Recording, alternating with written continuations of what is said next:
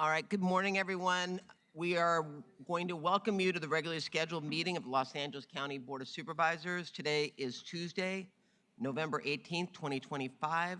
We take note that a quorum of the board is present.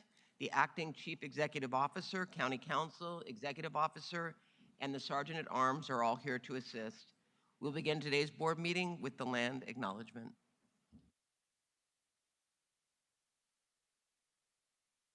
The County of Los Angeles recognizes that we occupy land originally and still inhabited and cared for by the Tongva, Tataviam, Serrano, Quiche, and Chumash peoples. We honor and pay respect to their elders and descendants, past, present, and emerging, as they continue their stewardship of these lands and waters.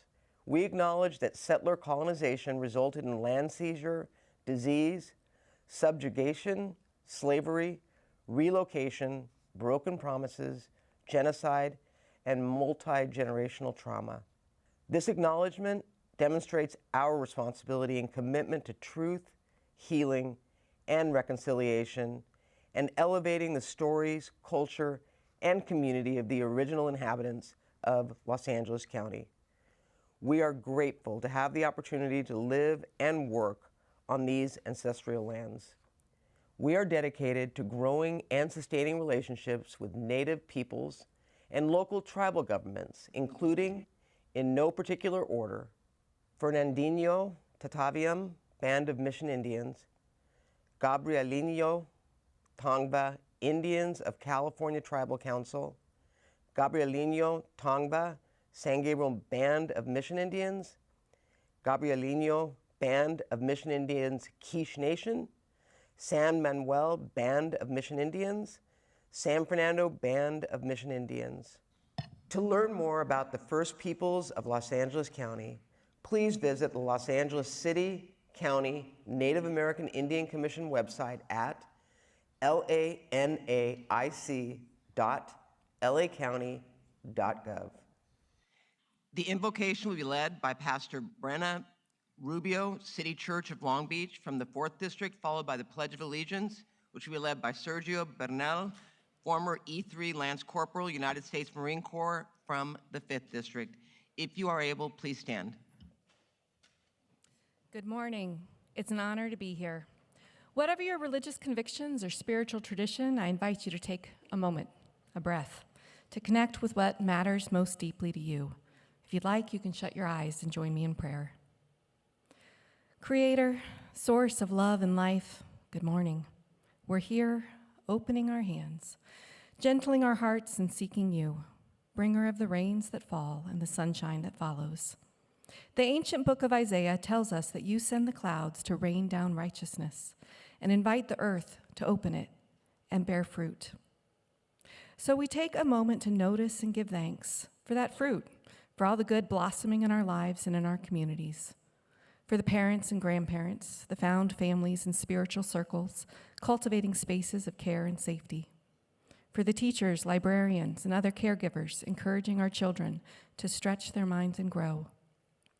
The essential workers in the grocery stores and the hospitals and utility services who keep our world running behind the scenes. The artists who remind us the world we know is not the only one possible and help us imagine new ways forward. The public servants, so many gathered here, committed to seeking the well-being of their people, of your people throughout the County of Los Angeles and beyond, each and every one so fully loved. And God, we imagine and join in your rich, deep delight at how so many of our communities have rallied so quickly and forcefully for the most vulnerable among us, locking arms to make sure that all of their neighbors have access to the food they need. We have needed this reminder that love is stronger than fear. Because fear is and has been among us, we acknowledge it, and we lift up some of the communities feeling it most sharply. We pray with deep sadness for the confusion and pain so many in our immigrant communities have been experiencing, and ask that you would bring comfort, protection, and justice. We pray for the LGBTQ+ community, and especially for our trans kids, so often portrayed as the fearful other in political debate. May they know themselves to be wonderfully made and find safe spaces that truthfully mirror back to them their absolute belovedness. Now, as this time of conversation and discernment begins, we invite your love to empower us and your wisdom to guide us. Help us listen to each other with humility, giving special attention to those voices too often silenced or ignored, so that we can lead our communities, even in a difficult season, toward mutual flourishing. Amen.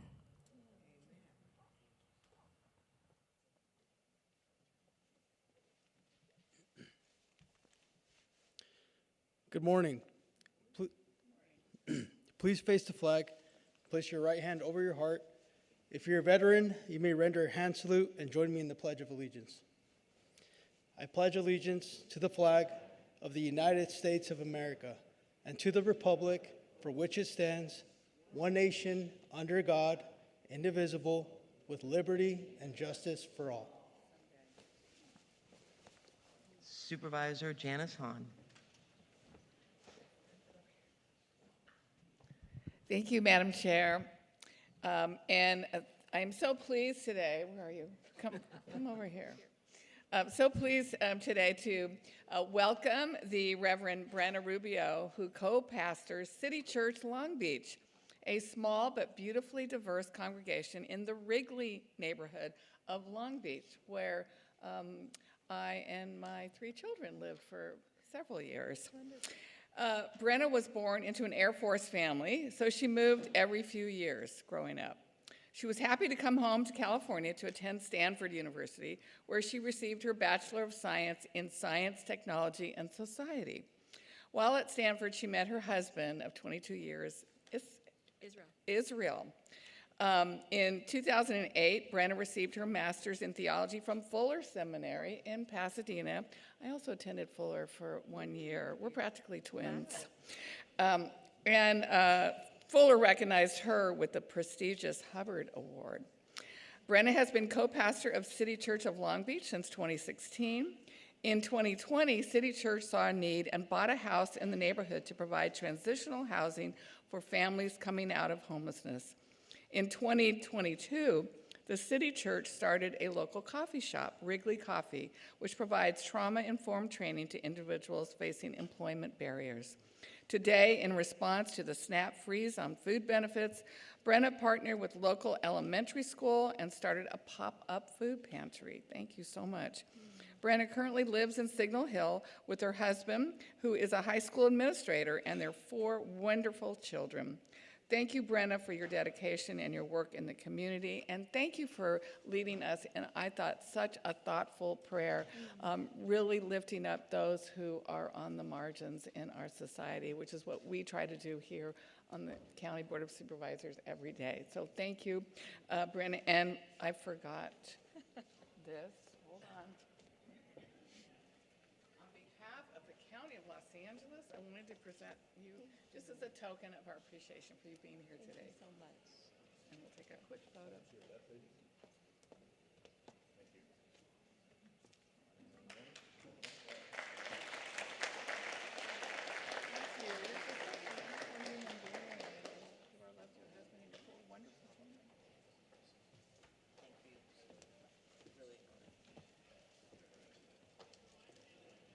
Join me in thanking Lance Corporal Sergio Bernal for leading us in the Pledge of Allegiance this morning. He served in the United States Marine Corps from 2011 to 2015 with the 1st Battalion, 5th Marines. During his service, Lance Corporal Bernal received the Good Conduct Medal, the Marksmanship Badge, and the Service Medal. He is a proud resident of Toluca Lake and works with the Veteran Peer Access Network. Thank you for that.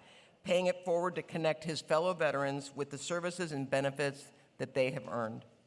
As a student at Los Angeles Valley College, he provides services and promotes mental health awareness through the Psychology Club. Lance Corporal Bernal also provides martial arts training to veterans and first responders in his free time and has participated in several veteran film projects, both in front and behind the cameras. Lance Corporal Bernal, thank you for your service to our nation. Thank you for everything you do each and every day on behalf of the veterans here in Los Angeles County, and thank you for leading us in the Pledge of Allegiance. Let's give him a round of applause.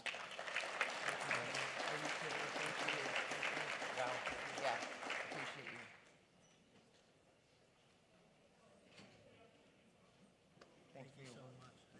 Yep, good job.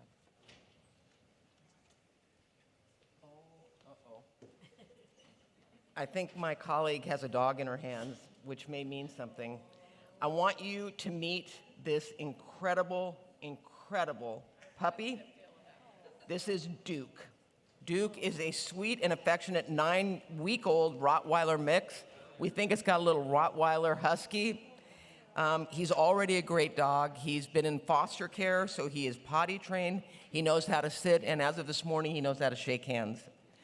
Duke loves belly rubs, exploring, and cuddling, and like any puppy, is super playful and curious. This smart, and I say smart, truly a smart dog, is an eager pup who would thrive in an active home and who can give him care, structure, and unconditional love. To make Duke the king of your castle, call the Agura Care Center at 818-991-0071. And I'm not kidding, this dog is so smart. It lays down, it sits, it's potty trained, come on. And leash trained, right? Leash trained. And I think what's great is a lot of the puppies that we've been bringing in, we've got a lot of families that are doing foster care, which is helping us because our animal care centers are inundated with animals right now. And so I appreciate all the foster parents out there that are helping us to give these puppies an opportunity to thrive and to be adopted. So again, to make Duke yours, call the Agura Care Center at 818-991-0071. And in case I forgot, Duke is really good with other dogs too, Lindsay. So if you'll direct your attention to the screen for our pet from Palmdale, this is Clark, a 1-year-old German Shepherd mix. He's got big ears, a big tail, and a big heart. He came into our care center as a stray when his owner moved and couldn't take him. Give Clark something to be thankful for this Thanksgiving and call the Palmdale Care Center at 661-575-2888 to make him yours. And I'd also like to highlight some promotions. Animal Care and Control is still celebrating their Best Friendsgiving campaign. Now through November 23rd, you can adopt a cat or a dog for just $10, and I'll cover your costs, Lindsay. Pets must be at least a year old to qualify. As a reminder, all adoption fees are waived when it's rainy, so between Friendsgiving and the rain, this is an opportunity for you to bring home a forever family member. Brighten up a gloomy day with the sunshine of a new pet from any of our 7 care centers. So with that, this is Duke. I know, Lindsay. Yeah. It's very sweet. Here, come on.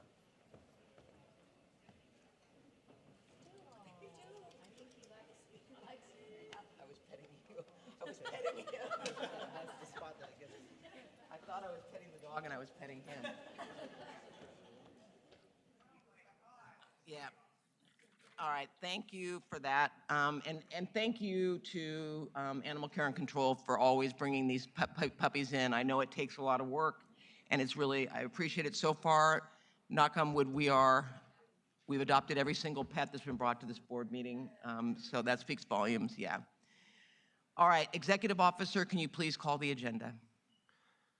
Good morning, Madam Chair, members of the board. Today's agenda will begin on page 2, Consent Calendar, Board of Supervisors, items 1 through 23. On item 5, this includes a revision as indicated on the supplemental agenda. On item 9, Supervisor Hahn requests that this item be held. On item 11, Supervisor Solis requests that this item be held. On item 11, this includes a revision as indicated on the supplemental agenda. On item 12, Supervisor Mitchell requests that this item be held. On items 15, 17, and 18, these include revisions as indicated on the supplemental agenda. On item 21, Supervisor Hahn would like to be recorded as a no vote, and Supervisor Solis and Horvath will abstain from the vote on the motion to amend the August 12th motion, with those supervisors voting yes on the minutes as filed. On page 31, On number 19, Supervisor Hahn would like to be recorded as a no vote. On page 31, Administrative Matters, items 24 through 82. On item 25, this includes a correction as indicated on the supplemental agenda. On item 26, Supervisor Horvath requests that this item be held. This item relates to item 83. On items 37 and 38, Supervisor Barger would like to abstain from the vote. On item 45, Supervisor Hahn requests that this item be held. On item 56, the Director of Public Works requests that this item be referred back to the department. On item 70, Supervisor Horvath requests that this item be held. On item 71, Supervisor Barger requests that this item be held. On item 72, this item will be held for report. On page 70, this includes miscellaneous additions to the agenda, which were posted more than 72 hours in advance of the meeting as indicated on the supplemental agenda, items 80A through 80C. On page 71, ordinances for introduction. On item 83, Supervisor Horvath requests that this item be held. This item relates to item 26. On item 84, Supervisor Barger would like to abstain from the vote. On page 74, separate matter, item 89.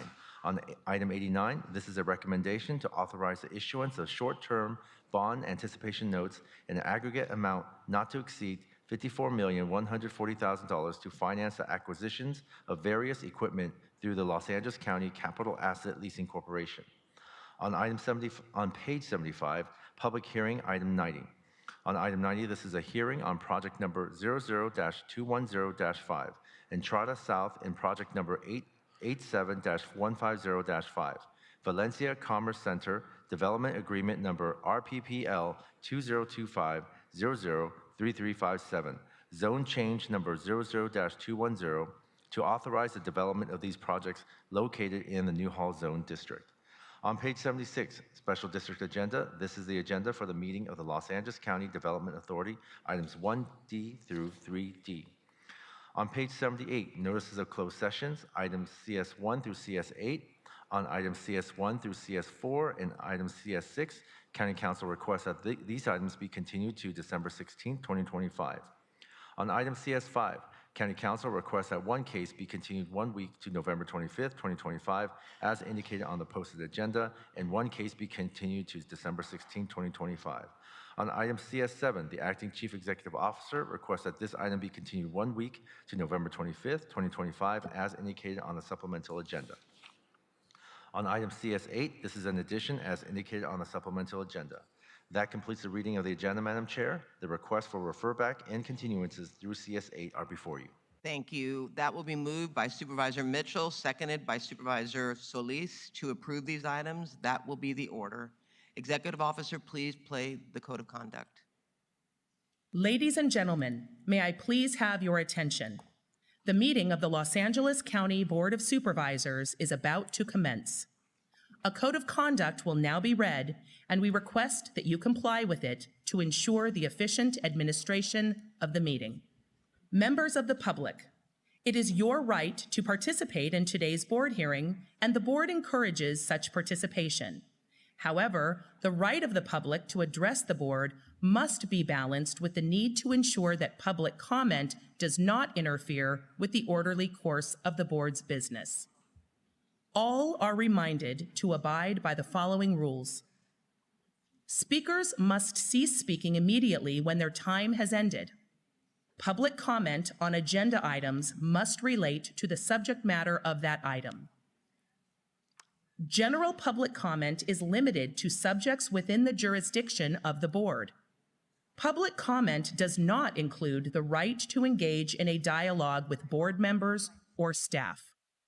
Please remain respectful of the forum and refrain from uttering, writing, or displaying profane, personal, threatening, derogatory, demeaning, or other abusive statements toward the board, any member thereof, staff, or any other person. Members of the audience should be respectful of the views expressed by speakers, staff, and board members, and may not clap, cheer, whistle, or otherwise disrupt the orderly conduct of the meeting. Any person engaging in conduct that disrupts the meeting is subject to being removed from the board meeting. And finally, if you witness conduct or behavior by other members of the public that disrupts your ability to remain engaged or participate in this meeting, please notify the Sergeant at Arms or other county staff. Thank you for your cooperation. Thank you. Today's meeting order will be public hearing, item 90. Then we will go into closed session, followed by items 70, 71, and 72, which will be taken up together. 26 and 83 will be taken up together as well. Then 45, 12, 11, and 9. And finishing with public comment on items not held for discussion by the board and general public comment. Before we begin, Executive Officer, please read the call-in information and explain the speaking rules. Good morning, members of the public. If you wish to participate in public comment, you may do so in person or remotely. To participate remotely, please visit our website at www.bos.lacounty.gov to register and join the meeting, or you may call 213-306-3065 and use access code 2537926-3707 and meeting password 2672025. You will have the opportunity to address the board throughout the meeting. For items not held by the board, you will receive 1 minute for one item and up to 2 minutes for 2 or more items. For items held by supervisors, you will have 1 minute to address the board, 1 minute to address the board on general public comment, for a total of up to 6 minutes, plus an additional 1 minute for the public hearing item. When it is your turn to speak, if registered on a computer or device, you will hear a beep and your name will be called. Or if joining by telephone, you will hear your line is unmuted, your area code, and the first 3 digits of your phone number will be called. To ensure we hear from both in-person and remote speakers, we will alternate between the 2 speaking queues. Members of the public who are in attendance, when you hear or see your name displayed on the screen, please come down to the front of the boardroom and staff will assist you. Please do not approach the podium until directed to do so. We will now move on to the public hearing item. Thank you. Do we have to swear in members of the public who are requesting to address the board on this item? Yes. Why don't we go ahead and do that? Members of the public, including in-person and remote speakers who are requesting to address the board on the public hearing items, please stand and raise your right hand to be sworn in. Please note that the testimony you give before this board, you solemnly swear to tell the truth, the whole truth, and nothing but the truth, so help you God. Thank you. You may be seated. I didn't hear an I do. All right. I'll take you all at your word. So we will now move on to item 90, hearing on project number 00-210-5, Entrada South, and project number 87-150-5, Valencia Commerce Center, Development Agreement number RPPL 2025-003357, Zone Change number 00210, to authorize the development of these projects located in the Newhall Zone District. For members of the public joining us remotely to comment on this item, please use the raise hand feature if you're online, or press *3 if on a telephone. A departmental statement was submitted and correspondence was received. Representatives from the Department of Regional Planning and Fire are available for questions. For the departmental speakers, please state your name and title for the record when you address the board. Thank you. We're going to begin with Amy Bodek from Department of Regional Planning, the director. Good morning, Chair and members of the board. Thank you very much. I'm Amy Bodak, Director of Regional Planning, and I have with me Chief Maroney and Fire Marshal Stillwagon from the Fire Department. We are very pleased to be here this morning to present to you final supplemental EIR and additional entitlements, including a statutory development agreement for the construction of a major new development, part of the Newhall Ranch development up at 5 Point called Valencia. This village is called Entrada South. It also includes some entitlements for Valencia Commerce Center, which is a few blocks away, but the main portion of it is the Entrada South project, 1,574 new residential units, significant investment in public infrastructure, and we are very pleased to present this to you. I'm not going to give a report because it would be very lengthy, and I know we have a tight schedule today, but I'm happy to answer any questions you might have. Thank you. Chief Maroney, do you have anything to add? Or? Nothing to add, Supervisor. All right. At this point, I'd like to hear from the applicant, Alex Harrell, who will be given 2 minutes to make any comments.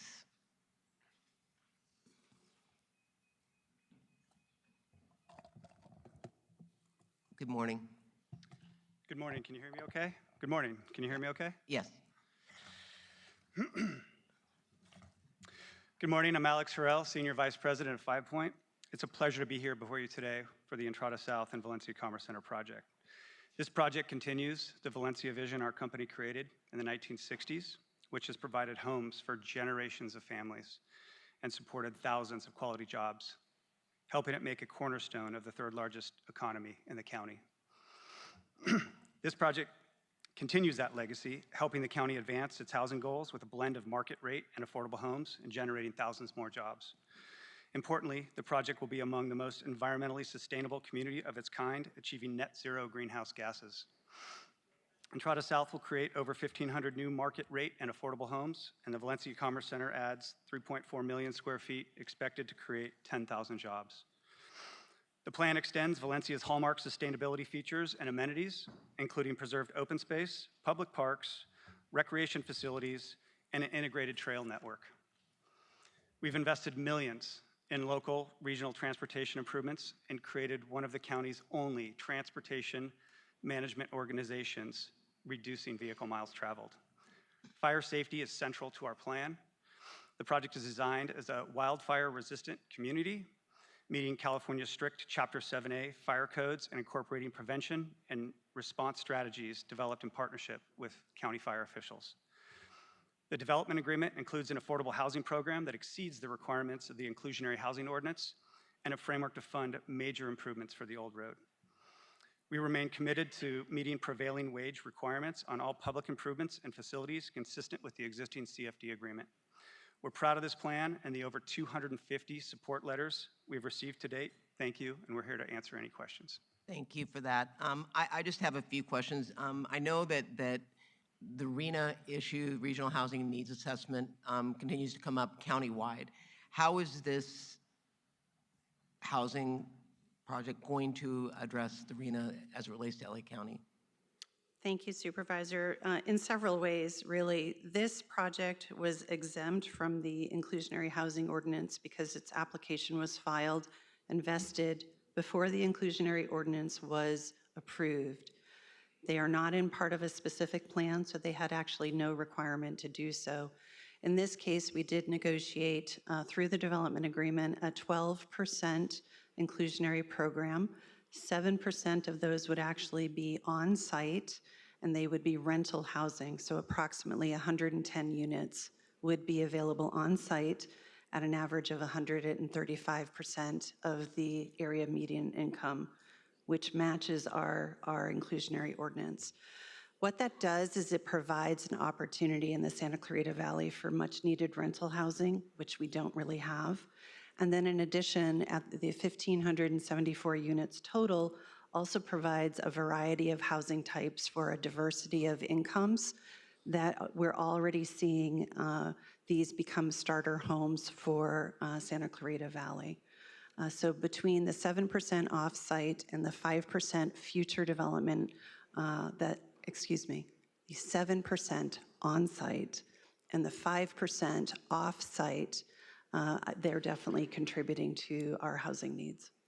Excellent. And then Chief Maroney, I mean, I know coming on the heels of the fire that we've had, can you share your thoughts on the design as it relates to fire safety? Certainly, Madam Chair. So, like everybody else in the room, fire safety is paramount for me and my department. Our Fire Prevention Bureau has reviewed all plans that were submitted. All fire and life safety elements are included in the architectural plans as required by the current codes and regulations. I must say that all of the structures that are being built will be built to Chapter 7A of the State Fire Code for home hardening against wildfire, and they will even incorporate many aspects of the new Zone 0 legislation, which has not gone into effect yet. But these homes will be able to withstand a wind-driven wildfire and not ignite like we saw at both Palisades and Eaton. And if I'm correct, originally we were going to have a temporary fire station, but now they are building a permanent fire station 46, which is under construction, correct? That is correct, just So they're to the front-loading west that. of the development. So the lot has been graded, and it is prepared for construction to start in January or February of 2026. Okay. And that'll be a much-needed fire station for the entire community, in addition to some equipment. Thank you. I'll just make my remarks. We've received and heard testimony from the developer, and I know that this has been a long time coming, even before I was elected. And I want to thank you, Amy, and your team, and Chief Maroney and your team for the work that you all have done. I know this has been very labor-intensive, both for the applicant but also for the county. Increasing housing supply is one of the key approaches to help address the county's ongoing housing shortage, something that I think this board collectively recognizes has been an issue. We need to continue to do more to address affordability, but one of the most powerful solutions at hand is to build additional housing stock to keep up with the demand. Housing supply has been strained in LA County prior to January 2025 fires, but we are seeing in real time through the eyes of our survivors how limited supply is, and it's driving up the cost, something that I continue to hear each and every day. I've heard stories from survivors who struggled to find housing, citing monthly rent payments in excess of $8,000 per month, something that is not sustainable. We have seen over the past decades a challenge with a very limited amount of new housing supply coming online in the county, which has ultimately led to a continued crisis of housing affordability. This is greatly impacting younger generations for whom homeownership does not seem like an achievable goal. The Southern California Association of Governments indicated that LA County is short nearly 800,000 housing units. For unincorporated Los Angeles County, that number is more than 90,000. The state of California has also made it clear housing is a critical priority to sustaining our economy, our workforce, and our communities. This proposed project will provide multifamily residential housing in the form of townhome-style apartments and condominiums that include 110 affordable units on-site and at least 78 more affordable units off-site. The developer has a proven track record of providing quality housing with a community mindset and a focus.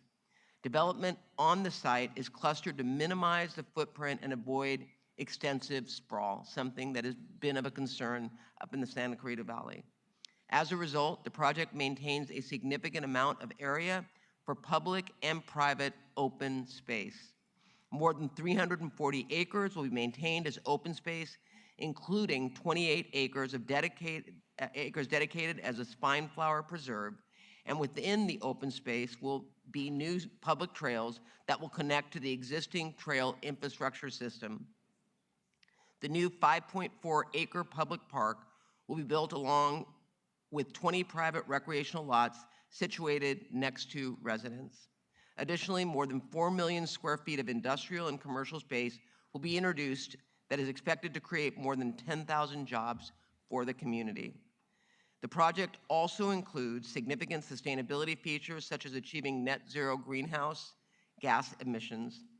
This is achieved through 13 mitigation measures in the EIR, including energy efficient construction design, use of renewable energy, public transit subsidies, local car share, local bike share, installing thousands of EV charging stations throughout the county, and implementing building retrofit programs in disadvantaged communities across our county. This is something that has been negotiated, and I want to thank the developer for being a part of that. As part of the development agreement, the developer will finance up to $62 million and dedicate right-of-way to the county for the old road, which has been a priority for me, and I continue to push to make sure that we build out the old road, because right now the 5 freeway is really the only way in and out as it relates to Castaic. The project will be implemented in 2 phases, has a budget of $250 million, and was approved by the county board in December of 2024. The old road, as I've said, is a critical thoroughfare that serves the entire valley and provides connectivity through the community. This funding will help reduce the burden on the county's road fund contributions toward the project and ensure the project moves forward to serve all the residents in the Santa Clarita Valley. Additionally, a 7-acre site will be dedicated for use to establish a new public works maintenance yard, which will serve the Santa Clarita Valley and provide supportive services to those new communities. This is one of the largest projects with more than 1,500 new housing units that we have seen before our board in some time. And with it will come some much needed jobs. We talked about the 10,000 jobs being created. Important to note, because many worry that the 5 is going to become more congested coming downtown. The goal is to create jobs up in the valley for people to stay up in the valley. It will also provide revenue and important infrastructure improvements for the valley. With that said, I'd like to voice my support for this project, and I'd like to hear, before we close public comment, I'd like to hear from those members of the public or from my colleagues who wish to have any comments on this. Seeing none, Executive? Yes. Yes, I mean, I would agree. You want to move there?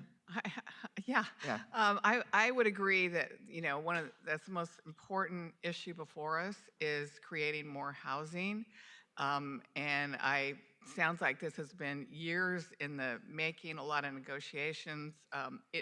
I think housing projects like this are great. I was just wondering, sounds like there's a lot of amenities for the main project, but some of the affordable homes are somewhere else. They're off-site, is that what? Yeah, Amy, can you explain that? Because they're on-site and off-site, but go ahead. Correct. 5 Point owns a piece of property off of Lake Hughes Road that, as part of the development agreement, they would actually transfer that property to the County of Los Angeles. The county would then be able to develop that parcel with off-site affordable housing up to 5%. So about 300 units would be credited towards them because they're granting us the land. So whenever that project happens, and if the county is, you know, in charge of developing that, I would really hope that we would lean into some of the same amenities that the main project is going to benefit from for those who would be able to live in the affordable.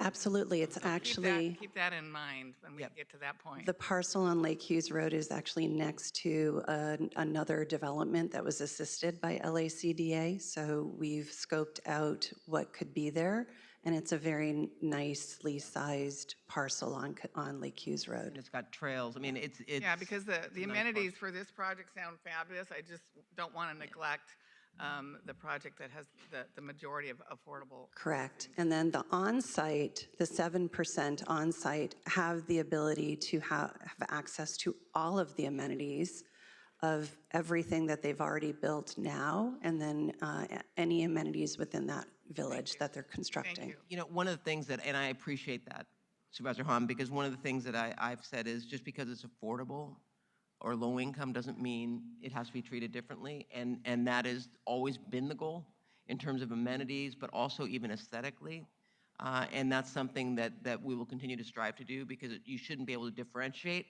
between the two, and so I agree with you 100%. I would also note, just for perspective, the existing village that is under construction and people are already living in also have another 400 affordable units to be developed there. So they are doing their part for affordability. Thank you for that. Supervisor Solis? Yes, I want to thank the developer for taking the time to really make this a more attractive and more environmental friendly project. The fact that 10,000 or more jobs will be created and they will be labor prevailing wage required jobs is great. But I also wanted to ask, in the project, is there going to be a hotel that's going to be developed? There is a hotel planned, but it doesn't necessarily mean that it will be developed. So the land use will allow a hotel. It is closer to Magic Mountain itself, and they're reserving that as a potential hotel, but it may end up being something different down the line. We don't know yet. Right. And if that does move forward, I hope that the developer and folks will consider a labor peace agreement as we have with other projects. So I would just want to note that for the record as well. And I also want to associate myself with Supervisor Hahn because I know we work hard not to create a different space for people that have different scales of income. And that continues to be, I think, a main effort on the board to try to provide equity and fairness so no one is treated differently. So I would remain very committed to seeing that happen in future years. I fully embrace that, and the developer has heard me often talk about the necessity of affordable housing. So yes, thank you. Yeah, and thank you for those comments, and I wholeheartedly agree with you on that. So with that, Executive Officer, please call those members of the public that wish to speak on this item. Will the following individuals please come forward and staff will assist you? Can I ask, do we have identified those that are opposed versus those that support? You do? Because what I would ask is, I know we had the developer speak, and I know that there's, I think, approximately how many speakers? We have about 59 speakers. So what I would room. ask is if we could see if there, I know we don't have someone who's peeling this, but try to keep it to 1 minute each, which we're going to do anyway, but have the people that are testifying, I know that we've got some on the phone, Lynn Plembeck's on the phone, and then for those that are supporting at some point, have them stand up and acknowledge their support for this project, if that's possible. If there is... In other words, with 59 speakers, we could be here for like 2.5, 3 hours, and I want to make sure that those opposed have an opportunity to speak, and I don't want to cut them off. And I recognize that in the audience, we have many who are here in support of. I think they all stood up and took the oath to testify, and I'm just trying to make sure that we are fair in terms of those people that are speaking, because my goal is to have this heard within the hour. Yeah, put a cap on it. Exactly. Yes, All right. and Madam Chair, we Okay. have about 47 people in favor and 12 in opposition right now. Okay, so why don't we go ahead and go online and hear from those that have called in, and then we'll call the names. Okay. Lynn Plambeck, your line is open. Please begin. First, I would like to express my concern over the development agreement.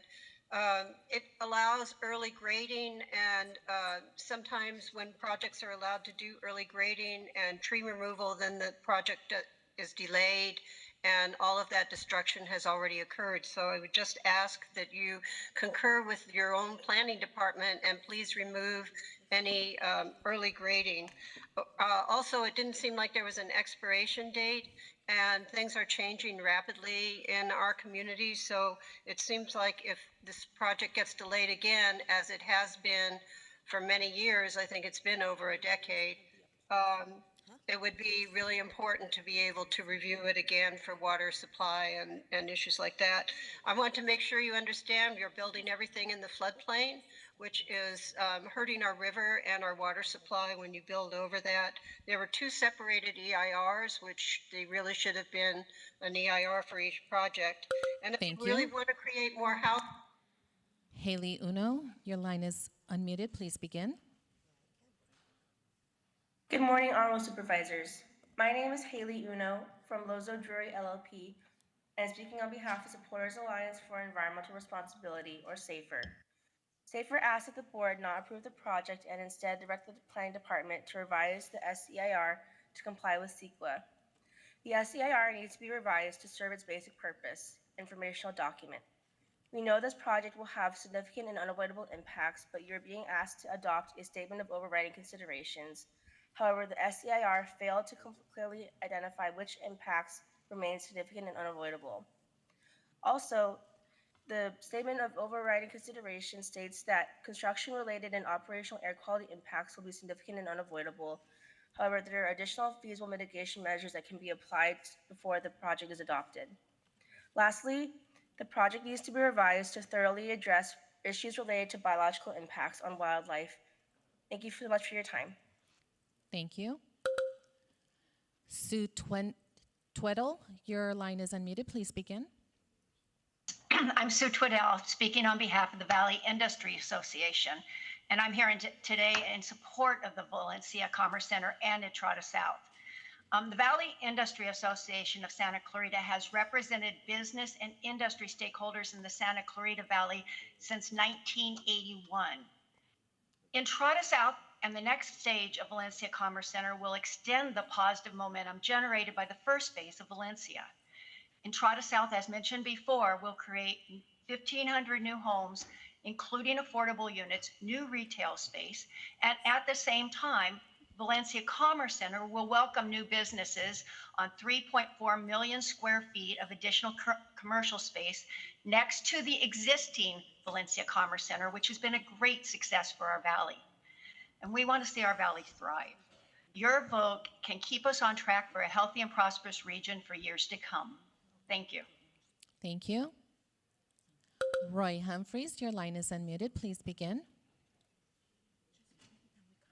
Supervisor Barger, and as noted by Supervisor Solis, by the one testimony already, that if as the county is progresses on these, as they did in Roland Heights with the golf course development and the freeway underpass at Fullerton, and just as a few, that guess what? We're all going to be dead and buried beside this thing begins to break ground and show anything. You can't handle what you got. If you want to get something done, hire some Korean or Chinese contractors internationally to get this done, and it would be done already.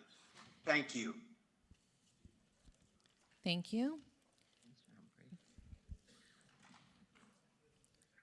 Madam Chair, there are no other remote speakers to address the board. Remote participation for item 90 is now concluded. We will go to in-person speakers. Scott Wilk, Tracy Hernandez. Can you speak into the mic? Yes. Scott Wilk, Tracy Hernandez, Stephen Chung, Richard Lambros, Craig Thompson, Dave Norwine, Matt Gaines,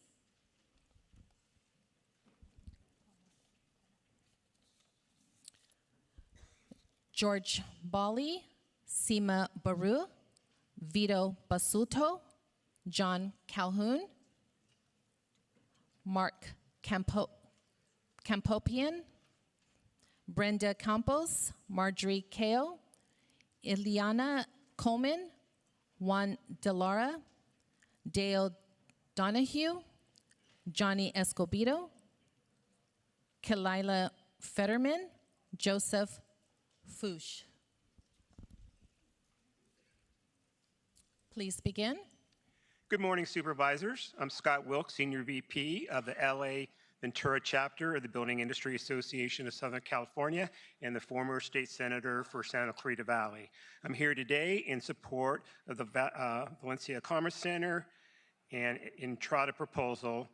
This particular project addresses two urgent needs for our valley: housing and jobs.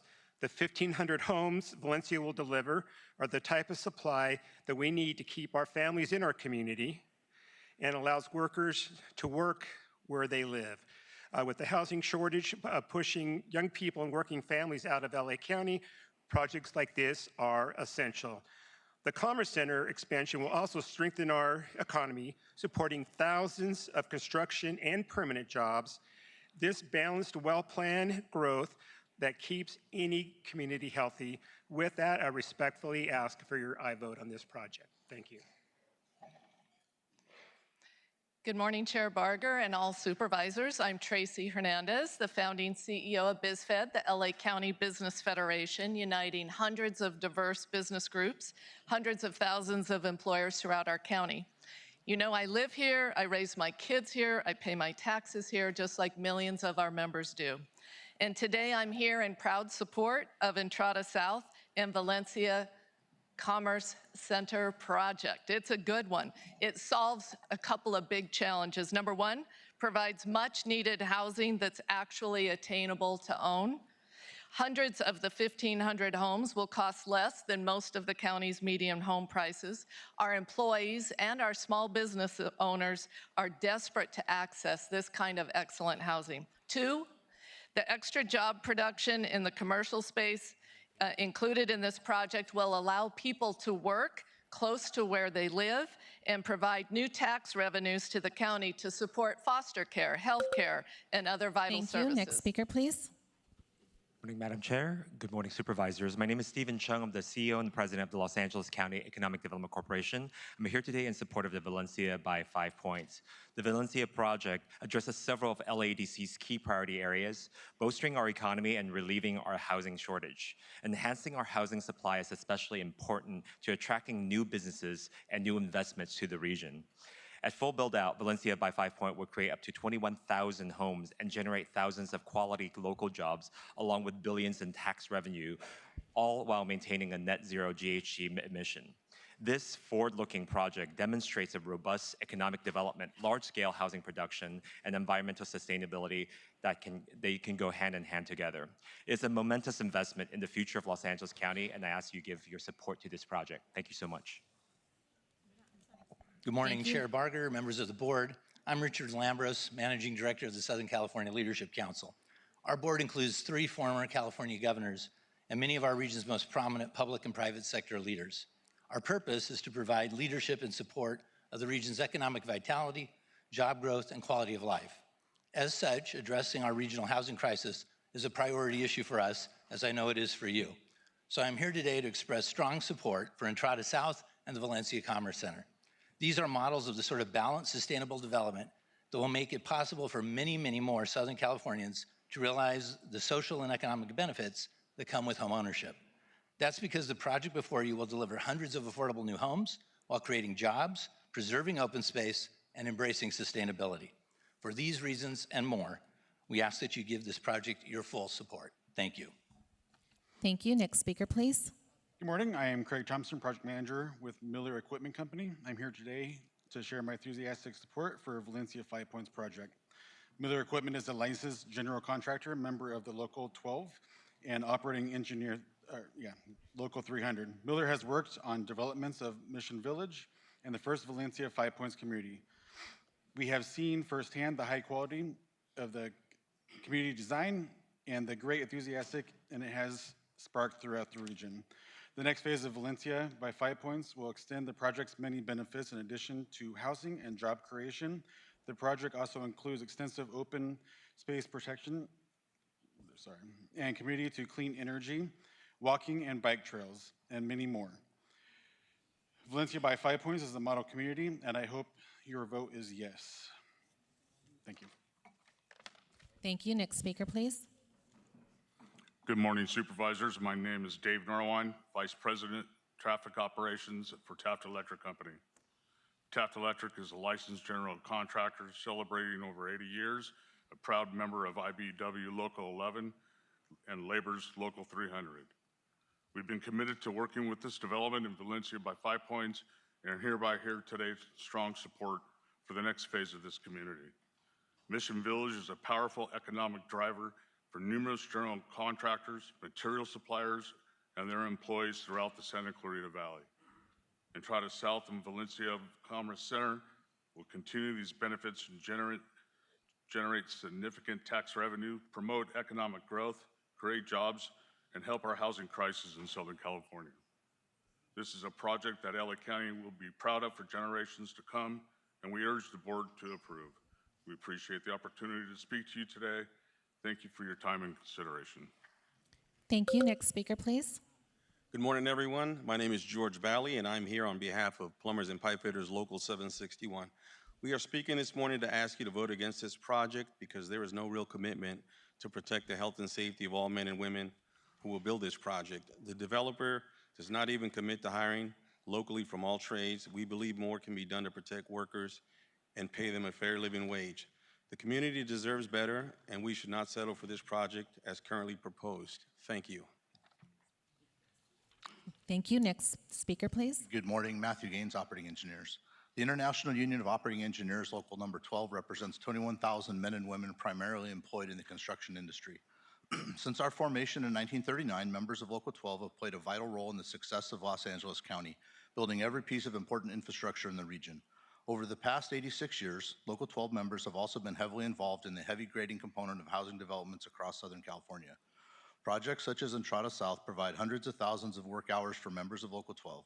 These work hours provide stability for our membership, both journeymen and apprentices alike.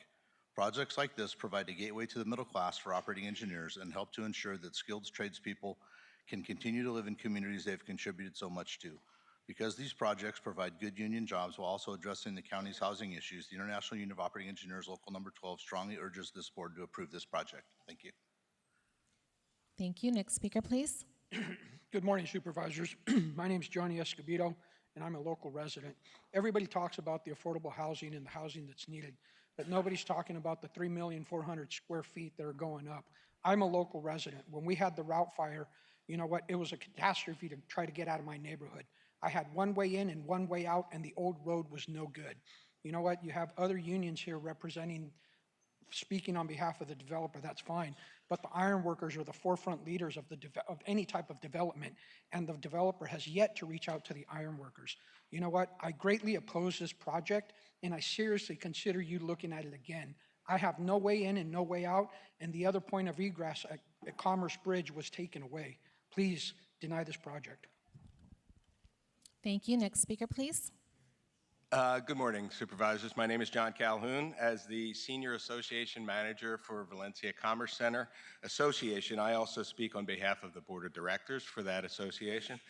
The association represents owners of businesses and properties in Valencia Commerce Center, a commercial industrial business park started nearly 40 years ago by 5 Point's predecessor, the Newhall Land and Farming Company. The Commerce Center is home to nearly 300 businesses in a range of industries. With nearly 9 million square feet of commercial space today in this growing business park, which sits adjacent to the third largest city in Los Angeles, the Commerce Center is a vital source of high-quality jobs, significant tax revenue, and overall economic activity that benefit the entire county. This next phase of the Commerce Center will enable the creation of an estimated 10,000 new quality local jobs. Please join us in supporting this critical investment in LA County's future and prosperity. Thank you. Next speaker, please. Good morning, Madam Chair and Supervisors. My name is Marjorie Cow, and I'm a homeowner here at Valencia by 5 Point and an owner also of a small business nearby. My husband and I, along with our 3 kids, moved to 5 Point last 2022. One of the things I love most about Valencia is its strong sense of community. People know and care about each other here, and they demonstrate it in meaningful ways by supporting small businesses like mine, by regularly attending local events like our farmers market and seasonal celebrations sponsored by 5 Point and or with our local HOA, such as Valencia, where we get all free pumpkins, Earth Day socials, movie nights, ice cream socials during summer, mixers and cocktails, and various clubs such as gardening club, walking club, tabletop gaming clubs, our new karaoke club, and the bi-weekly break room. And by simply being good neighbors, we have our own happy bubble neighborhood here. I'm excited at the prospect of welcoming new neighbors. Thank you. Next speaker, please. Hello, Supervisors. My name is Ileana Capian-Coleman. I moved to Valencia in 2023, and I live with my husband, Rashawn, my son, Jevin, and my sister-in-law, Bree. I, like many young generations in Los Angeles, would not have the opportunity to live here if it weren't for a community like 5 Point. I did a lot of research before we moved to Valencia by 5 Point, a journalist by trade. To me, it was really important to speak to the residents to get a feel for the community. We liked that it was new, quiet, and peaceful, but we also wanted to feel connected to the community. Now that we're residents, we're so grateful to live in a place that's built for family connections. We have neighbors that we consider family, our children are growing up together, and we can go to one of the 3 parks and attend events where we feel like we can make another lifelong friend.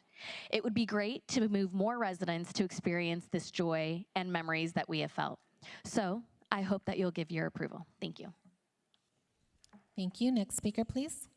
Good morning, Supervisors. My name is Joseph Fuchs, and I'm a representative of the Western States Regional Council of Carpenters. I live and work in the area, and I believe that I will be impacted environmentally by this project. The county should require the project to be built with contractors that will hire locally paid prevailing wage and utilize apprentices from a certified apprenticeship training program. Workforce requirements reduce construction-related environmental impacts while benefiting the local economy and workforce development. In the recent 2020 report titled Putting California on the High Road, a Jobs and Climate Action Plan for 2030, the California Workforce Development Board concluded that investments in growing and diversifying upskilling California's workforce can positively affect returns on climate mitigation. The South Coast Air Quality Management District recently found that local hire requirements can result in air pollution reductions. Recently, the California required the commitment toward encouraging workforce development and housing affordability. Thank you. Next speaker, please. Chairman Barger and fellow supervisors, my name is Dale Donahoe. I'm a lifetime resident and/or employer in the Santa Cruz Valley. My company, Intertex Companies, we're a general contractor and we're a property developer. And we've been working with and seen the progress that 5 Points have made over the decades, ever since I was in elementary school there.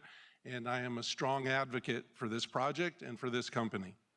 Over the years, I've seen 5 Points' positive impact in the Santa Cruz Valley, not only in what they build, but in their presence in the community and how much they help.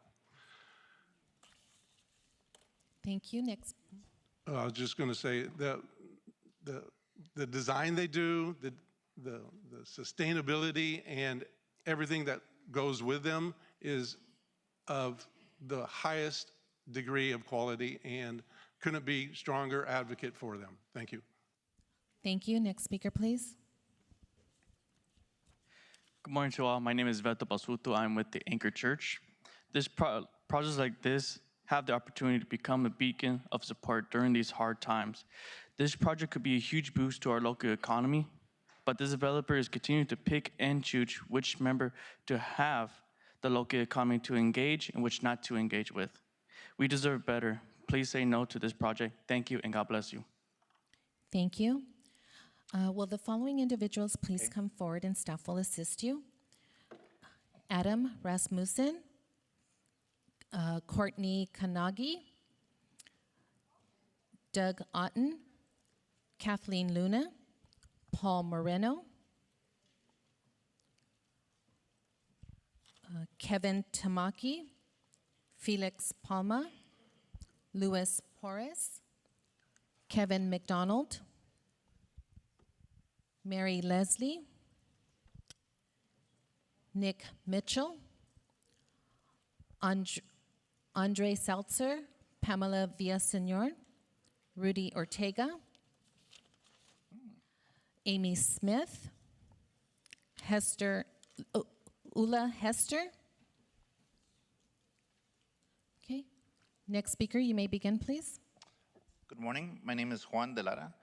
I'm speaking this morning because I don't think this project is a very good idea for the area. If you know Santa Clarita, you know that there's traffic. There's traffic. The 5 freeway is routinely at a standstill, and commuting to work or family takes forever. The current work to improve and expand the freeway makes it extra tough, and the developer isn't talking much about it. But this project includes 3.4 million square feet of industrial space. That is so many trucks and so much traffic. I think there needs to be more work done on the traffic and the freeways before we add more burden to the problem. Thank you so much for your time. All right, thank you. Buenos días, mi nombre es Brenda Campos y el día de hoy vengo porque estoy muy disgustada con este proyecto. Good morning, my name is Brenda Campos and I am here today because I'm very disappointed with this project. Este proyecto tendrá un impacto terrible en los residentes. Es un impacto muy grande, pues que habrá muchos más camiones en las calles. This project will have a horrible impact with the residents. It'll be really bad because we're going to have more trucks on the streets. También habrá mucha contaminación. Van a haber muchos almacenes y muchos más camiones, y las zonas que suelen ser tranquilas y apacibles. And we're also going to have a lot of contamination with these trucks and these warehouses, and also the zones that used to be quiet and calm Tendrán también mucho más ruido y muchos más peligros. They will have a lot more noise and a lot more danger. A forma muy personal, pienso que tenemos que pensar 2 veces antes de aprobar un proyecto como este en una ciudad tan calmada. And personally, I think that we need to think twice before approving this project in a small city like such. Este desarrollo podría tener un impacto terrible en el estilo de vida de los residentes. This development could have a terrible impact in the way of life with the residents. Creo que se puede hacer más antes de que se apruebe este proyecto. I think more can be done before this project is approved. Muchas gracias por su tiempo y realmente espero que nos apoyen y lo piensen 2 veces. Gracias. Thank you for your time, and I do hope that you support us and you think twice. Thank you. Thank you. Next speaker, please. Good morning, Honorable Board. Kalila Fetterman on behalf of CREED LA. CREED LA's comments provided substantial evidence that the project results in significant environmental impacts, which are more severe than analyzed in the 2017 state-certified EIR. The county did not adequately analyze the project's significant air quality and health risk impacts of valley fever. Valley fever is a respiratory disease caused by fungal spores in soil. The 6.5 million yards of earthwork for the project could expose construction workers and nearby residents to valley fever. Rates of valley fever infections have nearly doubled since 2017. CREED LA's air quality consultant recommended mitigation measures to protect public health and safety. These should be incorporated. CREED LA's comments demonstrated that the project is inconsistent with numerous general plan policies. Therefore, the board may not make the required findings to approve the project. The county must remand the project to staff to adequately analyze and mitigate the project's impacts in a revised and recirculated EIR. Thank you. Thank you. Next speaker, please. Good morning, Supervisors, and thank you for the opportunity to speak today. My name is Doug Otten. I serve as General Manager of Sam Hill & Sons, a general engineering contractor. Our workforce proudly includes operators from Local 12 and laborers from Local 585. Sam Hill & Sons was honored to help build Mission Village, the very first neighborhood in Valencia by 5 Point. We're equally proud to be here in support of the next phase of this visionary development. There's no question that Valencia by 5 Point will continue to drive economic prosperity across the Santa Clarita Valley and Los Angeles County. This project will create thousands of construction and permanent jobs for companies like ours and many others, while contributing billions in economic output and significant tax revenues that strengthen public services for local residents in LA County. Beyond jobs and economic benefits, this project also helps meet the region's need for housing and advances California's climate and sustainability goals through responsible planning and innovation. On behalf of Sam Hill & Sons. Thank you. Next speaker, please. Good morning. I'm Adam Rasmussen, president of CA Rasmussen. We're a heavy civil construction company in Santa Clarita Valley. We're members of the Operating Engineers Local 12, Laborers Local 300, Cement Masons Local 600, and Carpenters Local 200. We've worked on the construction of Valencia by 5 Points project, and I'm here today to support the next phase of the community. It is a well-balanced proposal that will strengthen all of LA County. The plan includes bringing commercial space for jobs generating such as aerospace, healthcare, engineering, light manufacturing, entertainment, and more. It will also create quality construction jobs for companies like mine. I hope you'll support me in supporting this project. Thank you for your consideration. Thank you. Next speaker, please. Good morning, Supervisors. My name is Courtney Kanagi, and I am proud to serve as the Interim Executive Director of Bridge to Home, which provides shelter and support services to people experiencing homelessness in the Santa Clarita Valley. At Bridge to Home, we see firsthand how the lack of attainable housing forces people to remain in shelters or live in their cars despite having jobs and community ties. With rental rates reaching new highs and home ownership out of reach for too many, Valencia 5 Point is an important part of the solution to this crisis. Entrada South will deliver more than 1,500 new homes at attainable price points for working families. 5 Points has also been a wonderful community partner for our organization, supporting our new shelter in Santa Clarita. This project is coming at a time when we truly need it. I ask that you support it today. Thank you. Thank you. Next speaker, please. Good morning. My name is Paul Moreno. I'm with the Iron Workers Local 433, and we are against the project and ask you to say no today.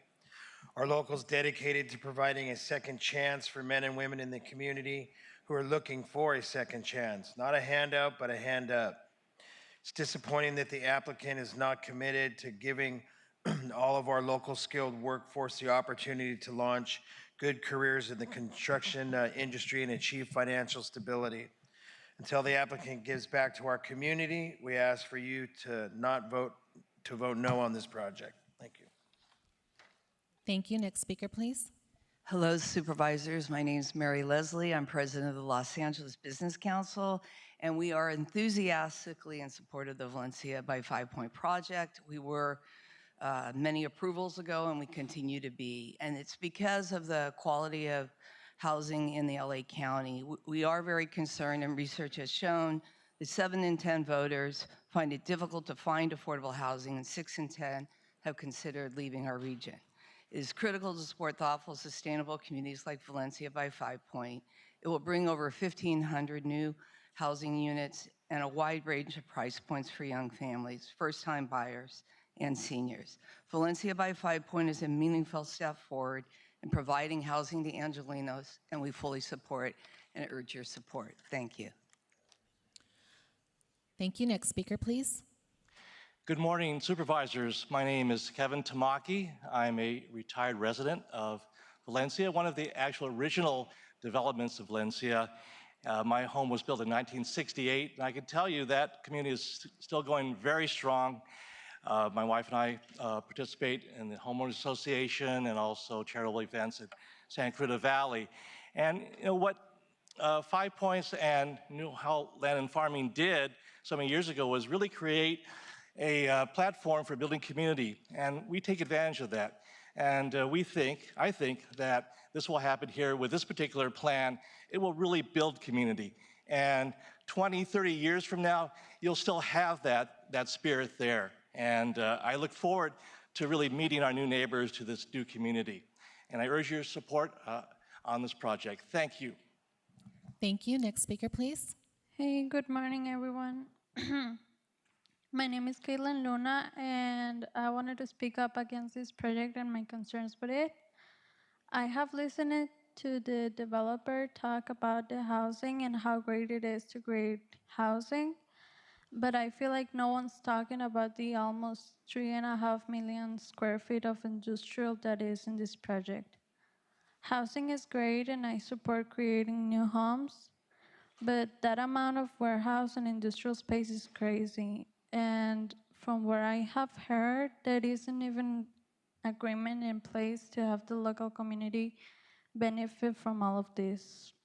Please don't approve this project, and thank you very much for your time. Thank you. Will the following individuals please come forward, and staff will assist you?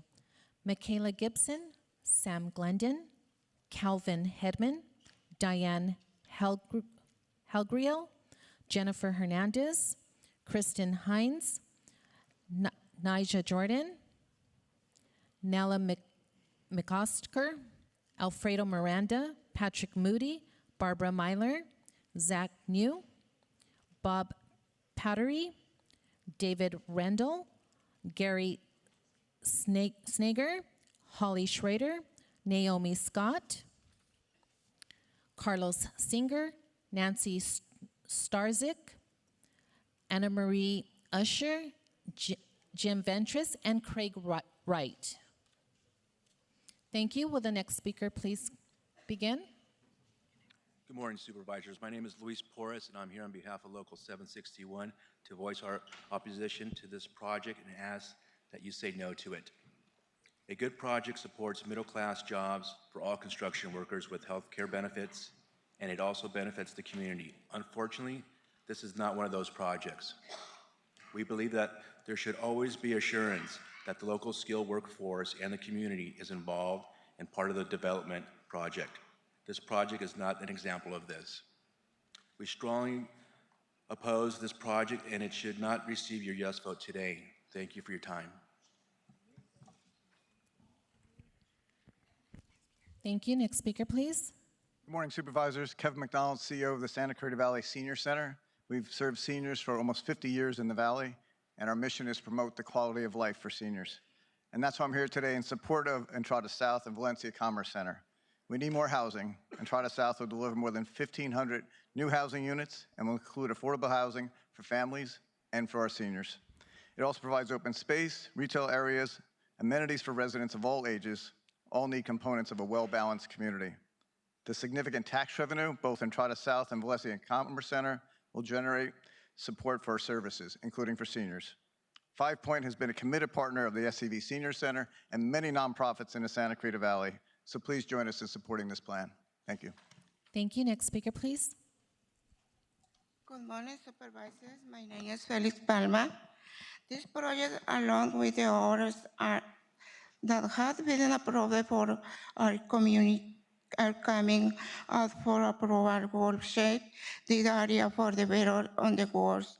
Santa Clarita has always been well planned, all to have residential space, well separated for industrial and commerce, but his project, I will put over 3 million of warehouse in the same area is a new residential, and that is no future Santa Clarita alike. We shall continue to support housing and local commercial spaces, both sides, not 2 million other square feet of warehouses that will destroy the area. Thank you. God bless. Thank you. Next speaker, please. Good morning, Supervisors. I'm Nick Mitchell, Chief Legal Officer and Executive Vice President at Logix Federal Credit Union. Logix is the largest credit union based in Los Angeles County, and our office is headquartered at the Valencia Commerce Center, a flourishing commercial and industrial business park that is home to nearly 300 businesses in a range of industries that fuel LA County's economy. It is also a vital source of high-quality jobs and critical tax revenue. Like 5 Point, Logix is dedicated to sustainability. In fact, 5 Point donated 36 EV charging stations for our parking garage, which are very popular for our employees today. 5 Point's proposal to continue its vision to bring the Commerce Center to near completion by adding up to 3.4 million additional square feet will expand and strengthen its positive impact on our region. Please join us in supporting this innovative project. Thank you. Thank you. Next speaker, please. Good morning, Supervisors. My name is Andre Seltzer. I'm the President and CEO of the Santa Clarita Valley Economic Development Corporation. On behalf of our business community, I want to express our strong support for 5 Points Entrada South and Valencia Commerce Center, two transformative projects representing over 3.5 million square feet of commercial development, vital to sustaining growth and opportunity in northern Los Angeles County. With over 1,500 new high-quality homes, along with significant new commercial space with potential to create over 10,000 jobs, this illustrates a well-designed, environmentally sustainable new development that can achieve for our community.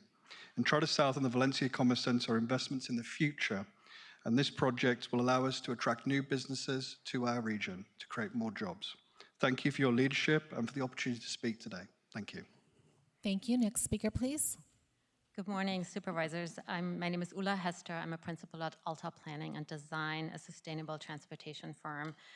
I'm here to support this project, and I'm also here on behalf of Valencia Go, a nonprofit public benefit corporation that was established for Valencia by 5 Point, and it will serve Entrada South and Valencia Commerce Center, just like it currently does for Mission Village, the first phase. Valencia Go is a transportation management organization that is dedicated to promoting zero emissions transportation and reducing vehicle miles traveled. Through this unique program, 5 Point is providing funding for purchase subsidies for electric vehicles, neighborhood electric vehicles, and electric bicycles for homeowners. It also offers prepaid transit passes to Valencia residents, students, and in the future employees. 5 Point is making transportation easier and greener for the entire Santa Clarita Valley community, and I'm very pleased to support the sustainable and innovative project. Thank you. Next speaker, please. Good morning, everyone. My name is Amy Smith, and I'm here on behalf of Create LA to say no to this project. I was present when spoke at the Regional Planning Commission's hearing in October, and the commission directly recommended that prevailing wage provisions should be included in the DA. But to date, and over a month later, this still hasn't happened. The development agreement up for recommendation today does not provide workforce benefits that would support the local employment or the local workforce in its entirety, and the training and apprenticeship programs that Santa Clarita deserves. It is our belief that a good, positive project ensures that communities are built in benefit for the development and for the community as much as possible. We encourage the county to negotiate meaningful and broadly impactful community benefits and with the applicants as part of the DA, and include the construction workforce from all areas. Thank you. Next speaker, please. Natam and good morning. Netwan Pamela Villasenor, Executive Director of Pacu Cultural Community Services, also a Santa Clarita resident, and my family have lived in our villages since long before the establishment of the city. Pacu was founded by my own tribal community, the Fernandino Tatavian Band of Mission Indians, and we have worked in collaboration with 5 Point over the years. We have worked with them to create the Cultural Defender Caitlin Gully Memorial Scholarship that supports college students in cultural and environmental stewardship, helping us support the next generation of the tribal leaders that we desperately need. Our partnership with 5 Point reflects respect for the land and the original peoples, which is important as a tribal entity. For these reasons, Pacu is honored to work with 5 Point, and we urge you to vote yes on item 90. Thank you. Thank you. Next speaker, please. My name is Rudy Ortega Jr. I'm the tribal president of the Fernandino Tatavian Band of Mission Indians. Good morning, Board of Supervisors. I'm here to support the next phase of Valencia 5 Point Entrada South project. And for us, the tribe has worked closely in collaboration with 5 Point on cultural resources and environment impacts to the project sites that they've developed. Over those years, we ensure the quality assurances of the protection of cultural resources and knows any other impacts that may have been impactful for that.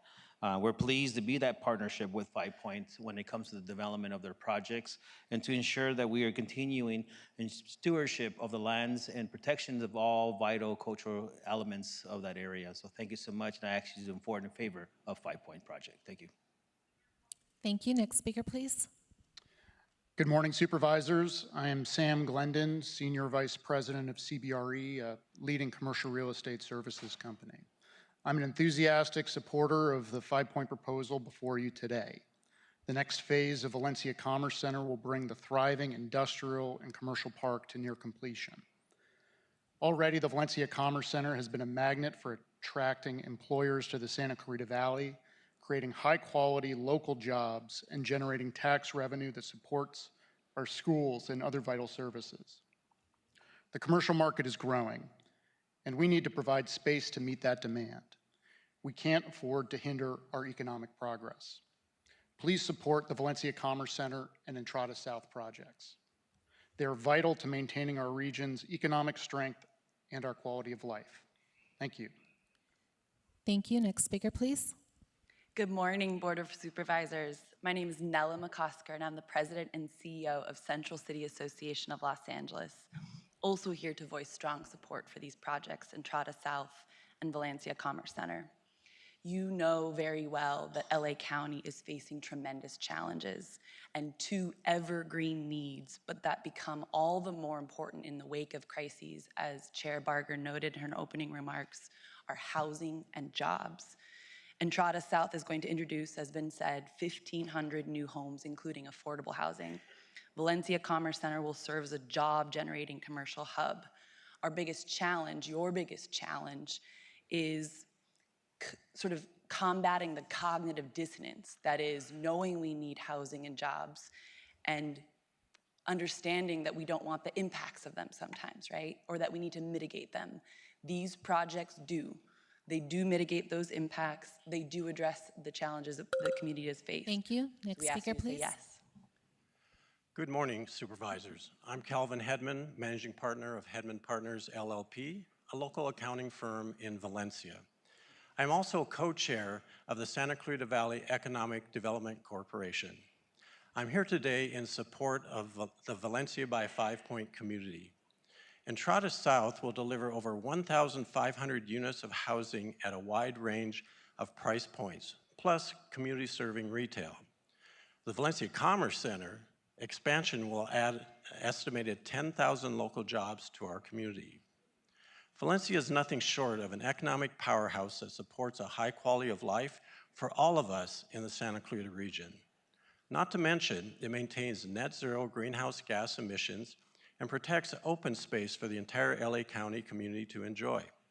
Valencia by 5 Point is a well-rounded and thoughtful community with benefits that extend far beyond their borders. Please join me in supporting this proposal. Thank you for your time. Thank you. Next speaker, please. Good morning. My name is Kristen Hinsey, and I'm a proud resident and community ambassador for Valencia by 5 Point. I'm here to advocate strongly for the development of the next phase of our community. As a native Santa Clarita resident, my husband and I were excited to purchase a home where we work, have raised our boys, and plan to retire. We have seen the promise of a modern, sustainable community delivered. Living in Mission Village, I see its success daily. Beautiful paths, parks, and amenities that truly foster connection. I have enjoyed meeting neighbors who have moved here from all over, choosing to join our wonderful growing community. This plan offers a crucial response to the housing crisis impacting Los Angeles County, providing modern, high-quality homes and options for all stages of life. But this is also a responsible progress with the environment in mind. The next phases balance housing needs with significant commitments to sustainability, including long-term environmental protections, dedicating new open space, and extending our valuable trail system. Next speaker, please.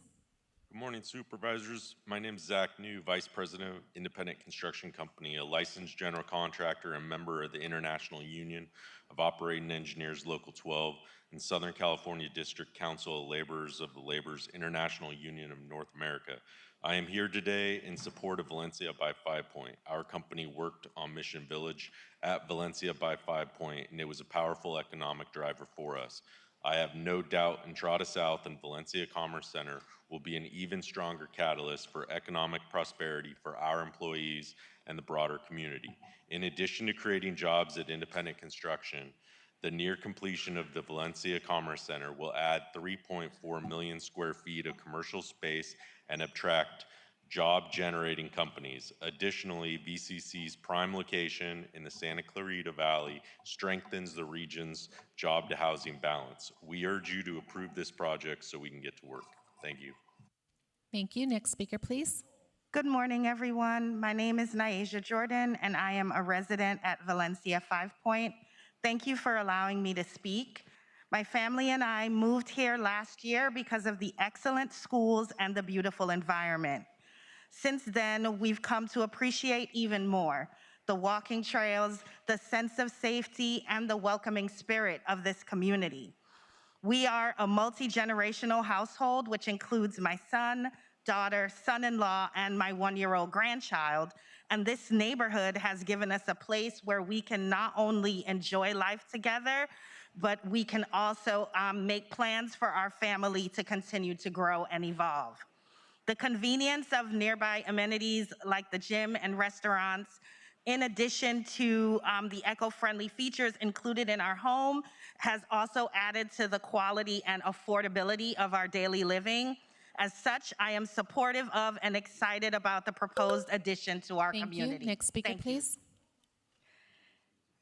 Hello, Supervisors. I'm Diane Erskine-Hellriegel, founder and executive director of the Community Hiking Club in the Santa Clarita Valley. I'm here today in support of the Valencia Commerce Center and Entrada South.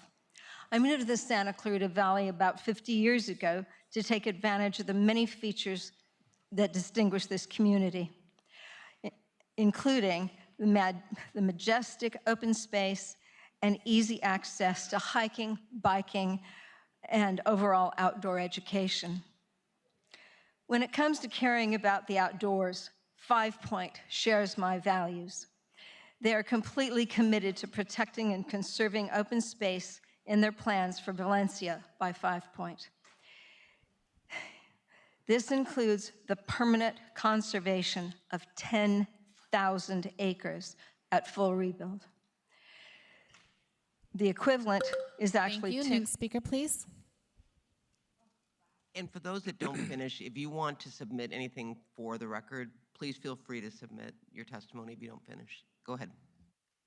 Thank you. Alfredo Miranda. Good morning, LA County Supervisors. As mentioned, my name is Alfredo Miranda. I am the Associate Vice President of Facilities Construction and Alumni from the California Institute of the Arts.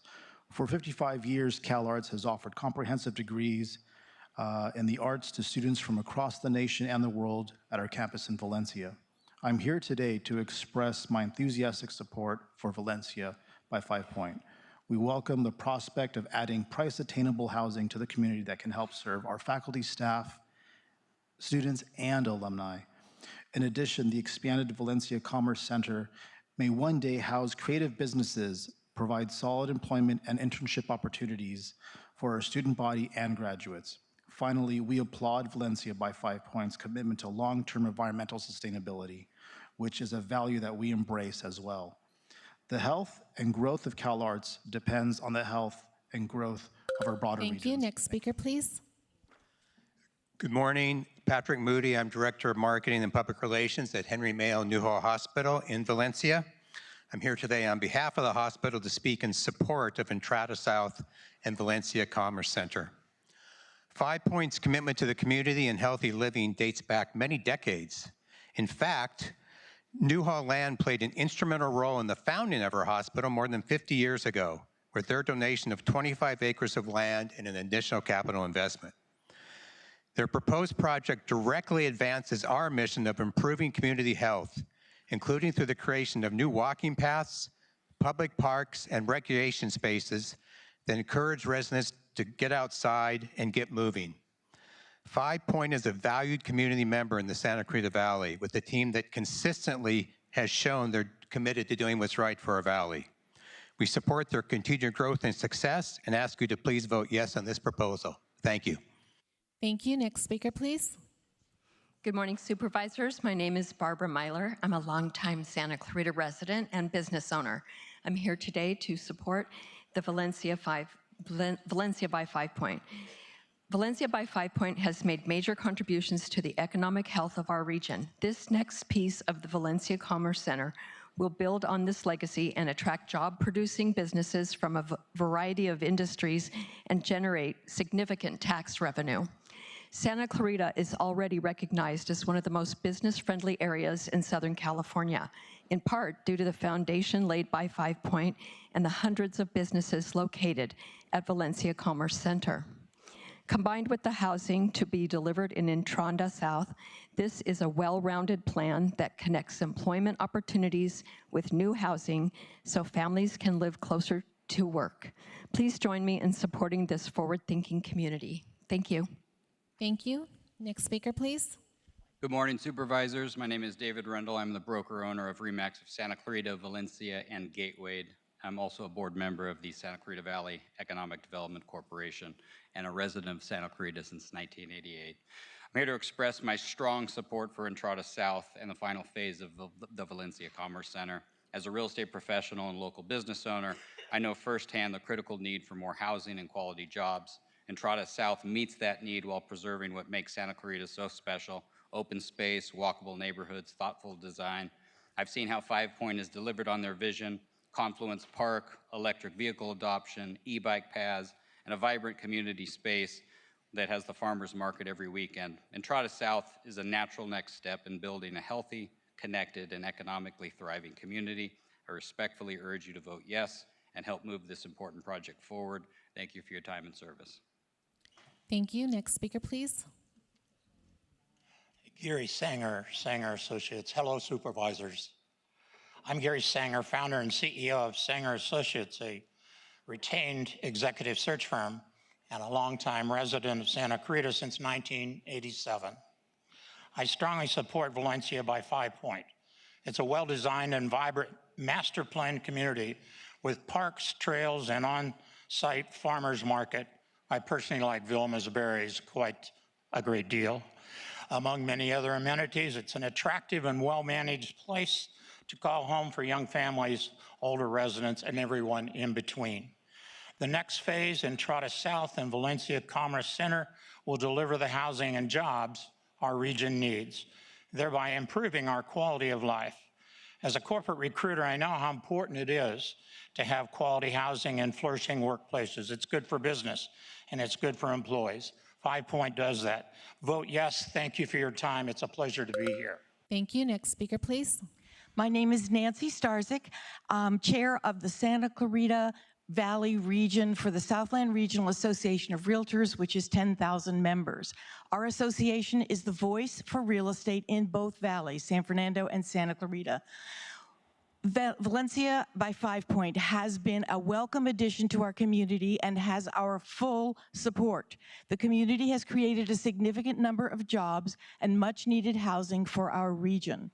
5 Point's first community, Mission Village, has been a resounding success. It is balanced, sustainable, and a diverse community. We're confident that the same high level of design and quality will carry through to the Entrada South as well. Continuing this project will be good for our economy, good for our families, and good for the environment, and I ask for your full support. Thank you. Thank you. Next speaker, please. Good morning, Supervisors. I'm Holly Schroeder, Vice President of External Affairs for DrinkPack, one of the fastest growing companies in the country, and it's headquartered in the Santa Clarita Valley. I've also served in the past as CEO of the Santa Clarita Valley EDC and the LA Ventura chapter of the Building Industry Association. I've also lived and worked in the Santa Clarita Valley for over 20 years. I have dedicated my professional career to ensuring the growth and prosperity of our local and regional economy, and that's why I'm here today to support Valencia by 5 Point. I have seen the development and growth of this innovative community, which has already delivered tremendous benefits to our region. And I know the team at 5 Point who care deeply about this community and its future. It is the long-range thinking and planning present in the Santa Clarita Valley and with 5 Point that has enabled companies like DrinkPack to grow and thrive. This next phase of the Valencia community is an important step in supporting the region's continued growth and momentum. I urge you to vote yes. Thank you. Thank you. Next speaker, please. Good morning. My name is Naomi Scott, and I'm here on behalf of Chairman Gene Hale and the Greater Los Angeles African American Chamber of Commerce, where we champion job creation, entrepreneurship, and expanding access to economic opportunity for all. We strongly support the next phase of the Valencia by 5 Point community. Advancing this phase will create thousands of high-quality, high-paying jobs across numerous fields, including many that directly benefit our members. A rising tide lifts all ships, and this project presents meaningful economic growth for families and households across the county. 5 Points has twice received our Developer of the Year award in 2022 and 2024, underscoring their consistent commitment to strengthening our local economy. We encourage you to support this visionary and innovative project, including Entrada South and the Valencia Commerce Center. Thank you for your time and consideration. Thank you. Next speaker, please. Hello, Supervisors. I'm Jim Ventris, former Executive Director of the Boys and Girls Club in Santa Clarita Valley for 29 years. I'm here in support of Valencia Commerce Center and Entrada South projects. 5 Points and its predecessor, Newhall Land and Farming, have been long-standing partners and supporters of the Boys and Girls Club and the entire Santa Clarita Valley community for many, many years. 5 Points has a long track record of developing quality, accessible communities, rich with recreational resources, opportunities for youth and their entire family. Valencia by 5 Points will also include large amounts of preserved natural open space, including 50 miles of public trails. I commend 5 Points as an environmental leader and for smart development. Thank you. Thank you. Next speaker, please. My name is Bob Pitteri, and I believe I bring a unique perspective to this because as a new resident of California and a new resident of 5 Points, why did I move to 5 Points? Why did I bring my family here? Simple. Ambience, amenities, and diversity. Diversity of family life, seniors, young professionals, families, all coming together to have a wonderful life. In my other business career. I was a broker, real estate broker in another state, and I sold hundreds and hundreds of planned communities just like this one. And many with the same developers, same builders, Lennar, Toll Brothers. So I knew quality and I knew planned communities, and that's why I moved here. Believe me, this is the thing you must advance. Thank you. Thank you. Next speaker, please. Good morning.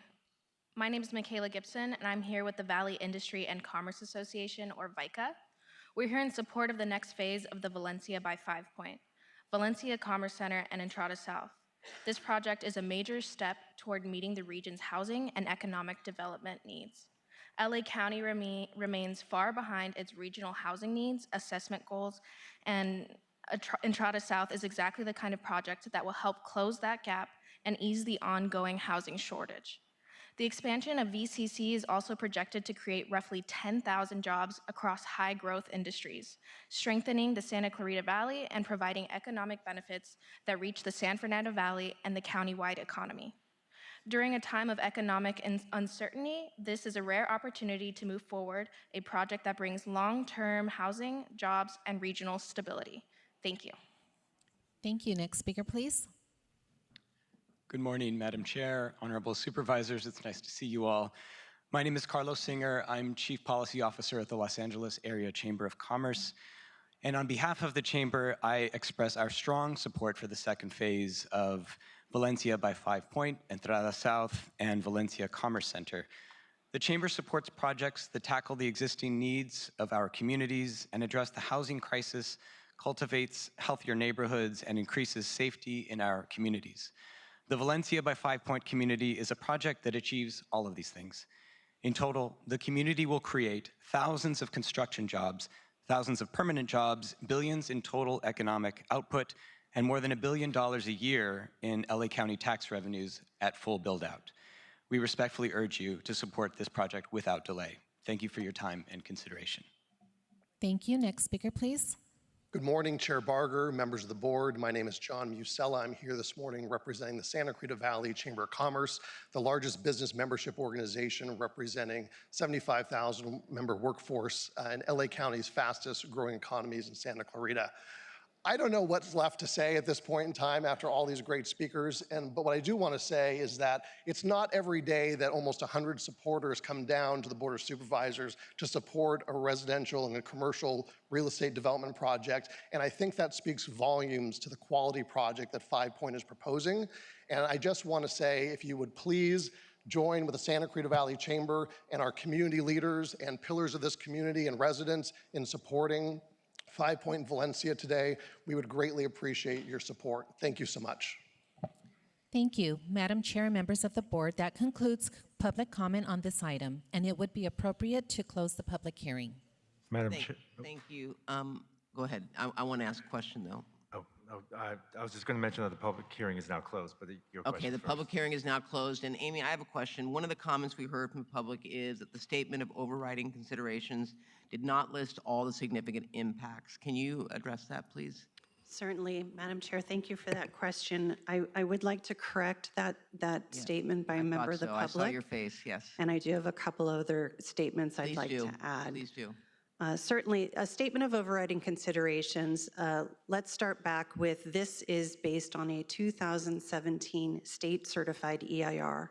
And that state-certified EIR said that there would be significant and unavoidable impacts on several categories: aesthetics, agriculture, air quality, land use, and solid waste, as well as cumulative impacts to noise and wildlife. That was disclosed in 2017, and it has continued to be disclosed in the statement of overriding considerations that your board is being asked to do today. It is actually in our technical appendices and is in the record supporting your statement of overriding considerations. Thank you. And then what I will say to Creed LA, first I've heard from you today at this meeting, and I think it's unfortunate that you would come here and bring up issues that, quite frankly, were never brought to my office's attention. And if they were, I'm sure that many of them would have been discussed. So to the Creed LA representatives here today, in the future, I would suggest if you're going to oppose a project that you reach out to the supervisor or council member who is working on that to make sure that your voice is heard. Otherwise, I feel it's disingenuous to come down here at the last minute and lobby comments that I feel bear no merit. So I stand with my support of moving this forward, and I will move it. Oh, Supervisor Mitchell? If I may, Supervisor, thank you very much. I just wanted to get clarity. There was kind of a mixed bag of support and opposition from labor, from the building trades. And so if I could just get clear what the developer has committed or not. Certainly. I can address a portion of it, and then if the applicant wants to address more, they can do so. But it's our understanding that consistent with what they have already done with Mission Village and the rest of their project, they construct all of their horizontal infrastructure using prevailing wage. I think that the question is whether or not it's appropriate for vertical construction of single-family homes to be utilized using prevailing wage. And in this situation, I'm not aware of any jurisdiction that requires prevailing wage for the construction of single-family homes. But they do have an existing contracts and intend to let contracts at prevailing wage for the horizontal infrastructure. Supervisor Solis? Yes. There was a question raised about local hire initiatives. Is that something that can be looked at as well? Local hire? The local hire is in response to them using prevailing wage. I do believe that they do use some local hire as part of that. They did have some folks testify who are locally based that are part of their construction operation. And something I always push for local hire, I think we all do. And up there, there are many labor partners who live up there who they do work with, and you had heard them testify today. But, Okay, thank you. but just to be clear, prevailing wage doesn't equal. It's not a project labor. It's not a project labor agreement, and it doesn't equal union labor. That is correct. Right. So you're right, there is kind of a mixed, the one that struck me a little bit was the iron workers who said they'd never been reached out to. So just wondering going forward, how much do you think, we could work with the developer just to reach at this Supervisor point? Hahn, as I said, the people that came here to speak, Creed Yeah. LA, which I think includes that group that they brought, never reached out to my Okay. office. And I think this is an issue between labor partners who have a disagreement. And I can't tell you exactly what it is, but I do know that the majority of IBEW testified in support. I think there is a split amongst our labor partners, which is unfortunate because at the end of the day, we all want fair wages, and we want to partner with labor to make sure that any projects that move forward take into consideration their participation. Thank you. Yeah. So with that, I will move it, and seconded by Supervisor Horvath. Will you call the roll? Supervisor Solis? Aye. Supervisor Solis, aye. Supervisor Mitchell? Aye. Supervisor Mitchell, aye. Supervisor Horvath? Aye. Supervisor Horvath, aye. Supervisor Hahn? Aye. Supervisor Hahn, aye. Supervisor Barker? Aye. Supervisor Barker, aye. Motion carries 5-0.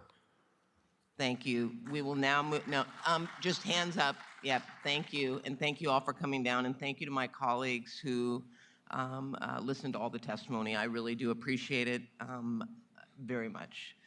With that, Executive Officer, please call those members of the public who signed up to speak on the item as it relates to to closed session. We will now go into closed session. We will now go into public comment for closed session.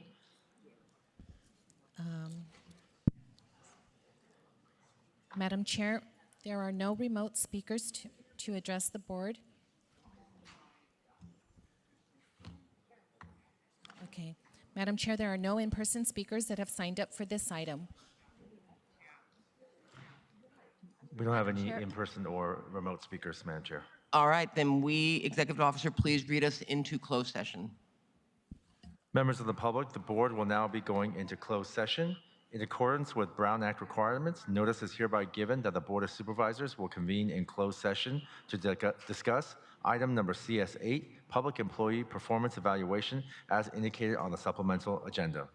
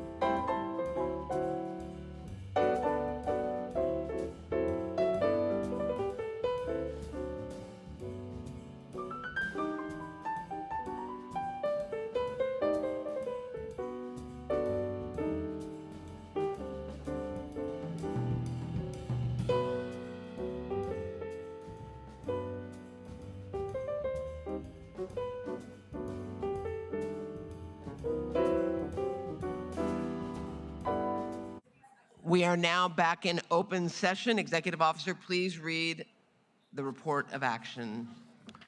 The following is the report of action taken in closed session on November 18th, 2025. Item number CS8, no reportable action was taken. We will now move on to item 70, report on the status of adopting a global plan for the probation department's halls and camps, which was held by Supervisor Horvath. Item 71, report on the status of the probation department, which was held by Supervisor Barger. And item 72, report on alternative housing for pregnant justice-involved youth, which was held for report. For members of the public joining us remotely to comment on this item, please use the raise hand feature if you're online or press *3 if on a telephone.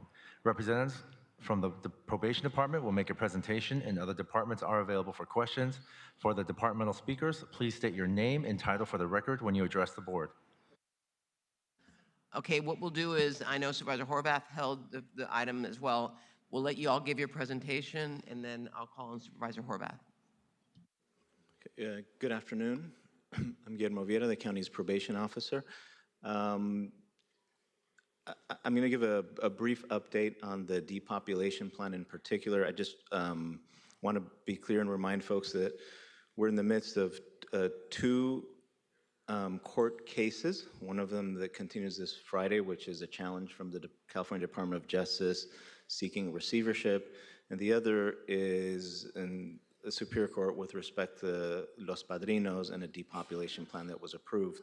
So I'll try to give a general update, answer your questions, and if there are some things that have to reserve for those cases, I'll turn to County Counsel to sort of guide us with respect to that. The depopulation plan, just as a reminder for folks, really was predicated on an understanding that utilizing the existing facilities that we have to separate specific populations would both assist in us better utilizing the staff that we have and putting us in a position where we could provide. Can you hold on, Guillermo? Will people in the audience please be respectful? Thank you. And the idea that by having specific populations in different facilities, we would be able to better serve them by having either specialized training for staff or the services, the programming that we have we'd be in a better position to provide those.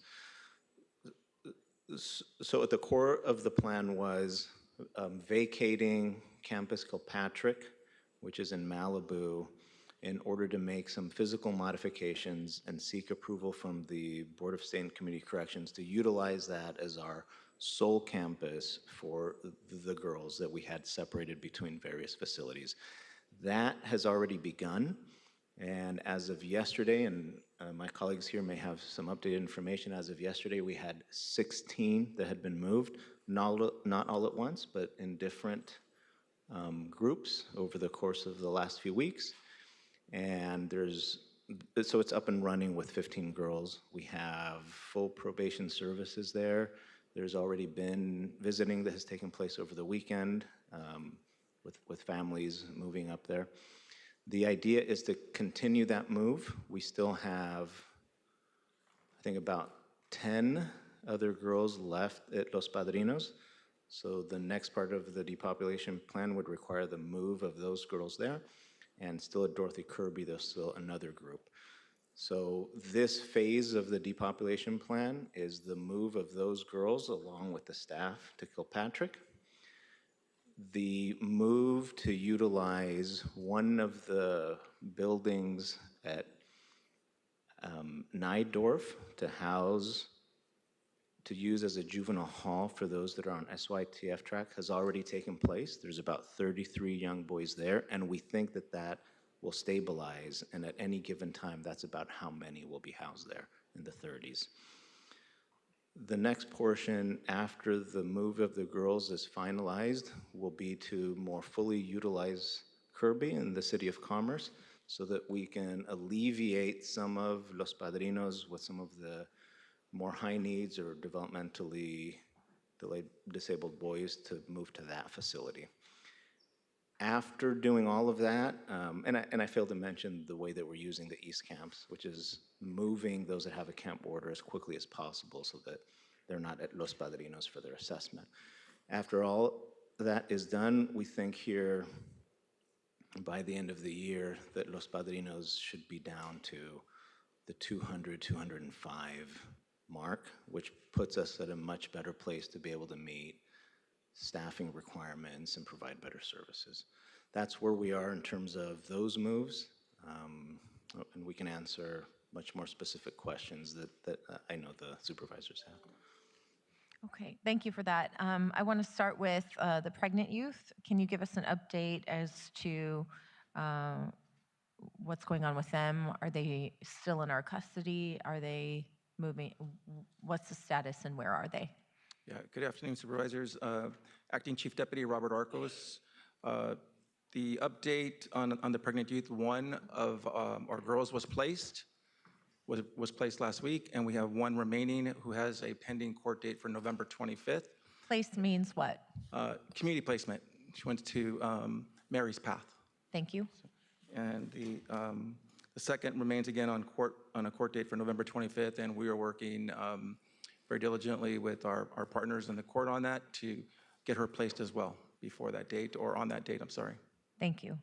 And I know it was a significant effort, also involving the Public Defender's Office, the District Attorney's Office, the courts, and probation. So thank you for making that happen, and help us and the public understand what those efforts look like, so we can have an appreciation for what's gone on. I know that the effort that all of our county stakeholders invest in getting our youth to alternative placements as they deal with very significant personal issues, as well as the medical issues, of course, associated with pregnancy, being in our justice system. All of that is very complicated. So I'm glad to hear that that's the case. It's my understanding also that the staff at Kilpatrick do not have OC spray. Is that right? That's correct. I'm glad to hear we're moving in that direction as well. I know that's been a standard of this board, and I'm glad to hear that that's what's going on there as well. I want to thank our probation staff who have found a path to conflict resolution without OC spray. I know that's sort of a floor, but I think acknowledging that we're making progress is important where we are, and so I do want to acknowledge that. For Campus Kilpatrick, can any of you, or maybe this is for Dr. Galley, give us an update on the effort to get to 24/7 nursing staffing?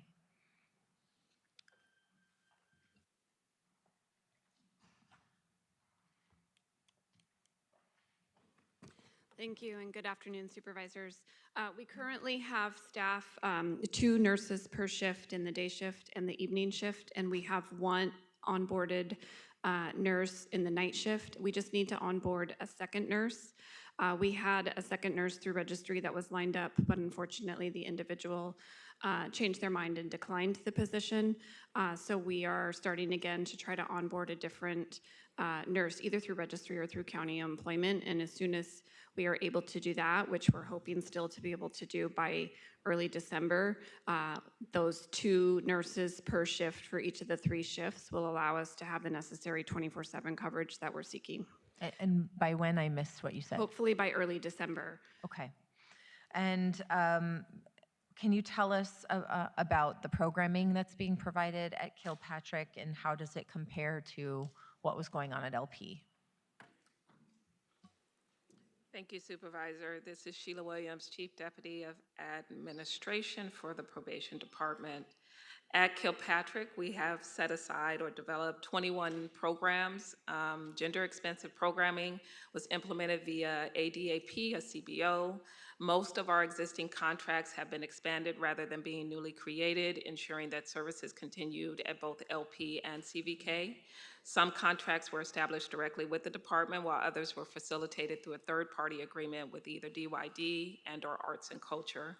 Currently, we have approximately 21 confirmed programs. 16 have been fully executed, with 5 are still pending, and this also includes groups led by SAPC and DMH.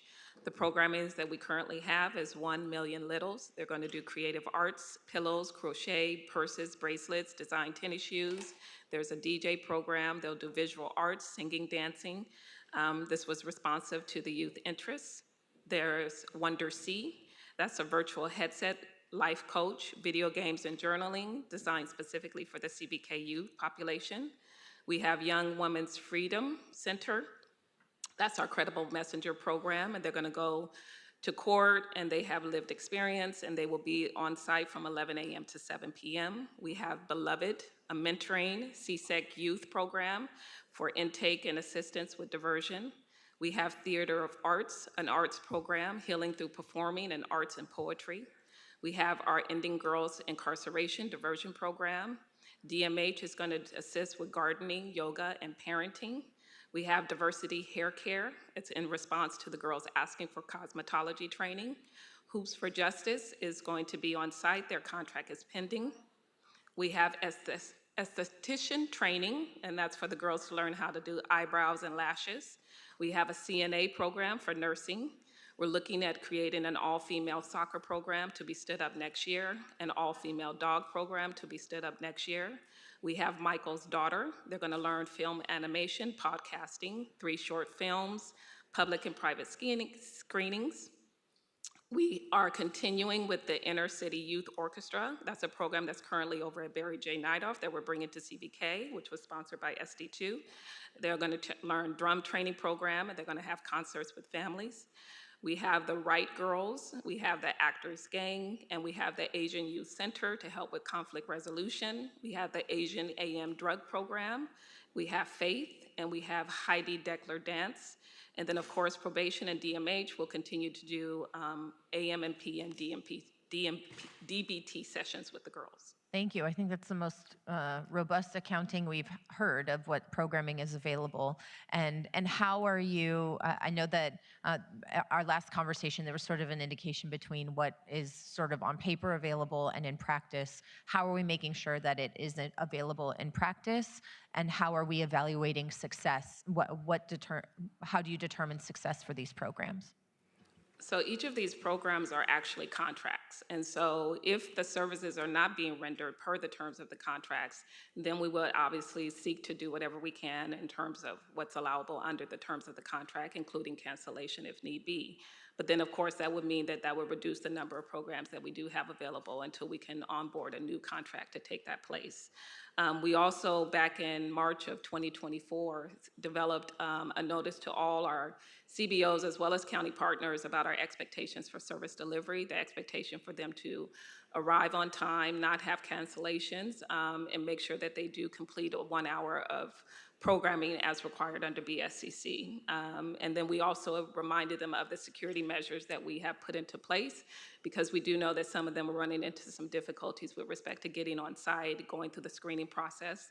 We also informed them that they can't be on site more than 20 minutes prior to their programming beginning, and that they can't roam the facilities and those things of that nature. But to ensure that the contract is actually being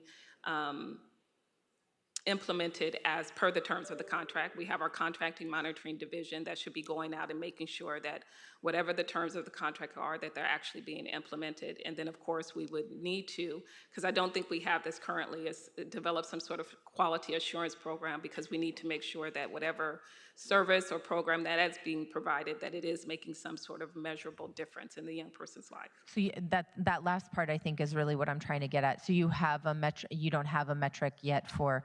It sounds like you're evaluating if they show up and they're doing what they say they're going to do per the contract, but we don't have a qualitative assessment. So when the chief and I first arrived at probation, one of the things that we consistently heard was there was a lack of programming. So our first goal was to get a sufficient number of programs on board. Right. And then the second phase would be that QA piece. And so that's the part that we're going to start working on now. Okay. And what about Barry J? Same question for Barry J. And Supervisor, thank you for the opportunity, because I want to highlight what you said, which was the next phase here is for us to determine whether the right programs are having the intended effect. That's something the probation has as a next step, which right now it's a best guess, right? It's about, is it something the kids are interested in? Is it our best guess with respect to the information we have in their case file and conversations? But we really can't tell you whether these programs are having a significant effect in future behavior or recidivism. And that's definitely the next step, and we owe that to know whether the dollar is going to the right place and whether that's how we prevent from kids continuing in the system, right? And that's not developed quite yet. And there was also concern too that with Kilpatrick being so far away that we wouldn't be able to get a diversity of programs out there. So it's helpful to hear what is already underway, happening at that location. But on to Barry J. So for Barry J. Nightoff, if you recall, Barry J. and Central were found unsuitable for the housing of pre-dispo. After that, they all got moved over to Los Padrinos, and then of course we heard the concerns raised about a lack of programming. So in response to that, we asked staff to provide us what is the current list of programs that they had available at each of the site. And so for Barry J. Nightoff, there were a total of 11 programs when the chief and I arrived there. Currently now we have 28 different program services and activities, and we're working on the following. We also offer 2 paid work initiatives, one developed by Barry J. Nightoff and the other in collaboration with Boyle Heights Arts Conservatory Mural Program. Additionally, Jail Guitar Doors is finalizing a rap workforce program through Arts and Culture, specifically for Barry J. Nightoff. We recently completed the 5 contracts for PV Jobs, K9 Hub, Game Changers, and Free to Dream Institute, with features of a full music studio. We expanded the number of programs and sessions available through either DYD and Arts and Culture. Efforts are underway to establish a culinary program and a certified barbering program. And of course, DBT sessions are held every Wednesday as a multidisciplinary effort between DMH Probation and the Credible Messengers. And of course, Tarzana provides daily on-site drug treatment services. And if you recall, there was a recent motion for us to expand those services and enhance those that are currently being offered, as well as to make sure they're available within all the institutions. We recently just wrapped up 2 initiatives that took about a year to come into fruition, and that is the Teen Tech Center, and this is in collaboration with Best Buy, the Annenberg Foundation, and the Greater LA Education Foundation. This will create a meaningful hands-on opportunity for system-involved youth. The Teen Tech Center will provide youth with learning experience in computer programming, filmmaking, music production, design, and other creative technologies. Participants will gain mentorship, engage in project-based learning, and access to industry standard tools, preparing them for future careers while fostering creativity, confidence, and positive engagement. We also just finished a workforce development initiative in April of 2025 with the department, the Amity Foundation, and the Office of OYCR. This initiative connects justice-involved youth with disabilities, ages 14 to 25, with education, employment preparation, and individualized support services. Since the execution, a workforce navigator and a project coordinator have been hired. A launch meeting was held on October 10th, and it was hosted by representatives from Probation, OYCR, and Amity Foundation. We continue to hold incident-free and special events for the population of Barry J. Nightoff, and a list that was shared with your staff back on October 2nd was one on October 11th. We had the Hoops for Justice basketball tournament for the pre-dispo youth only. On October 24th, we had a sip and paint using apple cider for incident-free youth, and a guest was able to join them. November 22nd, we'll have our Inner City Youth Orchestra concert, which I believe some of the supervisors will be participating in. 25 youth will be participating in that program. We initially had something scheduled for the week of Thanksgiving, but that contract with that vendor has been terminated. And on December 13th, AdVoc Community will do a community event for our pre-dispo youth. And on December 20th, we're gonna have a Winter Wonderland program for our youth. I think that's incredibly helpful to hear what is happening there. Have you experienced any obstacles that remain in place that prevent us being able to speed up programming or availability at Barry J? Now with respect to the contracting process. So if you recall, countywide, the contract process usually involves some sort of solicitation, which can take up to a year and a half just to complete a solicitation for one service. We were able, through the depopulation plan and prior to, we've stood up approximately 80 new program services and programs throughout the three facilities with CVK, Barry J, as well as 43 additional ones at LP. Fantastic. How is staffing going at Barry J? So we're meeting our staffing requirements in all of our facilities, shift on shift. And I just want to, I don't want to lose the thread with respect to programming. This is a representation of what's underway and what we have. I wouldn't want the board or anyone else to think that we think we're done. Quite the opposite. We think that this is a beginning, and that if there are any folks that believe that they could provide services, that please contact us. We are always on the lookout for those that want to interact with our youth and provide meaningful services.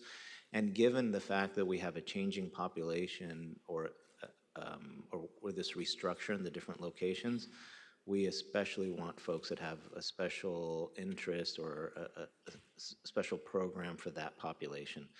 This is the floor for us. We continue to be open, and as we move into the next part, which is fidelity to what the contract is for, and then the actual impact that it has on the youth, we think that this is just the beginning. Yeah, and it's helpful to hear who those partners are, because I know the contracts are a big way programming is provided, and hopefully we get to a place where that it's fewer contracts and more staff who are able to do that. But I know we're not there yet, and so it's helpful to know who is in there, who's providing those services, and how you've had success in working with them. So thank you for that very complete list. How are we doing to make sure that our staff are continuing to support that effort?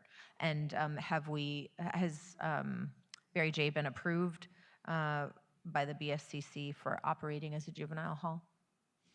So we have inspection dates from BSCC with respect to the juvenile hall. Those are upcoming next month, and it's a series of dates. And so each one of the two locations we're sort of at different portions in that inspection process. So December, I don't want to be too specific on the dates because I don't remember, but the juvenile hall portion inspections will take place. Okay. And finally, are there any concrete steps or factors you can describe to help us understand the steps being taken to divert or decarcerate so that there are fewer youth in custody? Given I know that we are meeting our staffing requirements, but I think what we saw in our presentation at our last meeting was that staffing is helping to increase staffing is challenging, and so we're not going to be able to staff our way with a huge influx of people out of any of the challenges that we've seen. So are we able to? Are there any efforts ongoing for decarceration or depopulation that we should be aware of? Yeah, I'm not sure what it's tough to figure out what the appropriate number for having totally housed is. It's more about a process of making sure that every individual has every opportunity to either go to a programming when appropriate. The judges still need to make the decisions. I will say that, for example, with respect to the decarceration of the young girls in our system, look, we're talking about a county of 10 million and around 46 that are in the system. And when you take a look at the number of how many opportunities for diversion, I'm using diversion really probably inappropriately. What I mean is after they're with probation and being able to look for a least restrictive environment, those efforts continue. I don't know in terms of keeping them out of the system, the role that probation is having is sufficient, to be quite honest. Most of the resources have really been surrounding once they're presented to us. It's still a minority of the cases that are filed in LA County. I think the number that I saw recently is when we take a look at the out of custody submissions or referrals for crimes that take place on youth, it's much greater. So to some extent, we're already processing allegations of crimes by minors out of custody. I think the number for last year was something like 4,000 or more, in excess of 4,000 were processed where they didn't even make it to juvenile hall. So when we talk about how many efforts are taking place, we probably should take into consideration that component, which is we're already moving to a non-custodial processing of allegations. What we look forward to is really making sure that the time they spend with us is so meaningful and it makes such connections that they don't come back. That's really where I think the gains are going to be made. Part of that is going to really involve our staff. The first component was getting staff to the facility, having enough staff so that we're not turning away vendors and programs that come in. The next step is making sure that we're part of a multidisciplinary team, that it's not that we just have probation officers providing security, that they're actually part of the team that is providing services. And that's traditional probation work, and that does take place by some of our best probation officers where they're doing the actual programming from in periods where there isn't anyone else there. That has to be the norm. The norm has to be, and really it's a protection against not having enough staff and creating a positive culture, which is I really shouldn't be able to distinguish in terms of the way that we interact with kids, if it's an employee from DMH, if it's a probation officer, if it's a vendor. It really should be this interdisciplinary team that's really tackling and keeping them engaged and really working on what do you want of your life? How can we help you get that? Because you're going to leave here. That's the challenge before us now. I feel confident that we're moving in that direction. If we just take a look at the initial steps, which are, do we have enough staff at the facility to start engaging in some of these? And I believe we do now. It comes at a tremendous cost at some of the other basic things that probation has to do. But that's a step one. This is where we are now. We have to continue hiring. We have to continue looking at different avenues and resources of bringing staff in to work in probation. Now's the qualitative part. Now it's, okay, staff is there. How are we engaging with a young person? Are we making sure that they don't have idle time? Are we really reaching them where they are? That's the challenge before us now. And I don't feel confident in answering where we are there, but that is sort of wrapping our values and our heads around what we're moving toward. Got it. Thank you. Thank you. And actually, Supervisor Horvath, you asked a lot of the questions that I was focused on. But while we're talking about programming, and I do appreciate this, because that was one of the areas that I think, Sheila, you'll recall, I was the most frustrated with, because on paper, it says one thing, and then when you go out there, it's not necessarily, no, it's not even not necessarily, it was not taking place. And when I think about, the programming component, we have an opportunity. I mean, these young people are going to be getting out. It's not a question of if, it's when. And we have an obligation to do everything we can to provide them with all the tools necessary so that they don't come back, right? Makes sense. I mean, you were law enforcement, that's what you'd want. You want them to go out and thrive. So while we're talking about programming, I mean, I know that Dr. Dorato's here, education, and we had a motion today, but what are we doing on the educational component? Because when I hear, and I actually really grilled my staff, because when I hear that students who are not complying in classroom are suspended, I laugh, because so what are you going to do? I mean, they're in a locked facility, they're suspended. Ooh, send them back to their room so they can watch TV. It's counterintuitive to me to think that in a locked facility that you are, that whomever, I don't know if it's LACO's, the teacher's making the call, I don't know. And again, I know we've got a motion on education, but I guess that programming is important from the standpoint of both physical, getting out and running and whatever, music and all. But education for me is really important, especially when you think that education is probably one of the ways that you get people back on track. And so I guess I'd look to Dr. Dorado in terms of her staffing. Yeah, I'd like to hear from you in terms of what is taking place on the education side, what courses are being provided, and just your overall thoughts on how we are doing, if you were to grade us, the county, in terms of education in our camps and our halls. Well, we just had the release of the dashboard information, and we have seen progress in some areas and other areas where we need to make improvements. We certainly have an issue with negative behavior that's escalated. And I just had a conversation with the chief earlier today.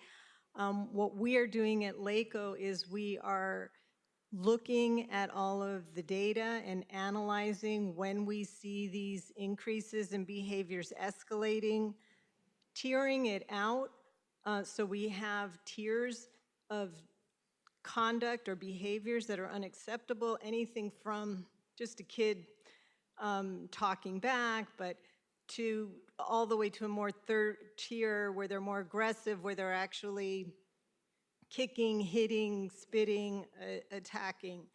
And really having to have, and I'm sorry, I'm a little bit upset because I just got a report of one of our teachers being assaulted. And so as we're trying to figure out every adult's role in the classroom, and I had just talked to the chief about it, what is the role of probation? What does it mean when we say, to maintain safety? What does it mean for the paraprofessional in the classroom, and what's their role? What's the teacher's role? What's the credible messenger's role? So we have a lot of adults in the classrooms, and what I'm asking is for a comprehensive plan about what everyone's role and responsibility is and how are we engaging students. We know that, when we have high quality, good instruction and engaged students, they behave better. But we also know that these are students who've experienced a lot of trauma. They've been separated from their families. They have things that trigger them. There are issues that come when students come to school first thing in the morning where they're not prepared and ready to learn. If they're half-dressed or if they're coming to school with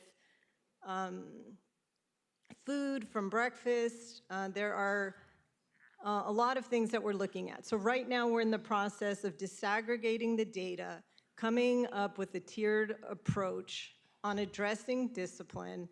We certainly cannot have our teachers assaulted. Can I interject something? Because you reminded me of something that I think you and I talked about in terms of kids getting ready to go to school and how they dress when they go to school. Mm-hmm. Have you brought forward any recommendations on, and I hate to use the word uniform, but uniform of sort for kids so that when they go to school they're dressed different than having the no offense to probation, but to me, the clothes that are really, to me, very institutional? Yes, this has been a concern of ours for a while. We don't want to see students in outfits that look like they're prisoners. We want Correct. them, when they come to school, to have a polo shirt on, to have a uniform. It took us about a year to get that approved last year at LP with probation, and we're seeing students that are coming to school with a green polo. The students pick the color, they design the motto, the logo, but we are seeing where students are coming to school not wearing the uniform. We're also concerned when we see students that come to school in their orange jumpsuits when they're going to go to court, because it lets the whole class know and it kind of triggers them like, oh, it's your court date. So those are all things that we have been trying to address and wanting to make sure that when students come to school, they come dressed appropriately, fully dressed, no clothes, no cards, no food. Just to interrupt, they get suspended for not wearing the uniform. Is that what you just said? No. No. No. Okay. No, we would never suspend a student. Okay, I thought we No. were talking about No, suspension. but Guillermo, are they mandated to go to court wearing an orange jumpsuit? Or if they were in their uniform, could they go to court? No? No, that would, no. You would not be transported to court or off property. And maybe it's an offline conversation on the security protocol Okay. and why that is, but if I could just jump on this. Yeah. What I was mentioning before on the next step is really figuring out, and I hope Dr. Eduardo doesn't disagree with this, which is the interdisciplinary approach. I think the worst thing that we could do is essentially say, look, probation, security, and then from this point forward, it's LACO or probation does this, and from this point forward, it's the MH. Those are exactly the type of things that are a disservice for our kids, so that when we talk about what happens in the classroom, and I'm going on a little bit of a limb here, especially with my own probation folks, it continues to be the responsibility of the entire team to create an environment that's conducive for learning. And to that point, I have to wonder when, and I know that my colleagues have also experienced going into Barry Nidorf, SYTF, or even LP, the unit where the LP youth have been transferred. And when you're with a credible messenger, there's no harm, no foul. I mean, the probation staff sits back and the youth respond in a very positive way. So I have to wonder if there's an opportunity for, because they have a relationship with those youth. The credible messengers have a relationship. I have to wonder if we need to start thinking about that as a way to work with these kids, because they're acting out for a reason. They are. I concur in the sense that, and I know I keep going back to this, and at some point you're going to tell me to be quiet, but it's the full team functioning as one. For example, in an LP, they are in the classroom. And so the very period in which we are talking about these failures, it's a joint failure. It includes DYD, it includes LACO, it includes us. So what I'm suggesting is that the path forward is, rather than these silos, it's that whole team's joint ownership of what happens in that environment, and I don't think the directors will disagree, is probably our next step to get together and figure that out, rather than say there's a failure on this entity or the other, because remember, most of these kids, or many of them, were already failing the traditional educational environment. Then we're putting them in an even more stressed environment. And so this is going to take every adult in that room, getting them to a place where learning can take place. So in knowing that, back to you, Dr. Dorado, when we know, do we get access to their educational records while they're under our care or custody? I'm sorry, what was the question? Do we get their educational records while they're, in other words, if my child's there and has dyslexia? Yes. And I know my child's not going to tell you that he has dyslexia. Yeah. Are you notified by the school, wherever they came from, that they have dyslexia? That's part of the intake process. So as soon as the student is enrolled, we reach out to the previous district of enrollment to access their records. So they don't come to us with their records, but as soon as we enroll them, it's the first thing we do is seek out their records to understand if it's a student in special ed or if they have specific, educational needs. So if I were to ask you to provide for the last 6 months the educational record success of getting that information, would it be 90%, 100%? Do all school districts comply? I'd say it's about 90%. Yes, once we seek out, we have counselors that are working specifically with the district to get the information. But I also want you to know, even when we get that information, placement in the classroom is not based on the educational background or need of the student. Probation places student in the classroom based on safety needs. How can you merge those two? I mean, because that seems I keep using the word counterintuitive because there's a lot I'm hearing today that's counterintuitive. That seems very counterintuitive to me, quite frankly. So what is being done to try to figure out a middle ground to address the reasons why probation is doing that and putting the educational needs of the child first?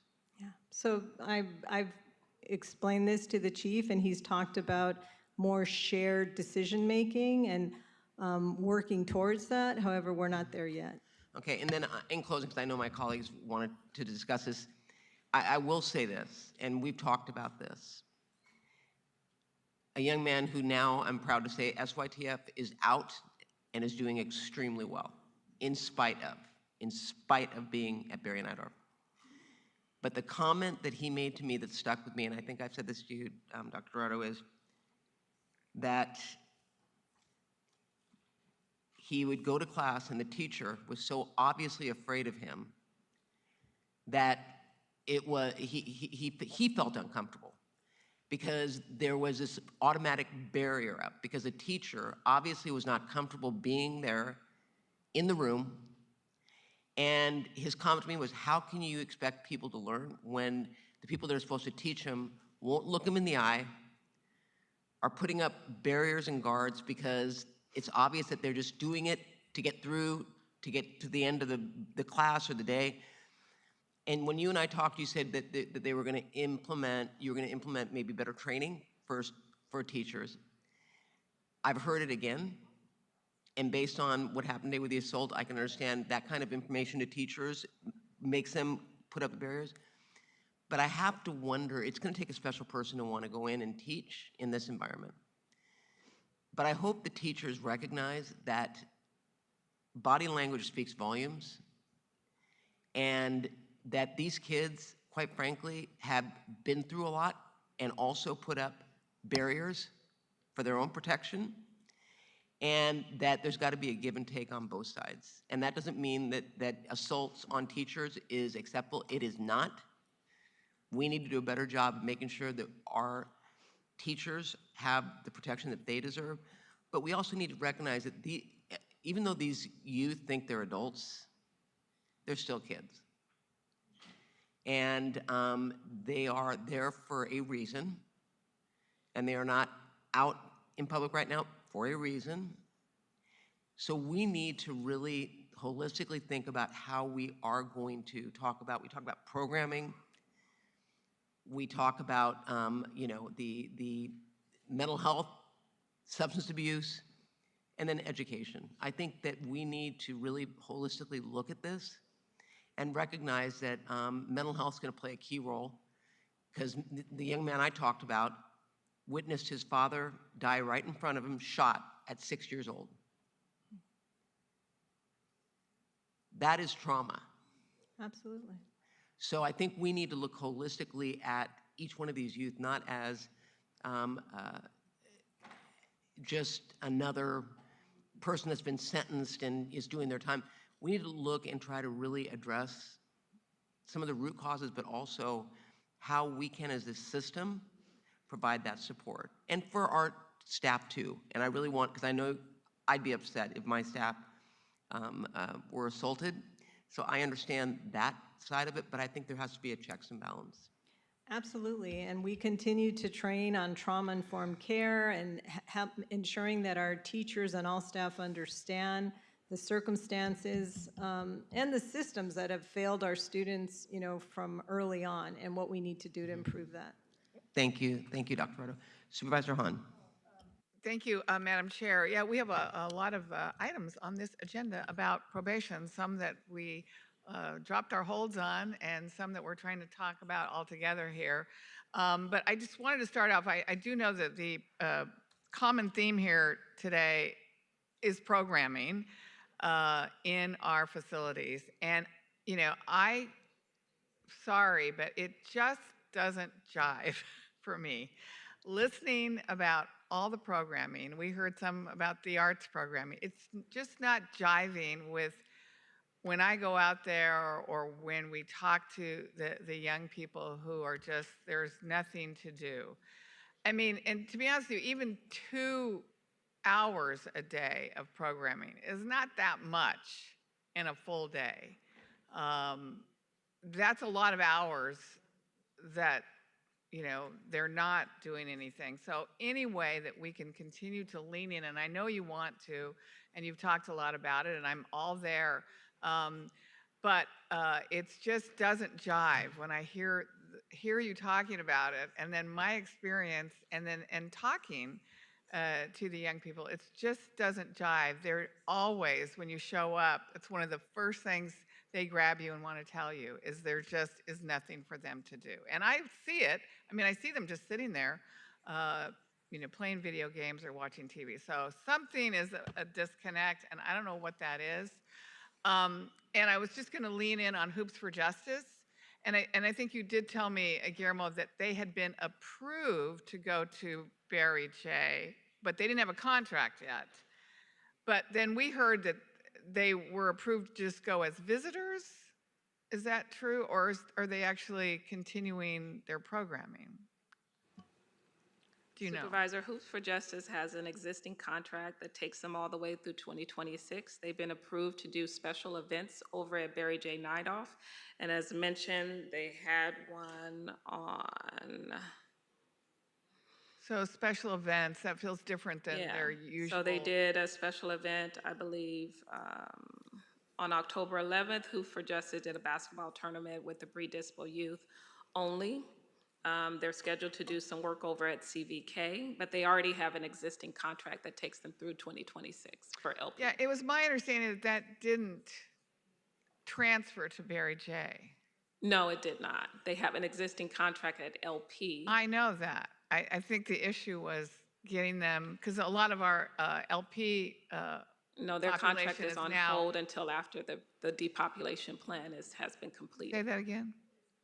Their contract is on hold. The expansion of their contract is on hold until after the depopulation plan is completed. Contracts are based on location and they're based on the number of youth to be serviced. And once the depopulation plan has been completed, we can determine the number of youth that would be available to be serviced by their contract. We are working on a contract with them for CBK.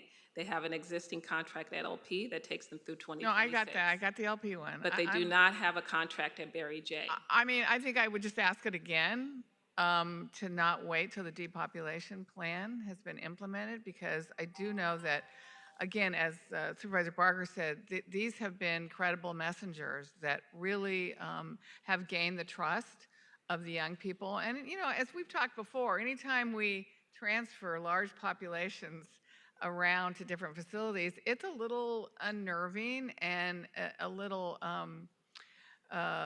disconcerting. And so to keep that continuity of a credible messenger is something I would still ask for again. And so maybe, Guillermo, you can just look into that and see if you can't extend that contract. And if you need help from the board, if we need to, you know, do some emergency thing, Yeah. I would appreciate it. I will. And I think that the disconnect is, as of today, if they want to go do something following that population, they can. I have approved that. What I think where we're getting a little bit mixed up is that it's the same number of kids, and it's not an expansion, meaning they can't keep all of the money in one location for less clients and then have an additional one. The numbers don't jive up. So I think that's where we're getting disconnected, which is, But it also seems like we're disconnected on what they can provide at Barry J. Is it it just sounds like it. I will follow special up on that. event, or is it a Right. continuation of the programming? I got you. So let's just look into that. And then, Sheila, I think I heard you talk about the music studio as one of the programs. And I was surprised to hear that, because we've been checking in on that, and it hasn't been open, it hasn't been up and running. The music studio that I reference is at Barry J. It's the Best Buy Teen Center. The music Okay, studio that- for LP with 1500 Academy is still underway. It's under That's what construction. okay, all right. Because I think those would be great additions for the young people. I was also going to ask about the plan to move the developmentally disabled boys to Dorothy Kirby. And just going to ask, is that on top of the population that's already at Dorothy Kirby? It would essentially be as the girls move out, it allows more room so that we'd increase that population there. So the population that's already identified to be there stays. It just gives us more beds because we know we have more demand. Right. I will say, when I went out to visit there, I was very impressed with the staff and their collegiality with each other and with the young people. It really was impressive. It was a different vibe there with the staff than I've seen at some of the other facilities. I mean, they also do on their own special events and special meals, and they like to celebrate different holidays throughout the year. So I just hope that we can give them the support they need, as this population is really dramatically going to change for them. Absolutely, and I think that's the strength of this, which is essentially we know that we have staff that is committed in particular areas, and they really have it on their heart to service that population, and I hope that this can allow for that. But I wanted to just address, because you mentioned something incredibly important, Supervisor Hahn, which is essentially we're reporting what the contracts are and that are underway. And you're asking, or you're essentially saying, look, I've got a litmus test, which is me, and when I go, this doesn't appear to be so. And I think you're right to bring that to our attention, and we're probably due for an overall audit between the departments onto what's actually happening and for the fidelity in those contracts. So I think we'll take that as a sort of an urge to Right. say, let's make sure that these things we're Right. reporting are And I happening. would lean into the auditor controller, who is doing the audit of the programming and is still looking for some documentation just to. No, and we don't have a lack of folks doing independent audits, like, for example, POC just recently went out, but I think it's incumbent upon, we'll Yeah. take you up on it, us to just say, look, let's make sure that on an Yeah. ongoing basis, so yes. Yeah, I appreciate that. My last question is about, so I went and visited Barry J. A couple Saturdays ago, and many of the youth who are enrolled in the college program, they're only allowed to go once a week. And as we were saying, it is the key to them probably when they finally are released to really setting them on a pathway to a career. And there's such a hunger for them going to school, going to class, but they were only allowed, one of them told me, they were only allowed to go once a week. And he was wondering if they could go more to classes for college. Supervisor, do you mind? We have Dr. Corral, who's in charge of our education services, to answer that. Is that an Sure. appropriate addition? Like I would say, why don't they get to go every day to college class if there's nothing else going on? Well, even if there is, you're right.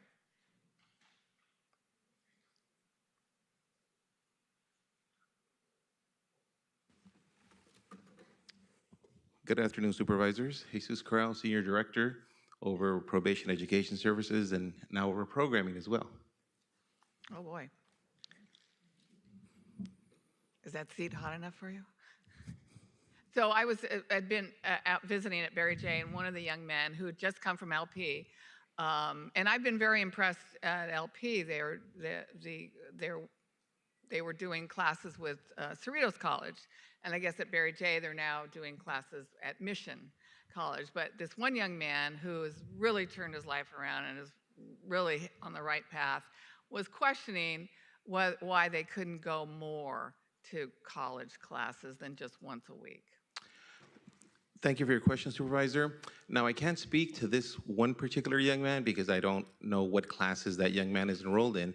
But what I can say is that at Barry G. Nider, we have a robust college program with our partner Mission College, where we have young people, we have dedicated space there where young people go and attend college. I was there. They go, we have the bungalows back by the pool area. I was there. And the young people go to we have a schedule in which young people are transported there. And that model's been working well, primarily because it takes young people out of the dorms where there's other distractions. That's great. The only question is, this young man just wanted me to find out. Yeah, every time I go out there, I get assignments from those that we care for. But why can't he go more than once a week? At Barry J, one of the issues that we have is that we do have different populations that oftentimes cannot mix. And so what happens is we have to schedule different times for the young people to go and attend college programming. And so if you share this young man's name offline, I'd be happy to follow up. Okay. But what I can say is that through our efforts and through our amazing partner, Mission College there at Barry G. Nider, we've had quite a bit of success. In fact, we've had, I believe it's 19 young people earn an associate's degree. Right. We've had quite a few of those. I believe 17 of those have gone on to college after they transition home. And so we've had quite a bit of success. We offer both in-person classes. We were recently offering statistics. We offered English classes in person. And then we actually have access to the entire Mission catalog of online classes as well. So young people there do have access to the programs.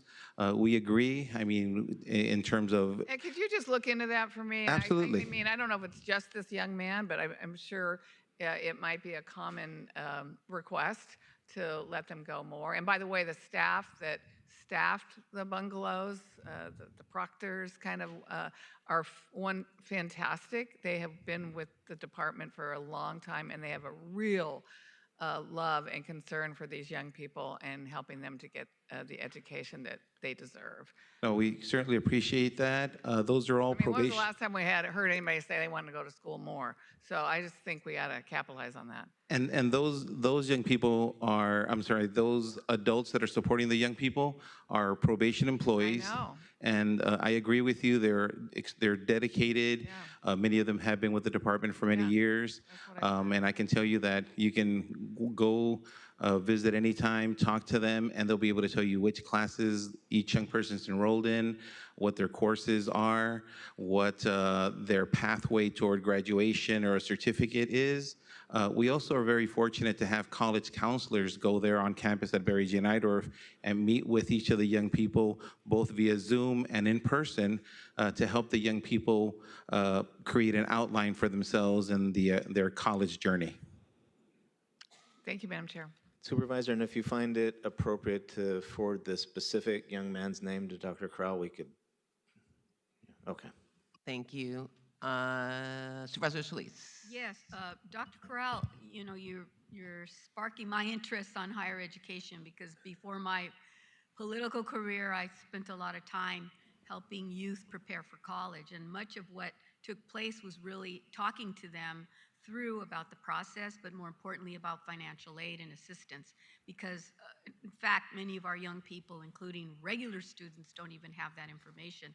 So you talked very well about the program that's being offered now by Mission. We replicated that program in some way to offer it at LP and with any of our other campsites, because I mean, you can do this online, right? And I'm just wondering, have we done that beyond just Mission, because Mission has their service district. So you have Cerritos College at LP. You've got a number of community colleges at our other camps. And has there been any discussion looking forward? Because I really do think that our kids can aspire to get vocational training, apprenticeship training. Community colleges play a very key role and can, in addition to our secondary schools. But is there any thought on that? Absolutely, Supervisor. In fact, we worked very closely with Rising Scholars when the program was implemented a couple of years ago, and we have partners specifically assigned to each campus. So for Dorothy Kirby Center, our partners there are Trey Tech and East LA College. For our East camps, we work with Mount Sac and Citrus College. For Los Padrinos, as you mentioned, we work with Cerritos.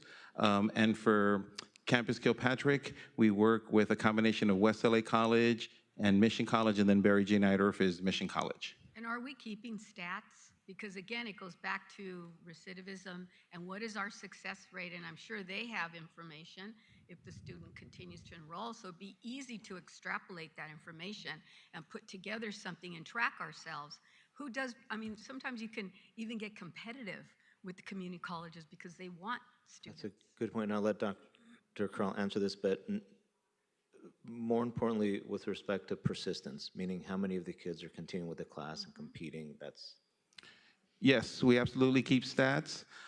In fact, I'd like to acknowledge the fact that working with our partners, we keep statistics on the grades earned, we keep statistics on how many young people have to drop a class, and we even have a process in place where if a young person transitions between facilities, like right now with the depopulation taking place at Los Padrinos, we have processes in place so that if a young person, for example, starts a course at Los Padrinos and then is transitioned over to Barry J., they're able to finish that course. And then once the semester's over, they transition into the new program with the partner at the facility that they transition to.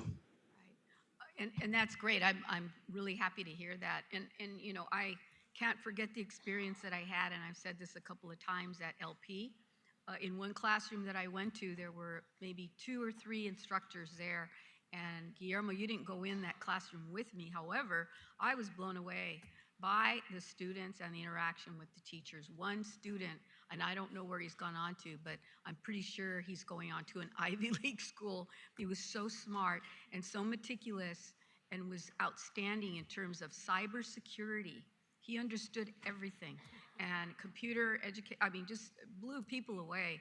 And their only ask was just to have more equipment made available. And I get it, you have to be careful what tools and what kinds of things are available, but in a situation like that, I think we want to encourage that kind of growth and use that as an example to show what can be transformational for these students and how their impact can help also serve as kind of a mentorship for other youth that are there. And I just saw that reflected in so many different ways. I even saw students painting a mural in the classroom, and other students were motivated to be rewarded to get into that class. So that's, I mean, to me, the theory behind that is giving them a chance and having them explore that, but giving them the opportunity, not just in one little cubicle, but expanding it further. So I don't know whatever happened, with that classroom, but if I can, I'll go back again, because you had some good instructors there, and that's also key, having a commitment on the part of the instructors, because you could really tell that they were engaged, and they even went into their own pocketbooks to bring materials in. And I think I raised that why couldn't we provide materials, because they wanted to work on solar panels to heat the room. I'll never forget that story. I don't know if that ever happened, Guillermo, so maybe we need to go back on that. But that's just, I mean, I've been impressed with some things, but it just hasn't expanded. And I think those are the things that some of us want to hear and learn more about. And I equally want to say that it's important to engage the parents. When their child is successful or maybe not successful, having that discussion with the parent, or not just the immediate messenger that's there, that's been with them, but also getting the family engaged in some way, because eventually they'll go back to the family or the family will come visit them regularly. And I think parents, especially parents that may not have had formal education, really appreciate that something good is happening while they're in our care. And I kind of picked that up when I would go on some visits there and run into some parents. So I think that's very important, to be able to have that relationship. Okay, that's more of a comment. I did have a question with respect to healthcare, and I know Supervisor Horvath raised the issue about young pregnant women and healthcare overall and access. And I wanted to raise the attention of the staff, because I know back in 2018, Supervisor Hahn actually joined me as a co-author on a motion where we actually required back then for services for pregnant, postpartum women and girls who were incarcerated. And at that time, back then, DHS reported back in 2017, there were 1,039 girls in our care. 50 of them at the time were pregnant. 50. We're nowhere near that now. However, there was, DHS reported that there was prenatal care that was provided at LAC-USC. They had access to medical, dental, and mental health, and also received appropriate diets and offered parenting programs, family therapy, among other things. I would like to know where this is reflected in our policies for probation, if that has been noted, and if Dr. Galley, you could tell me where we are with that, if that continues, if this effort still continues based on that motion.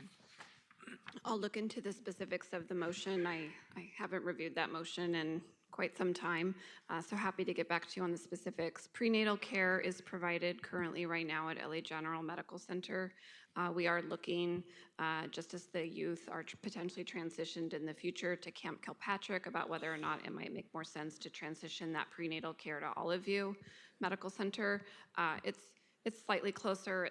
It's honestly not too much of a difference in terms of transport time, but it's possible it might make some more sense. And they receive comprehensive medical care as needed for their condition through either of those sites, whichever it is.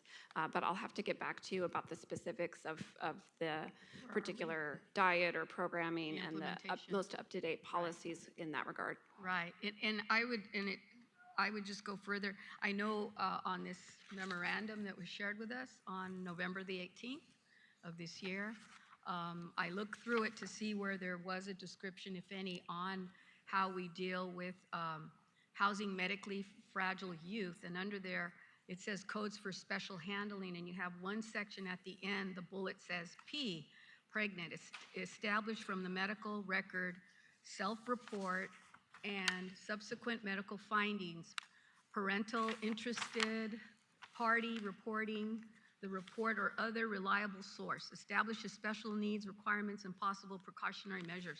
That's all it says in this directive. And so I really do think we need to have a better description and explanation of what it is we're obligated to provide, and whether that's through the department or whatever, but adoption, I think, should be clear, and perhaps going through these codes as well and assessing where we are to update them, because I think that was just one item that caught my attention. And I know we're doing more, but it's not reflected. We'll do that, Supervisor. And I think probably part of the disconnect is that's the policy for the probation staff. That certainly wouldn't cover sort of the medical procedure, but we'll go back and make sure that everything that was that initial motion is. And my effort is really more just to be transparent, because if we get asked and about questions by, the public or the press, where can I go to our handy policy that tells me, well, this is where it's at and this is what the board has adopted?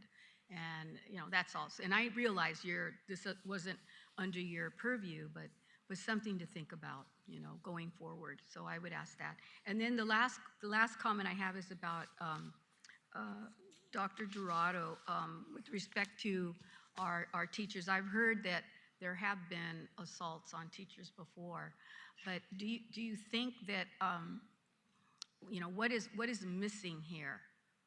Because you've expressed great concern, and we have that concern too about staff.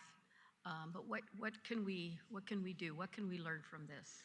Well, one, today's incident, there wasn't a probation officer in the classroom. So always making sure that we have a probation officer present in the classroom is critical. I think, again, it's all of us working together, every adult that's supporting the students that we serve, and making sure everybody understands their role, and that it's everybody's role to engage, to build relationships, to interact with students. It's not a matter of coming into the classroom and sitting back and just watching as an observer, but really everybody has a role in engaging with the students that we serve. So number one, I'd say making sure that in order for everybody to feel safe, that there is a probation officer in the classroom, that when students come to school, they're not bringing food with them.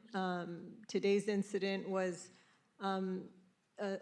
students, and I've seen reports of this, bringing milk cartons into the classroom and then urinating in them and then throwing them at teachers or at other adults. So that's one of the reasons when we say we don't want food in the classroom, there's a reason for it. So just making sure that we're following through with the policies that we have in place so students come to school ready, prepared to learn without food or cards or games or anything else that can distract them, as well as all of us just coming together and really understanding what our role is, and from all of us, like I said, strong first, high quality instruction, credible messengers that have established relationships, that are working in the classrooms, encouraging students to participate, probation doing the same, our paraprofessionals doing the same, and really making sure we have a comprehensive plan on how we engage with our youth. Thank you. Did you want to respond? No? Chief? No, I sort of have this practice of now commenting before I get all the facts. What I can tell you is that obviously horrified that a teacher was assaulted. The superintendent is now doing a review to ascertain the facts and to see how we can prevent this. What I will tell you is if in fact there wasn't a probation officer in the room, that concerns me. I know that we've had a practice in some locations in the past of posting the probation officers outside, some at the request of other departments because they wanted to have some. I don't support that, and we're certainly going to go back and make sure that, like Dr. Eduardo described and I described earlier, that we're functioning as one team of adults, providing an environment that's supportive for their education. Thank you. Thank you, Madam Chair. Thank you. Supervisor Mitchell. Thank you very much. Supervisor Solis, thank you for sharing those statistics. I think that we, the collective we, the community, board, get so consumed in our work to try to make the system the best it can be today that we forget how far we have come. You know, to think that there were 1,000 girls, 50 pregnant in 2018. And I remember those days when our systems were very different. They were overwhelmed. That was back in the day when the state had CYA. And so when you really think about it in a very short period of time, we have, probably led by LA County, Care First, really transformed the way juveniles are seen and treated statewide. And so thank you for that. We should, you know, while we get, it's not about, you know, we rest on those laurels, but we are in a very different place than we were in that very recent history, and that's a good thing. We have built an entire infrastructure of community-based organizations that didn't exist because kids went to, from the hall to youth authority, and they were written off in a profound way. I will say, and it never ceases to amaze me that the kinds of things we're talking about today are not new. And I don't know why the collective we, again, can't figure this out. I don't know why. It is so hard for us to fix it. So that, you know, those are the things that wake me up at 3 in the morning. And I'm glad to hear multiple departments here acknowledging that it is all of us, because I hope the clear message all of our departments are hearing from this board is every adult, whether you get a check from health services, county office of education, or probation that is in a carceral setting where juveniles are, we, the board, the policy setting entity, have an expectation because those children belong to all of us. And so we are expecting that they be treated accordingly, like our children. And so I hope that that is a consistent message that all the people who work for the county, who work in those spaces, understand. Thank you to my colleagues. I had a lot of similar questions. I want to talk a little bit about something that came up in the Probation Oversight Committee meeting very recently, and that's talking about the roles that deputy probation officers play in their communication with the courts on behalf of our youth, either in the recommendations they provide the court or the various reports that they're responsible for completing. The supervisors sign off on, and a couple things. You know, those reports should be objective, not subjective. So I want to know that we have a high level of confidence that they are indeed objective. And like, how do we know that? What's that review process? And then secondly, if the court provides feedback on the quality of those reports, and if so, how was that addressed? And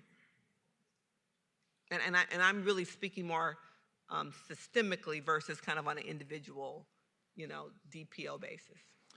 Yeah, thank you, Supervisor, for raising that.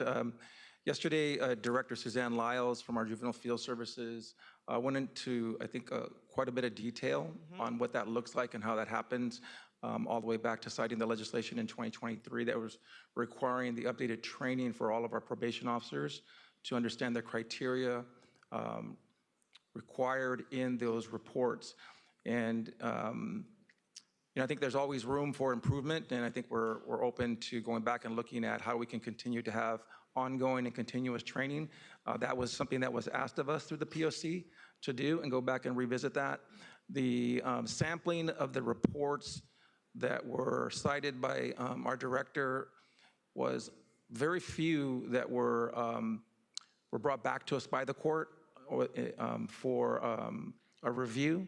And but again, those are the only basically anecdotal stories that she was able to tell about that. But we were very open to listening to what the POC was raising on those transfer motions and what they look like, and the importance of it being objective, and the quality behind those reports in support of those transfer motions, because they're very serious.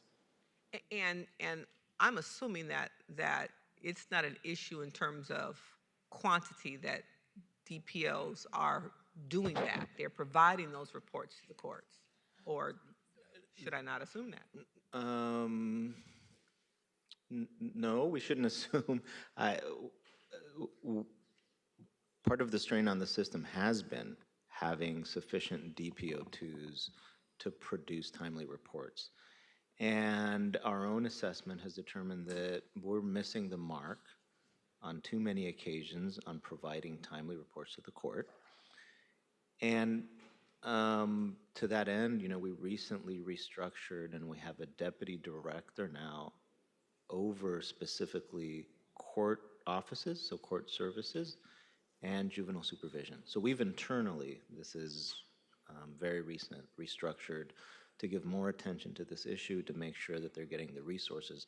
But because of the pull to the juvenile halls, a lot of these have been done on overtime, and something's always lost when you have too much overtime being utilized. Quality suffers, and so to that end, that's why we've done some of the restructuring. I will say,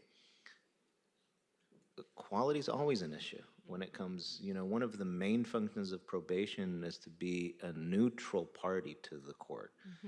But the public defender and the district attorney are represented for those interests of the people but what we do is give independent and neutral information to the court. Right. And to that end, no reports go without a supervisor signature, and now we've added another layer where we're going to be doing sort of these partial reviews to make sure that we're not missing the mark. But what I will say is we are stressed in terms of having sufficient probation officers to do this at a better pace. That is absolutely true.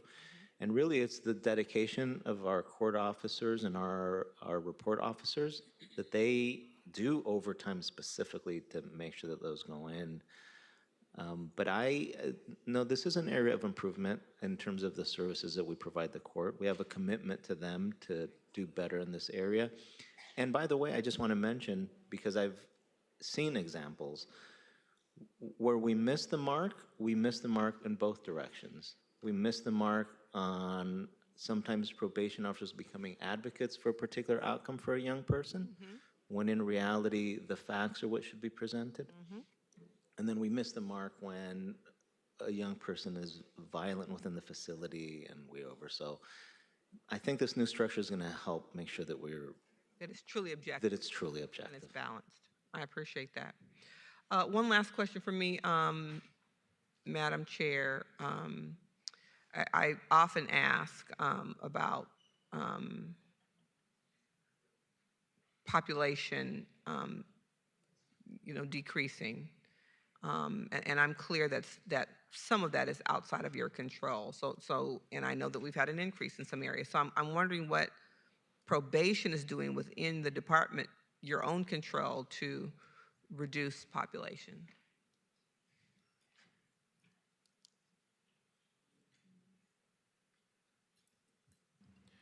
One of the things that I want to cite that the chief asked us to do in accordance with that direction in question, Supervisor, is placement and community placement and SYTF run a little separately. Our placement runs out of our juvenile field services and SYTF out of Barry J.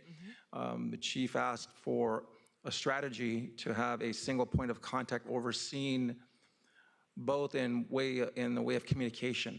Like, what are we doing to place a sense of urgency in these areas and not wait and not delay and not get in our own way with it? So rather than, opposing ourselves and delaying these things, we have a single point of contact now as the acting chief deputy over operations reports to me on those numbers weekly, and I give those updates to the chief. So I think it's definitely a great strategy going forward for us. Mr. Carroll, I see you've joined the table. Do you have something to offer? Just wanted to highlight that in conjunction, in partnership with probation, the bench, the defense attorneys, and the DA, there are multiple initiatives taking place. One, DYD is co-located in the Inglewood Courthouse currently, working with young people to provide opportunities to not go into Los Padrinos and go into the care of the RAY program instead. specifically young people that are in competency court, Judge Espinoza's court. So did want to highlight that partnership. Also, earlier when you all were mentioning the girls and gender expansive youth, there are 17 girls that, again, in partnership with probation, the bench, the DA, the defense attorneys, their situations are being reviewed for potential release either to a CBO, a third-party CBO, or to the RAID program as a potential. Those particular young people are primarily in custody because of violations in community custody requirements. So there are some things that are taking place in partnership with probation, but with multiple other partners. And are those CBOs in a position to kind of expand? Can we grow those numbers? Can capacity? Resources are a concern. Resources are a concern, just to be 100% honest. We are almost. Resources, you mean resources as in budgets in DYD or probation to pay for those beds? When you say resources, what does that mean? Well, a little bit of everything. So budgets to pay. So the RAID program isn't beds; it's wraparound services where they're living in community. So we had 400 openings. We are almost at capacity, and we're not even 8 months into the program. So we do think that there are some resources we can move around and add some new slots as of January upcoming. Those are not beds, but they're wraparound. Those are wraparound services that the court has been willing to release young people into the care and use that as a condition of release in some cases. And not to sort of be the bearer of bad news or be sobering here, but probation has all but been removed in the true prevention work at this point. And when I think of traditional probation and engaging young people at schools and in communities and as the kids of those that are in the system, all of the things that we know have probably a greater effect down the line, either by policy decisions or by resources, we've albeit been removed from that piece, and it's not until they're actually tapped to enter the system that we participate. That is fair, and I would say accurate. I agree. That is kind of where we are. I agree. Thank you very much to all of you, and thank you, Madam Chair. Thank you all. We are now going to thank you all for everything. Will you now call those members of the public that would wish to talk on these items? Will the following individuals please come forward and staff will assist you? Emil Baldwin, Angela Arroyo, Brian J., Brianna Avalos, Bryce Bonas, Byron Jose, Conchita Bunkers, Deanna Pittman, Evelyn Espinal, Jazra H., Jorge Garcia, Cassidy Maldonado, Natalie Segura, Nahimir Bradford, Olivia Shields, Tadida Shakur, and Paula Rodriguez. As a final reminder for remote participants, to be placed in the speaking queue to address items 70, 71, and 72, if you have not already done so, use the raise hand feature on your device or press *3 on your telephone now. Caller, your line is open. Please state your name and begin. Elder Watson Diggs, a couple of things. What is the current ratio as far as officers and the youth? I'm glad the chief presented the information about the programs. It's a very adverse response to the very aggressive attack from last meeting about the program individual. So I'm glad to hear that the youth are getting the programs. Do the CBOs participate for free or are they paid? And we last heard a lot about recruitment, but any information we given about retention would be nice to know. It seems like the department is getting a lot top-heavy. Does Lakewood require non-detained students to wear polos, and how do they handle food in the classrooms in the community? And then lastly, I've noticed that other departments are intertwined into probation discussion. I think it'd be it would be better to have them separated so we can offer more time for respective departments like DMH, DYD, LACO. That's all I have. Thank you all, and have a great rest of the day. Thank you. Roy Humphreys, your line is open. Please begin.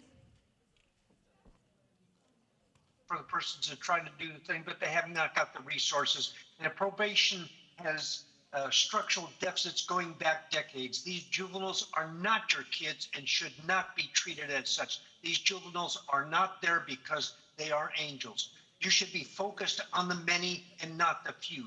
You have not got the resources to perform in a timely, decisive manner. I am calling for receivership so that we can get all the resources necessary to end this never-ending horror story. Thank you. Thank you. Caller with phone number 323-884, your line is open. Please state your name and begin.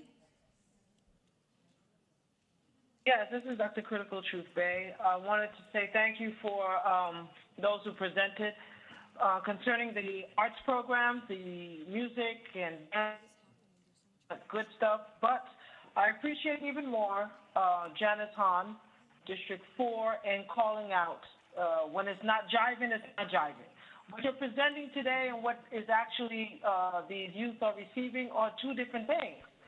We have so many resources for arts, and it would be nice if these programs that you just stated are actually applied, not pending or not probably, but actually active with the youth right now. We have a significant change in mental health, and this ties in directly with the homeless agency, juvenile detention. It's ran with the same attitude, which is why it's a revolving circle concerning these young people who eventually become troubled adults because it's not. Thank you.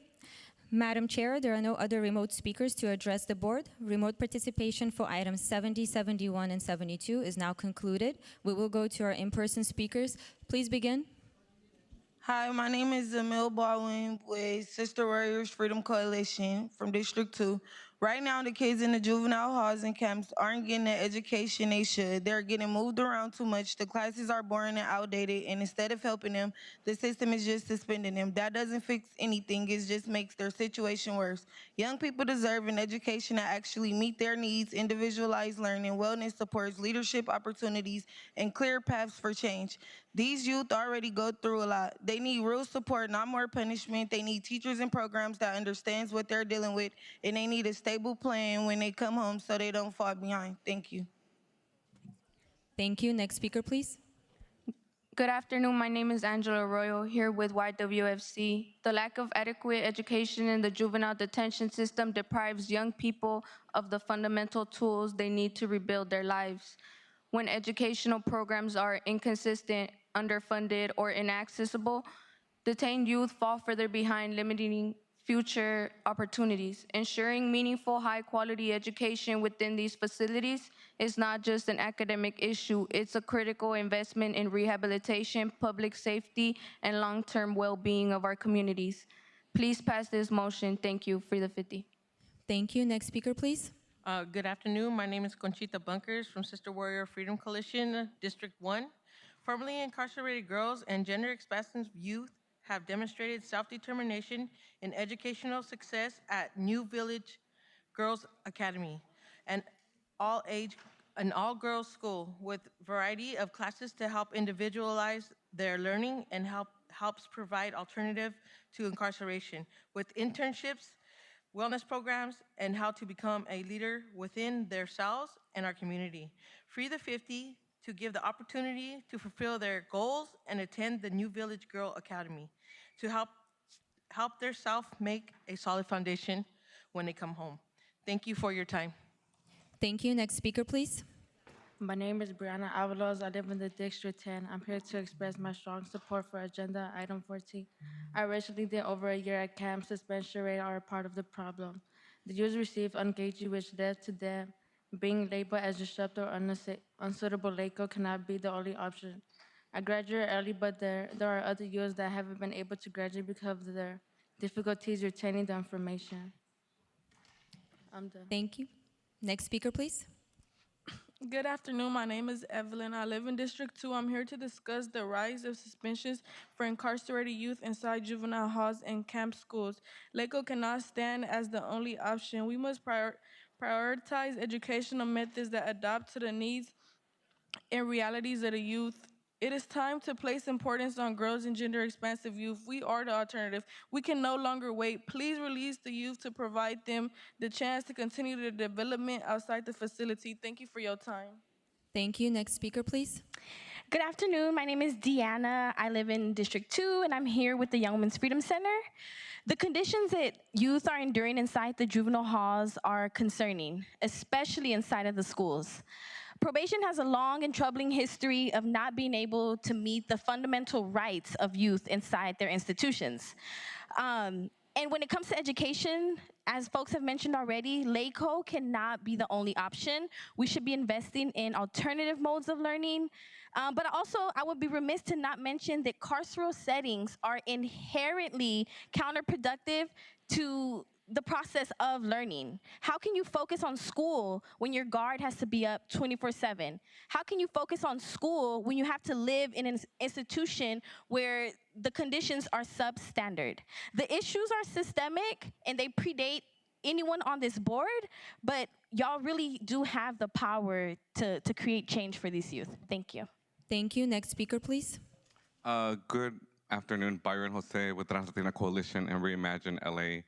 Thank you, Supervisor Horvath, for all your work last year as the chair to move forward, expediting this resources, this care coordination, and these trusted messengers for our youth. We now need to move to depopulation and decarceration. Thank you, Supervisor Mitchell, for all you always elevating our community needs throughout your time at the board and working with Supervisor Hahn and the rest of the board to move this. It can be very hard for young people to focus when the gladiator fight ringmasters are in the room with them. So let's be real about that part. And we're spending all this time talking about like these adults.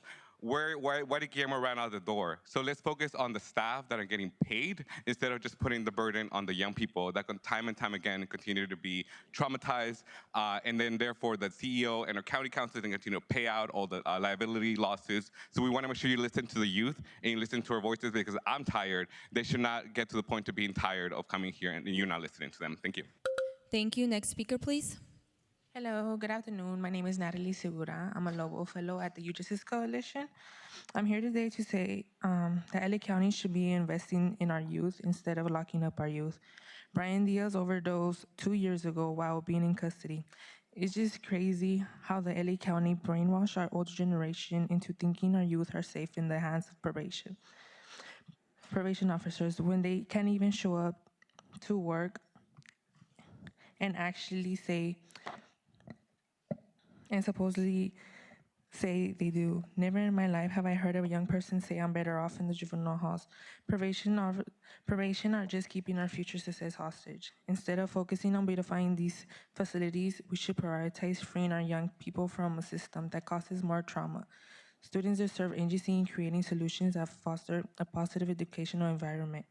There should be clear avenues for students to provide feedback and provide support to implement programming and school climate changes. Thank you. Next speaker, please. Hello, good morning. My name is George Garcia, and I'm a YJC. I'm here to speak about your budget and why you should be investing your money in our youth, because a lot of our youth need resources like mental health and anger management classes, more community centers like Youth Justice Coalition. We need funding to expand all these community centers that help. Also, more programs to keep kids motivated and educated for their future, for school. More free internet, because not a lot of youth have that, and a solution to address that should be accessible and not trauma-informed to create positive outcomes. We must acknowledge that youth are not navigating past and current trauma according to LACO. At least 1/3 of the youth inside the halls have learning and other disabilities, and we must help them in order for them to have a successful future and not cause more harm. We can support them and see growth and change in themselves. With addressing the root of the issue, suspension will only not be a support for that young person, but will continue to be pushed out instead of pulled in. Invest to the heart of the YGR for this to happen. Thank you. Thank you. Next speaker, please. Hello, my name is Tara Shakur, and I am with Youth Justice Coalition. Parents are fine when their kids are late or miss school, yet the probation department moves youth around like musical chairs, sending girls to Camp Kilpatrick without enough staff to keep them safe. No hall and camp is safe for young people, and if you aren't willing to do the right thing by shutting down these halls and freeing the young people you've trapped in these barbaric facilities, then at the very least, give them real access to education. Youth deserve stability and schooling in their communities. The Youth Justice Coalition has a fully operational high school, ready to serve them, keeping them safe, supported, and learning. As Nelson Mandela said, education is the most powerful weapon which you can use to change the world. Let's stop punishing parents and destabilizing youth and instead give young people the education, dignity, and freedom that they deserve. Thank you. Thank you. Next speaker, please. My name is Nehemiah Bradford, formerly incarcerated, and I live in District 2. I'm here to express my strong support, which addresses the rise of suspensions for incarcerated youth inside juvenile hall and camp schools. I wanted to speak today because I feel like you are hearing us, but no one is actually listening. I experienced both mental and physical abuse in the halls and camps. I never learned anything as simple as when the war started and ended. I think if you are going to make youth do time for crimes committed, then you should at least try to support their education rather than contribute to their downfall. You must stop, think, and truly listen to what's going on in your facilities or simply let the youth go, meaning free to 50. Thank you. Thank you. Next speaker, please. Hi, my name is Bryce and I live in District 2. I'm here to express my strong support, which addresses the rise of suspicions for incarcerated youth inside juvenile halls and camp schools. Youth educational needs can be met in the community, not in jail, because that's not a space where you can focus your head at, but sending young ladies to New Village Girls Academy that provides individualized learning and an alternative to incarceration with internships can offer girls a better chance. Thank you for your time. Thank you. Next speaker, please. Good afternoon. My name is Cassidy Maldonado. I'm coming from YWFC. I live in the District 1. Probation department is playing musical chairs with the youth during the difficult time in their lives. And it's causing instability in their education. They doesn't receive the proper education, and when they are ready to go to the world, they are not ready to start because they are really behind because the negligence from the system. It's your responsibility to provide proper education in the facilities with proper people. Thank you. Next speaker, please. Hello, my name is Paola. I live in the District 2. I'm here from the Young Women's Center, and I support item 14. A suspicious insight, one part of the problem of the education that they don't get inside is boring. The teacher should give them more help to the students so they can get their credit before they graduate and done with school. And thank you for your time. Thank you. Next speaker, please.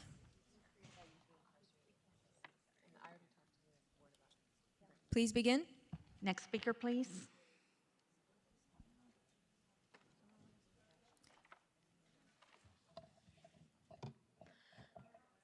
Please begin.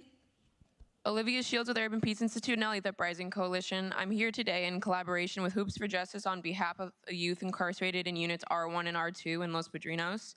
I have their posters here today and was told I can't hold them up, so I'll be reading what's said on them instead. It's imperative that we always include incarcerated youth voices in decisions that impact them. These bright, capable individuals know exactly what they need to succeed. A key part of today's discussion was related to education, so I'll be sharing their words on the topic. R1 believes that education is the best deterrent to crime. The following changes would improve education here at Los Padrinos Juvenile Hall. Less school suspensions because they don't work and they keep us from school, more qualified teachers, counselors who keep students on track from their credits and classes, more classes that prepare us for reentry, financial literacy, housing, employment, trades, life skills, physical education, allowing access to library at least once a week, better school environment, actual teachers who are present in class, more computer access to work on school assignments and turn them in on time, access to school textbooks, more class options, more variety of class subjects, longer school hours for college courses. Thank you. Next speaker, please. Thank you, Olivia, and thanks Hoops for Justice. And you know, the last time you brought that poster was a year ago, and there were 10 asks, and I think I only accomplished one. So I got a long way to go with these new asks. But thank you. Please begin. My name is Jazara Holiday from Youth Justice Coalition, formerly incarcerated. My speech is in collaboration with Olivia Shields. So R2 public comment allows our voices to be heard and makes us feel like we matter. Here are a few things that we would like to improve. The education system at Los Padrinos Juvenile Hall. High school should have access to school computers. We need better class structure, dedicated periods for each class subject, more teacher interactions with the students regarding academic studies, having more tutors during and after school hours, rewards and incentive programs for doing well in school, trade schools, auto, carpentry, construction, intervention for being suspended or before suspension, counseling, restructures, and etc. Thank you. Thank you, Madam Chair and members of the board. That concludes public comment on these items. These reports will be received and filed. Thank you. Without objection, that will be the order. Thank you, members and audience. Let's move on now, Executive Officer, to items 26 and 83. Thank you, Madam Chair. We will now move on to 26 and 83, County Code Title II Administration and Title VI Salaries Ordinance Amendment, which were held by Supervisor Horvath.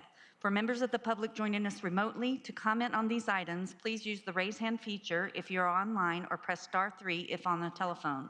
Representatives from the Chief Executive Office, the Department of Homeless Services and Housing, and the Los Angeles Homeless Services Authority are available for questions. For the departmental speakers, please state your name and title for the record when you address the board. And with that, Supervisor Horvath, would you like to speak or hear from the panel? I'll send this to you. I believe as they're all taking their seats, I believe there's a presentation that they will be giving to us to sort of level set for everyone where we're at with the department, what this board letter directs, and what we should be expecting. So I think it would be helpful for us to hear their presentation first, and then I'll jump into questions and comments. Okay, very good. Then let's go ahead and start with our new department. Madam Chair, Madam Vice Chair, I'm going to just give us some initial comments to set the stage. So we're here today to present the path forward to implement the new Department of Homeless Services and Housing as directed by our board on April 1st, 2025. Excuse me. The goal articulated by your board was to create a more functional and efficient homeless service delivery system, transparent, accessible services that are outcomes driven. There's been a lot of conversation, some confusion, and even some understandable concern, especially from those who are doing the work today at LAHSA. This presentation is about transparency, alignment, and in many ways setting the record straight about our commitment not only to implementing the new department, but how we will prioritize the transition of LAHSA employees into the county's employment system. I know a lot of them are here today, and so I'm glad they're here because there will be a lot of information presented today on that transition. I want to make sure the board keeps a few things in mind during today's presentation. The first thing, our Measure A revenue continues to be flat and our costs continue to rise. And as you know, this is not unique to the homeless services system. This challenge is pervasive.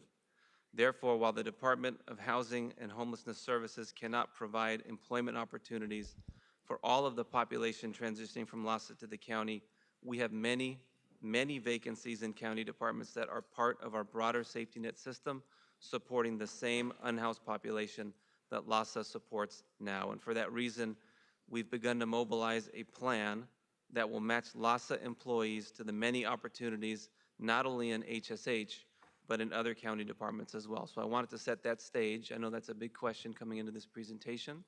And with that, I will hand it over to Mr. Jeremy Gray to kick off the formal presentation. Great. Good afternoon. Sarah Mann. I'm the Director of the Department of Homeless Services and Housing. As our interim CEO just said, on April 1st, 2025, the Board of Supervisors voted to establish a new department, the Department of Homeless Services and Housing. The driving force behind the new department is to increase accountability, to streamline bureaucracy, to stretch our dollars further, and to improve care for people who are experiencing homelessness. The motion came on the heels of the voters passing Measure A in November 2024. The voters have sent a clear message that they are willing to invest their tax dollars in reducing homelessness, but the status quo is not acceptable. The creation of HSH gives the county the opportunity to create a more streamlined approach to homelessness that makes it clear how and where people experiencing homelessness can access help and how their housed neighbors can request assistance and be part of the solution. For far too long, we have had a disjointed system with too many silos, too many dead ends where help could not be found. This transformation of our homeless system is necessary and long overdue, but it is not painless. And it comes at the same time that we are dealing with fiscal challenges, some real fiscal challenges. This has been, the past 6 months has been a period of transition, of disruption for people who are experiencing homelessness and the community providers who serve them. By enacting the ordinance today to create the new department, you create a clear timeline for ending this disruption and to create a stronger core to weather this fiscal storm that we're in. When the board approved the motion, you called upon Housing for Health, the CEO Homeless Initiative, and the CEO's office to work together and with community to design and launch this new department. Many months of work have brought us here to today, and I am excited about the infrastructure and the organization that we are building. I know that it can deliver solid results for our unhoused neighbors. And I'm going to hand it over to the CEO team to talk more about the work that we've been doing. Good afternoon, members of the board, Madam Chair, and members of the board. Epifanio Peinado on behalf of the CEO implementation team.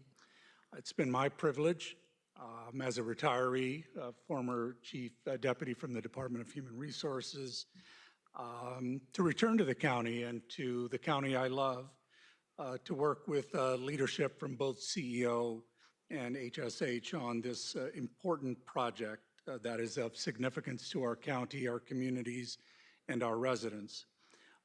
If I may, I'd like to acknowledge the many dedicated and knowledgeable experts within our county family that have contributed mightily to this project. Thank you to the teams from Auditor Controller, County Council, Human Resources, Health Services, Housing for Health, Homeless Initiative, Internal Services, and Mental Health for their partnerships. Also, members of the board, to thank you for the work that your homeless policy deputies have done in partnering with us to move this project forward. They have asked tough questions, they have shared solutions, and we want to acknowledge their contributions. So thanks to Daniela, Isela, Amy, Ivan, and Lilit for their work. Next slide, please. I'd like to share with the board and those viewing the project timeline for this project of consequence to the county, and directing your attention to what is essentially phase 0, phases 1A and phase 1B. We've been guided by the objective that has been expressed by the board. It's been a clarion call to us that we achieve accountability, efficiency, functionality, and integration in the work ahead. Some of the goals that we've had for phase 0, phase 1A in particular, and phase 1B is to work with DHR to hire a department leader, to work with the Homeless Services and Housing to develop a departmental name, to work with the Auditor Controller to secure and all enterprise systems to ensure that the department, when it is stood up, is operational, to work with Housing for Health and the Homeless Initiative to integrate their programs and their workforce, and we're grateful for that, to work with all workstream teams to develop a robust and functional new administrative structure. And in that regard, I want to offer our special thanks to Molly Gonzalez for her project management skills that she's brought to bear. We've worked with all workstream teams to develop a board letter that's before you, that is to stand up the new Department of Homeless Services and Housing. And we want to thank Danny Kelleher from the CEO and Puya Pavava from County Council for their subject matter expertise in that regard. And members of the board, we are proud to report to you that as a project team that's comprised of the multiple departments that I've mentioned, have delivered on each and every one of those aforementioned key goals during phase 1 on time as directed by the board in its motion. That said, we have work ahead, and that is in phase 2 of our project timeline, where we will focus in on the county's funding of LAHSA and related programs, services, and staffing. We will also be focused on activating pathways for employment within LA County, some of which you'll hear from momentarily from our team from DHR about the current efforts to get ahead of this work now and not wait until 2026. In phase 2, we will focus on conducting an overall classification assessment as well to further align and optimize the positions in HSH to ensure that they are in alignment with mission and purpose of the new department. And in phase 3, which is intended for post-July of 2026, there will be further assessments within the county landscape to determine if any additional or discrete county programs or services are appropriate for integration into HSH. It is in phase 3 or July 21st of 2026 that we expect to see full integration of those funding streams, programs, services, and staffing from LASA, and allow the opportunity for HSH to start showcasing the accountability and performance desired by the board in this new department. Next slide. What is before you is our board letter, which was submitted for the purpose to amend the county code and assign necessary authorities to the new Department of Homeless Services and Housing to operate as a full-fledged department. The timelines that we just went over reflect the actions needed to make the ordinance contain, the timeline that's referenced on the screen are the date activations that are needed in order for the board letter to create that new department effective January 1st of 2026. There is still work ahead with regard to the board action for budget adjustment for HSH. Jeremy, do you care to comment on that, please?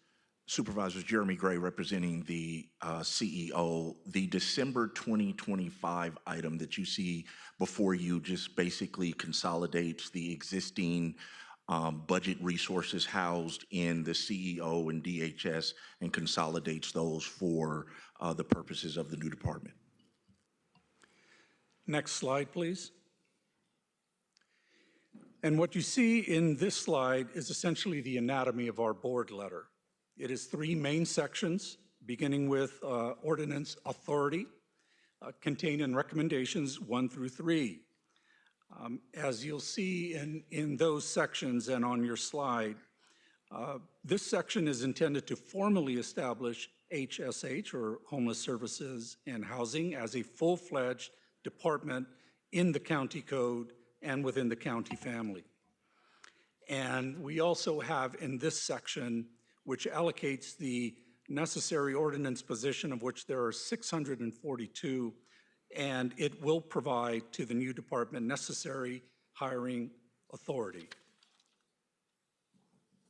On the next section, which is contract authority, contained in recommendations 4 through 13 in the board letter, as indicated on the slide, this section serves to capture all current contracting authority that resides within CEO HI and DHS HFH to be replicated in the new department. Also in this section of contracting authority will allow for the authority to manage agreements and carry out all related duties and responsibilities in the new department. And the third section that's referenced on this slide is the operational authority, contained in recommendations 14 through 16, This is where we have designations of the new department as a Health Insurance Portability and Accountability Act of 1996 covered entity. And it also would delegate to DHSH to coordinate emergency action in support of persons experiencing homelessness or PEH missions. There is a third bullet, and that is that allows for HSH to coordinate emergency responses and begin aligning with LASA on legal services no earlier than July of 2026. Next slide, please. Jeremy.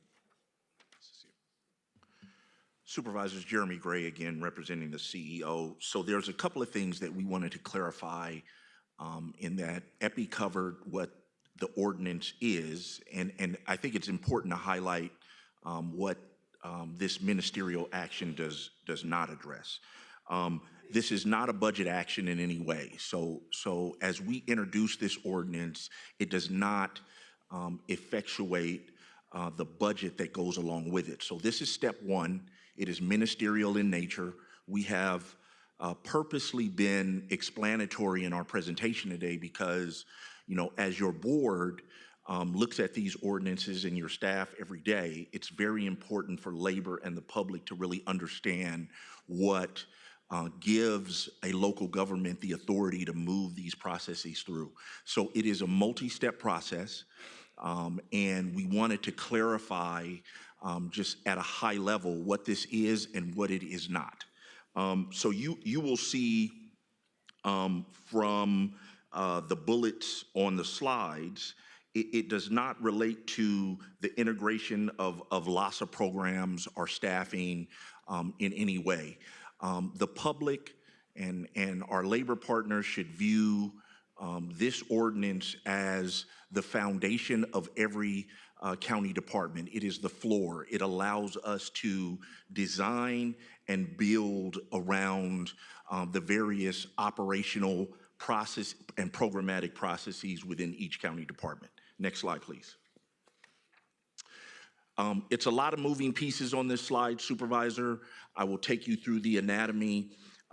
It is delineated into 3 swim lanes. The first swim lane covers the timeline that Epi just mentioned in his first slide. The second swim lane is the county's budget cycle. There were questions the last time that we presented about how our normal budget cycle overlaid with the timelines of the department. This is our attempt at clarifying some of those moving pieces. Of note, in that middle swim lane, you will note that the Measure A spending plan is scheduled to come to your board in January of 2026, which will be additional detail that is pertinent to our planning efforts. In the last swim lane, key hiring periods, et cetera, you will note that we are in the process of bringing on administrative staff. We have been in the process of recruiting executive staff and management to the new department's administration in anticipation of the new department. You will note there is an eggshell colored swim lane or indicator in this last swim lane that indicates county departments. And let me explain that a little bit. What that is to indicate is that not only are we looking at resources within the new department to transition LASA staff, but we are also looking at opportunities countywide to maximize the opportunities available to interested employees from LASA transitioning over to the county. And I thought that was of particular interest to all of you and our labor partners as well. Next slide.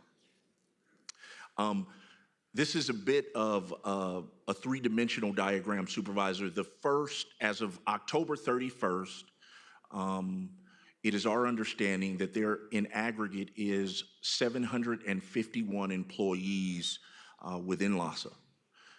If you move over to the next bar, it's delineated into 3 separate partitions, and that indicates the various funding sources of the positions that we've been able to gather to date. So we see that there's about 545 positions that we both fund and partially fund within the LASA workforce. And if you move over, there are about 504 of those positions delineated between the field positions that are partially funded and fully funded. Moving over to your right, yet again, that delineates the positions within the LASA agency that is represented and those positions that are non-represented. Those indicators are that there's around 367 positions that we have that are represented. And obviously, those are of key priority for the county. Next slide, please. Supervisors, this indicates some of the engagement exercises that we have gone through with our labor partners. We anticipate that, to Epi's earlier point, as we enter into the next phase, we will increase the amount of engagement that we are working with labor on. But this just lists the various meetings and the modalities that we've used to engage LASA. Please note in the last partition of this slide, you will note language around meeting and consulting with our labor partners. We will get into more detail in the following slide what that actually means, but I'd like to highlight something in that last bullet.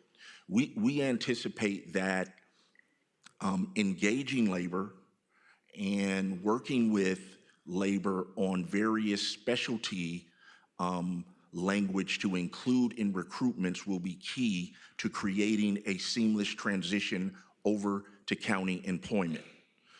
You will note that there are around 40 different classifications that we've identified to date. What job families do, it groups those classifications together into various disciplines. So there may be represented staff that are HR professionals. There may be represented staff that are budget finance professionals.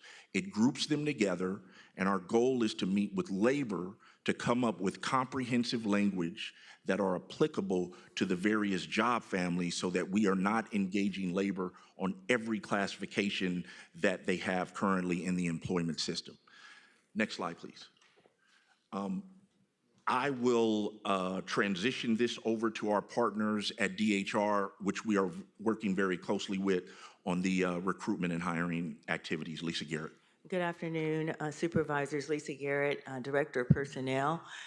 As both Epi and Jeremy mentioned, DHR has been actively involved in hiring for the new department, starting with the director of the department, and we have Sarah Mayhem sitting next to me. We also are working on right now other executive positions within the department, such as a chief program officer, chief operations officer, a communications manager, and deputy director over operations. And these are to start to shore up the infrastructure of the department for later. We're also right now actively hiring or recruiting for administrative positions within the department, IT, finance, human resources, contracts, etc.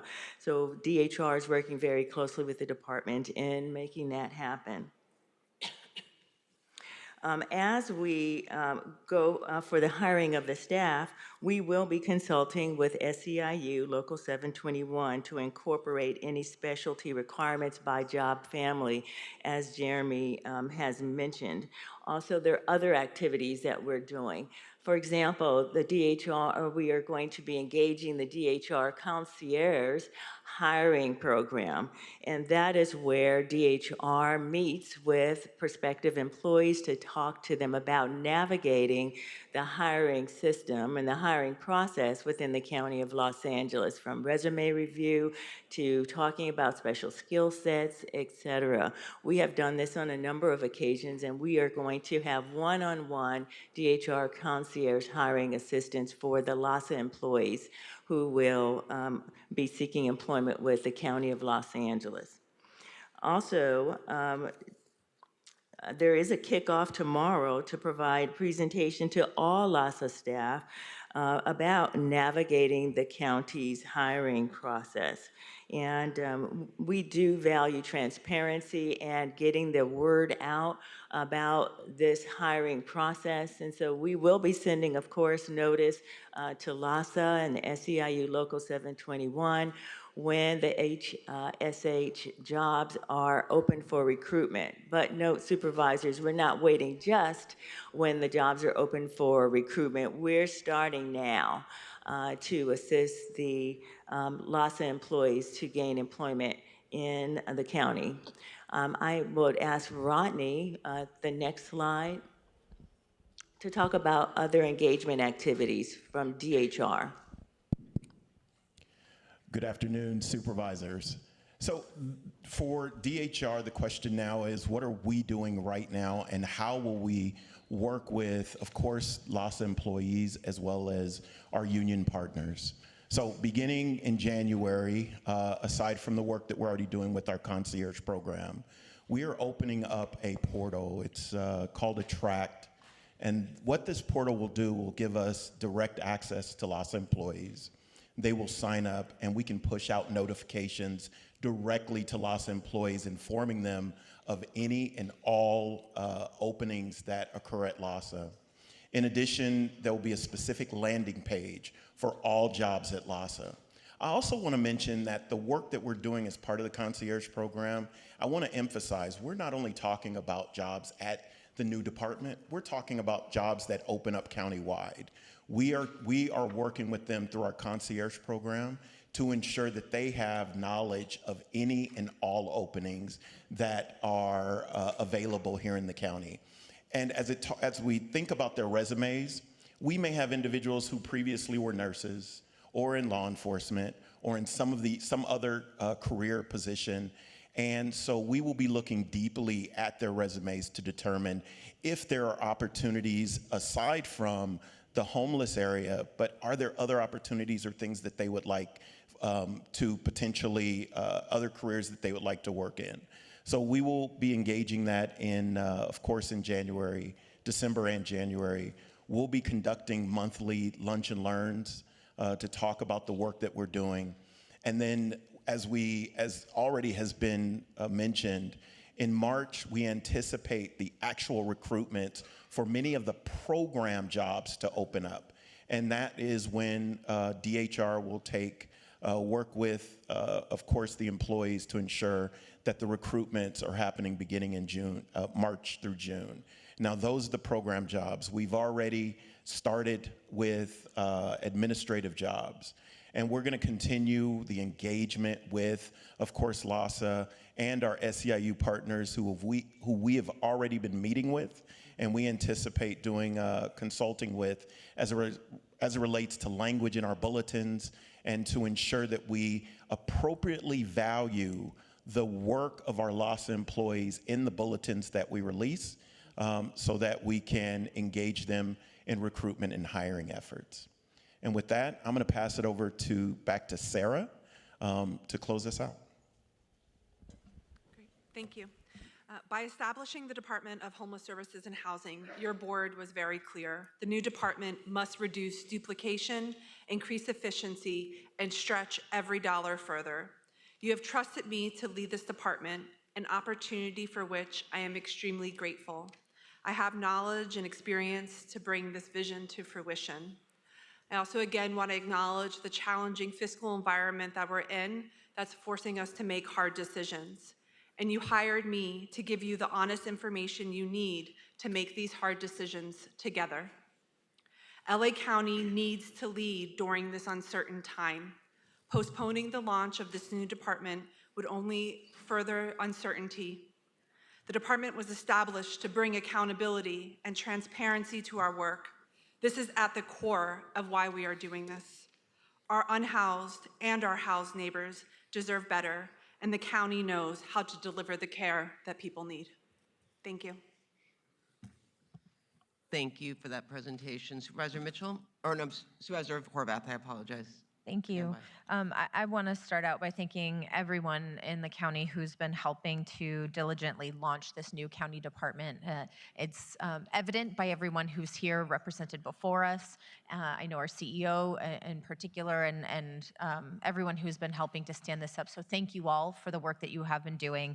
I think at least I can speak at least for me to say some of this trying to translate into a chart or a graph maybe makes it even a little bit more confusing. I know it makes sense to the people who do it, and I'm grateful that you know what you know to get it done. But I think what we also have to remember is the service is most importantly for people who need our help, and the work that we are doing in this transition is also to support the people who do that work. And so while there's a very important component of understanding how the bureaucracy works, we also have to remember that we're centering people in this work. And so I thank all of us for keeping that our focus in this work as we move ahead. The presentation does a good job of explaining what this board letter accomplishes, but the actions not included in the letter seem very significant. So how are we launching a new department without including a proposed budget and full administrative and programmatic org charts?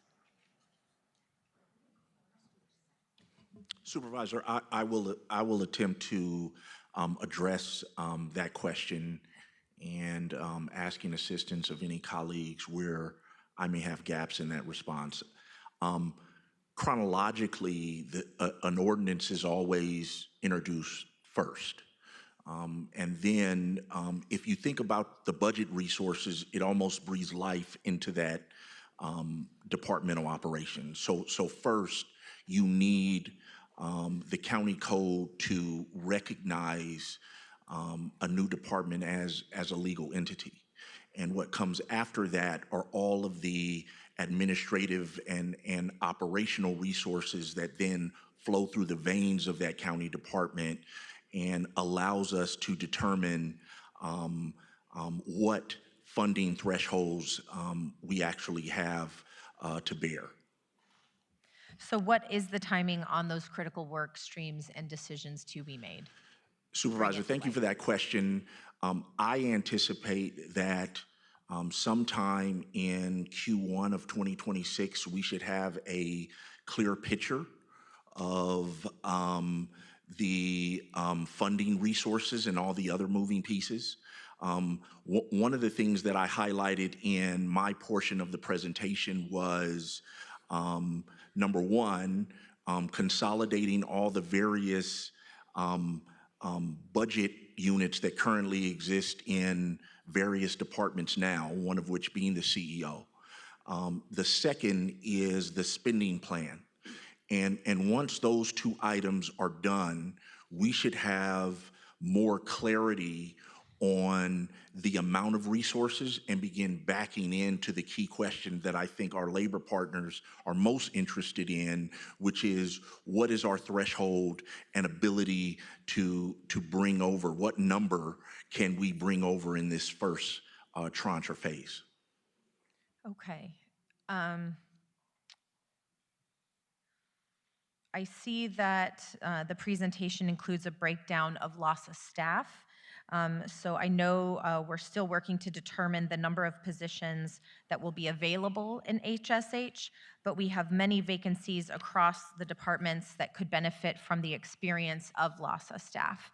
So have we done a similar breakdown of available positions countywide that could or would be good fits for LAHSA staff seeking to join the county family? And can you explain more how the concierge service will work to help connect LAHSA employees to available county jobs? I know you touched on that, but if you could get very specific about what is and is not happening and what people should expect. Definitely, and I'll take the first part of that and then I'll defer to my partners over at DHR. I think the first part of your question, Supervisor, speaks to us looking across the entire county landscape and looking at opportunities that align with the current responsibility, skill set, and talent that is in LAHSA right now. We have begun that process. We have identified various positions that we believe align with that, and we are in conversation already with those departments. It's important to note for the public that the county is a vast safety net system. So one agency does not necessarily handle a singular function for everyone. If you look at the homelessness and housing services as a safety net, it's important. We estimate that almost 10 county departments in some way touch on the safety net system that we provide for the demographic in need within the county of LA. So we're looking across all those organizations, and we have identified some potential opportunities outside of HSH that we really feel has a good opportunity for our labor partners at LAHSA. I think we've consistently heard from LAHSA's SEIU 721 staff that they're not getting the information they need from the county to understand what is coming, especially with phase 2 of HSH's launch, and transitioning county funding from LAHSA to HSH is what phase 2 is. So this phase continues through July 1st of 2026. So I want to be clear that the intent of our April 1st motion, and that was more than 7 months ago, was that LAHSA staff would be prioritized for employment with the county. This remains unchanged from everything I know, from everything I've heard today, and I know that that's my office and I believe this board's intent. What has changed, however, is a reduction in funding from the city, state, and federal governments, as well as rising costs. The county passed Measure A, an incredible, powerful funding stream, but the part of that funding that comes to the county for homeless services is consistent with previous years. The funds that constitute the increase go to La Casa and to local jurisdictions to make decisions best suited for their area. Also, our obligations under Measure A continue to grow as we increase the interim housing bed rate, and we commit more intensive case management services for the growing portfolio of permanent supportive housing needs. So the funding reductions are real, they are substantial, and they are compounded by the increasing costs we also have to cover. Cuts and their impact on staff and programs are not caused by the launch of HSH. These cuts would have come to LAHSA, which I believe has struggled to understand the funding streams currently entrusted to them. And so to that end, Geeta, I appreciated when you became LAHSA's CEO that you understood the county's vision for HSH and you committed to being a strong partner in supporting the transition. There have been some continuing challenges, however, through this process. One, we need partnership with LAHSA leadership to communicate with LAHSA staff, many of whom are funded by county allocations. And the county's ability to communicate directly with LAHSA staff, as well as the SEIU 721 membership, is dependent on coordination with you, their employer. So we need the information from the county to flow freely to LAHSA staff. And number two, we even though the county has provided 24 staff to LAHSA, we have 24 people who are county employees currently embedded at LAHSA to support contract execution. And now with the complicated process of unbraiding funding from the county, city of LA, state, and federal government, all of this administered by LAHSA, the barriers and obstruction continue. The county can't do our work without strong partnership, willingness, and transparency from LAHSA. And I actually think that some of this is just, you might not know, I think, how to unbraid what's inside. So can you provide this board a commitment that LAHSA will welcome county staff into the process of identifying the county funding and supporting the process of moving the programs and funding into HSH? Thank you, Supervisor. We've actually done that and more since I've been here. We've been really transparent with county HR, meeting with them quite often, and also passing on all of the information that's given to us straight to our employees. I email them regularly. We've had in-person virtual meetings. We're planning also an in-person staff meeting to also convey this. But we have been really clear about communicating what we know from the county to our employees. We have been urging the county HR to communicate directly with our employees because we feel like that is the best conduit. We can pass things on, but really I think our employees want to hear directly from county HR. We all welcome that. We all welcome direct communication. We will support in any way we can, but that direct communication is really, really important. We've also had so many meetings with Sarah and her team on the transition between the funding sources, the money. I mean, I think we see and hear from them more than any other group. So we are trying to be as supportive as possible. We are also, we are doing our work at LASA and then also the work on the transition. So, it's great you guys have a transition team. I think that's fabulous and so important, but it is just our staff doing this both. So, there is sometimes a delay, but this is a huge priority. So we are always trying to get the information as soon as we can out to the county. That's helpful to hear. I think the real sticking point is sort of to where I started. The only way we can determine what our budget is going to be is understanding all of the funding streams that are coming back over to the county from LASA. And so I think while the county has funding that we are providing, understanding what it is that is coming back to the county from LASA is very important. And so your help in that is critical. And I want to further clarify so we all understand the difficult decisions that are being made by the other half of LASA, which is the city of Los Angeles. Has the city had to cut positions at LASA? We did lose some funding in June, and so we did have to shift some people around, but we were able to shift enough folks that we only had 10 actual layoffs.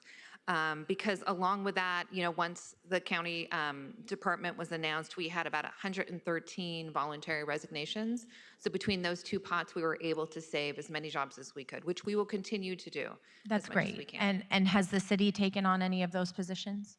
I don't believe so yet, but I think they are moving towards, as it's budget time, towards that. Okay. And have the staff members transitioned into county-funded positions, any of them that you know of? The HET teams did go over to the county. Okay. I ask because it demonstrates the volatility that's happening at LASA across the board, and especially as the continuum of care. We know federal cuts have also been impactful, and the creation of the new department is not the sole cause of disruption. Federal, state, and city cuts are also contributing to our reality. And given the city necessitated cuts, the universe of employees the county is working to support in this transition is significant. So I think it's important that we understand the full picture, and I hope all try to work together to support what this transition process is going to be, especially given the Trump administration's posture towards homelessness programs overall. LASA and all continuums of care would be forced into very difficult decisions in 2026. So I know you're working to tackle that too. In my mind, this is the moment when effectively getting into alignment with one another is more important than ever as a change in resource is happening. HSH will have to invest our very limited dollars to do more with them, making decisions about a county-wide response that is informed by a full funding picture. So Sarah, can you speak to what programs and funding streams and position types you expect to come from LASA to the new department? Yeah, so the funding streams that will come to the new department from LASA include Measure A. It also includes some NCC funding that's historically gone to LASA, as well as funding that is through the Department of Public and Social Services. Those are the largest funding streams, and they support currently a variety of different types of programming, including outreach services, interim housing, as well as permanent housing solutions. Okay, and for our CEO, I'm concerned that the slides, and it might not be Joe, it might be Jeremy, whomever from the CEO team. I'm concerned that the slides seem to have heavily focused on the potential transition of LASA staff to HSH, and this pathway is critically important. But we understand that the current fiscal landscape means that some LASA staff may not transition directly to HSH. So how will you proactively help connect LAHSA staff to county jobs? And what behavioral change can the board and LAHSA 721 staff expect to ensure that all information is being shared in a timely manner and that LAHSA staff is supported in their search for county positions? We heard from Gita that she is going to support you, so I hope we're all hearing that and operating from the same page in that regard. So how can we make sure that on the county side, we're clearly communicating that? So I can I would start. say, Supervisor, were you speaking? I'm sorry. I would. Go ahead. Lisa, let me just provide Can you a comment. get a little closer to the mic? I think Yeah, it's a little. sorry. There we go. Perfect. Now I can hear myself, and I don't like the voice. So let me just start by saying that I think one of the main things we need to figure out is the how many. And one of the things that we need to understand from LAHSA and working with LAHSA is how many people they will need to retain. Because as we unbraid the funding and the county funding pulls back, they will still have some funding and they'll still need some bodies working at LAHSA. So that is like a key, critical first step to figuring out what is our universe of people that we need to bring on board. And then the next process, which is already underway, because we know we'll bring people on board, we're just in flux on the number, is where in the county we'll land them. So initially we were looking at HSH, bringing people on to HSH. But as our funding realities set in, and we know that there's contractions all over, regardless of setting up the new department, these contractions are hitting the county-funded services at LAHSA, they're hitting county services as well. So as we look at the different contractions that are specific to HSH, we know that we have to cast the broader net. And so I think Jeremy had mentioned that we have done an analysis of positions in the county that where we can start to transition people over. We have focused a lot of energy on the outreach workers, because those are the people we heard from saying, if I lose this job or I miss a paycheck, I'm really at financial risk. And so that has been a major effort for us right out of the gate, and we've made good progress there. And then I think I can pass it back to Director Garrett to talk a little bit more about our engagement strategies. Thank you. Yes, Supervisors, as mentioned, we have been having meetings with the LAHSA staff, I should say, with the HR of the LAHSA department.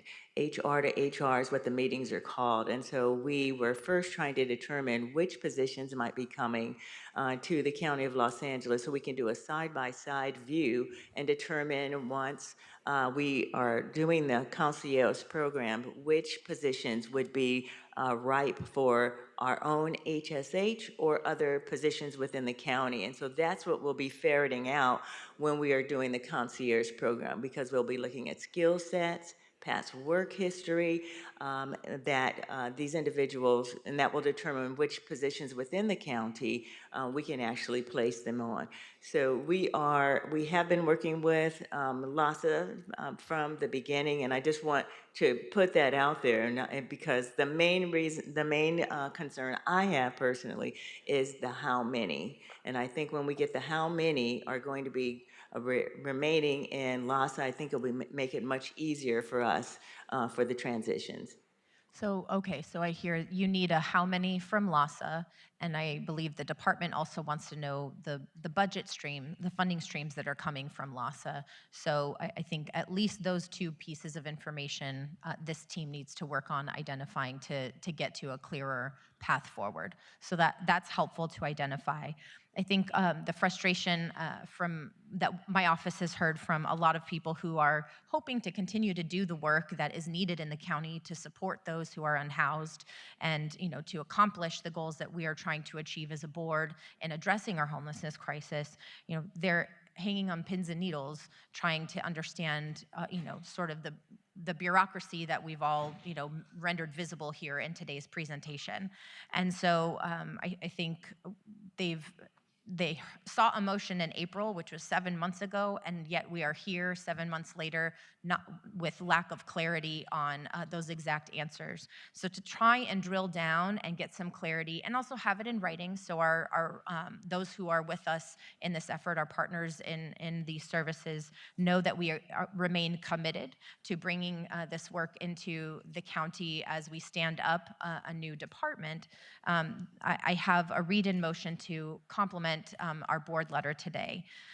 I therefore move that the Board of Supervisors direct the Chief Executive Office and the Department of Human Resources to provide a written report in 30 days on the plan developed to support represented Los Angeles Housing Service Authority workers to access employment opportunities at county departments, including but not limited to the application of Los Angeles County Charter Code 56 3/4 as it pertains to represented LASA staff, incorporating specialty requirements into the recruitment process and what comprises specialty requirements, prior to the expiration of the 90-day emergency appointment, providing clarification on any and all requirements and assessments needed to enable represented LASA employees to transition to county employment, as well as a process to track and prioritize these employees, and provide written clarification of DHR concierge service for the represented LASA employees, including available funded county positions in all departments, process for applying to comparable county positions, one-on-one guidance for the entire hiring process, and the prioritization of represented LASA staff for these positions. 2, to provide a regular verbal report to the board as a set matter beginning at the January 6, 2026 board meeting and continuing each 30 days until July 2026, so we have visibility into our progress. I further move that the Board of Supervisors direct the Chief Executive Office, Department of Human Resources, and the Department of Homeless Services and Housing to provide a written report in 90 days on Phase 2 of the implementation of the Department of Homeless Services and Housing, including but not limited to making public HSH's organizational chart for HSH's administrative and programmatic functions as quickly as possible, and identify and share the number of vacant funded positions, identifying all funding resources available to HSH for fiscal year 2026-27, including but not limited to county LASA funds, Measure A funds, and all other sources of funding. I further move that the Board of Supervisors direct the Department of Homeless Services and Housing to postpone the hiring or contracting of any represented positions until the 30-day report back in the first section is submitted, and the Chief Executive Office in coordination with the Department of Human Resources to begin the meet and consult with SEIU 721 on specialty requirements for positions within HSH by job family to be initiated in 60 days. And Joe, can you explain what meet and consult is for those who might not be familiar? So, and I welcome any support from any labor lawyers in the room, but my understanding of meet and consult is essentially we sit down with labor, we tell them what we intend to do, they give us their feedback, and we make every effort to come to an agreement on a way forward. So specifically to the job family, the issue of the specialty requirements, what I envision will happen is we will sit down with representatives from SEIU 721. We will discuss the jobs that are available here at the county. We will discuss the work that they do at LASA, and we will endeavor to agree on the specialty requirements that give those at LASA recognition for the work they're doing today and credit for that work. So as they apply, they are uniquely qualified for the job, so to speak. It's really helpful. I think this conversation for me level sets where we are, what expectations are going forward, what they can expect in terms of this process and how they can access it, understanding who's playing what role in standing all of this up. I know it's a very complicated process, but understanding what those next steps are helps people who are trying to understand what their next steps are in their career. So that's very important as well. So thank you all, and I'll leave my comments there. Thank you, Madam Chair. Thank you. Supervisor, before, can I just get one clarification? You may have said it, and I missed it. On the slide 7 of 11, you talk about number of positions, funding source, filled vacant, represented versus non-represented. How many, I mean, loss is not going away. You're still a COC. So we're talking about all these, but how many are you all keeping? And how are you recruiting for those positions? Right now for the COC functions, which are homeless count, HMIS, our database, planning, and CES, it's about 100 or so full-time employees that fund that. And then we're in the budget process with the city, so we'll see what they're going to fund and what their needs are for contracts, outreach, whatever. So I think it's important to note that there is a balance, because we're talking about the county. Yes. But in fact, because we worked on the motion, it was not to do away with LASA. It was to refocus it back to the COC. Yes. So I just wanted to kind of set that clarification. All right, thank you, Supervisor Mitchell. Thank you very much, Madam Chair, and thank you to all for all the work that you have done. If we could put slide 3 up that the CEO referenced on the screen, because, you know, I fully appreciate the complexity of standing up a new department, but I think that's an understatement based on the endeavor we're engaging in. Since I've joined the board, we've stood up several new departments, but it wasn't a scenario quite like this. As I listened to the last round of questions and acknowledge the new place we are in today, it makes me wonder. Frankly, the county took the first action by passing the motion to pull the money from LASA, and then these other things happen. And I wonder if we had known what was coming, if that action would have still made sense to us in the way in which it was done. As I listened to, trying to figure out or hearing from LASA what positions the county money pays for, I also feel that perhaps some of those questions should have been clarified first before we took the action to pull the money. And so I expressed then, I thought the speed at which we were moving was not prudent.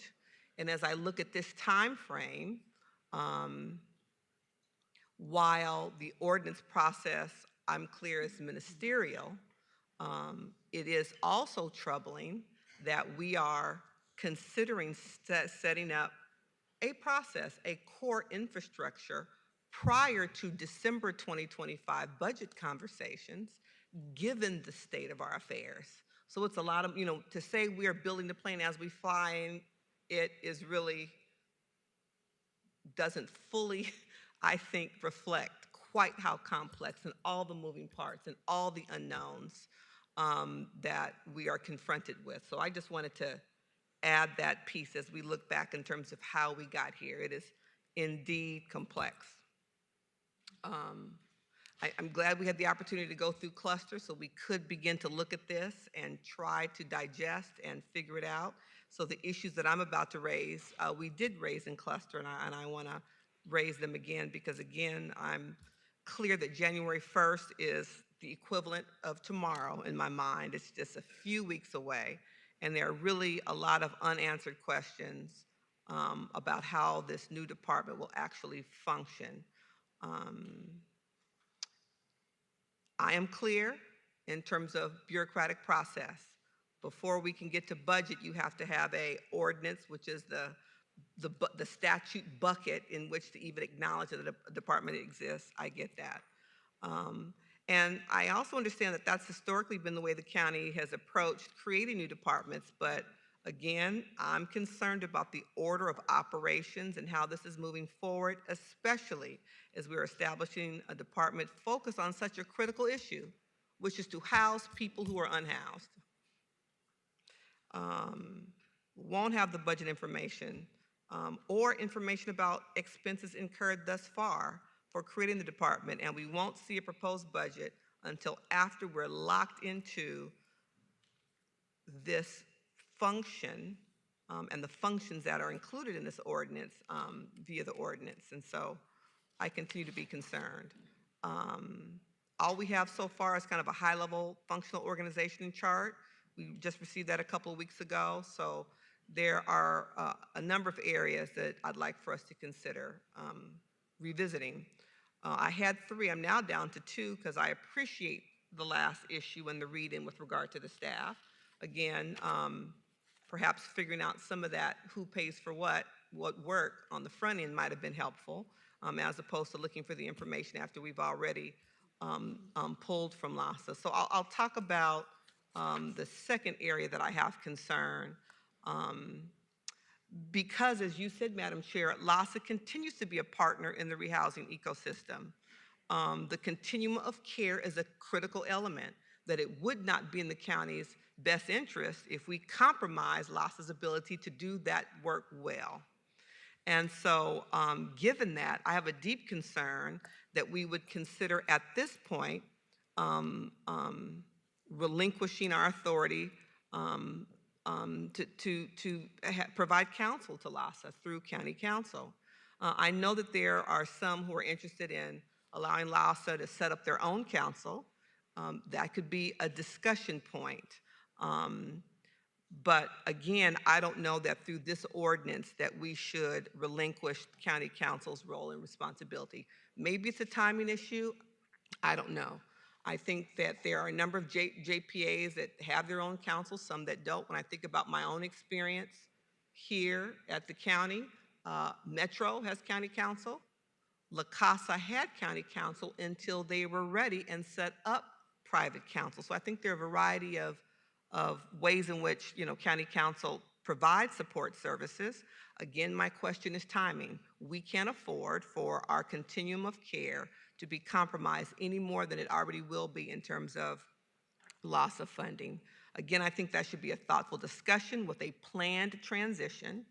And so I would really like for this board to consider striking recommendation 16 from the board letter. Again, it's an issue of timing. The second item I want to raise relates to the actual purpose of the Homeless Services and Housing Department. In all of the numerous previous discussions that I've been a party to, it was not my understanding that we were, in effect, establishing a new health department. What I understood was that the Homeless Services and Housing Department would coordinate and collaborate with all relevant county departments. And I understand that Housing for Health currently provides services such as therapy to people with less acute needs, and I support continuing those services without question. This board letter now provides authority for the Homeless Services and Housing Department to enter into contracts, including potentially serving as a contractor for existing departments in order to bill and provide services. So the concern is there are two items in the ordinance defining the department as a health and behavioral health services provider. This feels like mission creep, a little out of scope in previous conversations, and really putting too many responsibilities on this department that we're still trying to stand up. So I'd like for the board to consider striking from the ordinance sections 2.120.020, comma C and D. With that, if I could lead into a couple of questions, Madam Chair, for the folk who've assembled here. We want to talk about timing and looking at this chart. If the board does not approve the board letter and the ordinance today, I think this is best directed to the CEO, what would happen? Supervisor, thank you for the question. So we are under marching orders from an April motion to stand up the department by January 1. So the simple answer is if it's continued 1 week, we can still make that timing, assuming it's approved next week. If it's continued more than that, we won't make that timing. And so that is different than what the board's directive was in April. Functionally, as this department moves forward, we know today what funding profile we have because it's the same funding that funds Housing for Health and the CEO HI budget and some other budget units. But it's really in 26-27 that we look at a spending plan that is unique to this department. And so that is sort of an immutable date, that July 1 of 26-27. And of course, in budget, we start to back up, all the way back to April as we look at that timeline. So if there are delays in establishing an ordinance, if there are delays in hiring, delays in transitioning contracts from LASA to the county that start to happen next year, then it jeopardizes the seamless transition. So that may be a worst case scenario, but as we push on into the next year, there will be some operational impacts. Okay, fair enough. So that's a tight timeline because of the April motion that said this must be done by January 1. Okay.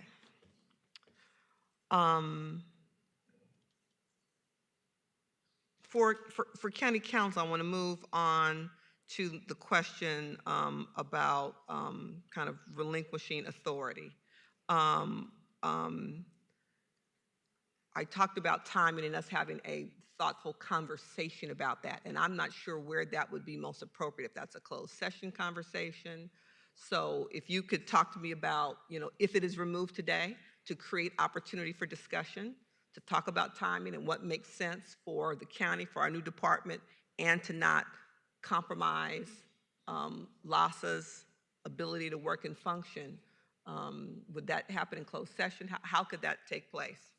Well, I mean, I think that discussion could happen now. I mean, it's before the board now, so I think the discussion and deliberation on whether or not that's something that this board thinks is prudent in terms of giving the delegated authority, that's a conversation that would be appropriate now for open session. So then I would ask you what reservations you would have as county council to, if any, to remove the language from the ordinance to have a more thoughtful transition process or conversation.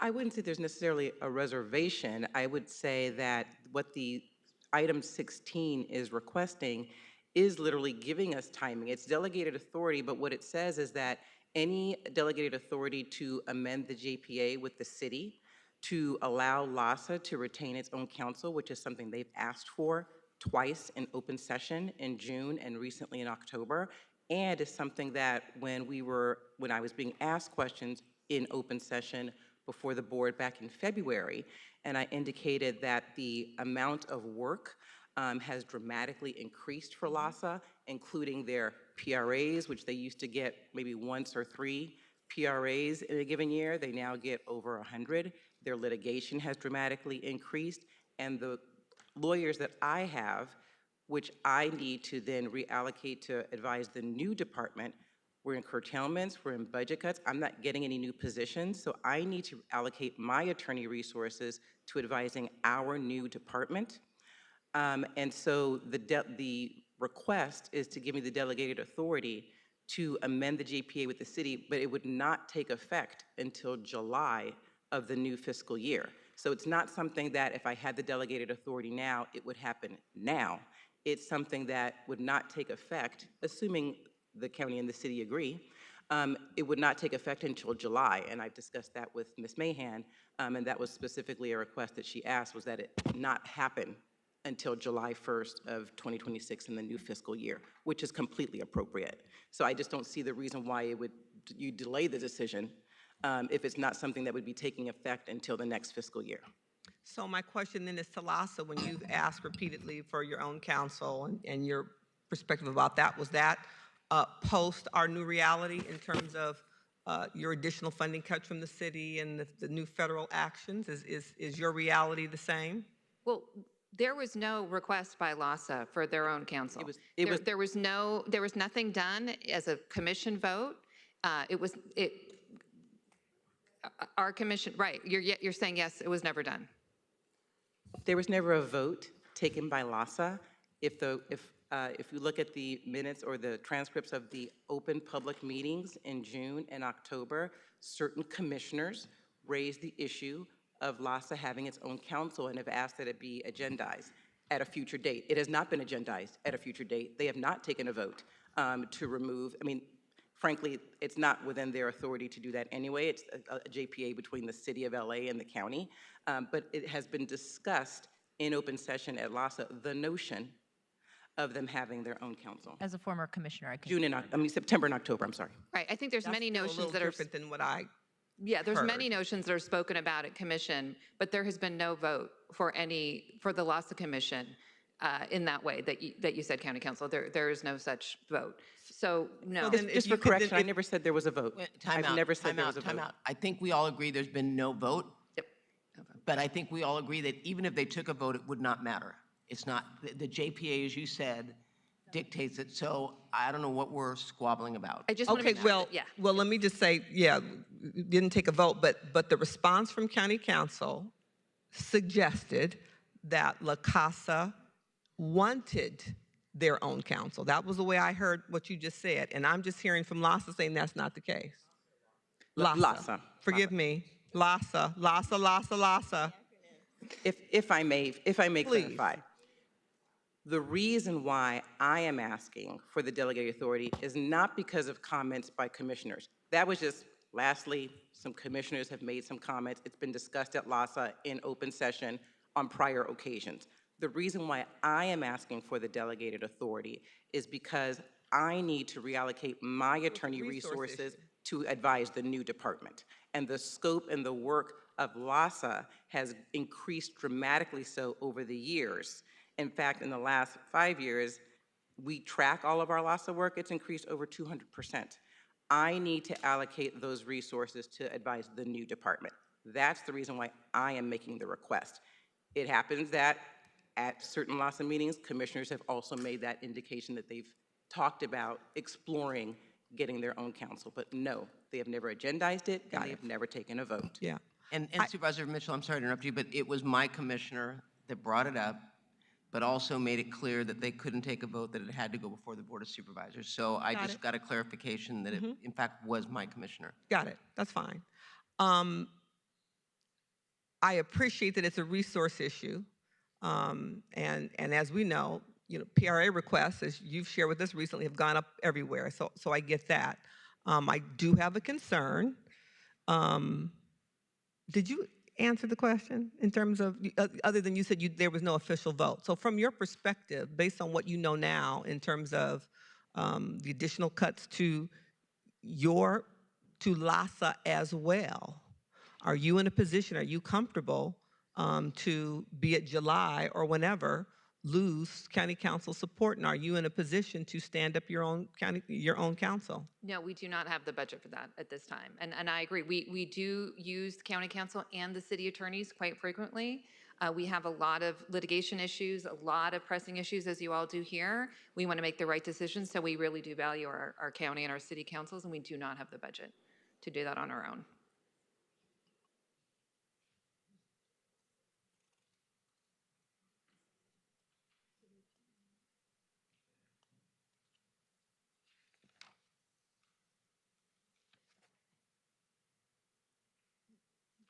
If I could go to our new department with regard to my additional issue, help me understand that in order to provide, why does the department need to specify that its purpose is to provide direct healthcare services and behavioral health services to people who are experiencing or at risk of homelessness in order to contract with the departments whose core purpose and mission is to provide health care? Help me understand why that needs to be in the ordinance.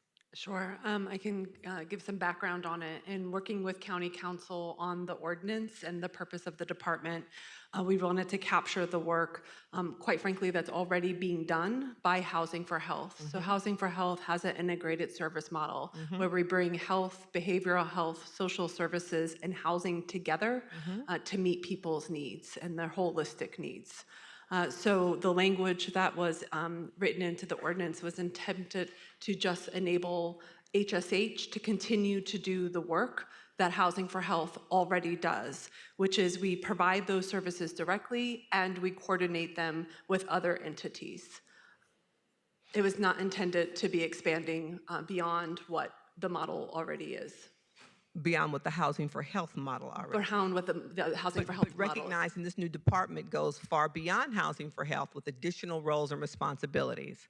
And so, and the model that Housing for Health is used with bringing together sort of the range of services that people need, either by providing it directly or by coordinating with others, is really, it's at the crux of what we want to be building on in HSH, to be meeting people where they're at.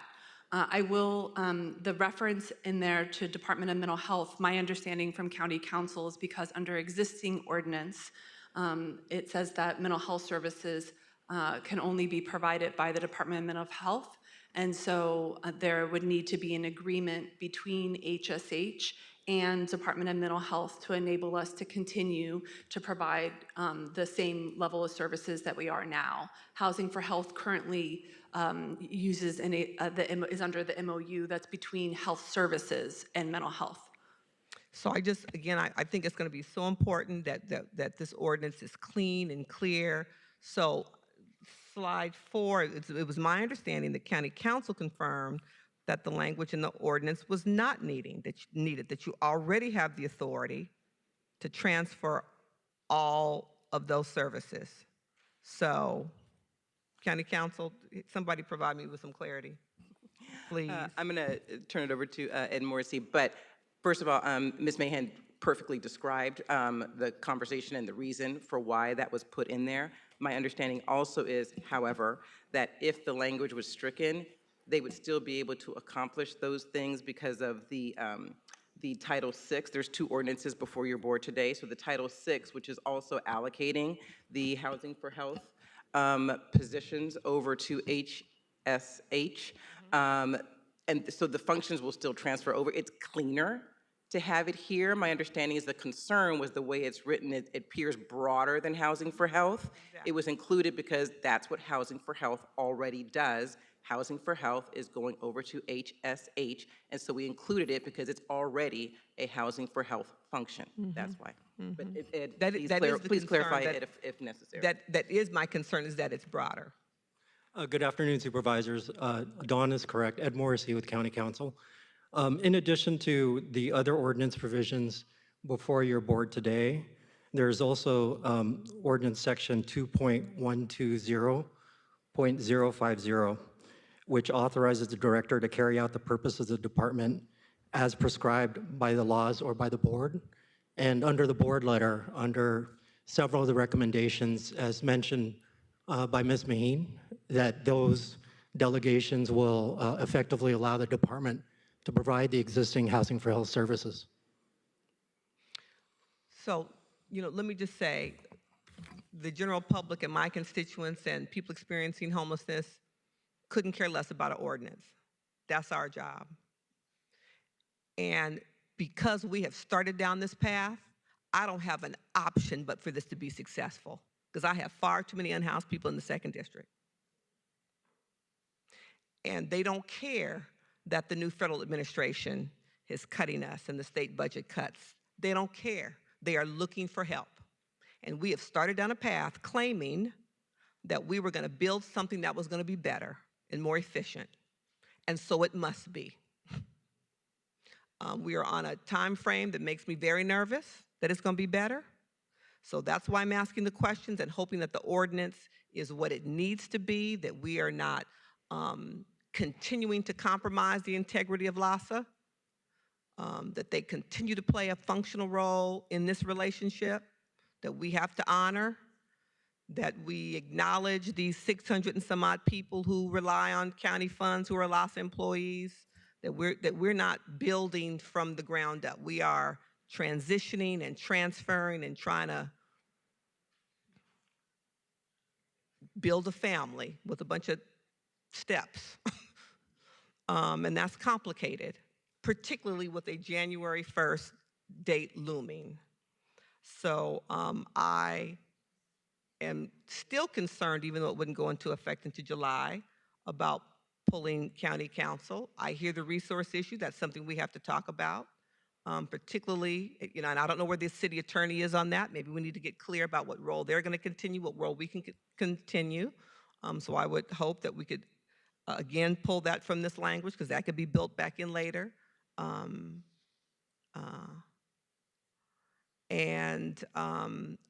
I continue to raise whether or not we want to cast the net as broadly as this language, as I interpret it, would be in defining you as a health or mental health agency, if indeed it's the function of the current department that's being integrated into HSH already allows you to do so. So those are going to continue to be the 2 changes I am proposing that we make. Happy to have it be 2 separate votes if people are comfortable with that. If folks understand where we are, let me read it just to provide clarity. I move that we strike recommendation 6 from the board letter and to strike section 2.120.020C and D from the ordinance. Thank you, ma'am. Supervisor, you mean 16, not 6. 16, Lhasa La Casa 616. Yes, I'm sorry. I move to strike recommendation 16 from the board letter and to strike section 2.120.020 C and D from the ordinance as well. Supervisor Mitchell, may I ask a question of County Council as it relates to the County Council question? Yes. How much are you spending on legal with LASA? Lhasa. I don't have that figure in An front of me. I know it far exceeds the JPA $355,000 that is afforded. Can you get that before the meeting? I will is get over, that please? to you, yes. Thank you.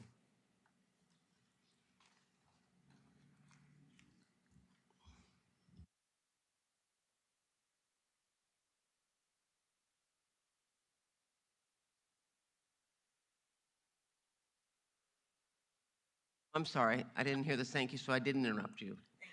All right, Supervisor Solis. Casa Casa. Okay, here we go. I'm not going to repeat everything that has been said because we have taken, I want to say, years to get where we are right now, and we've had this discussion. Some of us on the board, some are newer members, but certainly I know Catherine, you and I have talked about this, and I know Supervisor Hahn. Well, we've had discussions on the board going back a couple of years, and it has been a hard decision. But I will say that we're in a different place now, and I think the county has a responsibility, and I've heard it loud and clear time and time again from my cities, in particular in the San Gabriel Valley and areas that I represented, that they wanted to have more ability to have say-so in funding priorities for the San Gabriel Valley, more accountability, and I think in reality we've grown so much. Our housing crisis has grown phenomenally, and even in my district in downtown, Skid Row, yes, we need more services there. We need more services in the San Gabriel Valley and other parts of the county. So I've always been supportive of creating our own entity and creating our own funding streams, not to poo-poo, so to speak, the city, because they've done a good job with limited resources, and we all have challenges. But I sit here as a board member overseeing the first district, and I have to make decisions that impact the entire county, but more importantly, also my residents. And I have extreme needs as well, maybe in the same magnitude as the second district, but I can tell you that they're very important to me as well. So I want to first of all say that I was somewhat disappointed that, not somewhat, I was disappointed that we didn't have a better plan for the transition of SEIU 721 employees, and that we're having to kind of figure out what that really means, that mass, where they're going to go, whose skill level sets are we going to be able to transfer immediately, and which ones fit better here and there, and which ones are not. I am concerned with the 100 or so from LASA that may not have a place to fit directly. But my commitment, and as I understood it a while back when we had all this presented to us, is that we were going to help them with some type of assistance. And that meant for me that they would have some kind of help finding a job. And I hope that we keep to that. That's where I'm coming from. And I support the motion that Supervisor Horvath, if it hasn't been seconded, I'll second it. And I agree with the compromise that we've come up with. It's gonna be a work in progress for all of us. We're in a budget crunch. Come on, we know that. Our current departments right now are faced with curtailments and budget, just going back and pulling back on a lot of programs that we know are very worthy. So those are tough choices, and that's why we sit here as a board. We have to make those decisions.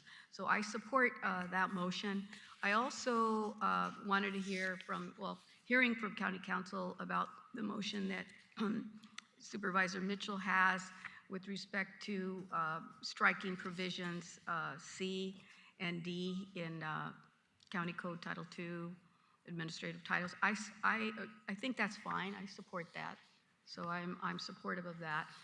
But with the area regarding our county council and joint power authority there, I do have reservations because I know we're a very litigious state and county and cities. And Lord knows every time I look up on my BlackBerry, there's a new lawsuit or something coming our way. And all I can say is that our resources are precious. And I respect county council, and I realize that maybe you don't have the figures in front of you right now, but I do know that there's a lot of pressure being placed on us as of late, and we have experienced that in the last few months. And I won't go into those other lawsuits and things that are taking up a lot of oxygen and a lot of funds right now. But I do know how precious our resources are, so I can't support your motion, Supervisor Mitchell, that would somehow take away, I think, our independent situation that we really need to move forward in to have that flexibility. And I know that the city attorney in LA is competent. She has staff, and I think they have resources. And I don't think we're going to turn on a dime on LASA to begin with. I think we have to work together. I mean, that's what this is about. We're still in partnership. We're still going to do the counts. We're still going to do all the other things that we're expected to do. And I, for one, want to say that publicly. So that's my position. Thank you, Madam Chair. Supervisor Hahn. Thank you, Madam Chair. Yeah, this is a big step for all of us to create this department, and I applaud Supervisor Horvath for doing the lion's share of work and I also think bringing the public along that it's time to do something different. The status quo doesn't work anymore. And I appreciate Supervisor Mitchell, you saying we have no other choice but to make sure it succeeds. I do feel like one of the things that I was a little disappointed was there wasn't in the board letter a good plan for the transition of the SEIU 721 workers. I was working on a motion today. Supervisor Horvath was working on it separately.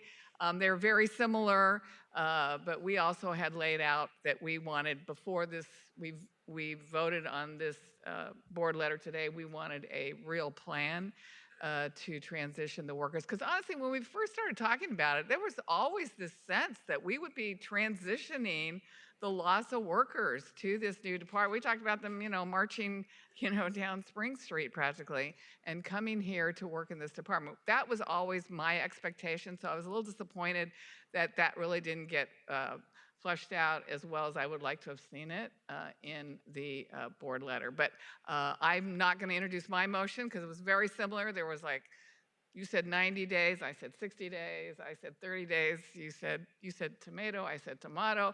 So they were very similar, so I'm gonna support your motion. The biggest issue for me was making sure those workers felt valued, felt honored for the tough work that they've been doing, and also that we were hoping to make that transition so that we do keep some of those workers as we set up this department. Supervisor Mitchell, looking at your motion, I'm a little agnostic, to be honest with you, on the 16, that one I'm just a little agnostic. I haven't really thought that through. I do know, listening to Dawn, that she would like her lawyers back. It's sort of like the contracts at Metro with the Sheriff's Department and LAPD. They actually want their patrol officers back, so I think there's a little of that. But I don't know if that leaves LASA in a lurch or not. But so I'm not, again, I don't feel one way or another about that. But I will say, for me, when I look at the purpose of this department, which is laid out in the A through F, to me, the purpose of this department is, A and B, right? It is reducing the number of individuals who are experiencing homelessness and trying to preserve, and protect and develop affordable housing. I mean, this is about housing, and this is about reducing homelessness. I personally have a problem with saying the purpose of this department is to provide health care and to provide behavioral health services. That's the one rub I have a little bit, like to put that in as the purpose, I sort of don't agree with. And I think we have a Department of Health Services and we have a Department of Mental Health. And my sense is that if we deleted those two, this department would contract with DMH and DHS to provide those services, which is the way it should be. And it's my sense that even with, having this in there, that's kind of what you're going to do. You're going to contract with our Department of Mental Health. I feel like it steps a little bit on the toes of those two departments, and I think there is some anxiety around the county family. I don't know if anyone would say it, but I'm going to say it for them. That long term it becomes a little slippery slope on who does what. And as you know, it's always about follow the money.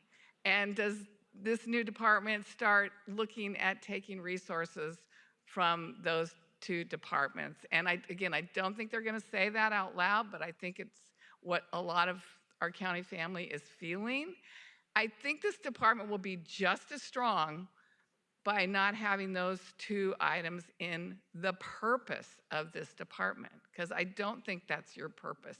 I think that's the other department's purpose, delivering mental health and delivering health services. And I would like to see that relationship be a little more copacetic than this department grabbing those two purposes.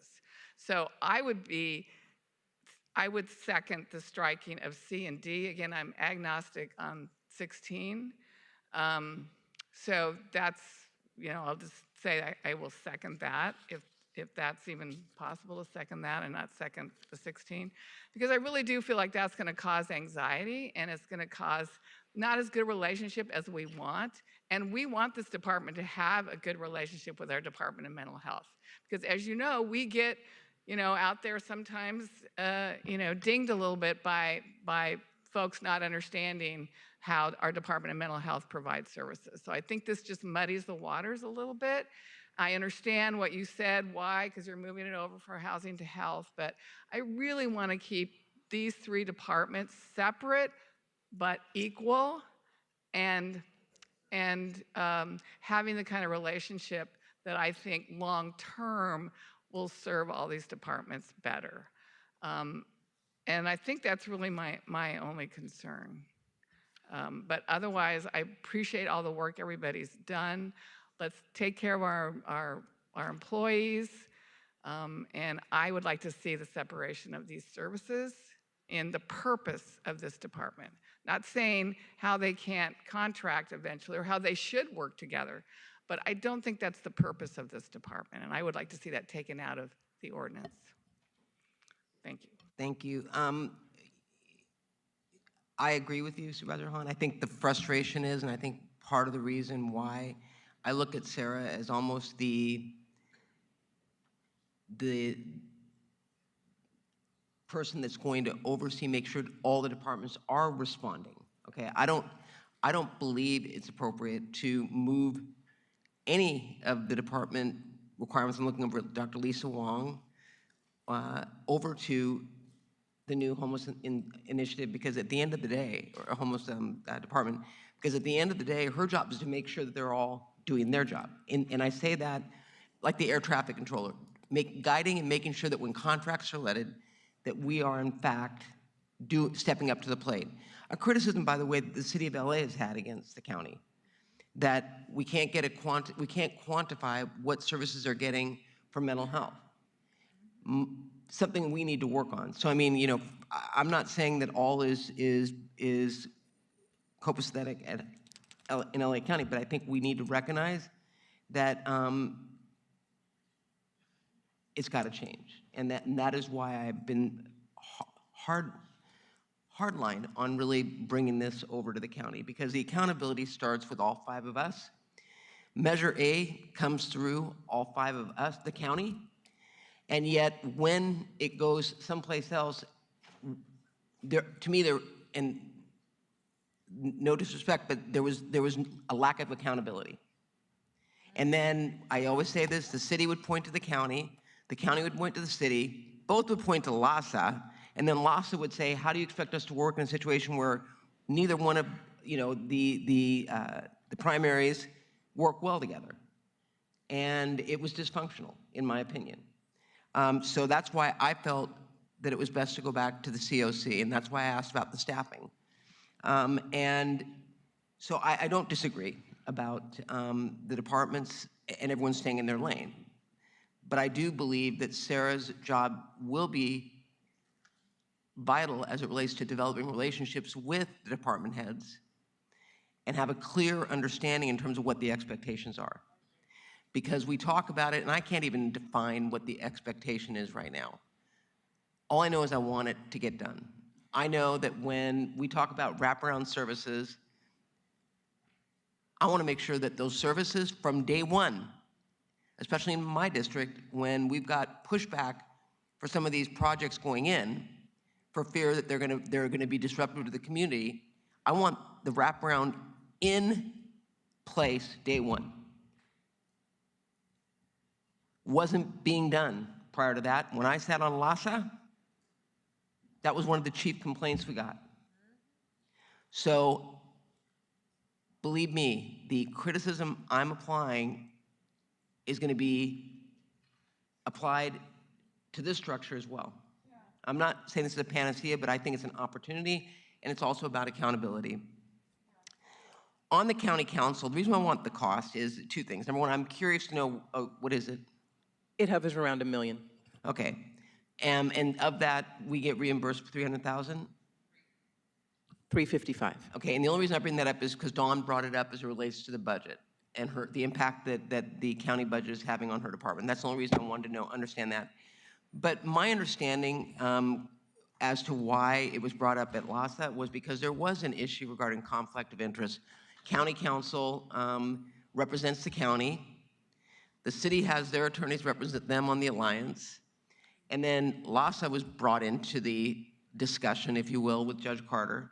And yet, county council represented both LASA and the county. And so there was a blurred line. And so Justin brought it up under the context of, wouldn't LASA be better served with their own counsel, given the fact that the county is gonna, county is objective, but I'm sure county council is gonna be loyal to to the county. So I think that was in the context of why it was brought up. And there were other issues that were coming up as to why it was discussed at LASA to bring in their own counsel, because they felt that it would be better representation, not quality, but in terms of conflict. And so that is the context of what is brought up.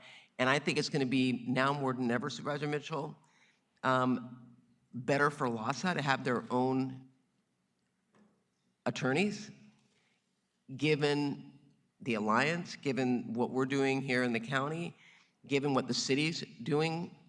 And so, I believe that is something that is not a make or break, quite frankly, in terms of the structure. But I think from LASA's standpoint, and please correct me if I'm wrong, if you don't feel that there is a conflict. I'd like to hear from you, because this is really driven by protecting LASA's legal rights. Absolutely, thank you. The JPA allows for conflict counsel without amending it. So we do have a separate counsel for the Alliance case without opening up the JPA. So do you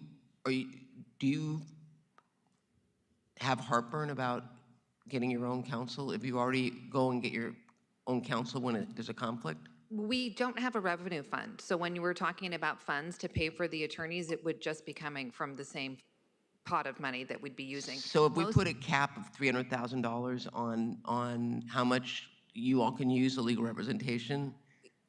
Possibly, but I think once the new county department starts, a lot of these PRAs, litigation issues will all go to the county anyway, and lots of those legal bills will be reduced in that way. One can because hope. a lot of it comes from just doing One can hope. programming, all of those things. So I do think that we would be reduced. If I can just a point of clarification, they don't have conflict counsel. They have Collins and Collins retained through us, and we supervise all of the counsel that we retain. So it's not conflict counsel. It's council for capacity. We retain outside counsel, as you all know, on many matters, but it's But not if they're conflict advising them on like the alliance, they're not sharing the information with you all. Yes, they are. We then it's not retain conflict. them. Then it's not It's not conflict counsel. No. We retain Collins on their behalf. Okay, but the JPA does allow for conflict counsel without amending the JPA. Okay, but the alliance was the example cited by and actually, I think it's a valid point, quite frankly, because you all were brought into court, and I think some of your colleagues behind you were in court. Yes. And so there should be a line, I believe. Yes, I do have to say county council and city council have been very, ethical when it comes to any conflicts. Like, they have been outstanding counsel. And I'm not saying anything, I'm just explaining why I think it got to that point, and why the discussion, our county council's concern, I think, is fiscal from the standpoint of her budget. And I'm trying to look at it from both the fiscal, because I understand that, but also from the standpoint I sat on LASA. And if I weren't a county supervisor and I sat on LASA, and I saw some of the stuff coming down that really LASA was getting dragged into, but we didn't have an attorney to give us legal advice, I would kind of want to know what are other options, because we're being told this, and I just think it's cleaner. Yeah, go ahead. You think what's cleaner? To have their own counsel. Oh, okay. I do. I mean, I really do. I think that and I understand the fiscal constraint. I get it. And I'm actually willing to set that aside for now. So I would actually be open to not necessarily striking it, but taking a pause on that one thing, Supervisor Mitchell, to really flesh out what that looks like, because at the end of the day, when the department becomes the department, they're going to need their own counsel anyway. Not necessarily, but I think that's going to be a discussion. The city's going to have to subsidize. You mean when our department becomes a department? Yeah, and when LASA will need goes their back own to counsel. LASA Yeah. as a COC, that may be a moot point, is my point. I got it. I think. Mr. Morsey? So I guess my point would be, I too appreciate the fiscal concerns expressed by county council, and I don't know why if the payment was $300,000 and the real cost were $1 million, we didn't bring this up before. We're looking at other, departments that are under-resourcing us. We probably should have brought it up before. So by striking it, I really am asking for more time to talk about it. If another issue is LASA gets billed up to the $330, whatever the dollar amount is, and then it stops, maybe that's it. I've heard from county council this doesn't go into effect until July, but my concern is if it is in the ordinance today, the clock will start ticking, and July will come before we know it, and they're cut off, whether we've had additional conversations or not. So Hearing from LASA that they have no funding source, I can't imagine that LASA is seeing a funding source coming down the road that will help them pay for counsel. Yeah. So my question to Mr. Morsey or to Don Harrison, County Council, how do we set that aside so that we can flush out options? I look to Morsey because How do we set what aside? The part about the you just number 16. Thank you, Supervisor. you would just support the motion and we would bring it back. I mean, if that's Yeah, I mean, because I have feel a like recommendation. I feel like Supervisor Hahn. I feel everyone's pain right now, and I want everyone to understand. And I get both sides, but I am leaning toward the fact that we do need to flesh out where LASA is going to land on the council side as it relates to legal representation. I don't want to leave them high and dry. I think that the city. Supervisors? You could make it a report back. I'd like a report back on that. Yeah, on 16, that's what I would ask Supervisor Mitchell. I really believe that I'm not prepared to strike it, but I want to better understand the pros and cons, and it sounds to me like we need to have a discussion beyond. And I'm completely supportive of that. I'll remind us all that in my comments, I said I'd like to strike the language as it is now because for me, it's an issue of timing. And so to allow us, and I asked County Council where and how could we have the conversation to figure out what would be a better option. So I completely, if you want to call it a report back, whatever, but the point is taking it out of as it's written in the ordinance now so we could figure out what But comes. I'm talking like a week or two. I mean, I can figure it Me out in a too. week. I'm fine. You could just refer that section back okay. to the CEO's office, and we will do a report back. Thank you, parliamentarian. That's what we'll do then. I mean, that would be my preference. That will be, I accept that as an amendment to the motion. Yeah. Absolutely. Or it that can be the motion. That is the motion. Oh, you're just referring it back to the CEO's office. Yeah, so got there's it. no motion. Fabulous. So then I am only bringing forward the one motion on the other issue. Correct. Okay, so, that's my issue. Lisa Wong, Dr. Lisa Wong, can I ask you a question? Please, may I ask you a question? I know I can. How do you interpret the section D, and I mean, it would apply to, I think, Dr. Galley, but I'll let you answer for both. Section D, providing behavioral health services to individuals who are experiencing or at risk of homelessness pursuant to the agreement as part of this ordinance. Do you view that as carving out and moving over? I don't view it as carving out and moving over, but I do view it as leaving the door open. So I think that without that language, it is more clear, the separation. Okay, and so, Sarah, why was that included in the ordinance? Why do we need a door open or a door ajar? As I said earlier, it was just intended to describe the activities that are moving over from Housing for Health to HSH. And Housing for Health is currently providing health and behavioral health services, as well as coordinating with other entities, namely Department of Mental Health. We work very closely together with DMH. So it was to reflect the current state of providing services and to coordinate them. And Dr. Galley, are you nodding yes? Yes. Okay. Yes, that's correct. I don't have Yeah. Is this on? Yes, thank you, that's correct. It's just to coordinate, it's to fulfill the same functions that Housing for Health does now and allow them to do so as it moves over.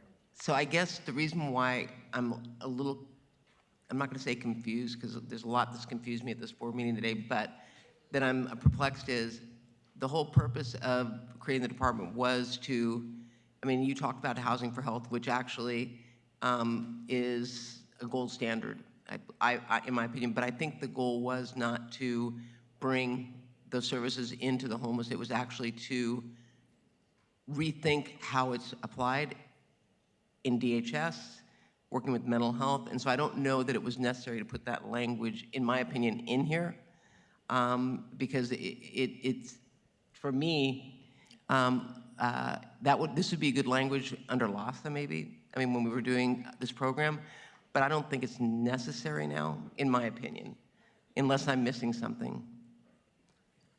I'll just say, from my perspective, as long as we can keep doing what we've been doing, that's what matters. And you can, and I think that's the irony here is, that is the irony, and you can keep doing what you're doing, and then if you decide to change course, which, especially when we're talking about unhoused, pivoting is an important thing when we're not doing it well or we're not doing it right, something this county has not been good at. We keep doing it the same way.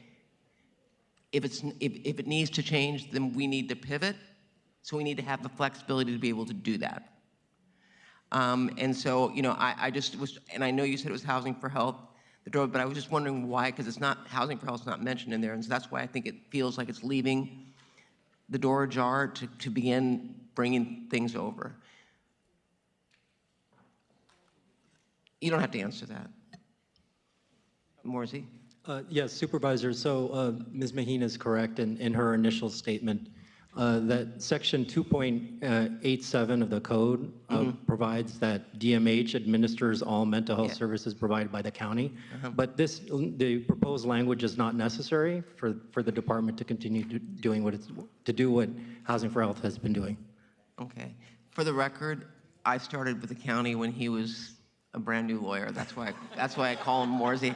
So I look at him like a proud mother watching him, and he's grown so much. Anyway, all right, thank you for that. Supervisor Mitchell? All right, those are my questions. Do we have public comment on this item? And thank you all. Thank you. Will the following individuals please come forward and staff will assist you? Megan Emmy, Liz Palomino, Mitchell Quintanilla, Sean Neo-Rambas, Desiree Plunkett, Bianca Jackson, Kira Price, Aid Hurtado, Emily Ball, Camille Valenzuela, E. Abdel Ghani, Francis James, Austin Pace, Katie Sheng, Gilbert Nunes, Ricky Husal, Francisca Hernandez, Luis Medina, Ness Yan, Heather Varden, Zeke Sandoval, Lydia Schmitz, and Andrea McPherson. Caller Sean Morrissey, your line is open. Please begin. Sean Morrissey, your line is open. Please begin. That caller dropped. Next caller, Jamie Tan, your line is open. Please begin. And I am a LASA employee speaking on item 26. I am deeply concerned about how this transition is being handled. We were told LASA would transition into the new county department, but instead we're being told we have job opportunities to apply for alongside the public. That is not prioritization, and it breaks the promises made to us.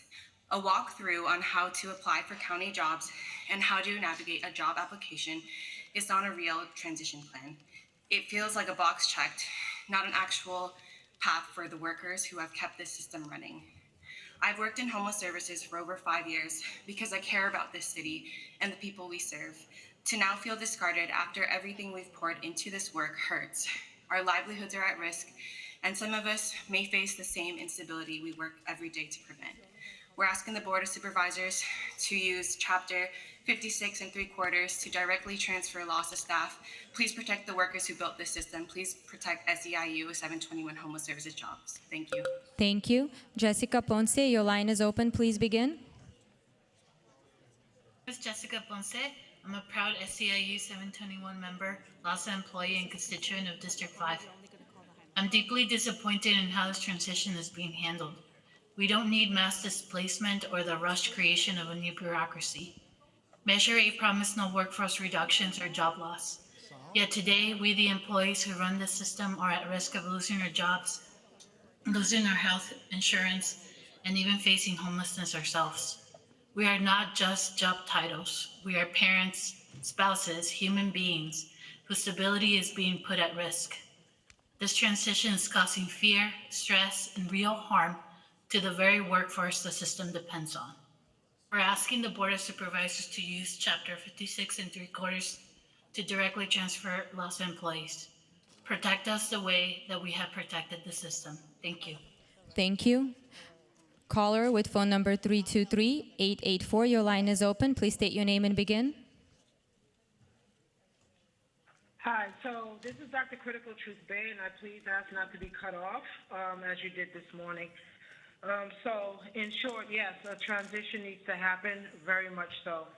On Friday, November 14th, a family of 6 was transitioned in the rain, moved to a filthy hotel. So I want to say, yes, some of the employees that are good to go. We have, thank you, Ms. Sarah Mahin. First and foremost, Rachel Johnson, who's there, Ms. Janine Trejo, who has done exceptional work in the past.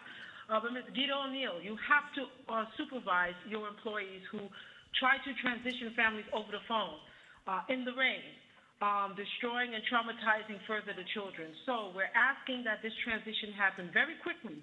And I assure you that with the amount of trauma that LASA continues to do on families, that yes, they're going to need the help of the county council. We need to have trauma-informed care. I assure you that Thank once you. you have trauma report. Caller with phone number 323-493, your line is open. Please state your name and begin.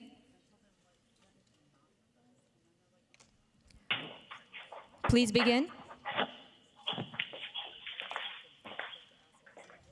Go ahead. Hello? Yep, go ahead. Hi, Hi. this is Latia Stevenson. My HMIS number is CB3E1E5CA. My family was traumatized on Friday, November 14th. We are now staying in a filthy hotel in Gardena because of LAFA and PATH. So is there a way that this system can help assist families, especially those who have been going through this for a number of years now? We just want permanent housing. We embrace and respect everyone, but this system is so bad. We were in the rain when they moved us. There was no compassion at all with the Los Angeles Homeless Services Authority. So please, can you help us transition to permanent housing? This is Stevenson family. Thank you very much. Thank you. Liz Palomino, your line is open. Please begin. Liz Palomino, your line is open. Hello, my name is Liz Palomino. I am a LASA employee represented by SEIU 721 and a constituent of SD3. I want to be clear, what is happening as of right now is not as transition. When our jobs have an end date and when we're told we have to apply for the work we already do, that is a layoff. And it will disrupt life-saving services for the people who depend on us every single day. These are not interchangeable skills. Measure A promised stability, not uncertainty, not job loss, and not a reset of the workforce that keeps the system functioning. We want a real transfer plan. We are asking you all to genuinely revisit Charter Section 56 and 3/4. We do not need vague assurances, a tutorial on how to navigate a job site we already know how to use, or lunch and learns as we carry heavier and heavier workloads. We need actual action. We need this entire board and the county to stand with us, not against us. Protect the workforce that protects the most vulnerable. Thank you. Thank you. Jasmine Mitchell, your line is open. Please begin. My name is Jasmine Mitchell, and I serve the community as the director of a nonprofit. Today I'm calling as a very concerned community member. We always say that homelessness is a moral crisis, and that means that how we treat the people ending homelessness in our community is also a moral choice as well. Lots of workers show up to people at their lowest moments during trauma, grief, fear, hunger, loss of hope. How dare we repay them with anxiety and uncertainty about their own ability to pay rent or feed their children? We want a real transfer plan, a comprehensive one, because dignity must extend to those people who are providing dignity to others. This is a moment to show leadership rooted in compassion. So please choose care over chaos. Thank you. Thank you. Roy Humphreys, your line is open. Please begin. Heartening to see the possibility of county corruption is being addressed considering my Roland Heights LASHA observations. You have failed to address the transients who are 30 to 50% of the alleged homeless requiring campsites. SEIU should note you are spending $130 million on Biden illegals while citizens, vets are on the streets, which I find painful. Cesar Chavez says no illegal immigration. May God protect President Trump from the Democrat assassins. All of this was foreseeable for your actions. Thank you. Ryan Sink, your line is open. Please begin.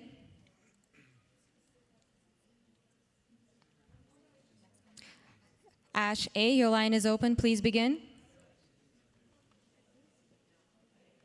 Asa, I'm represented by SEIU and I live in District 5. I just want to say this as plainly as I can. What's happening right now is not right. This isn't a transition plan when our jobs suddenly have end dates and we're told we just have the ability to apply for new jobs. That's just a layoff and everyone knows it. Measure A was supposed to bring stability to homeless service workers and our unhoused neighbors, and that's why we championed for it, and it won. Measure A wouldn't have passed if it wasn't for the workers that you are now jeopardizing. This has taken a toll on our mental health. A lot of us are coming to work stressed and anxious and wondering if we're going to be able to pay our bills soon. Every LASA employee deserves a guarantee of a job, whether it be with the county Department of Homeless Services or any other county department. We need a clear transition plan that protects us. Starting this new county department, it is a huge step towards ending homelessness in our county, so we cannot afford to have it start off on a bad foot. Thank you. Wade Alexander, your line is open. Please begin. Wade Alexander, your line is open. To all thank the board for letting me speak. I want to make sure that we are supporting these workers, protecting SEIU jobs, and that we have a clear transition. Thank you very much, and enjoy the rest of your day. Thank you. Alicia Duarte, your line is open. Please begin. Hello, my name is Alicia Duarte. I work at LASA. I've been here for 3 years, and I'm an SEIU 721 member. I'm scared for my job security. I have a child who depends on my livelihood. I came to LASA to make a difference for people that I was serving directly on the street at PATH, to help build a system that truly meets their needs. Now I'm not sure if I'll even be able to meet my own. This new department needs to be delayed until the county can ensure no LASA staff lose their jobs, pursuant to Measure A. Supervisor Horvath, thank you for your amendment. You said today the county's intention is to center people, but we, the people who do this work and understand homelessness best, are being treated like disposable pawns. Without a budget, voting to allow this to move forward now puts us directly at risk. We deserve to know the number of jobs so we can realistically assess our need to seek alternative employment. At the beginning of this process, we read in the report to the board that the county could use County Charter Chapter 56 to directly transition us to county jobs. You did it for LACTA in 2022. You can do it for us, the 367 of us that face possible layoffs. Thank you. Thank you. We will now go to in-person speakers. Please begin. I'm here, my name is Lydia Schmitz. I'm here in favor of implementing rigorous oversight procedures in HSSH housing programs and protest the transfer or rehiring of incompetent or unqualified LASA employees to work for HSH. HSH needs to not be in charge of investigating itself if federal employees working in their programs are accused of fraud, waste, mismanagement, and or abuse. It makes no sense. This is how LASA was handling serious complaints against their facilities and their employees, and is clearly biased against the victims. There needs to be an authority independent of HSH to provide oversight, please. The housing and homeless services programs like LASA like LASA was supposed to but didn't, must prioritize the safety and well-being of program participants over profit and employing people that don't have any right to a job. Nobody does. Thorough oversight offers program participants protection from abuse. Thank you. Next speaker, please.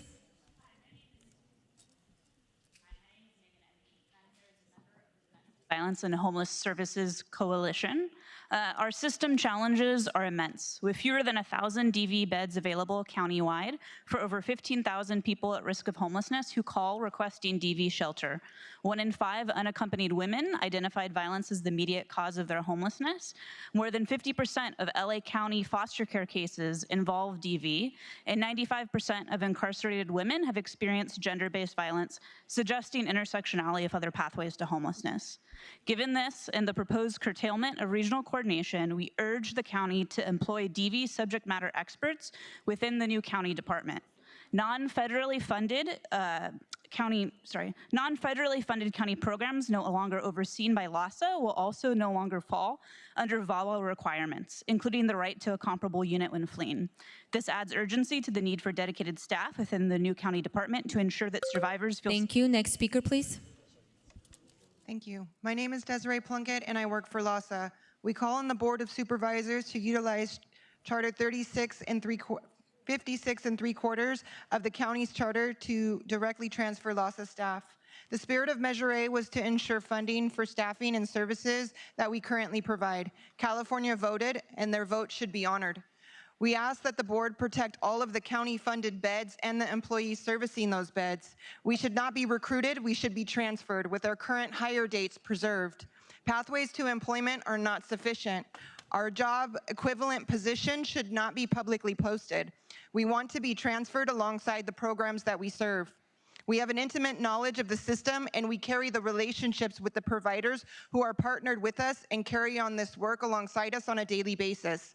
LAHSA staff have the professional experience to do the work necessary and to mitigate confusion and to ensure services are not interrupted. Thank you. Thank you. Next speaker, please. Hi there, my name is Sean Nair Ramdas, and I'm LAHSA's Transitional Age Youth Interim Housing Coordinator. I'm also from the 2nd District. So when this board created the new Department of Homelessness, I was hopeful. On April 1st, Supervisor Horvath herself said that LAHSA staff was transitioned because, I quote, LAHSA is us. As we heard today, LAHSA staff have to apply for jobs. We're only being offered a concierge job application service. They offered us a medical examiner position last week through email. That is not what was promised to the people who have spent years on the front line of a crisis, a job. We are not disposable. We are your neighbors, your constituents, your SEIU 721 voters, and most importantly, your partners in ending homelessness. I'm asking the board to honor its original commitment to preserve our jobs and to use Charter Section 56 3/4. Don't discard the people on the front lines. Thank you. Thank you. Next speaker, please.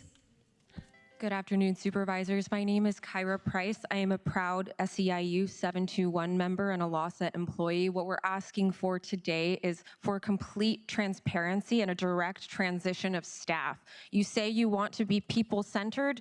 Please stand on that. Please ensure a transition. Please consider Charter Section 56 and a 3/4. We dedicate our lives to this work, and yet we feel disposable. We feel like ugly stepchildren. Many of us live paycheck to paycheck, and people need to know where they stand in 6 months. Imagine trying to do your job and you don't know where you stand if you'll have a job in 6 months. Lastly, our clients depend on continuity of care. A break in our employment is a break in our services, and please don't break your promises to us or them. Thank you. Thank you. Next speaker, please. My name is Aide Hurtado, and I am a LAHSA frontline worker represented by SEUI. I want to tell you about a young man I met when he was 17 years old. He was living in a tent because his mother kicked him out. When I first met him, he was using meth to survive. I offered rehab. He said no. I kept showing up. I built trust. Finally, he said, I'm ready. But his mother refused to give me his medical insurance. He was still a minor, so I couldn't get it on my own. I wasn't going to give up on him, so I went to her home. I built trust with her too, and because of that, I got him into a year-long rehabilitation program. While I was on leave, I continued helping him, connecting him to ABH tiny homes. Now that I'm back, I'm helping him finish high school, find a job, and get surgery to restore his eyesight. This is what frontline workers do. We build relationships. We stay when others walk away, and now our jobs, our ability to keep people like him alive are at risk. A transition that forces us to apply for the jobs we already do is not a real transition. Protect the workforce that protects Thank our you. most Next speaker, vulnerable. please.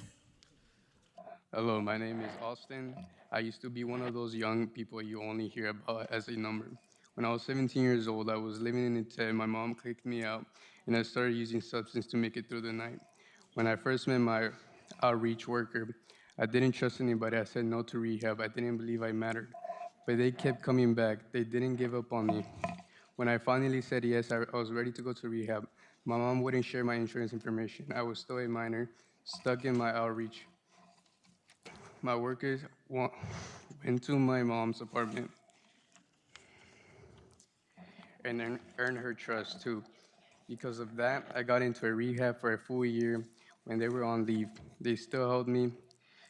They got me into ABH tiny homes. Now they're helping me with finish high school, find a job, even get eye surgery. I can see clearly again for my future. I'm alive moving forward because of a LAHSA worker. Thank you. Next speaker, please. Good afternoon. My name is Emily Ball. I'm a LAHSA employee, a proud SEIU 721 member, and a resident of Valencia in Supervisorial District 5. Measure A was a promise to Angelenos that expanding homeless services would not come at the expense of those delivering them. Right now, that promise is being broken. LAHSA workers are being displaced, despite the fact that Measure A unequivocally mandates all contracts funded by Measure A dollars must not result in displacement of public employees. We want a real transfer plan, not a concierge directing us to the unemployment line as the new bureaucracy is rushing to take shape. Keep the promise to Los Angeles. Keep the promise to LAHSA workers. Keep us. Thank you. Thank you. Next speaker, please. Good afternoon. My name is Luis Medina. I am the program manager for the Salvation Army, where I oversee our youth programs in Hollywood. I've been working with our vulnerable, unhoused population for 15 years. And on behalf of the Salvation Army, we want to continue to have success stories. To continue to do so, we're requesting that our current programs remain the same during this transition period while keeping our current teams, and we are also requesting to continue our current care and services to protect all of our unhoused guests without a disruption of services. Thank you, and we look forward to our future collaboration. Thank you. Next speaker, please. Good afternoon, Chair and Board of Supervisors. My name is Bianca Jackson, and I am a LAHSA employee represented by SEIU 721. I have worked with the unhoused community for over 10 years, and I have a deep passion for ending homelessness in Los Angeles. What's happening right now is not a transition. When positions have end dates and we are told to apply for jobs that we already do, that is a layoff, and it will disrupt life-saving services for the people who depend on us. Measure A promised stability so people experiencing homelessness would not lose the trusted staff they rely on. Progress happens when clients have a consistent worker and a plan they follow. If workers are displaced, that progress is erased. We want a real transition plan, not to reapply for our own jobs and not to start over while people's lives are on the line. Thank you. We will now go to remote speakers. Sean Morrissey, your line is open. Please begin. Good afternoon. First, thank you for the transparent engagement process with Changewell. We also want to say it's critical that I'm with Union Station Homeless Services, by the way.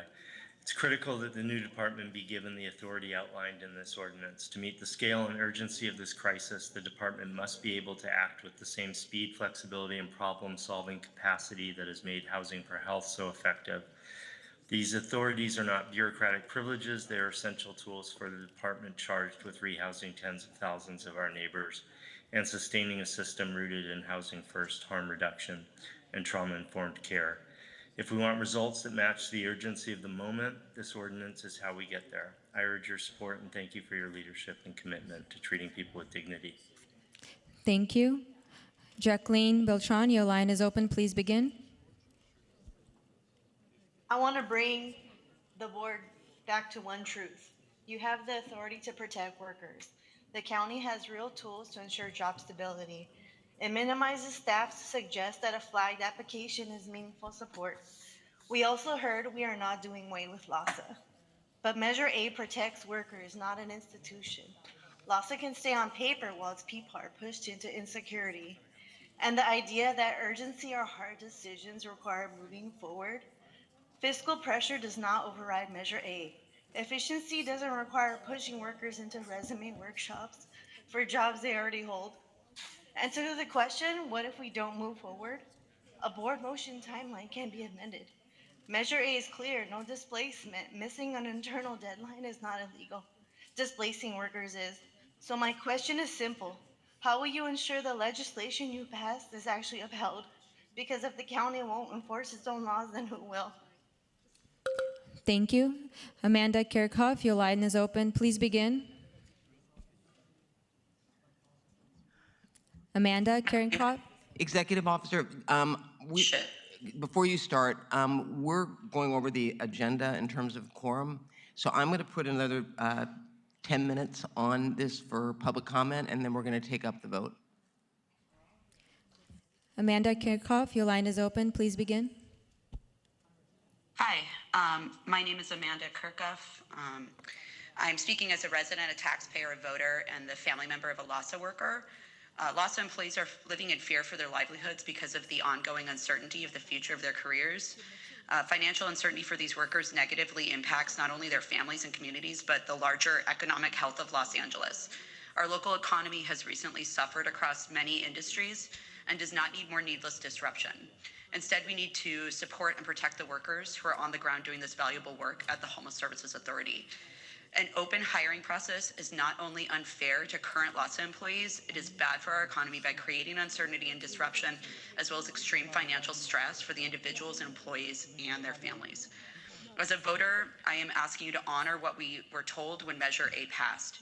LAHSA employees need a real transition plan that guarantees placement for current employees, no break in service, and full protection of pay and benefits. Thank you for your time. Thank you. Caller with phone number 818-471. Your line is open. Please begin. Hi, my name is Nat. I'm a LAHSA employee and member of SEIU 721. I grew up in poverty, but somehow I felt like I made enough money at LAHSA to finally have a baby. And now I don't know what's happening with my job. This board has the authority right now to ensure that these employees are integrated into the new department through Charter Section 56 and 3/4. This isn't new or extraordinary. The county has used this mechanism before when transitioning employees from external departments. The narrative that there would be layoffs anyway because of budget deficits is a convenient distraction from the choices this board is making to exclude us. Measure A says no displacement of public employees, and your own motion says LAHSA employees should be prioritized. That doesn't mean competition. Use the tools you already have. Thank you. We will now go back to our in-person speakers. Please begin. Good afternoon, supervisors. My name is Francisca Hernandez. I am a LAHSA frontline worker represented by SEIU 721. I didn't come into this work with a college education or a fancy degree. I came into from the streets. I'm a former addict. I have been sober for more than 15 years. I know exactly what it feels like to lose everything and what it takes to fight back for what you want. The life experience is why I'm able to build trust with the people everyone else has given up on. They see themselves through me. They believe me when I say recovery is possible because I'm a living proof. But no test or resume can measure that. No hiring panel can replace the relationship, the credentials bringing to this work. And now I'm telling you, us that to keep a service our clients, how to keep our services for our clients, and have to apply for jobs that we already are doing. Thank you. Next speaker, please. Good afternoon, supervisors. My name is Katie Shang. I'm a LAHSA employee and union steward. We are advocating for the implementation of Charter Section 56 3/4, which was used to transfer LACTA employees into the county in December 2021, which many of you signed on to. We are asking for guaranteed job placement for all LAHSA employees in jobs across county departments, no gaps in pay or benefits, and the ability to maintain years of service with real negotiation with the union. This transition has been rushed. We are at the will of decision makers who have completely overlooked the most streamlined path to transfer employees for the last 7 months until today. We strongly support the amendment for Charter Section 56 3/4 and ask for meaningful negotiation with SEIU in this process. Thank you. Thank you. Next speaker, please.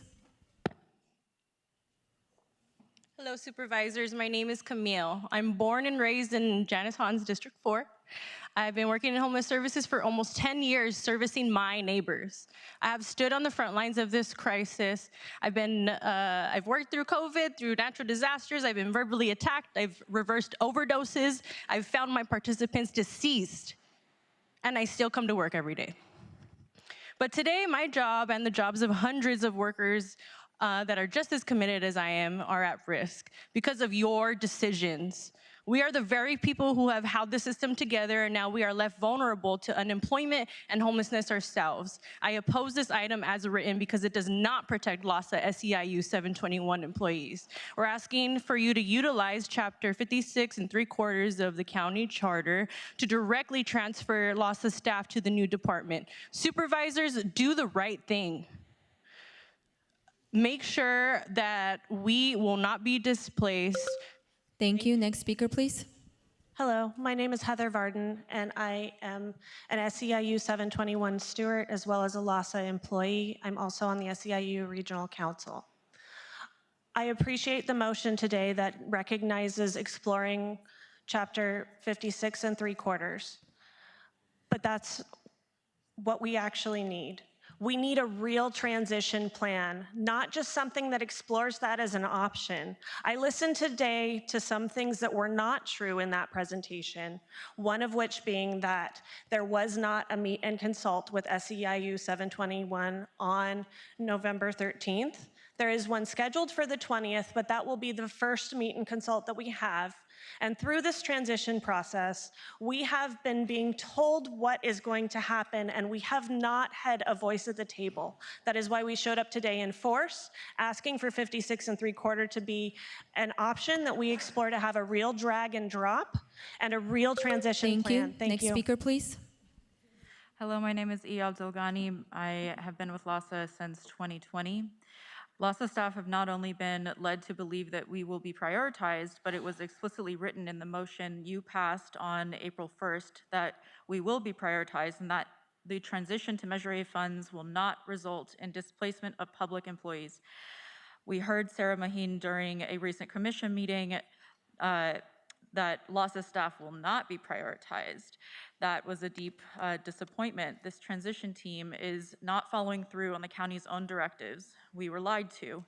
Applying to our own jobs along with the general public is not job security. It is not prioritizing. Showing us how to use a website, which I found during this meeting and looked at the jobs available, and apply to a job is not prioritizing. SEIU has not been collaborated with in good faith. You have the power to utilize Charter Section 56 and 3/4 and preserve the decades of experience and invaluable relationships we've built with people. Protect public service Thank workers. you. Next speaker, please. Good evening, supervisors. My name is Mitchell Quintanilla, and I work in the interim housing department for the Los Angeles Homeless Services Authority, represented by SEIU 721. Clients depend on our continuity in providing services. The supervisors are well aware of Charter 56 and 3/4, which is written about in their feasibility report, and can choose to implement policy that secures frontline jobs for workers that know the system and work with the clients on a daily basis.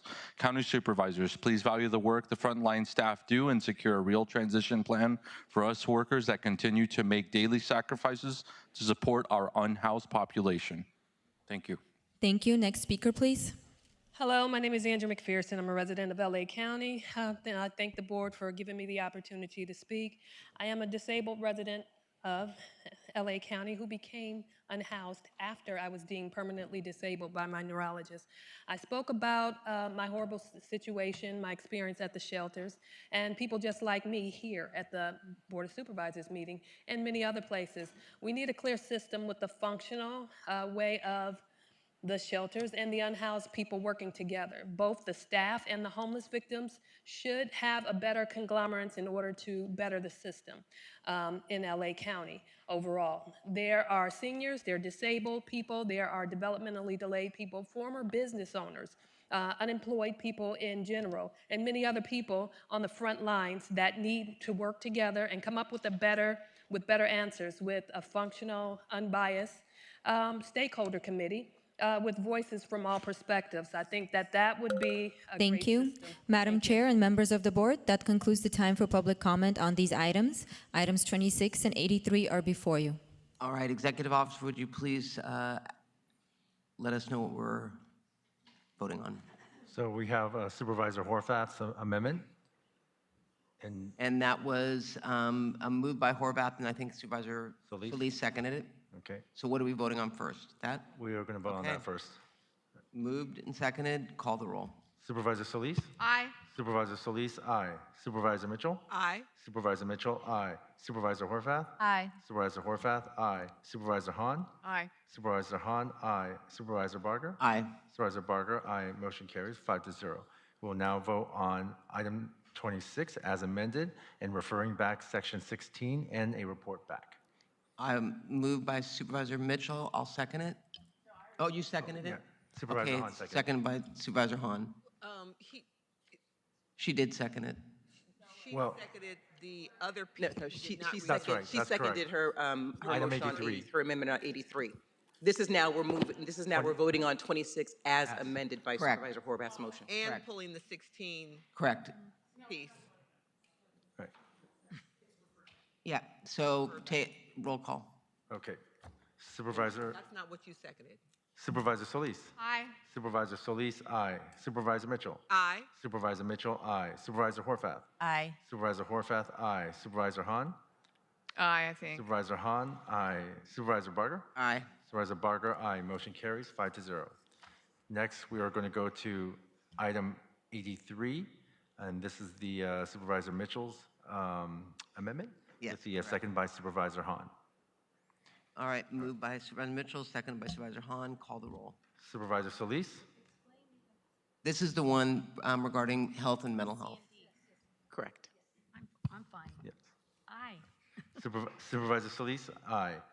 Supervisor Mitchell. Aye. Supervisor Mitchell, aye. Supervisor Horvath. Aye. Supervisor Horvath, aye. Supervisor Hahn. Aye.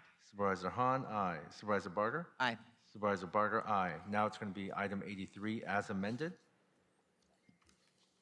Supervisor Solis. Aye. Supervisor Solis, aye. Supervisor Mitchell. Aye. Supervisor Mitchell, aye. Supervisor Horvath. Aye. Supervisor Horvath, aye. Supervisor Hahn. Aye. Supervisor Hahn, aye. Supervisor Barger. Aye. Supervisor Barger, aye. Motion carries 5-0. All right. So next, we are going to go on to the consent calendar. All right. We are going to hear from the public. Go ahead. Yes, so this will be consent calendar and general public comment. We're also going to be including item 11, which originally was held. And so members of the public, please sign up and speak on item 11 if you want to speak to this. We will hear from members of the public wishing to address the board on all items not held for discussion by supervisors and general public comment. The consent items will be acted upon with one motion. For members of the public joining us remotely, to comment on these items, please use the raise hand feature if you are online, or press *3 if on a telephone.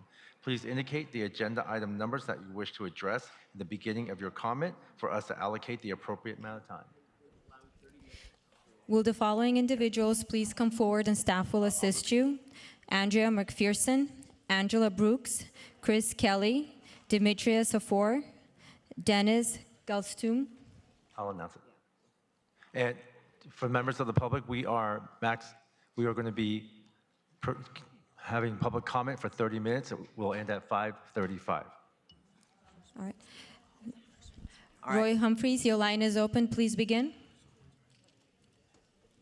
Okay, item one, or item 3 on this LGBTQXYZ thing, from enough of that already, unless you're going to come up with a at least one day for acknowledging Roy Humphreys, and then you can continue down that road. And further, on these items 76 and 77, as part of my general public comment, I ask you to send the sheriff's department down to illegally arrest me and beat me to a pulp, because my relatives would relish having, and I'll do one better. Yeah, how about making it $2 million? I'll give you a good deal, and for $3 million, you can shoot me in the head. And again, I'll set things up so that we'll have no witnesses, so forth, or whatever. To county council, that comment concerns me about Mr. Humphrey, so I would ask that you have someone follow up to make sure that his welfare is in place, because that type of comment is very unhealthy. And Mr. Humphreys, I want you to make sure that we can get you the help you need. Thank you. I don't need any. We will now go to in-person speakers. Please begin.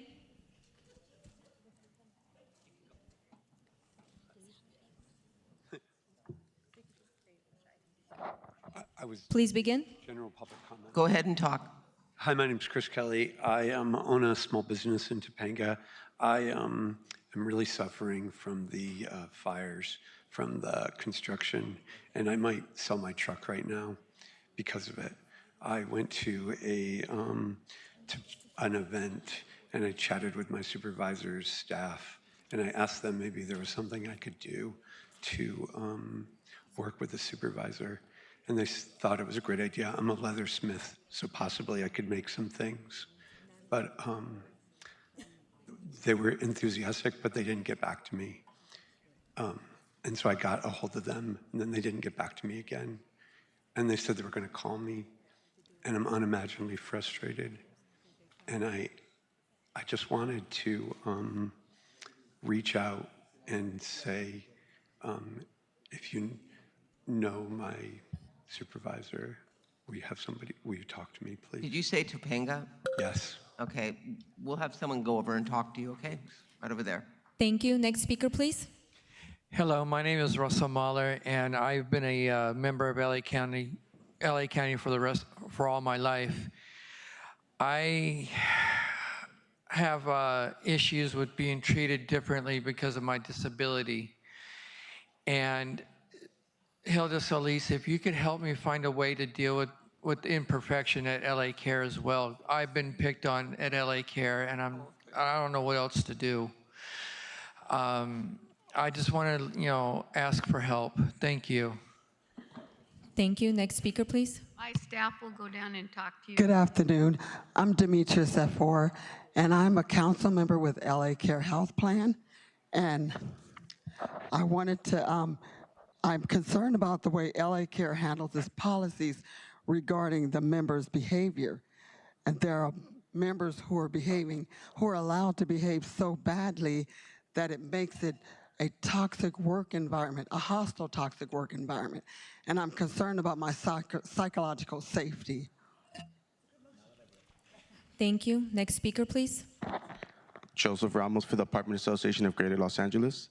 AGLA strongly supports the cluster review process. For housing providers, many of whom are mom and pop owners, transparency and consistency in policymaking are essential. The cluster review has demonstrated its value with more than half of motions being revised after cluster review to improve quality, reduce unintended consequences, and fully analyze fiscal impacts. More well-rounded reviews make for better policies that help residents and businesses alike. Previously, significant policies were posted on Friday night and adopted the following Tuesday, leaving constituents and stakeholders scrambling with virtually no time to assess impacts or offer meaningful input. The cluster review process provides the necessary mechanism to allow for more thorough and deliberate consideration without the pressure to get through a lengthy board agenda. Housing issues are particularly complex and impactful, making this increased level of transparency and deliberation essential. We urge the board to make the cluster review permanent and adopt Supervisor Mitchell's technical revision. Thank you for your time. Thank you. Next speaker, please. Hello, my name is Andrew McPherson. Thank you for giving me the opportunity to speak. I'm a resident of LA County, and on November the 3rd, I volunteered at Long Beach Community Resource Center with LA Care to help the community find out about how to stay covered. And unfortunately, I had a grand mal seizure, and they called 911. My seizure was 2 minutes, but unfortunately, 911 came, put me on my back, and I choked on my own blood. I choked on my own blood, and then they subdued me. They put me in straps, strapped me down, and I could not even fight for my life at that point. I inhaled so much blood, I had to stay in the hospital for 5 days after, choking on my own blood. And with that, the EMT needs to be trained on how to treat people who have seizures. Because my seizure could have been 2 minutes, and 15 minutes, I could have been completely okay. But with that, I had to stay in the hospital for a whole week. So please tell me how I can get help. Thank you. Next speaker, please. Good afternoon, Chair and Supervisors. Ricky Choi with the San Gabriel Valley Council of Governments, speaking in strong support for item number 60. The San Gabriel Valley Bus Corridor Transit Improvement Project will bring significant mobility, safety, and economic benefits for the communities of Avocado Heights, City of Industry, and El Monte, and it represents a meaningful investment in one of the region's most heavily traveled corridors. The improvements along Valley Boulevard will enhance bus operations, improve transit reliability, and expand access to jobs, education, and essential services for the tens of thousands of residents and workers who rely on this corridor every day. We want to express our sincere appreciation to Supervisor Solis for this vital investment and for her leadership and longstanding commitment to improving mobility, safety, and access for San Gabriel Valley communities. We also want to thank Public Works staff and First District team for their partnership and responsiveness to advancing this project. We respectfully urge your approval of this item. Thank you for your continued support and leadership. Thank you so much. Thank you. Next speaker, please. Good afternoon. My name is Shauna Wilson. I'm a program analyst for the Probation Education Services, overseeing the college program. And I work at all of the sites. One of the probation's most salient goals is the health and safety of the incarcerated and those who serve them. This salient goal requires probation department to take specific measures that are both foreign and in direct conflict with higher learning institutions whose practices do not revolve around physical safety from students in a classroom setting. Probation, where we were overseen by the Probation Oversight Commission, who filed this motion based on beliefs and conjecture. I am here today to provide the facts. Our college partners and education services have collaborated to develop and implement a system that functions to effectively... Thank you. Next speaker, please. Good afternoon. I'm Angela Brooks with the Los Angeles County Department of Probation. I'd just like to share with you some personal statements of our students and their experience in our college program. One, our first student, Probation Education Services has gone above and beyond providing me with the skills and resources to succeed at college level work in the toughest of environments. Their true gift has been to give me the self-confidence I need to succeed in any environment. Another student says, the education services and staff have deeply impacted me when it comes to my education by helping me stay committed and not to give up on my goals. The education services and the staff mean a lot to me, and the goals I am chasing, I am very thankful to have them on my side. And our last student, Probation Education Services, has gone above and beyond providing me with the skills and resources. Thank you. Next speaker, please. Saludos, Madam Chair and the Honorable Los Angeles Board of Supervisors. My name is Walter Perez, and I want to just take a moment to thank you for locking arms with us to bring Saluna to young people in Los Angeles. I am proud to have grown up in South Central Los Angeles, and I know that young people in LA spell love T-I-M-E, and we are grateful and excited to continue resource sharing with you, your staff, and the various department leaders to bring this free statewide resource forward to address the real anxiety that many young people are feeling today. I have had the privilege of engaging with youth in my field work, many of whom are coming from mixed status families, carrying real fear and uncertainty. So this coalition is a meaningful step forward, easing that burden and ensuring young people are truly heard and seen. A very, very special thank you to Supervisor Horvath's office and Lemur Park's very own Supervisor Mitchell's office for being coalition builders in this process. Thank you so much. Thank you. Next speaker, please. Greetings, Supervisors. My name is Oscar Martinez. I request please you take action over a series of crimes of the Labor Commission on Forces in Los Angeles downtown, which was known by many from the date of the protest against Rosa Murillo took place. Back in 2015, a large group of people who filed complaints within the government unit staged a series of protests against the government unit staff due to abuse of management of claims, and a live news crew managed to film and broadcast the moments when a deputy named Arturo Corsantes kicked a woman, a Mexican-American woman, participating in the protest, and I have the witness.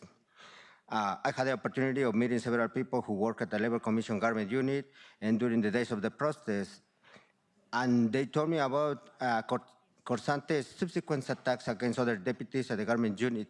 So did Rosa Murillo. A whole period of aggression, fear, and corruption that still persists in that commission. Thank you. Next speaker, please. Greetings, Honorable Board of Supervisors. My name is Tedrick Johnson. I have dedicated 35 years to teaching, all with LACO. Currently, I also serve as the president of the Los Angeles County Education Association. Our fiduciary responsibility is to advocate for a safe, fair, and equitable environment for our members, students, and their families. We provide essential educational services to several vital programs, including county-operated halls, camps, LOXA, iPoly High School, and county community schools. We understand the diverse learning environments in which we operate and recognize the unique challenges we face daily in providing quality education services to all students. Therefore, I encourage the County Board of Supervisors to include LaCia in the collaboration process with all relevant partners. Together, we can continue to promote safe, equitable, and nurturing learning environments for our staff, students, and families. Thank you for your time and consideration. Thank you. Next speaker, please. Good afternoon. My name is Greg Jackson. I'm speaking in favor of item 14, fighting for the rights of individual youth, and also item number 7, the post-secondary education, which is serviced by the probation detention facilities. In the report that you are calling for, I really favor item 14, the study that you wish to put in place, because in that I see that you are calling for specific data. I want to say that the key issue for the education of our youth in the probation facilities is that we need to focus on content standards, and we need to focus on providing highly qualified teachers, filling those vacancies at the site. Not just a road to success, but specifically California content for every student.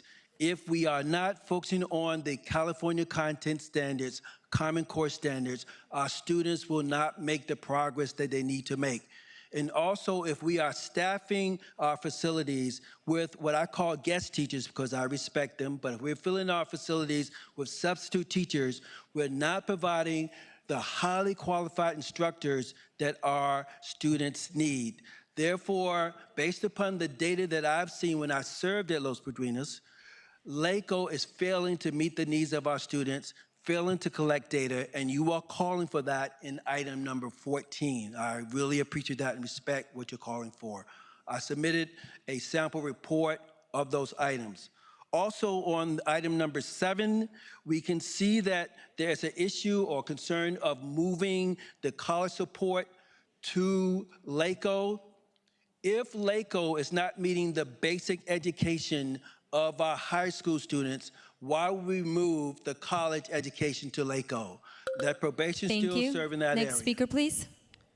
Good afternoon, supervisors. My name is Rachel Wallace, and I am a member of the LA Living Wage for All Coalition, which is made up of numerous labor and community organizations across the county. The current minimum wage in LA County is just over $17 per hour, but the MIT Living Wage Calculator indicates that a working family would need over $32 an hour to make ends meet in this county. We also just released a new report that found that nearly 75% of restaurant workers in LA County put more than half of their income towards rent, which means they are more than rent burdened. New polling completed by Lake Research Partners indicates that 60% of polled LA voters support a $30 minimum wage for all workers in the county. Our coalition is therefore calling on the board to work with us to introduce a motion for establishing a $30 minimum wage in LA County, and we hope to work with you in the new year. Thank you for your time. Thank you. We will now go to our remote speakers. Caller with phone number 818-414. Your line is open. Please state your name, the agenda items you're addressing, and begin. Hi there. My name is Madison Jennings. I'm commenting on item 17. I want to begin by thanking the supervisors for making this a consent item. I'm very thrilled to see that there's progress on this. I thought that Supervisor Horvath's motion wonderfully sums up why it is advantageous for LA County to join the International Convention on Biological Diversity and also to become a formal member of the California Global Biodiversity Alliance. I just wanted to share with the board an additional reason why I thought it was so important for LA County to pass this motion, as many people are anticipating the Olympic Games, 2 different Olympic Games, and a couple other major sporting events. International and national will be held in LA in the upcoming years. I think it is important more now than ever to show that we are connected with this international community and are as committed as they are to protecting our local biodiversity. Thank you. But also Matthew Lyons, your line is open. Please begin. Good evening. My name is Matt Lyons. I'm calling on behalf of the San Gabriel Valley Economic Partnership in support of agenda item number 11. I want to thank both Supervisor Solis and Mitchell for introducing this motion. Small businesses are essential to the economic vitality of the San Gabriel Valley and the broader region.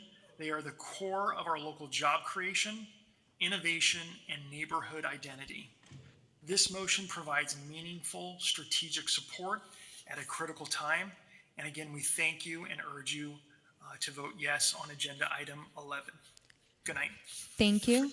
Caller with phone number 310-935, please state your name, the agenda items you're addressing, and begin.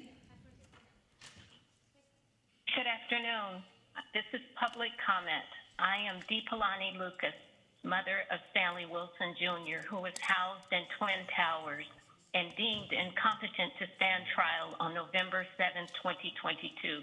A judge ordered LASD to transfer Stanley to Metropolitan Hospital for mental health treatment by December 5th. LASD defied the court order for 60 days. Stanley was not transferred until February 1st, 2023. He died during transport. LASD and Metropolitan abdicated custodial responsibility of Stanley. LASD should have complied with the March 2019 Superior Court judgment stating that those deemed incompetent to stand trial should be admitted for treatment within 28 days. Stanley's name does not appear on the LASD or the California Correctional Healthcare Services online death and custody database. Why is he missing? Thank you. A judge. Jamie Tan, your line is open. Please begin. My name is Jamie, speaking for general public comment, and I'm speaking as a member of the Domestic Violence and Homeless Services Coalition. We're focused on ending homelessness in LA for survivors of domestic violence and their families. On Thursday, HUD announced their intentions to cut permanent supportive housing, putting $19.7 million of LA COC funding for survivors at risk, with the potential for hundreds of survivors to lose their homes.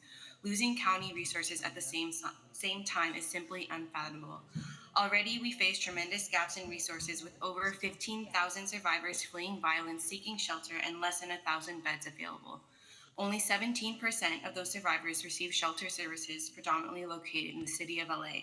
We ask the board to safeguard the 5 DV-focused rapid rehousing programs currently funded through Measure H, expand shelter beds for survivors, and to make additional DPSS motel vouchers available for single adults, not just families, to expand opportunities for survivors fleeing violence. Thank you for your attention to this urgent need. Thank you. Laura, your line is open. Please begin. Laura? Can you hear me? Go ahead, please. Testing. Can you hear me? Yes, go ahead. Thank you. My name is Dr. Tully, speaking in reference to item 16. I want to express my deep appreciation for LA County's continued leadership in supporting youth mental health and partnering to bring Saluna to every young person in LA. We're grateful to each of your offices and county departments, and especially for the efforts of Supervisor Horvath and Supervisor Mitchell and their teams, who have been instrumental in helping integrate this state-funded resource into existing county initiatives. We look forward to continuing to partner with you to ensure that every young person in LA County has access to free, safe, timely, and effective mental health support. Thank you. Thank you. Caller with phone number 310-722, please state the agenda items you're addressing and your name and begin. Hi, my name is Janet Esponte. I'm with Dignity Empower Now and the Justice LA Coalition. We know that we are currently facing record numbers of in-custody deaths here in LA County. It is a shame that this item wasn't heard today, and I feel especially bad for the families, specifically Omar Aguirre. I know that you're in the room and you've been there all day and you lost your son in 2023. We have organized as a coalition in custody death listening session with the families, with Supervisor Hahn, and I don't think that we should be holding another listening session until something is actually done to address what the families are saying. We need for actual care to be taken, and that means decarcerating, that means depopulation. Until that has happened, until LASD gangs has happened, until the officers who are responsible for these deaths are held accountable, there is nothing that is going to be done, and we see that today with the lack of attention paid to item number 45. Thank you. Thank you. Anthony Arenas, your line is open. Please begin. Anthony Arenas, born and raised in Supervisorial District 3, and I just want to continue on the comments from D. Polani Lucas, who was speaking a few callers ago on the death of her son, Stanley Wilson Jr. A California judge ruled just a few weeks ago that Stanley Wilson Jr. was indeed in LASD custody, in sheriff custody, and that medical treatment was withheld.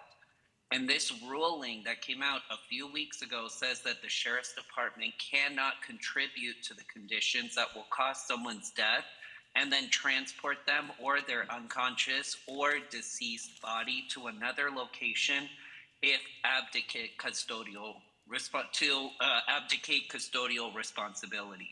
And if Stanley Wilson Jr. had been transferred to Metropolitan for mental health treatment in a timely manner, I believe that he would have been alive today. Thank you. So, Caller with phone number 213-880, please state your name and the agenda items you're addressing and begin. Hi, my name is Emily, and I'm addressing general public comment. I'm here as a member of the Domestic Violence and Homeless Services Coalition. We're focused on ending homelessness in LA for survivors of domestic violence and their families. The 150 survivors housed through federal funding in the program I oversee are at risk of losing their housing due to HUD funding decisions. It is unimaginable to think about discharging survivors from this program. We're also contending with the defunding of our access center that serves as a crucial escape route for survivors who are actively fleeing and regional coordinators who have countless times saved people from real danger. These losses, in addition to the existing lack of DV shelter beds, mean survivors having to choose between staying in a relationship that endangers their life or braving the violent conditions of being unsheltered.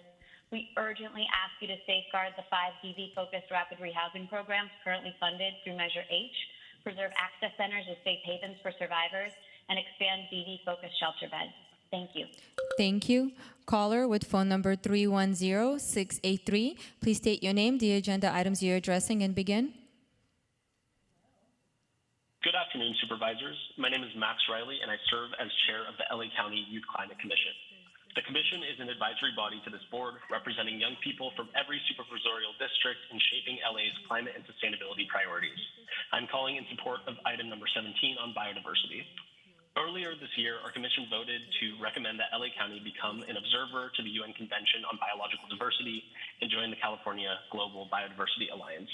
We see this motion as a chance for LA County to align local action with global leadership, to learn from best practices, and to bring more tools and partnerships home to our communities. In our countywide survey of more than 1,300 young people, protecting green spaces and biodiversity in LA County came in as our number 2 priority, second only to reducing emissions. For us, this is about safeguarding the parks, rivers, wildlife, and urban nature that make our neighborhoods livable. On behalf of the Youth Climate Commission, I strongly urge you to vote yes on item 17 and help protect the future we hope to inherit. Thank you. Caller with phone number 323-335, your line is open. Please begin. Good afternoon, Supervisors. My name is Erica Armenta, and I'm calling to make a comment on item 11. I'm a resident and small business owner in East Los Angeles.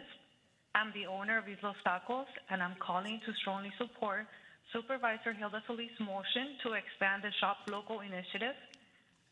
This year has been extremely difficult for most businesses. We continue to experience fear-driven drops in foot traffic that heavily impacting immigrant communities like mine. Even with these challenges, I made the decision to protect workers and created 40 new jobs this year to support families in East Los Angeles, including workers who were displaced and had nowhere else to go. Small businesses in immigrant neighborhoods are the backbone of Los Angeles County. We hire locally, we train locally, and we invest directly back into our community. Expanding the Shop Local initiative will give us the visibility and the support we need to stay open and keep people employed. Thank you. Ruben Lopez, your line is open. Please begin. Madam Chair, that concludes the time for public comment on these items. All right, Executive Officer, please explain what we're going to be voting on. Madam Chair, members of the board, the following items are before you. 1 through 8, 10, 11, 13 through 18, 19 with Supervisor Hahn voting no, 20, 21, Supervisor Mitchell requests that this item be continued to December 9th, 2025. 22 through 25, 27 through 36, 37 with Supervisor Barger abstaining from the vote, 38 with Supervisor Barger abstaining from the vote, 39 through 44, 46 through 55, 57 through 69, 73 through 79, 80A through 80C, 84 with Supervisor Barger abstaining from the vote, 85 through 89, 1D through 3D. These items are before you. Moved by Supervisor Hahn, seconded by Supervisor Mitchell. Executive Officer, please call the roll. Supervisor Solis? Aye. Supervisor Solis, aye. Supervisor Mitchell? Aye. Supervisor Mitchell, aye. Supervisor Horvath? Aye. Supervisor Horvath, aye. Supervisor Hahn? Aye. Supervisor Hahn, aye. Supervisor Barger? Aye. Supervisor Barger, aye. Motion carries 5-0. We will now move on to item 45, report on prioritizing dignity and life in Los Angeles County jails, which was held by Supervisor Hahn. For members of the public joining us remotely to comment on this item, please use the raise hand feature if you are online or press *3 if on a telephone.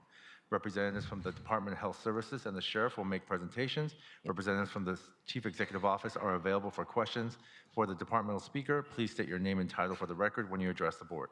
And thank you for that. And I'm going to let you know, because of quorum, I'm going to limit public comment to a half hour. So will the board be cognizant of the time limitations? Supervisor Hahn. Thank you, Madam Chair. I thought we would start with a presentation first. Is that what you all prepared for? Brief? Let's do it. Thank you, Supervisors. Glad to be here. And in the interest of time, I'll just turn it over to Dr. Tim Belovich. He's the Director of Correctional Health Services, and he'll walk you through a very brief presentation. The best doctor I know. Thank you very much. That's quite an endorsement. Thank you. Good afternoon. We wanted to provide an update as requested by the board on prioritizing the dignity and life in LA County jails. We can go to the next slide, please. So compared to pre-COVID-19, our jail population, comparing it to ourselves, not to LA County's population, but comparing it to ourselves and the population that we housed prior to COVID-19, our population today is an older population with more chronic medical and mental health issues, more even self-report of substance use and substance use disorders.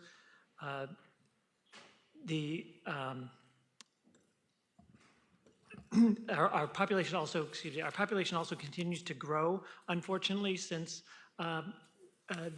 Proposition 36 was passed, and we'll see some numbers on that in future slides. So if we can go to the next slide. So the primary causes of death by year in our jails are outlined in this chart, and you can see we ran our numbers this year through October 1st of 2025. 17 deaths have been determined to be due to natural causes by the medical examiner, 10 due to overdose, and 7 due to suicide. And those are the 3 areas that we'll talk about today. The next slide, please. This is a very concerning slide to all of us, as it shows on the top line what was a decrease in the overall jail population from a high of 17,070 in 2019, and we successfully reduced that population until 2024.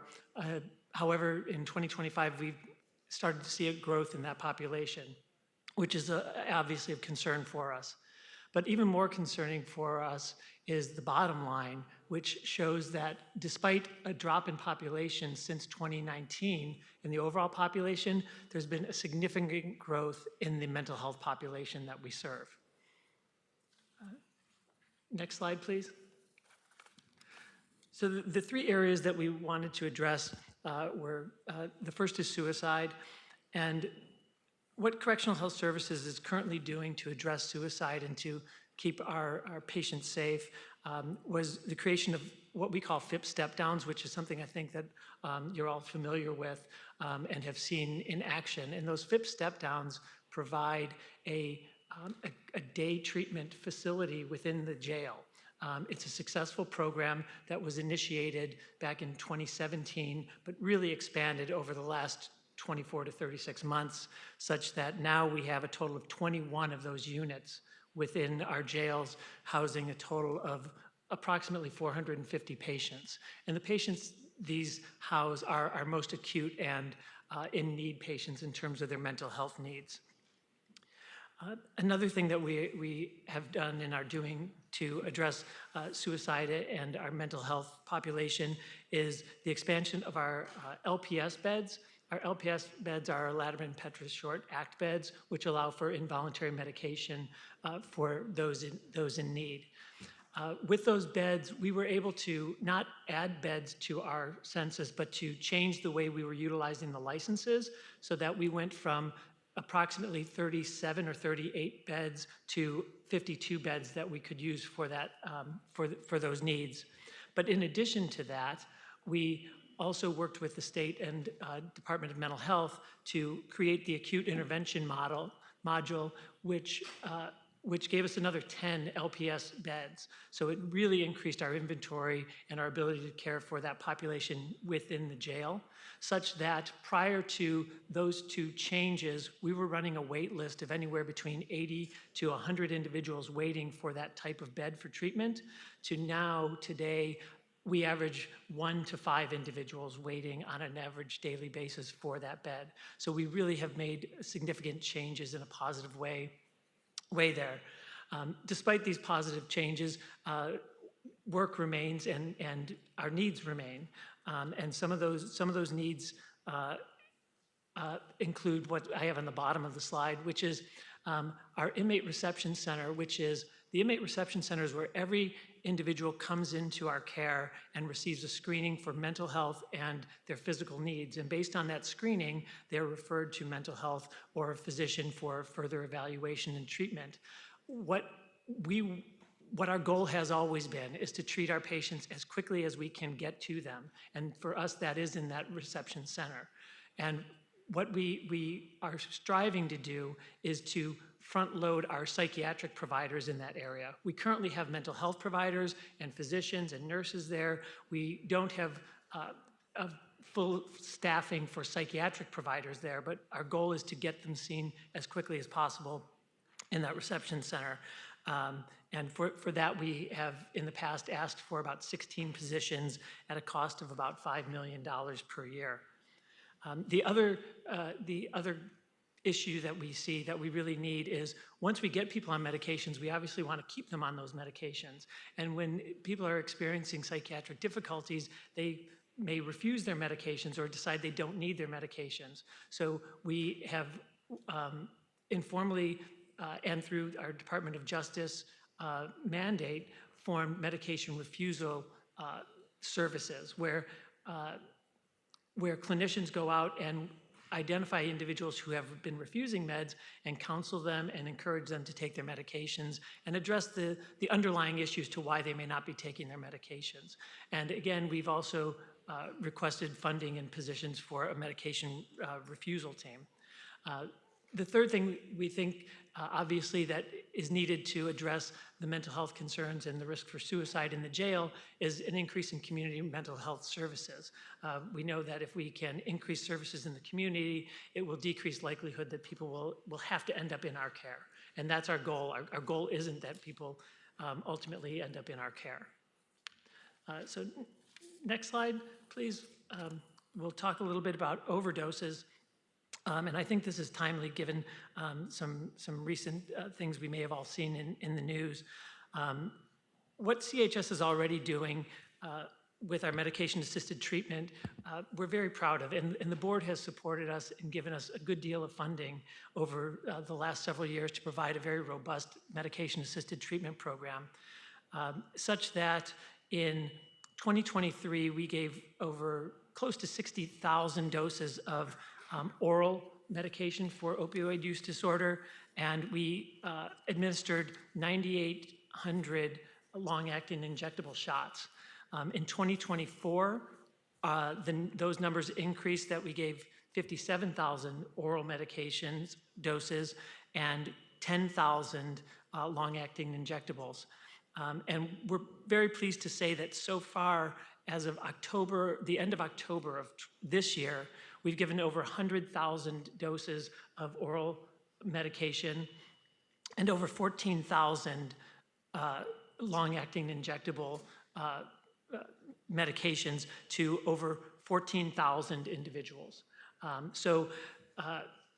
So we continue to grow that program, and we continue to utilize the funding that the board has provided to the fullest extent we are able to. And there has not been a scaling back in our treatment or our care. However, we do know that if we had more, we could do more. And we have requested additional funding for both some staff and to increase the amount of medications we're able to administer to this population, because there is a huge need. We are seeing our patients at their worst, and I think we all know that. Another thing that we've been doing to address opioid use disorder and overdoses is in our partnership with both public health and with our own within DHS is our naloxone program, which makes naloxone, which reverses opioid overdoses. It makes it ubiquitous within our jail system. Our officers have it on them, our staff carry it with them, our emergency response bags have it. It is in our housing units and dorms so that our incarcerated individuals can access it and administer it to their fellow incarcerated individuals. And so that has been a program that we are proud of and that we continue to support. We've also recently in 2024 introduced harm reduction vending machines in partnership with our partners within DHS. And these are, the picture you see is one of these vending machines that are in the visiting areas at CRDF and at Men's Central Jail, and visitors can access these things for free. And that includes naloxone, it includes fentanyl test strips. Since July 2024, we have had at least more than 2,700 naloxone kits, which have 2 doses in them, and over 1,800 fentanyl test strips taken from these machines by visitors. And so we again support this program and would only love to expand it because we know that the need is there. The third thing that we're doing is we're increasing and working with SAPC, and we make referrals to SAPC. So far this year, we made over 300 referrals to SAPC for treatment in the community when our incarcerated individuals are released. Again, what is needed to reduce and prevent overdoses in the jail? I spoke already about additional funding for MAT, which we would seek and have requested.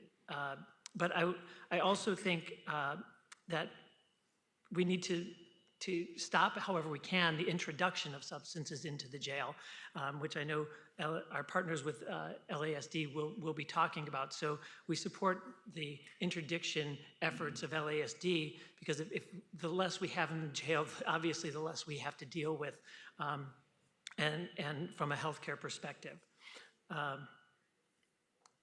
next slide, please. And our third category or area that we wanted to talk about in terms of deaths in the jail are deaths by natural causes. As we saw, the number is high, and it's been higher than previous years. Some of the things that we're already doing to address deaths in the jail is we have worked to become more aggressive with our compassionate release requests. To date, we have made 41 compassionate release requests this year. 16 have been granted. 10 individuals were either released or died before the request could be granted. 3 were denied, and 12 are pending. One of the modifications we made that I think has helped us here is we're working closely with the Public Defender's Office on this. And when we send these documents to the court, we also are sharing them with the Public Defender, who ensures that the court is receiving them and responding to them in a timely manner. And that's within the last couple of months, and we've seen a significant improvement in turnaround from the courts. The other thing that we are doing is are creating a population health program. And what that is, it's a proactive way of monitoring individuals with chronic diseases and chronic illnesses. And if we proactively monitor those individuals, we can proactively offer them treatment and proactively work with them instead of working with them in a reactive manner. And unfortunately, today, again, I've spoken to the board previously about our desire for a primary care model, and I know that that term isn't new to all of us here, but a primary care model would allow us to be proactive and to treat our patients proactively. Today, we don't have that, so we are reactive. Patients have to raise their hand and say, I'm sick, I need help, I have a need, and then we react to that need. And often, they're already sick. They're already having an issue. If we are able to have teams, like many of us are fortunate enough to enjoy with our own healthcare, where we have a physician and we have nurses and those individuals who monitor our labs and our needs, they reach out to us when we have a need, and they check on us regularly, and they remind us that it's time for a treatment. So again, we feel that we can really address deaths by natural causes with a more robust primary care model. And I know, it is not an inexpensive request. It's about $10 million a year and about 70 positions that we would be requesting for something like that. The other thing that we feel we really need, and this is because we have a reactive model, an individual has to raise their hand and say they have a need. We get over 10,000 of those hand raises a month. So incarcerated individuals submit health service request forms. That's a form they fill out that says, I have a need, I don't feel well, I need medication, or any number of things. We get over 10,000 of those sheets of paper every month, and that's humans who have to sit there and triage them and sort them and figure out who goes to the top of the pile. If we are able to automate this, we are able to be much more efficient, and many other correctional systems have this automation. We do have funding we have initial funding for doing the automation. We don't have ongoing funding for maintaining it, but we are also looking to partner with LASD, who is introducing tablets to the jail system, because that's how this is usually rolled out. And so we are hoping that we may be able to approach a solution here, because this would really streamline our care and make our ability to care for patients much more efficient. The initial funding we had for it was between $4 and $5 million, and that would cover the implementation of it. And the last number we received was about a $300,000 to $500,000 ongoing maintenance for the system. If Correctional Health Services utilized it as a standalone system, we feel there may be an opportunity to partner with LASD with the tablets, and there could be an efficiency of costs and no need for necessarily building parallel infrastructures. So the tablets with LASD is a rather recent development for us. So we feel very positive about that, Supervisor. And the last thing I wanted to talk about on this slide is the recommendation for universal screening and treatment. The Centers for Disease Control and Prevention recommend that all individuals who enter a jail are screened for infectious disease, and this would allow us to do that screening and to also intercede early with the vulnerable population and allow us to prevent long-term consequences. For example, this is an example of we would be able to test for hepatitis C and treat it, for syphilis, for gonorrhea, chlamydia. Those are things that we are not doing universally now. And so that is another request that we think is important and is part of the primary care model. We want to know how these people are doing when they come in. And as we all know about our jail population, this is not necessarily a population that seeks healthcare when they are in the community or accesses it, and that we have an opportunity when they're with us to provide those services. And we don't necessarily, we don't compare our population to the population of LA County because it's not a fair comparison. We know that the jail population doesn't mirror the LA County population. So our best population comparison is to ourselves. And what we are seeing is that our patients are coming to us sicker and with greater need. The last slide we'll go to. We wanted to share some tracking measures of how we feel we can track progress with these things. And I won't bore you with all the details because I know we are crunched for time, but these are just some basic measures that we put together that would reflect progress on all of the previous slides we talked about our ability to get medications to patients more quickly, about our ability to see patients on a more regular basis with consistent providers who also saw them 2 weeks ago so that they know if there's been a change. And also to look at any type of backup or wait lists that we have, especially in terms of our medication-assisted treatment programs. So with that, I will give it over to LASD. Is that our plan, I think? Sure. Sure. Okay.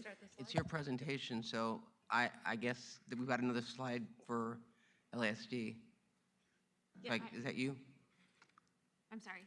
We have a slideshow slide presentation also under custody division for LASD. Yep. So I'm ready to present on that. We can go to the first slide. Unless you want to go straight to questions, it's up to you all. I'm happy to give the presentation if you'd like to see it. Otherwise, Yeah, no, we would. I just didn't know if you knew you were giving one. There we go. Okay. Okay, next slide, please. All right. Next. There. Okay.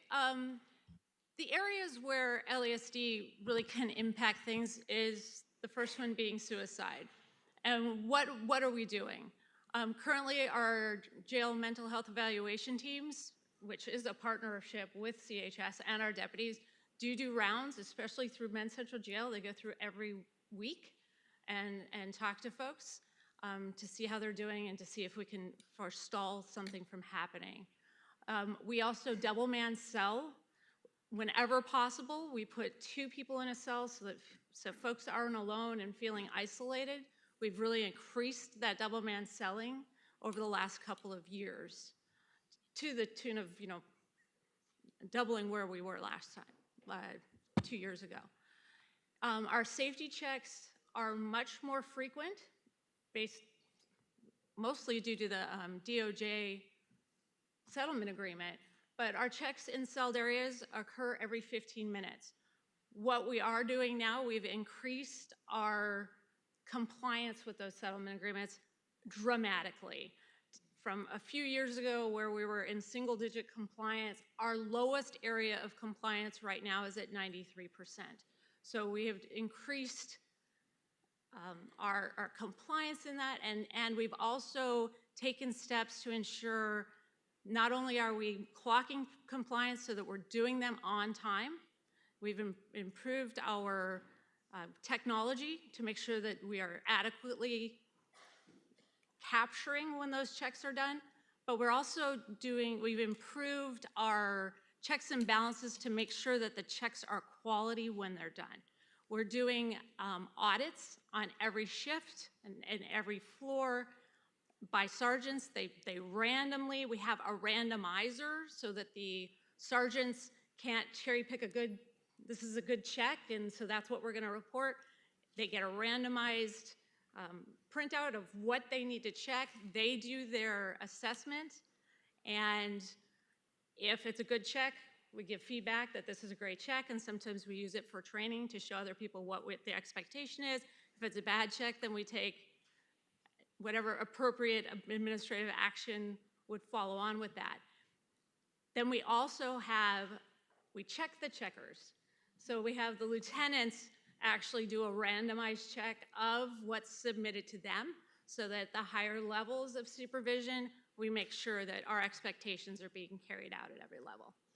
Next slide, please.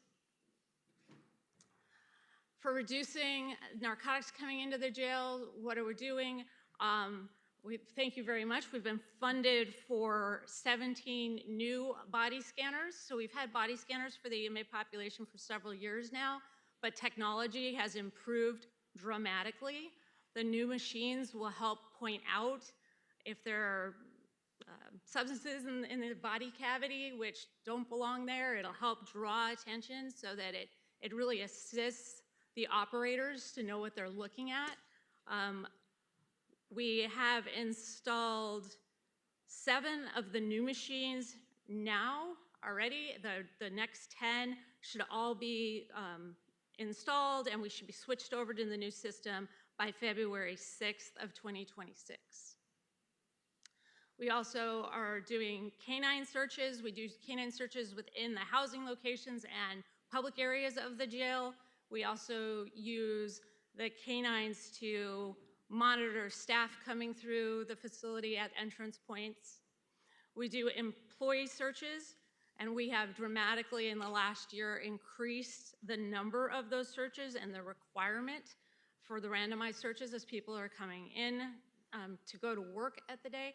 And we've increased our investigative efforts, which includes listening to calls, doing search warrants on the outside. We've prevented a lot of drugs coming into the jails through those efforts. One of the particular investigative efforts is looking at mail that comes through and paperwork that comes into the facilities. We increased that to a secondary mailroom up at our Pitches facilities within the last year. And so far this year, we have found more than 300 instances of narcotics coming in through inmate mail. Next slide, please. What more can we do?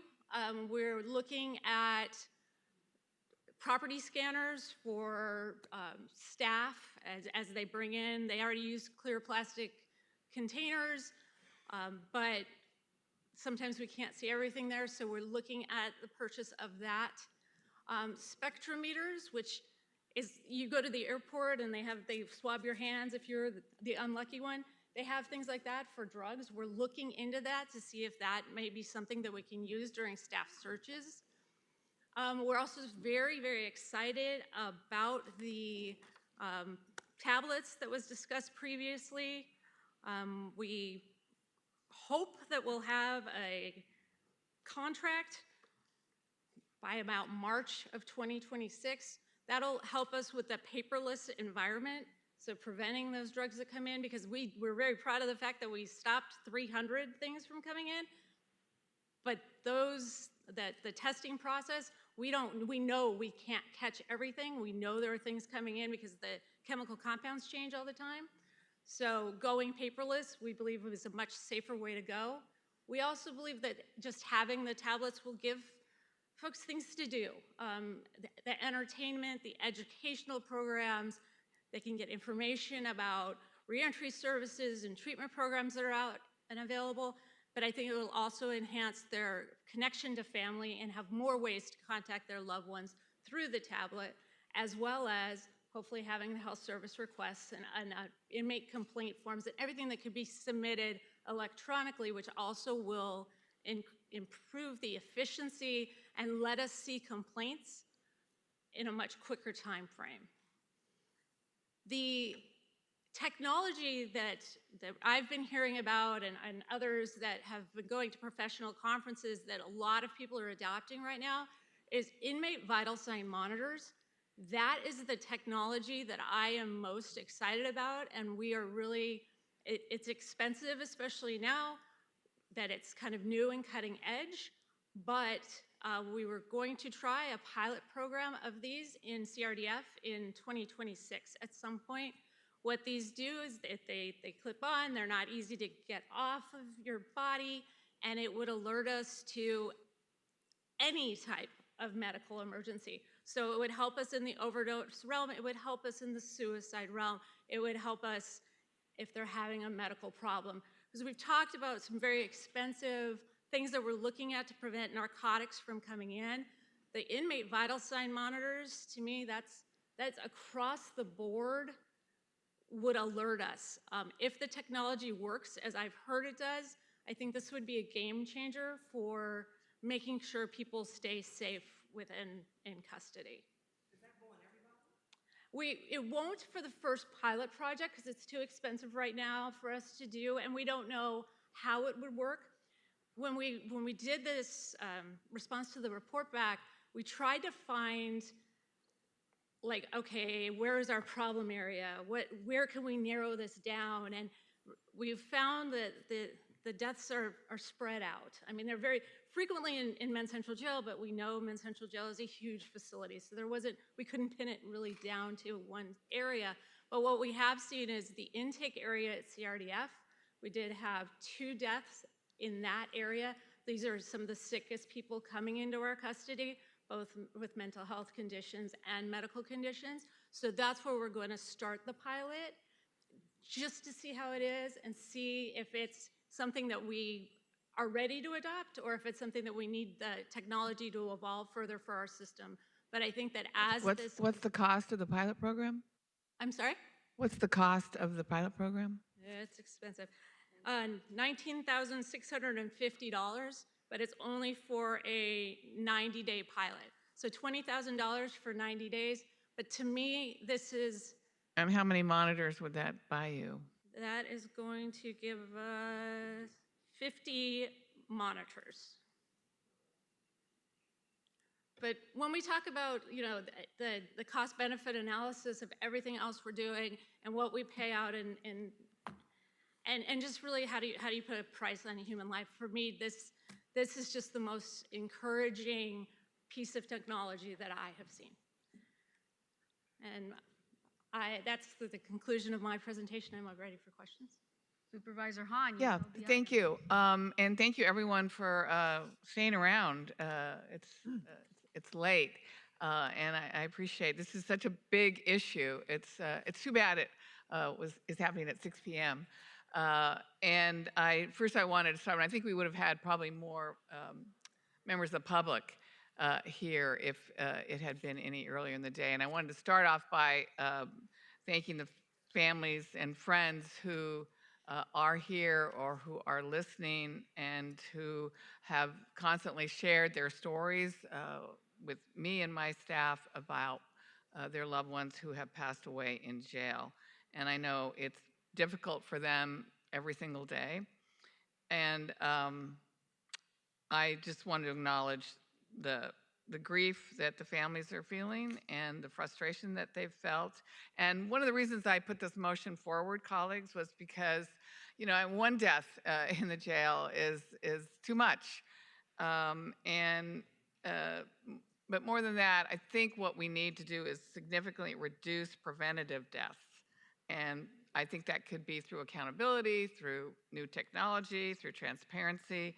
And that means taking a real look at our system to see what's broken. And I think this was my idea, was the report back would be all of you from different departments coming and having taking a look and see where we can do better.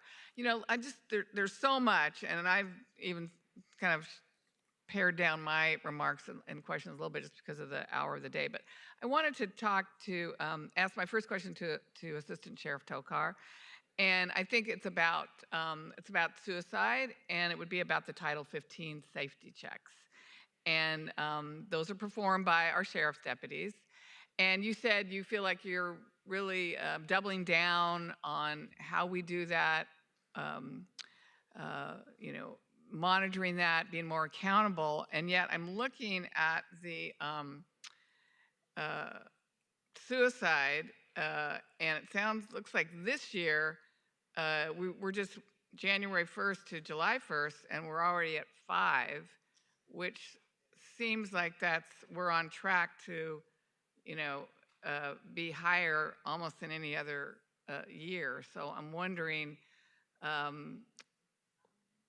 what makes you think that what you're doing is better or it's working? So I can tell you that the quality of our Title 15 checks and our timeliness is better. We have documentation of that. It's been mentioned in our DOJ reports, in our self-assessments as well. And because we weren't checking quality before. And now that we're observing the quality being better. The fact that we've had the suicides is tragic. And it's part of, we do extensive death review processes. We look not only at what actually is adjacent to the death, but we use that time to go back in time and to double check what happened leading up. Right. And we hold people accountable based on that. I know that we are doing better. It is tragic that things happen where the deputy walks by, the checks will look good when we watch the video. Yeah, I'm just concerned that again this year, I mean, we're above, in a half a year, we're above 1, 2, 3, 4, 5, 6, 7, 8 other years just in the first half of this year.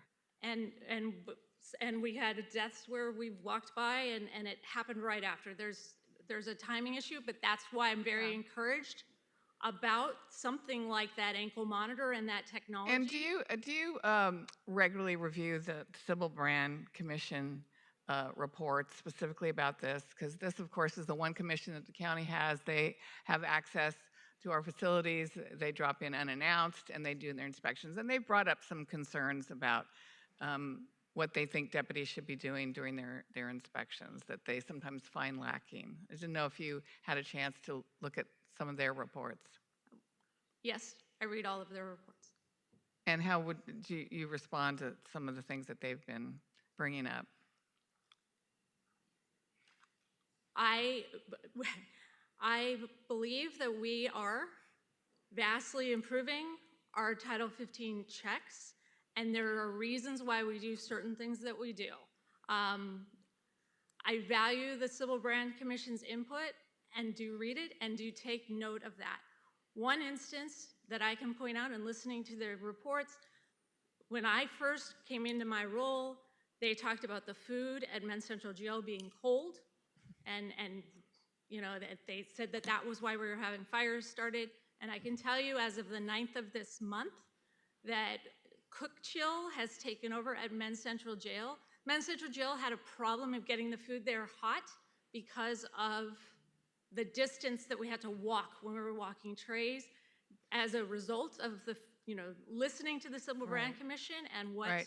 I appreciate that. I think I was referring more to, we're talking about deaths in the jail, and I think they've made some comments about that. So I just wondered if you are looking at those, and it sounds like you are. I was just going to ask our CEO Risk Management and the Auditor Controller, I think you noted in your report back also that Title 15 checks were an issue. Maybe you could tell me what you found, and maybe do you have a recommendation? Thank you, Supervisor. I'm Destiny Castro from the CEO's office.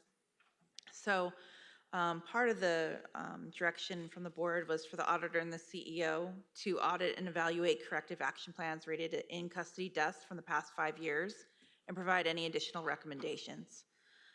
We looked at 16 caps, and 63 corrective action plans were looked at, implemented the steps. But the one thing that we did find was the caps that were involved were the quality of the Title 15 safety checks. And we'd seen that in the caps over the few years. Now, the caps that we looked at for the last 5 years were older caps because they're retrospective. You're talking about corrective action plans for the public. Corrective action plans. Know what caps are. So a corrective action plan would be any kind of litigation that's settled for over $100,000 would have a corrective action plan that's tort. And if we're looking back the last 5 years, these could be previous. So they could be a 2018 case that settled within the last 5 years. So these cases go back a little bit in the future. And these were about Title 15 checks? These were about everything. So these So are I all just want any you to kind of. focus on what you found, because I think your report noted you had some issues with the It Title did. 15 So checks. regarding the Title 15 checks, several entities, and then we also spoke with the, What were the issues that you found with Title 15, and did you make any recommendations? so we spoke with like Civil Grand, the Oversight Committee, and the entities expressed concerns regarding the quality of the Title 15 safety checks. For example, and these are all the organizations we talked to along with the corrective action plans, they observed LASD staff quickly walking past housing areas without verifying signs of life, and LASD staff did not quickly remove observed obstructions such as sheets being hung over cells. We noted that LASD has recently made a strong effort to improve both the quality and timeliness of safety checks, which is closely monitored in the connection with the United States Department of Justice settlement agreement. Nevertheless, our recommendations include LASD should consider performing Title 15 checks at random intervals or order, but within the requirements to reduce predictability. LASD should evaluate the use of other staff classifications such as custody assistants to assist in performing these checks and reducing incidents of missed, delayed, or rushed safety checks. We also said that LASD should monitor cameras when available if staffing is concerned. LASD should consider custody assistants or non-sworn personnel to monitor the cameras. And then the last recommendation we had was while they began rolling out body-worn cameras in custody setting in October 2025, this effort should be expedited. And we found those recommendations as well as talking to the Civil Oversight Commission, Civil Brand, and the Office of the Inspector General. I'm going to ask Assistant Sheriff Tokar, have you looked at those recommendations and implemented them, or how do you handle, maybe I should ask, how do you typically handle recommendations like that? So we immediately took action on those. And as she was saying, those are older cases. So we don't wait until the lawsuit is filed. We do death reviews and take steps immediately upon finding an area of concern. So what we've done based upon those, that's where we got the audits in, and that's where we've started taking accountability. And if we find that a check was incorrectly done, there's some administrative action taken.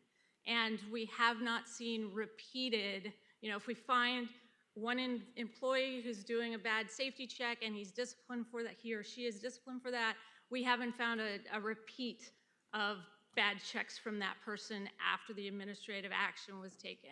So we do follow up on that. And again, these are older cases. We have made huge strides in the very recent last couple of years. Okay, thank you. Let me just also say, Ms. Castro and Mr. Chavez, your report also noted you had some issues with drugs coming into the jail. I mean, that is such a problem, and I know we've addressed it. And it sounds like you're doing a really good job trying to keep them, but they're still coming in.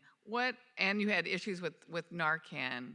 Can you tell me can you share what you found on those two issues? As related to the drugs coming in, the introduction of narcotics in the custody environment, several entities indicated that the screening process, especially for visitors and employees, was inconsistent and not always conducted thoroughly. They opined that inmate movement outside of a custody facility always allows for potential acquisition and reintroduction of contraband into the custody environment.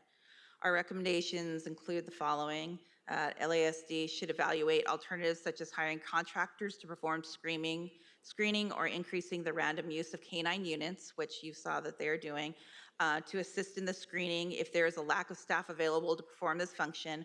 And then while criminal defendants have constitutional rights to be physically present at many hearings in their criminal cases, LASD should continue to work with the Los Angeles Superior Court and county justice partners to evaluate options to increase the use of video conferencing for court appearances to minimize inmate movement. And then LASD should also consider the increase of use of canines during random and routine housing searches. And Just to be clear that when we did find these, we did submit them to DHS, CHS, and the sheriff, and they are aware of the recommendations and are implementing.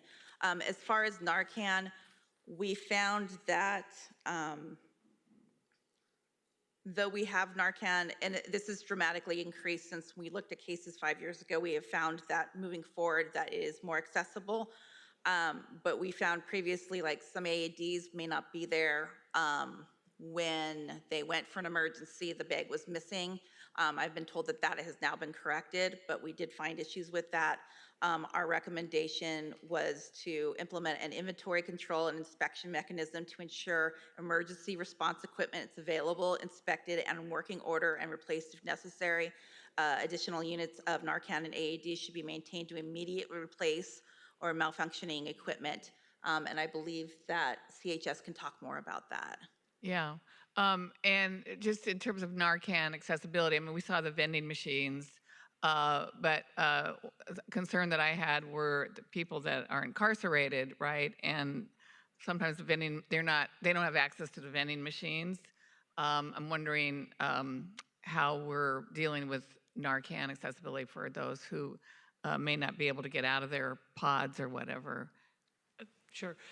So the Narcan vending machines, you're correct. Those are in the visiting areas for right. When our incarcerated individuals are leaving, there's a Narcan vending machine for them. But again, that's when they're leaving. Right. While they're in custody, the housing units, especially the dorm housing units, have it accessible in the dorm on the wall. And there's a custody protocol to check that regularly to ensure that if it's gone, it's immediately replaced, and there's access to that, to the Narcan. Can I just add some stats on that, Supervisor? Thanks for asking the question. It's an area that CHS partners really closely with our harm reduction unit within DHS, and they've been great partners in addition to CHS in ensuring that there's continuous access to Narcan there. Just into 2025, through the end of October, there were over 3,000 doses of Narcan that were used or taken from those slots that Tim talked about, Dr. Belovich talked about, within the custody pods themselves. And those numbers are separate than the Narcan that's been made available through the lobby vending machines, which numbers almost 5,000, and then over 10,000 units as distributed through the separate release vending machines. Yeah, thank you. I just wanted to talk a little bit about death by natural causes. And just for lay people or the public, how do we categorize natural causes in the medical world? Because for me, natural causes is old age. Yeah, thanks for that question, and I'll let that's natural. Dr. Upo also chime in on this. It's a term we try to follow the medical examiner's terminology for classification of deaths. And so we've worked to align our reporting out of the causes of death with that of what is listed on the autopsy. And indications on the autopsy that are considered natural causes isn't necessarily what you're referring to, where someone has died at a very nice old age peacefully. Like I see really includes cancer, heart disease, respiratory, and other. That's all natural. You would say that's natural causes. Yes, those are classified as natural causes per how the medical examiner categorizes deaths. Right. And under that, what are the other natural that didn't get cancer, heart disease, or respiratory? It says other. They would be other biological causes of death. I mean, someone might have a bleeding ulcer and die from a bleeding ulcer, but it's other physiologic causes of death as opposed to homicide or suicide or overdose. And we can get you the full listing. I think some of it was included in the report back of what was included. I had the full listing, but it just said other, so I just was curious. So, again, just for the public, we hear that the population in our jails is older, and that contributes to more people dying from natural causes, but is that really true?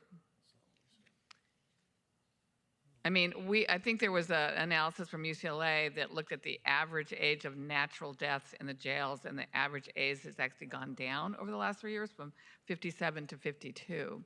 And I know there are people even younger than that. If those are the categories that die from natural causes. And I believe that study compared a jail population that we have to a LA County population, which, like I said, is not the same population. We are often getting individuals with years and years of not taking care of themselves, or substance use, or activities that deteriorate their health, so that when we get a 40-year-old, it is not the same 40-year-old that you run into necessarily in the community. And so, though they might have the same chronological age, they have often more health concerns than you would assume for someone that chronological age. And do you actually feel like the things that you're doing under your slide for natural causes is helping? Is it, you're talking about more early releases? Is your approach to this natural causes actually, are we doing better? Well, in terms of the compassionate releases, yes, we believe there are a lot of individuals who don't belong with us in the jail. We have individuals who have dementia. I don't think they're ever going to make it to their court date, right? And so, yes, we would advocate for those early releases, absolutely. But for the individuals who are with us and are waiting for their court date or their legal proceedings, I think that what we're doing is what we are currently able to do with the resources we have. And again, it's very reactionary. I was just going to make the same point. Yeah. Dr. Velovich spoke to the reactionary nature. What's really needed to move the needle on that, Supervisor, is that primary care model and some of the emphasis on not just screening for the infectious diseases, but there's no point in screening for them if there's not the treatment that's available for them also. Right. I'm looking at the hour, and I will yield my time to my colleagues. And if you don't ask everything that I've wanted to ask, I will come back and take it home when you're all done. But I feel like I should yield to my colleagues. Thank you, Supervisor Mitchell. Thank you very much. I'm not going to read my statement. I just want to get to questions, but I just want to comment at the last comment with regard to population and the comment about not taking care of themselves. I think we know that severe health disparities exist based on race, based on class, and based on geography. I think of the number of African Americans and Latinos who have asthma based on geography, where they live or grew up. And how asthma can become a chronic health issue that can lead to premature death. So I just wanted to put that in there too. It's not just about that, but we also have systemic causes that lead to premature death. Thank you for having the report back. It was really rich and important because this is a deeply personally sensitive issue for the families, and something that we have to figure out, going back to Supervisor Hahn's questions about why these numbers are creeping up. So a couple questions. On the overdose slide, for the medically assisted treatment, do we get Medi-Cal reimbursed for that? Or how do we pay for that? We don't get Medi-Cal reimbursement for individuals who are incarcerated in the jails, but there is a CalAIM Justice Initiative, which we're working with a variety of LA County partners on, working toward full participation in 2026, and that will allow for 90 days prior to release coverage of some portion of the medical costs of care with mandated certain services. And so there's a hope for potentially being able to achieve some degree of reimbursement, but currently it's not available. That's right, because we've been talking about that for a long time, and that there would then be a handoff. So if I get medication that I could then leave with, and then a seamless transition into Medi-Cal, some kind of plan, so then there's no gap of services. Yes, that warm handoff is all part of the CalAIM Justice Initiative to facilitate that to mental health care as well as to substance use services, in addition to physical health care upon release. That is going to be so important. On to the natural causes slide. When you look at natural causes, and your model is based on me raising my hand that I don't feel well, that means that there's no kind of health screen or scan at intake.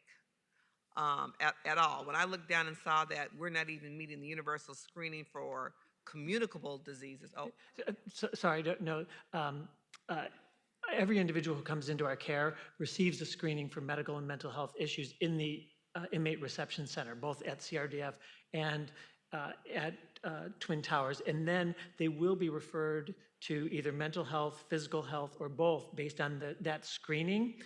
And they will be seen, and they will be entered into care. But once that occurs, for example, there is not the natural follow-up of calling them back. We will see them and re-prescribe medications as needed and regularly so that they maintain that. But if we don't hear from them that there's a problem, we don't have the ability to go back and check. So what constitutes the physical health screening? What do you do? Sure. There's a long list of questions a registered nurse will ask. They will pull up previous medical records. As you all know, we are on ORCID, which is the county's medical record system, so we can see the care that's been provided in our other county facilities. So we can verify care, we can verify medications. We have access to the DMH databases and their system so that we can understand mental health treatment that's occurred. So we can access that history at that time. The nurses will take vital signs. They will administer this questionnaire and also based on their observation, and they will make referrals based on that to mental health, physical health, or sometimes to some of our specialty services as well. So I understood that about mental health, but I guess I'm getting back to the natural causes, and you talking about that. I have to raise my hand if I've come in and I don't know I have COPD, I don't know I have whatever, it's identified, then are we proactive in terms of, now that we've identified that I have this chronic health condition, am I proactively treated or no? That's where it breaks down. We identify it and we know it and we will start you on treatment, but we can't in the same way that we would proactively do that. If you had a primary care health model, you got you'd it. be able to do that. Got Yes. it. With regard to the compassionate release and those numbers you shared, of those that were denied, are you tracking how many then died in custody? Do we know that? Of the 3 that are denied, that have been denied so far this year, yes, we have that information. I don't have it with me, but we can share that with you. I just think that would be important for us to know and maintain that as we, work with the courts on future compassionate release requests. I would put that in my argument if it were me. And generally, when they are denied, they will die in our care. Because they are usually, the reason for the denial is their charges. And the charges are such that they're there for a long time. They're awaiting a very significant charge, like a murder charge, and they're waiting to go to trial on that. Are the denials based on the nature of the charge, or there's not appropriate out of our carceral setting placements for them? What is often the reason for the denial? The denials are coming because of the charges, generally, the charges. It's not whether we can find a placement or what the next step would even be. The court is entertaining whether or not they're willing to drop the charges on the individual. What's the turnaround time for the court to? Let me find that out. Okay, all right. And then I guess the second or third to the last question, Madam Chair. You talked about 10,000 requests for health services monthly that are processed by hand. Supervisor Solis and I gasped. What's the current time frame? I submit my piece of paper today saying that I'm having chest pains. How long does that take? So it's a very involved and inefficient system. So multiple times a day, individuals, so the incarcerated individual fills out their form, they put it in a box, it is picked up by individuals who go to the housing units at least once to twice a day and pick up those forms. They get centralized to the clinic. They get reviewed by a nurse, and the nurse will read each one, and she will triage them based on whether it's an emergency, whether it's a routine referral. Now, if an individual says they're having chest pain, usually they will alert an officer. The custody officer will pull them from their cell, and we will bring them to medical. And that's usually how that type of situation would occur. But if someone decides to not make that alert, but they write it down, we will act on that as an emergent referral, and we will go right away and find the individual to treat them. We do that similarly when family members will call. We may get a referral from a family member who will say, I just talked to my loved one and they said this is happening. We will find that individual and get them to a clinic. It doesn't matter what time of day.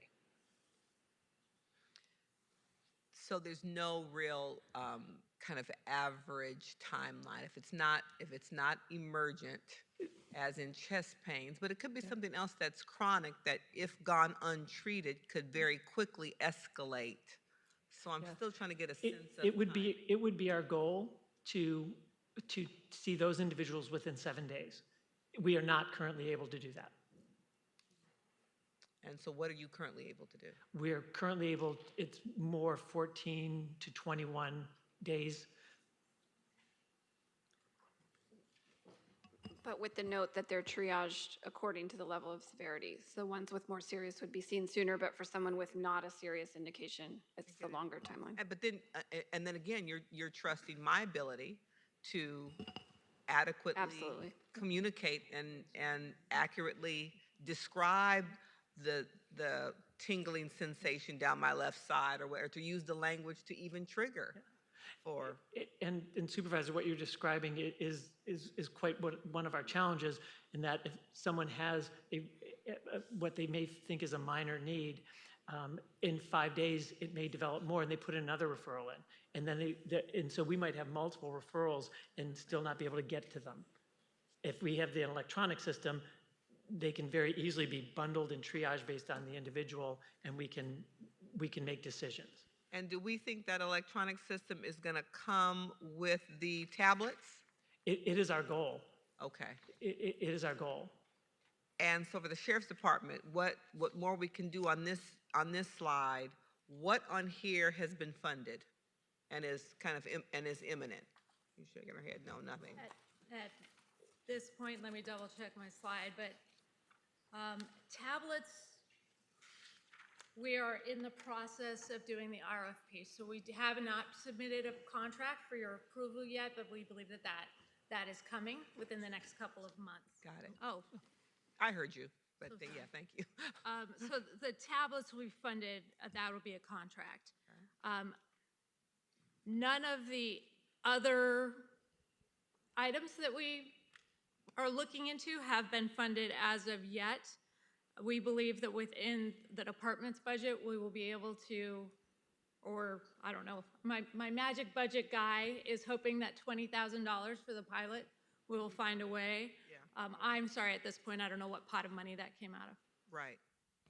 So that could be funded, but not your spectrometers and not the property scanners, because those are big ticket items. Those are big ticket items that will require, not the spectrometers, the property scanners will require some modifications to facilities to place them. So those are much bigger ticket items. They have been included in our budget requests, but not funded as yet. I think that was hot when you tapped it the last time. I thought it was hot. Maybe not. So Supervisor, we do have I don't have the mic right now, but I'm going to ask. So we did issue. Oh, sorry. So we did issue a report regarding the medical records, or the forms that was on our August 26th audit report for Department of Mental Health or Health Services, Correction Health Services. So I'm going to ask Robert to provide a little bit more information on this. Yeah, Supervisor Robert Campbell, Assistant Auditor Controller. Just to your point about the health request forms, in an audit that we did of correctional health in August of 2025, we did note in our walkthroughs of a number of jail facilities that the health request forms were not available. They just weren't physically present. And so to that point, the I think it underscores the importance of an end-to-end electronic system, because we can't even really measure timeframes or turnarounds if people aren't able to submit a request because of a lack of a form in the first place. That was often the case at the state with Department of Corrections. People couldn't even get to the forms. So the tablets are going to be one per person and it's in a place where people can access, like, I don't know. The intention will be to have, each individual would have a tablet, yes. And so you're putting out an RFP, so you have the funding and you'll have the capacity for the tablets to perform all of these functions here, including replacing the medical slips. Yeah, that is the intention. We'll get the tablets in. Some of the programs that we want to add to the tablets will take some time to develop. Right. But once we have the infrastructure, there's unlimited things we can do with it. I just wanted to get a sense of, it will have the tablet, but now it will take additional resources to add all this functionality. That's what I wanted to have a sense of. And the time frame on the tablets again? We hope that we'll have a contract to you between January and March of 2026. And so I don't know what that means. The time frame that a inmate will have a tablet in hand.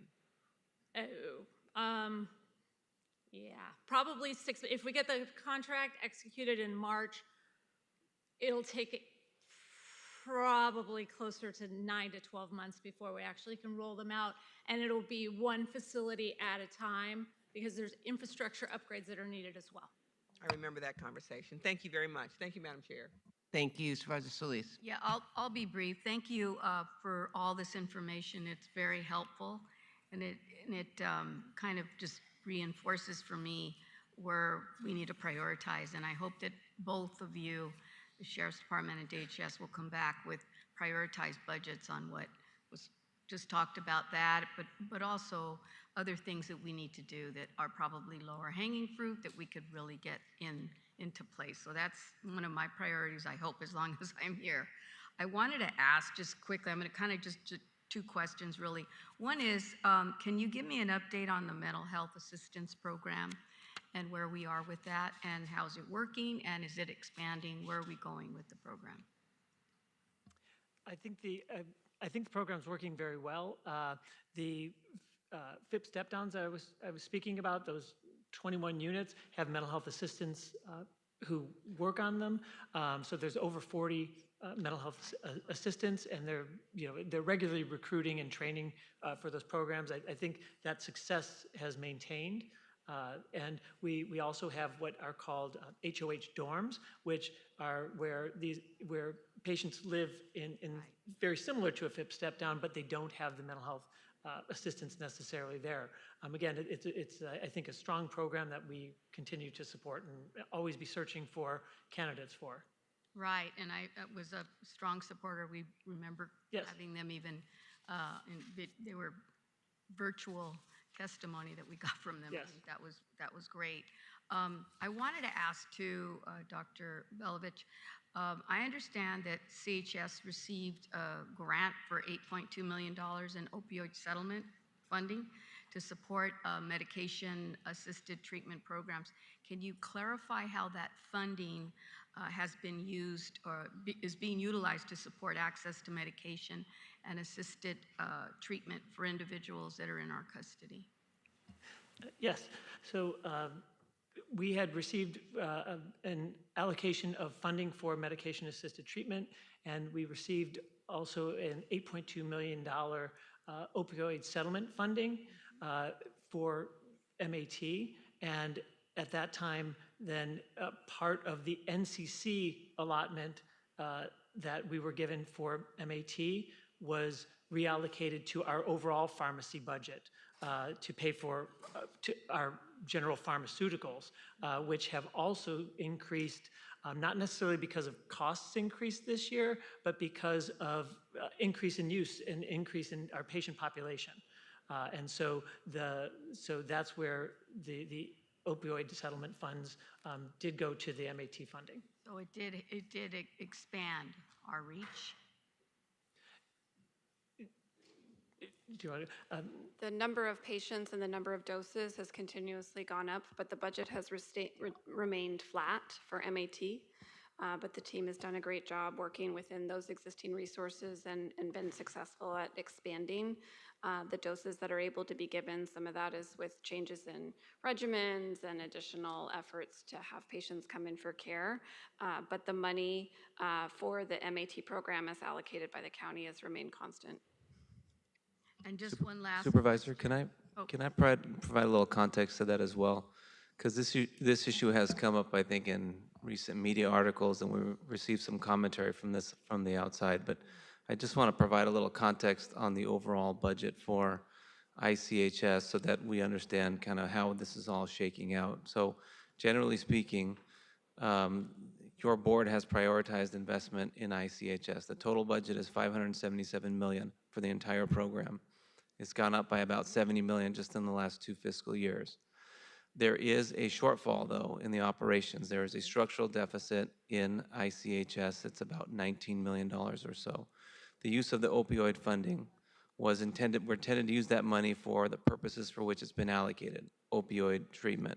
At the same time, because of the pharmacy costs that were increasing, unrelated but separate, the NCC that was freed up by the opioid was used to cover a gap in pharmacy. So while the investments have stayed flat, the overall program is being invested in, and we look at it as a program, we're dealing with a structural deficit. And so we've put one-time money aside to kind of close that gap year over year.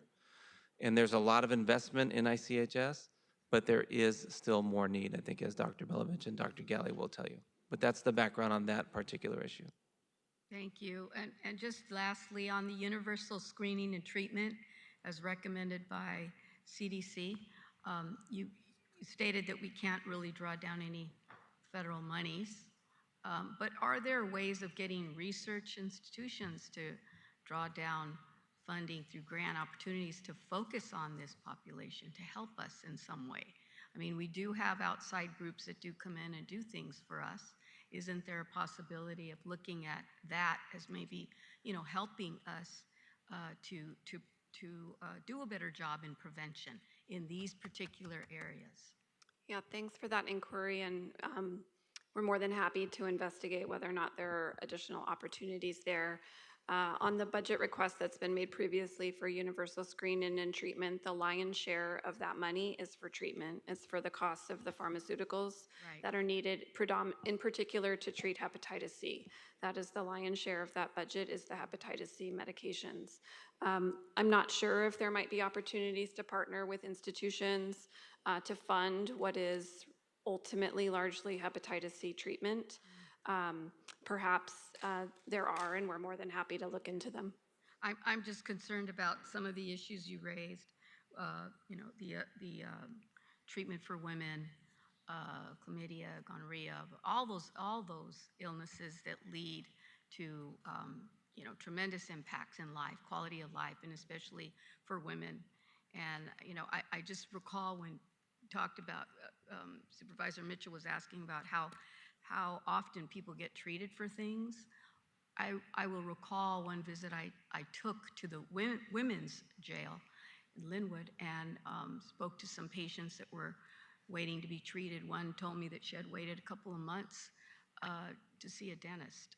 And the fact, and you might recall that, Dr. Galley, but the fact that we didn't even have adequate staff to be able to meet when people are experiencing excruciating pain. That to me, I don't know how well we've improved in that area, but I certainly would like to hear back at some point, not now, but how that has been going. Yeah, thank you for that. And just anytime someone's in pain, we want those patients to be dealt with and seen and managed promptly. I think that is an urgent need all the time. It's really not something that is the type of thing that's intended to be covered in that universal screening and treatment. That's what can be done right now. And so always happy to be made aware of times when that's not happening as it should. With respect to universal screening and treatment, I know we've bucketed together those requests in prior budget phases. And so they're not, I think, easily able to be determined for the board of what specifically we're requesting, for example, by different conditions, whether it's for STDs or hepatitis C. So I think one thing that we can do to help increase the transparency there is to line item out those requests in the future. Yeah, that would be helpful. Thank you, Madam Chair. Thank you. I'll be short. When I look at the suicide, I mean, and I look at the numbers in terms of the inmates that are coming in, that what percentage would you say are diagnosed with some, I mean, not suicide, mental health, diagnosed with some sort of mental health issue that are coming in now, the population? Currently over 50%, which is a change from previous years. We used to be in the high 20s, low 30%, and now it's easily over 50%. And have you seen a correlation between that and the number of suicides or attempted suicides that are taking place in the jails? Could you put those two together? I mean, is there a correlation between the two? Well, yeah, obviously we have a sicker population, more in need and more in need of our services. This has been a particularly difficult year in terms of individuals committing suicide. And we continue, for any death, we look at it, as the Assistant Sheriff said, very in depth to see if there's a pattern, if there's something that was missed, and we take action, whether it be a policy change, whether it be a change of practice, whether it be working with an individual clinician or team of clinicians. So we do look at every death in that manner, and we have looked at suicides in the same way. And this has just been it has been a very difficult year for suicides. We've seen a spike, and we have not seen a pattern necessarily, but we have seen, I think maybe the only pattern, I don't know if it's the right I call word it for a this, parallel. is that we see more parallel. suicides that may occur not in mental health housing at times. Right, which leads me to the third, and that's the natural causes. I'm told that the inmates coming in, especially those that are unhoused, are in far greater need of health care and sometimes have a condition that's not even diagnosed. And so on the natural causes, I think that this board needs to recognize that the individuals that are being arrested or brought into the jails are a lot more in need of health care, and not just health care, mental health, substance abuse across the board. And so when I see, and I appreciate the information that you provide when there is a death in the jails, because I think it's important for us to understand each and every case and understand what's going on. And then I also want to thank our medical examiner, because I know that the follow-up that you provide is a checks and balances. The medical examiner then will look at the case and provide us with an overview in terms of pre-existing condition, cause of death. So I think it's important for us to acknowledge that it's not just you that will provide us with, here's what happened. It's also the medical examiner which will provide us with the cause of death. And I hope that we use these as a roadmap moving forward, especially when, and I know this is a sensitive subject, but what percentage of the overdoses, natural causes, and suicides are at Men's Central Jail? I don't have the exact number, but we have a much higher, I think, incidence of overdoses, at least at Men's Central Jail, that may not lead to death, but we see quite a few overdoses there. I don't have the exact numbers, but absolutely there are some the setting of Men's Central Jail contributes to, I think, a lot of what a lot of our concerns as well. And when we talk about staffing issues, you talk about the need for staffing. Realistically, if that green light was given tomorrow, how hard would it be for you to staff up in the jails? We've been quite successful. Have you? Through, again, through the board, granting many of our positions up to 20% bonuses to work in the jail, and that has So helped. the bonuses have helped. The bonuses helped immensely to bring people in and to keep people. And I think that's a big part of of the workforce is keeping them. We still have vacancies. Don't get me wrong, but we have our workforce is much more robust than it was 2 years ago. And then my last comment statement, question, take it for what it is. When you talk about the aggressive release request, I know that I sit on CCJCC, of which we've talked about the jail population and when we can do diversion, you know, controlling the numbers. The sheriff has indicated the numbers go up, the numbers are going up. So I guess my ask and comment would be that at CCJCC, you've got the courts, you've got judges, you've got the DA, you've got public defender, you've got a board office, me, supervisor, you've got the sheriff, you've got LAPD. I think that these type of issues should be brought to CCJCC to see how we can streamline it. Because to your point, you said there are some that are you're still waiting to hear, and some you never got an answer and they ended up dying in custody. So I would ask that in the future that you look to that entity as an opportunity to address some of the issues, especially when it relates to the court's impact on the ability for you all to do your job. Because, and actually public health is there, health is there. I mean, you've got everyone sitting in a room. I think that, and then we have dialogue and we really do flush out issues. So I think it's an opportunity there, Dr. Belovich, for you to use that as a vehicle to drive some of the issues that are creating barriers for you to do what I know you're passionate about, and that is providing health care and helping people. So I would offer that up as a suggestion. Great, thank you. We will follow that. Yep. All right. Supervisor Hahn, did we not answer everything, or do you want? No, I think we did all well, and I know we have some members of the public that we should hear from. I would just say it was frustrating, the mixed messages about how we are treating people with substance use dependency in our jails. The Cal Matters article really spoke to us scaling back our treatment, and I know you're going to dispute that, and yeah, that's good. And I wanted the public to know that we, approved a budget that included additional funding for addiction services in the jails. And I remember even commenting at the budget meeting that I was happy to see the additional funding. So I don't know how the media gets it wrong, but I don't want that to be a mixed, well, we do know how, we don't need a mixed message about that, because that is a serious issue, and it's still unfortunate that drugs are getting into the jail. It's unfortunate that sometimes staff is bringing it in, and I know you're addressing it, and we never really landed on what, real recommendations on what you can do better, but I think, Ms. Castro, your report did a lot except give recommendations of what we can do better. And I think we all want to do better, and I think that's what the point of this motion was, and certainly we owe it to those who are incarcerated, and we owe it to the families that we're going to do everything we can. And I think we've seen that from all of you today, so thank you for staying late. Appreciate everybody's. Is it late? Huh? Is it late? I didn't know that. I know, right?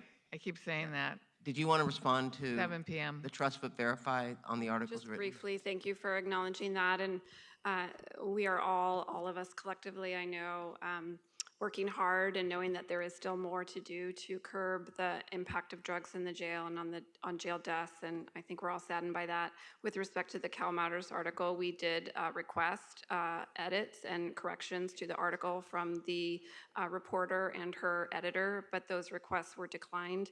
We did provide the accurate data on the number of doses given and the number of patients treated year over year and 6-month period by 6-month period, but that request was declined. Thank you for that. Shock, I tell you, shock. All right, go ahead. Yeah. And to answer your question regarding Men's Central Jail, this year, 7 or 18% of the deaths have been at Men's Central Jail. And since 2020, 38% of the suicides. Men's Central Jail being a linear design, open bar design with not great views into the cells, I think is definitely, it does not help us prevent those deaths. Thank you for that clarification. All right, seeing no other comments, Executive Office, please call those members of the public that would like to speak on this item. Recognizing that we are capping it, so how many speakers do we have? Thank you. Will the following individuals please come forward and staff will assist you? Yvette Aguirre, Omar Aguirre, Norma Palacios, Grace Joseph, Soma Snake Oil, Denise Gastelum. Caller with phone number 310-722. Your line is open. Please state your name and begin. Hi, my name is Janet Asante with Dignity and Power Now and the Justice LA Coalition. John Horton died in 2009. Stanley Wilson Jr. died in 2023. Maxwell Aguirre died in 2023. We have folks who are dying in 2025. One of the people that we bailed out of CRDF during our Black Mamas bailout this year, she just discovered that she has cancer. And we can't help but wonder if she would be getting treatment if she was still in CRDF for almost a year on shoplifting charges. You cannot get care in these cells. We hear it time and time again. You heard it from the auditor controller. The answer is alternative to incarceration is not where people are going to get care. IPAC are not going to solve this problem. And just like other supervisors in the room have stated, the folks who are coming in with these health issues, they're coming because there are no alternatives to incarceration. And the only way they're going to get health care or lack thereof is inside of these cages where ultimately they languish and perish. We need to fund alternatives to incarceration, like programs like ODR, and actually treat people and fund different. Thank you. Caller with phone number 415-240. Your line is open. Please state your name and begin. Hi, my name is Grace Sosa. I'm calling from UCLA. I'm really disappointed to hear this group perpetuating this idea that because the deaths in the jails are that the deaths in the jails are somewhat understandable or inevitable because people entering the jails are much sicker than the general population. Even if it is true that everybody entering the jail is in dire need of medical care, which I don't fully believe, this does not in any way absolve the department for deaths in their custody. Deaths due to negligence or lack of access to medical care are not natural deaths. If an individual complains of stomach pain for weeks and dies of a stomach ulcer, that is not a natural death. In fact, I would actually like to know how many of these natural deaths would be preventable with access to proper and attentive medical care. In an environment where a person's every move is controlled and surveilled, it should be absolutely unacceptable for any death to occur in the jail. And it's disappointing to hear us debate what costly implementations to try that would reduce the deaths in the jail when we know what will, with certainty, reduce the deaths in the jail, which is closing them. I urge you guys to close MCJ as soon as possible. Thank you. Thank you. Caller with phone number 323-493. Your line is open. Please state your name and begin. Yes. So, well, thank you for the presentation. It's very enlightening. But in reality, the jail cells are stocks. You know, Core Civic Incorporated is one of the largest private prison stocks. The GO Group, GTL, they make billions hand over foot off of the pain and plight. And food, believe it or not, is one of the biggest healers. If you're serving them sloth, 90% of the time, their health is going to decline. Also, the probation officers that are monitoring these jails, they assault the inmates as well, which doesn't help for them to heal in any other way. Just my son himself, he'll be released next month, just 22 years old, but he had two of his front teeth knocked out from a probation officer. Okay, so I'm not going to tell you, we'll be here all night to tell you all the horror stories he's going through, but let's be honest on how we can really improve the health of inmates because you don't really care about them. They have a stigma on them, and that's where things have to change. So I'm hoping that there is some type of improvement. Thank you. Anthony Arenas, your line is open. Please begin. Anthony Arenas, your line is open.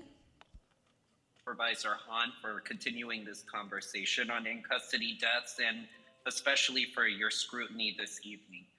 I want all of the supervisors to remember that since the start of 2025 alone, since January 10th of this year, 41 people have lost their lives in LASD custody. 41 people in about 42 weeks. Those are 41 families changed forever. Those are not just 41 individuals. Those are 41 communities that are changed forever. And this is the fastest rate of in-custody death in the last 20 years. There have been over 2,100 letters that have been sent to this board demanding an end to in-custody death. And as you've heard from people tonight, both during the presentation and from the public, we know that you cannot get well in the cell. And the category of natural deaths is so problematic, especially as sheriff deputies are allowed to be in the room during the autopsy. And one of the Thank you. perpetrators of Caller with phone number 310935, your line is open. Please state your name and begin. My name is Dee Polani Lucas. I'm the mother of Stanley Wilson Jr. I'd like to speak about the inmate vital sign monitors. This would be vital, important technology, not just for LASD and incarcerated individuals, but also for families. Please consider allowing families to have access to either real-time digital information or delayed access to information from inmate vital sign monitors about their loved ones. This is particularly important when we are left in the dark when our loved ones die. Utilizing biometric and GPS system devices would allow continuous location surveillance and heart rate monitoring to track our loved ones. This would be crucial. Also, the information would be important so that we don't have to rely on jail staff reports and Thank you. Madam Chair, there are no other remote speakers to address the board. Remote participation for item 45 is now concluded. We will go to in-person speakers. Please begin. Thank you. Go ahead. Good evening. My name is Omar Aguirre. I'm an emergency department registered nurse and a California State public health nurse. I'm also the father of Maxwell Aguirre, a 22-year-old Air Force veteran who lost his life in LASD custody without ever being convicted of a single crime, ever. While in custody, my son called me on a daily basis to ensure.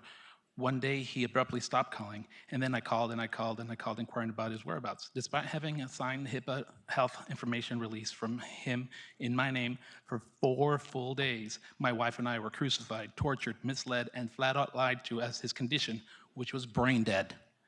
The board got smoke and mirrors today with tiny solutions, and the death numbers absolutely confirm it. I hope you don't believe them. Assistant Sheriff Tokar here misleading the board in the same manner LSD misled me. The board requested corrective action reports, CAPS, with root causes analysis from 2020 to 2025. LASD openly admits on this report that they are from prior to 2020. Thank you. Next speaker, please. Hello, my name is Yvette Aguirre. I'm Omar's wife. My son died at Twin Towers in 2023. It was called a suicide. The truth is he hung himself, but in my mind, there is no suicide in custody. My son can't eat, go to the bathroom, sleep, be awake, be in the cell, be out of the cell without the permission of the deputies in charge. There is no suicide in custody. Okay. I appreciate all you're doing, Supervisor Hunt, and I do appreciate you guys staying to listen to the comments, very important. I won't go scorched earth. All I want to say is there's a lot you can do to improve the environment. How about letting people go outside? My son said 0 outside time in 2 months leading up to his suicide. He was allowed to go to a room with a window. That's called yard time. Thank you. Thank you. Next speaker, please. Good evening. My name is Denise Gastelum, and I'm one of the attorneys that's representing the Aguirre family as it pertains to the in-custody death of Maxwell Aguirre. In addition to the Aguirre family, I represent 11 other families who've lost their son or daughter in the LA County jails, arguably these past 4 years.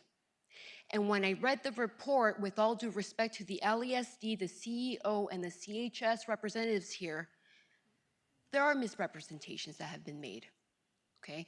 And so next time a report is gathered here, I'd ask that just like County Council was able to participate in that report, that counsel for the families of those 317 individuals get to participate as well. Because perhaps I could show you the footage of the way that they conduct the Title 15 checks. Not even looking inside the cell, but yet marking it off, all right? And so I'd ask for that. Thank you. Next speaker, please. Good evening, Board of Supervisors. My name is Norma Palacios, and I am the Policy Manager for the Drug Policy Alliance and a resident of LA County. I am here to urge the expansion of immediate access to medication-assisted treatment in jails to those who need and want the medication.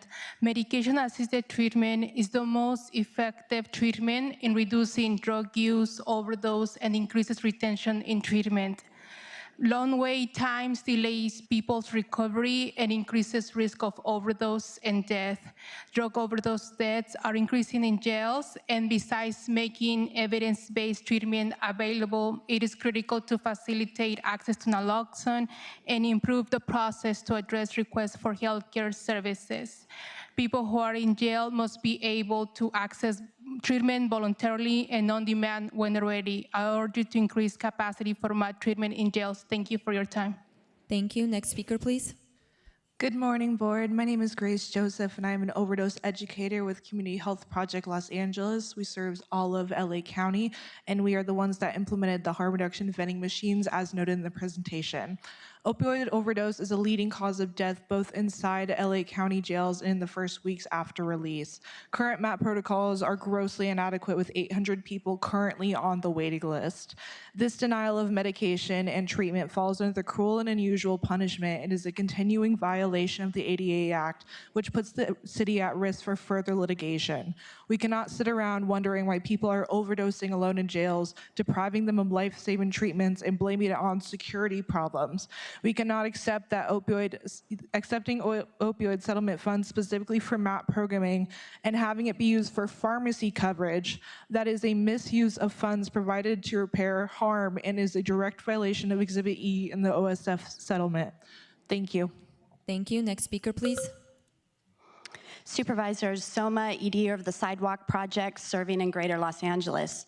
LA County had a 22% decrease in OD death in 2024 thanks to OSF funding for harm reduction. Meanwhile, overdose deaths in the jails have increased by 28% despite OSF funds. Part of the issue is lack of adequate MAT. Per a directive from Correctional Health, some individuals entering the jail are being prioritized for treatment while others are being placed on a wait list. We would like to direct the board's attention to page 6 in the report where they state that there is a waiting list for MAT. This is an ADA violation. People leaving custody are up to 40 times more likely to die of overdose than the general population. These deaths are preventable when individuals have access to all FDA-approved medications for opiate use disorder for initiation and continuation. This is not just a funding issue, but a leadership issue. Injection MAT is inadequate and does not last till the next shot. Please direct County Correctional Health to make all Thank three. you. Madam Chair and members of the board, that concludes public comment on this item. This report will be received and filed. All right, thank you all. Go home. Thank you. And to the people that came to testify, we appreciate your time here. I know it's been a long day, so thank you for being here. Executive Officer, what item are we on? Next, we're going to item 12. So we're going on to item 12, empowering county workers to serve all residents without interference, which was held by Supervisor Mitchell. For members of the public joining us remotely to comment on this item, please use the raise hand feature if you're online. Press *3 on the telephone. Supervisor Mitchell.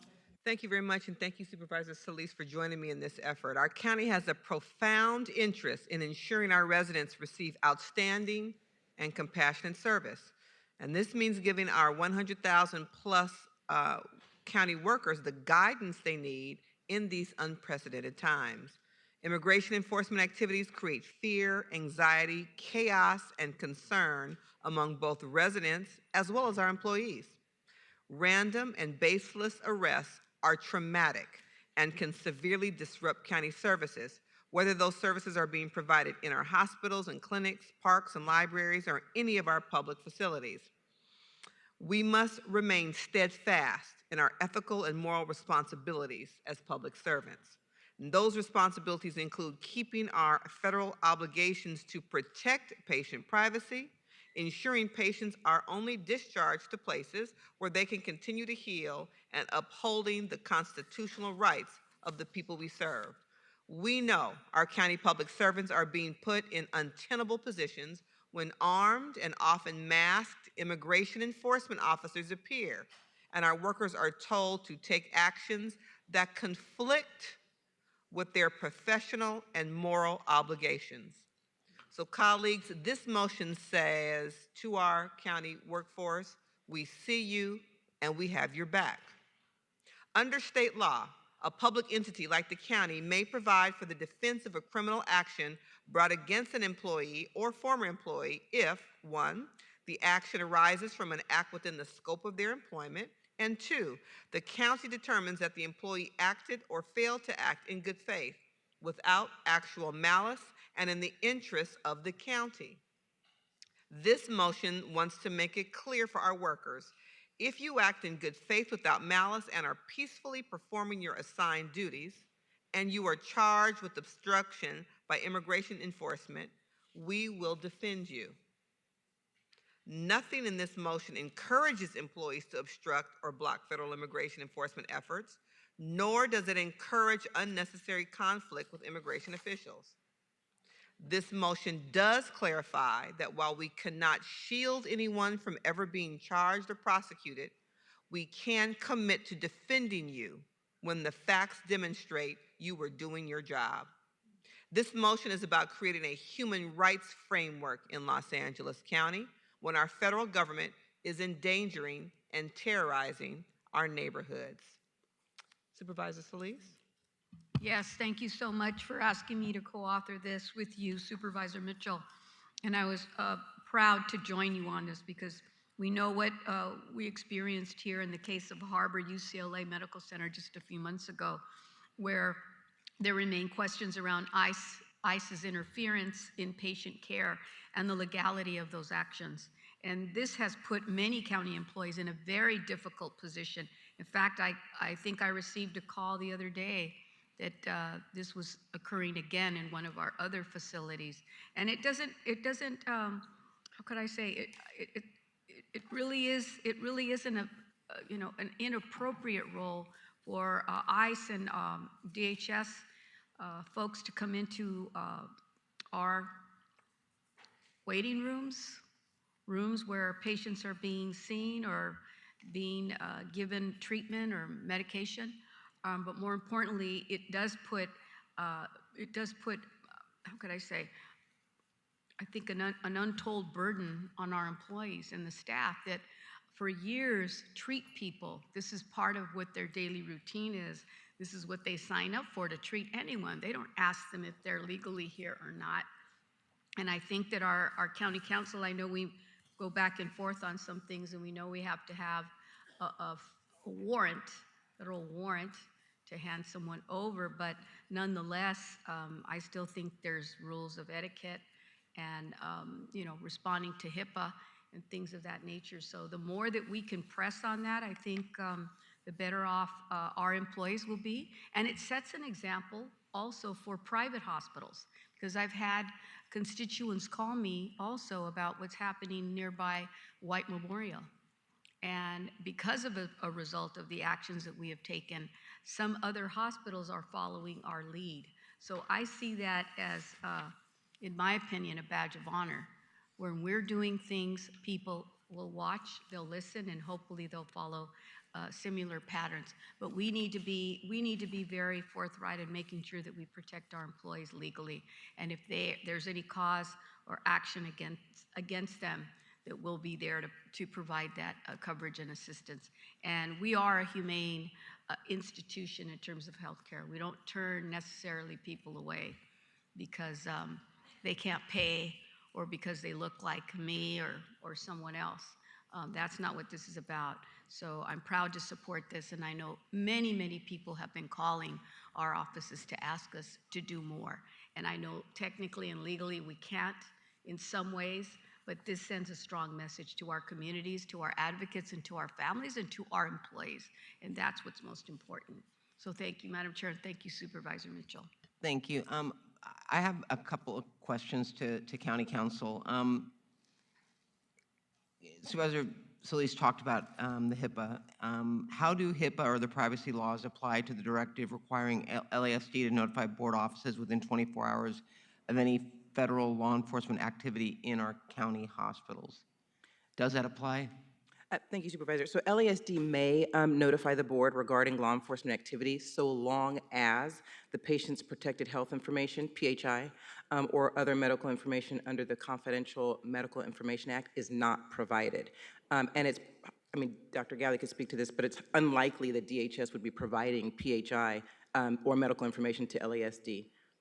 And so one of my questions is, and this is maybe you, Dr. Galley, differentiate. I know, for example, does Harbor have a jail ward like USC? I mean, a jail No, ward? only LA General has a jail ward. So how are your nurses and doctors interacting with sheriffs who bring in people in custody? I mean, is there a difference in the treatment, constitutional rights that's taking place? Because Supervisor Mitchell and I talked about the case that brought this to light, and that's going to lead me to another question, but I'm just curious to know how the current policy is standing as it relates to LASD bringing in people that are under arrest, people that are under arrest.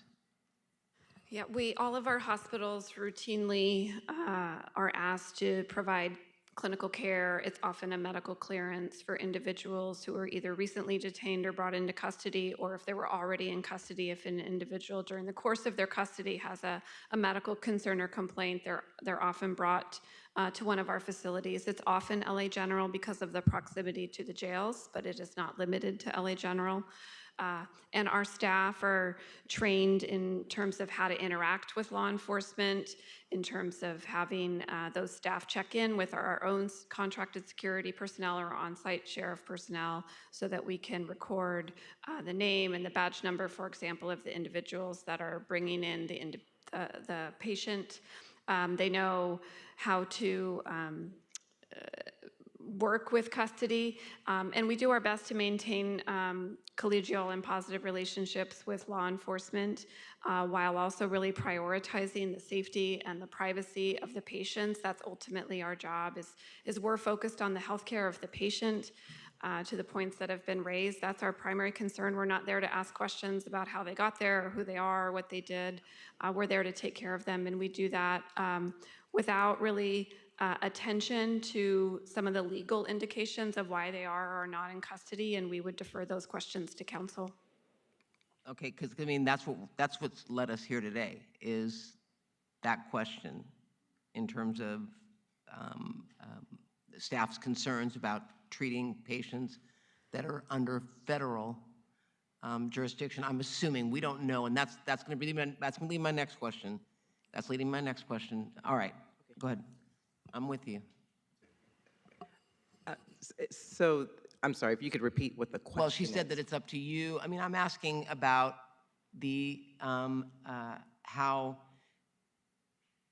staff interact with LASD when someone is under arrest and is being treated at one of their facilities. And I guess my lead-up question to that, though, Dr. Galley, was, are the directives any different than what is being directed for federal agents that's coming in with someone that's under arrest?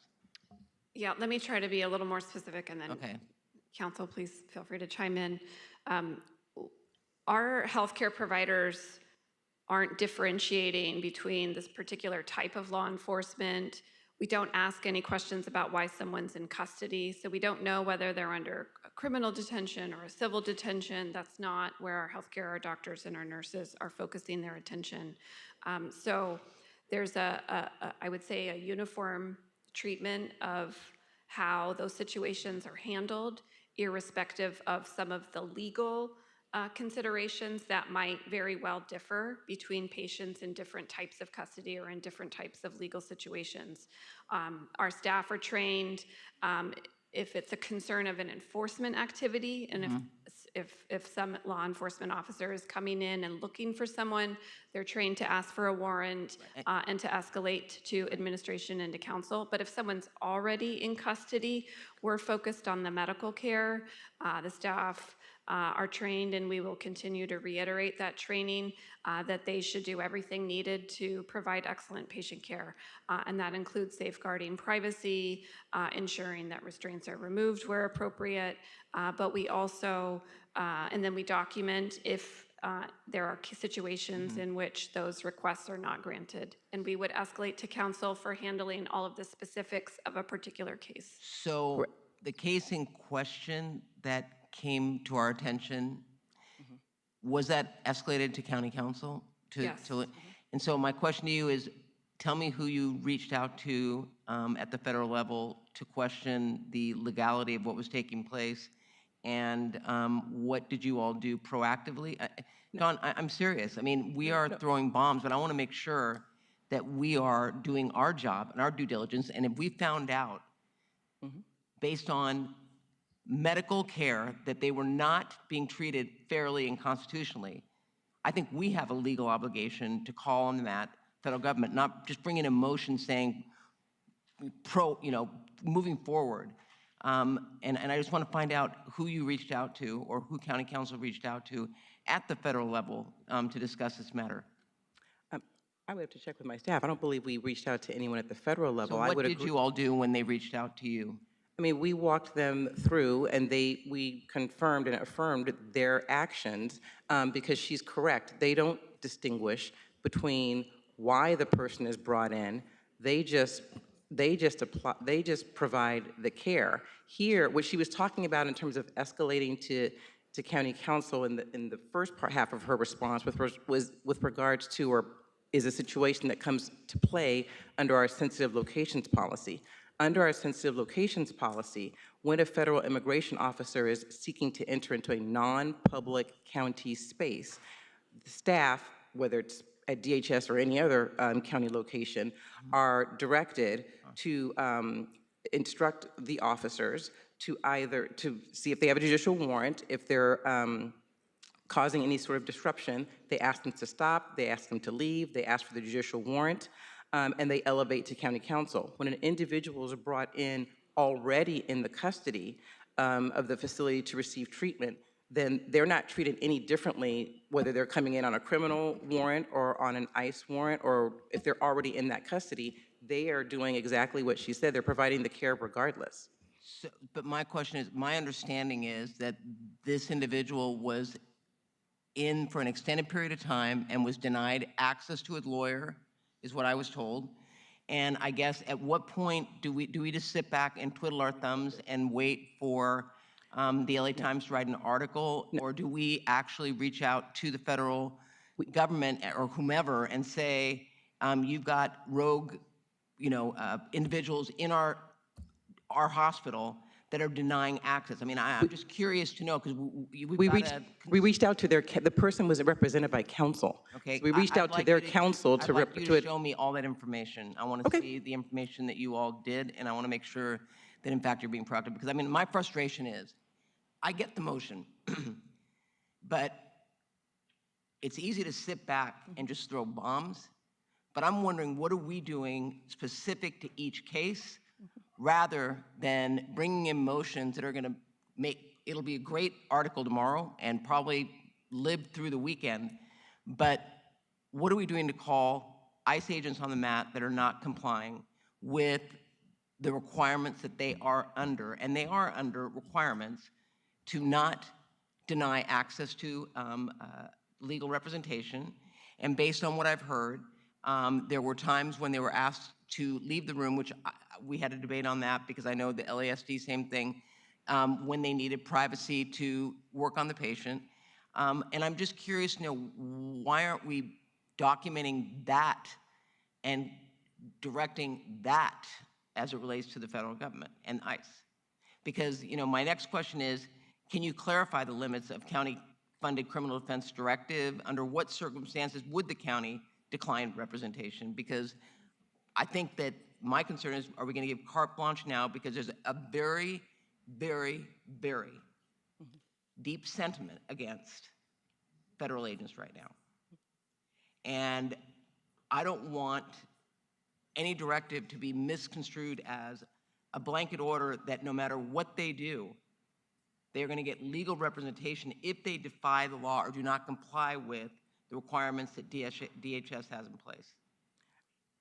Thank you for that question. One, I will just say with regards to the first half is, in this particular instance, the person was represented by counsel, so we elevated that to their lawyer to represent their rights as it pertained to the actions that were occurring towards that individual.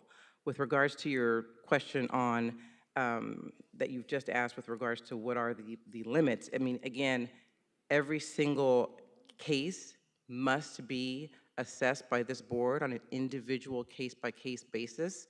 I know the motion says that the board would be declaring that they would provide representation. That's not an automatic provision under of what representation. circumstances? How are you going to differentiate that? Because I know Well, because this board has to make findings. So there's absolutely no way that automatically some employee is going to get What's the representation. litmus test? What's it going to be? What is the criteria going to be? It can't be subjective. No, I mean, we've brought these before. They've been on board agendas before. And it's been subjective. It's been, do we think that this person deserves it? Well, I'm on the board now, Dawn, and I've heard what's brought to us and who gets represented. And some of it is very subjective, all right? That's for this board to deliberate and make the very specific findings that are required by the law. And what the law requires is that the board make a finding, as Supervisor Mitchell already read during her remarks, is that an employee, that the acts or omissions are within the scope of their employment. That's number one. Number two, that the employee acted in good faith, without malice, and in the apparent interest of the county, and that a defense is in the best interest of the county. I mean, yes, there is some subjectivity there, but that's what your board must deliberate on in each and every individual case, including those that have been brought before this board in the past, both on open session agendas and closed session agendas, and you make that deliberation, you make those findings on a case-by-case basis. Okay. This can't be a declaration, I mean, it says declaration, but there will be no automatic counsel that's given to employees. It has to come That's before good to your know, board. but I follow up with that then. I know that, for example, sexual harassment, we all have to take a hour line online and certify that in fact we took it. So when we talk about the training that you provide, Dr. Galley, for staff to understand the difference between you know, what's required, what their job is, are you going to be providing training to ensure staff understands that federal agents locating someone for enforcement and federal agents bringing someone in already in custody for medical treatment, there's a difference? And then are they going to have to take a course and be certified so that when if they get charged with something and we are required to defend, that we know that they were in fact trained and certified that they were trained?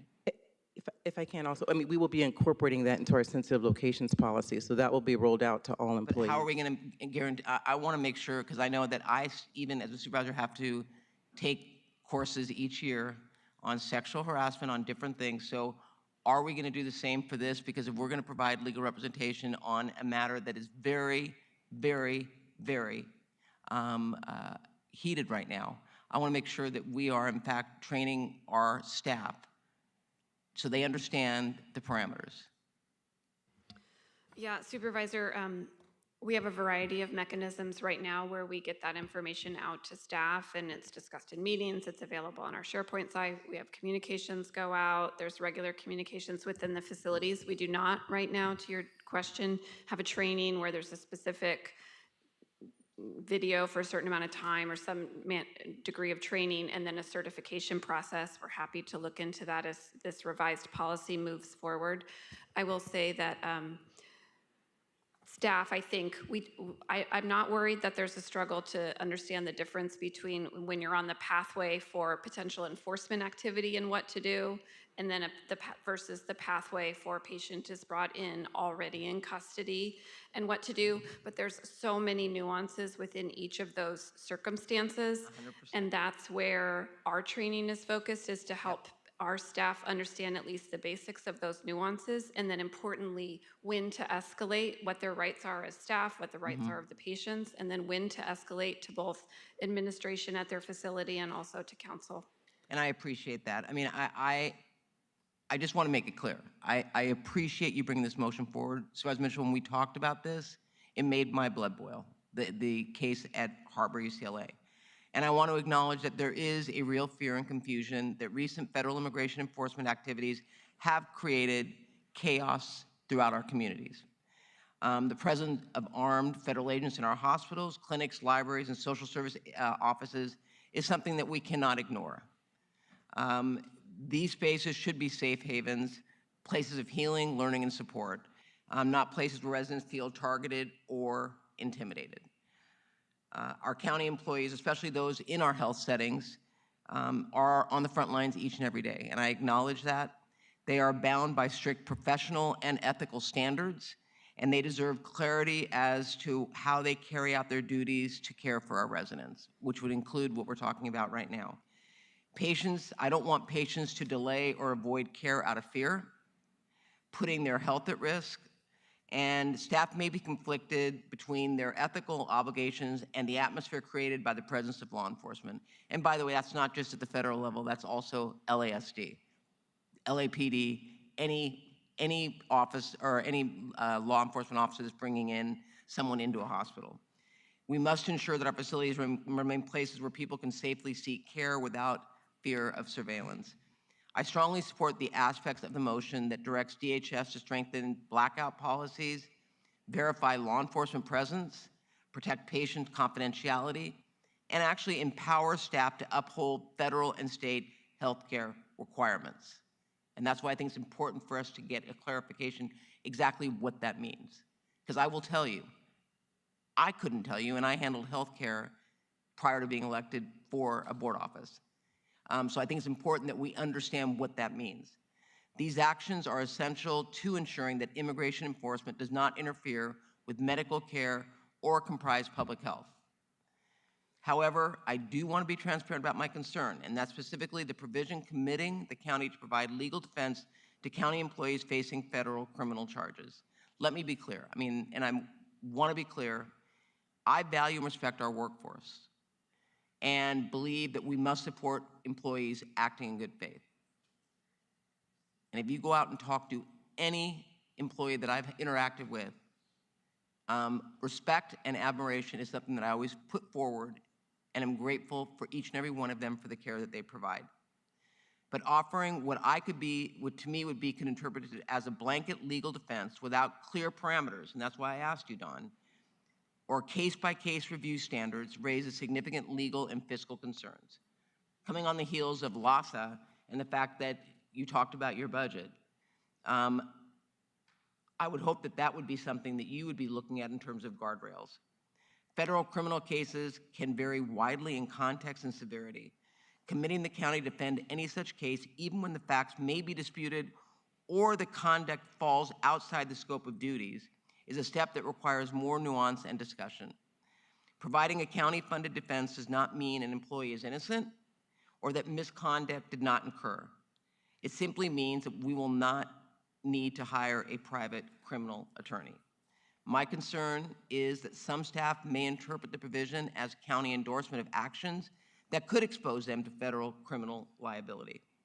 We need a more tailored approach, in my opinion, that protects well-intentioned employees without exposing the county to unintended liability or undermining public accountability. I am going to be abstaining today, and it is not a lack of support for protecting our staff or our immigrant communities. Instead, it reflects a commitment to ensuring that our policies are both compassionate and defensible, policies that uphold our values while ensuring proper oversight. I look forward to working with my colleagues, county council, and labor partners to develop those clear guidelines that strike the right balance between employee protection. I emphasize that, employee protection, because I know that there were nurses that felt, I think afraid and defenseless, bullied. At a moment when fear is being used as a tool of enforcement, our obligation to reaffirm that county facilities remain places of safety, dignity, and care is something that I don't take lightly. I remain committed to protecting the rights of our residents and supporting our employees while ensuring that our actions are thoughtful, transparent, and more importantly, accountable. And then last but not least, I will say that I would hope that cases like this we're documenting, and that with our federal representatives and our federal team that's back in DC, that we are entering into discussions and highlighting what is going on, not simply just reacting and not doing anything about it. I'm not saying they're going to change, but last time I checked, we've got a pretty hefty firm back in DC, and it'd be nice to have them begin to address the concerns of this board on a fact basis, and this is factually based. This case is a factually based case. It would be an ideal case to take back and say that this is why the community has little or no confidence in what is taking place. And I think it's important for us to do that. Thank you. Supervisor Hahn. I yield to the gentle lady from the 2nd District. I appreciate that, only because, Madam Chair, I wanted to respond to some of the points you raised. First of all, I was very intentional, colleague, in not referencing the particular case of this constituent at Harbor, out of, frankly, concern around retaliation, A, and B, while it became clear in that case about what LA County residents were experiencing, it's not isolated to hospitals, which is why the motion is much more broad, and the focus of the motion is to provide protection to our county employees. I will say, to provide some clarity, that the patient was never charged with civil immigration violations or criminal violations. That's A. In this case, the patient's advocates have filed a writ of habeas corpus after day 38. They did, the county did not, to get to your question. And his attorney is actually online for public comment, just FYI.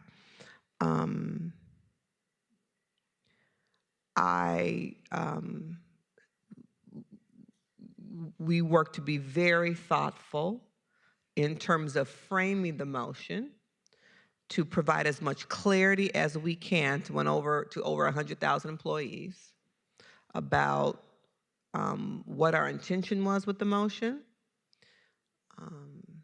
and the circumstances in which it would even be relevant. It was my full intention that it would be reviewed on a case-by-case basis, but I think I said maybe 3 times in my statement that it's not only you discharging your duties, but that they had to be in good faith and without actual malice and in the interest of the county. I stated what the motion did and what the motion doesn't do. So I just want to be very clear that while that one incident shed some light on a situation where he was prevented from access to counsel, he was prevented from visiting family members, and the list goes on. However, there are any number of other county facilities and assets where county employees may be rendering some kind of care or service to an entitled county resident who might experience the same thing. And we want to make sure that our county employees understand that we will support them in carrying out their duties. We heard earlier from a group of employees providing She said she was going to say, you homeless said you were going to say services. one quick thing. I'm reclaiming my time. You said Okay, you were okay, gonna, I'm gonna wrap it up. We heard earlier from a I'm group enjoying of her county talk. employees rendering, who render, homeless services. I mean, that's another example of county employees. So I just wanted to provide some context and help clarify why that particular case was not referenced. And I think it's a broader issue than that one incident. And I appreciate that, but that case I'm is what... reclaiming my time, Madam Speaker. You yielded it to her, and now I got to respond to her. No, but that's the case that Rose really did create a discussion around this issue. And that's why I bring that case up, because to me that case is so egregious. And I look forward to hearing from the attorney. And I think, again, it's important, and I want to see what we've done in response to that, because while that person has an attorney, I feel like we have a moral obligation. If we know someone is breaking the law and not following the requirements as the law requires, we have a responsibility to report that. That's all. Okay, now it's your turn. Is it really my time now? Thank you for the motion. I appreciate it. I think our county employees appreciate. First of all, we are in unprecedented times. This is, in my entire life, I have never lived through a time where my own federal government was invading our communities, our neighborhoods, our car washes, our Home Depots, people walking in the park in the morning are being kidnapped by masked people who throw them in the back of the van and take them somewhere where their families don't know where to find them and what they can do to help them. And it is a natural human reaction, particularly I think for our county employees who are in the kind of work that is about caring for, protecting, saving, reaching out. That's who we are as the County of Los Angeles. And it's natural when something like this so invasive, and I think many of these actions are illegal personally. I think they're illegal search and seizures. I think they're not constitutional. It's a natural reaction to want to protect, wanted to step in the gap. Look at our own David Huerta, who merely stood there and tried to protect one of his workers, was arrested and faces unbelievable legal challenges and money for a natural reaction to what's happening. It's natural for our park employees to want to protect when they see ice coming into our parks. It's a natural reaction. So I actually like the idea that we're letting them know, and if it's case by case, if it's scrutinized, who we're going to represent, but they need to know that we're going to, as best we can, protect them as well for doing what comes naturally, and that's try to protect someone from from being kidnapped is what's happening. Of course, and you said it, Supervisor, what's your name? Barger. Barger. I know.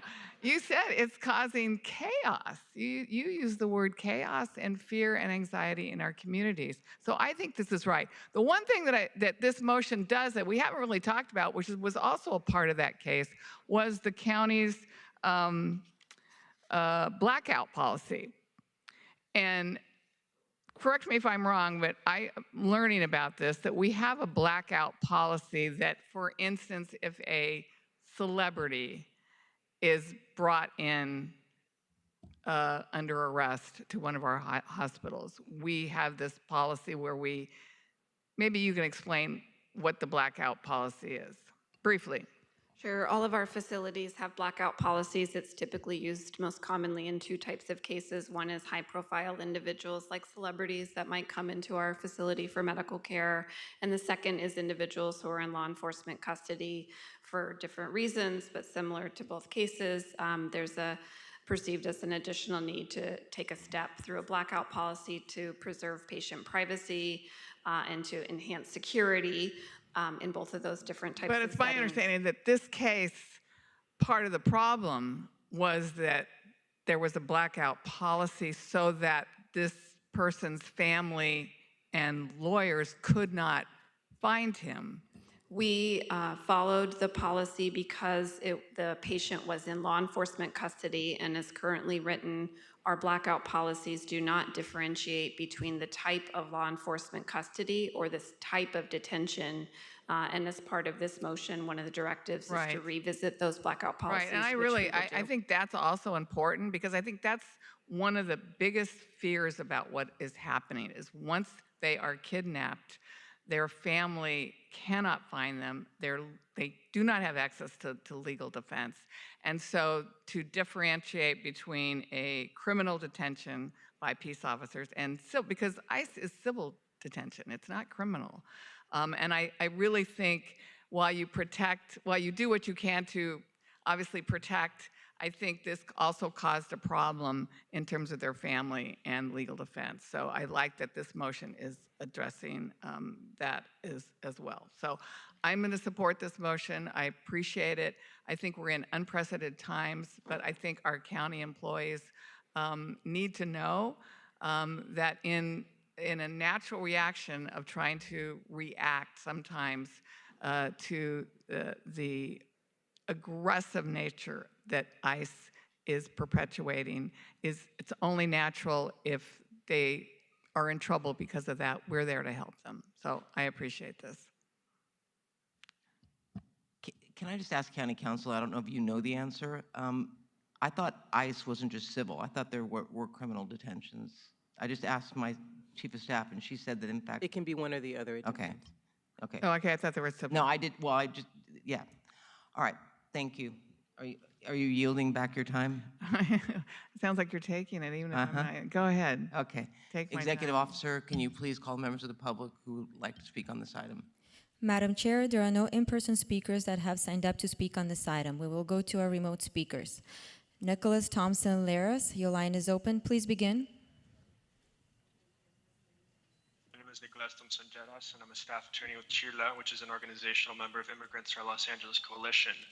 I was one of the attorneys who represented the man who was held captive by ICE for 37 days at Harbor. He suffered a catastrophic injury, and while in the hospital, he suffered a litany of abuses that I think we're all familiar with. I'm happy to see how my client's imprisonment has inspired this powerful advocacy effort. I'm deeply grateful to Supervisors Mitchell and Solis and their staff, and grateful to the board as a whole for taking this matter so seriously here today. I'm grateful to the doctors, nurses, and staff who helped them recover. However, hospital administration, especially staff, needs strong and clear guidance that needs no room for doubt. We need guidance down to the line to keep ICE out of the hospital rooms at all time if no legal justification is proffered, so care staff can do their jobs safely and effectively.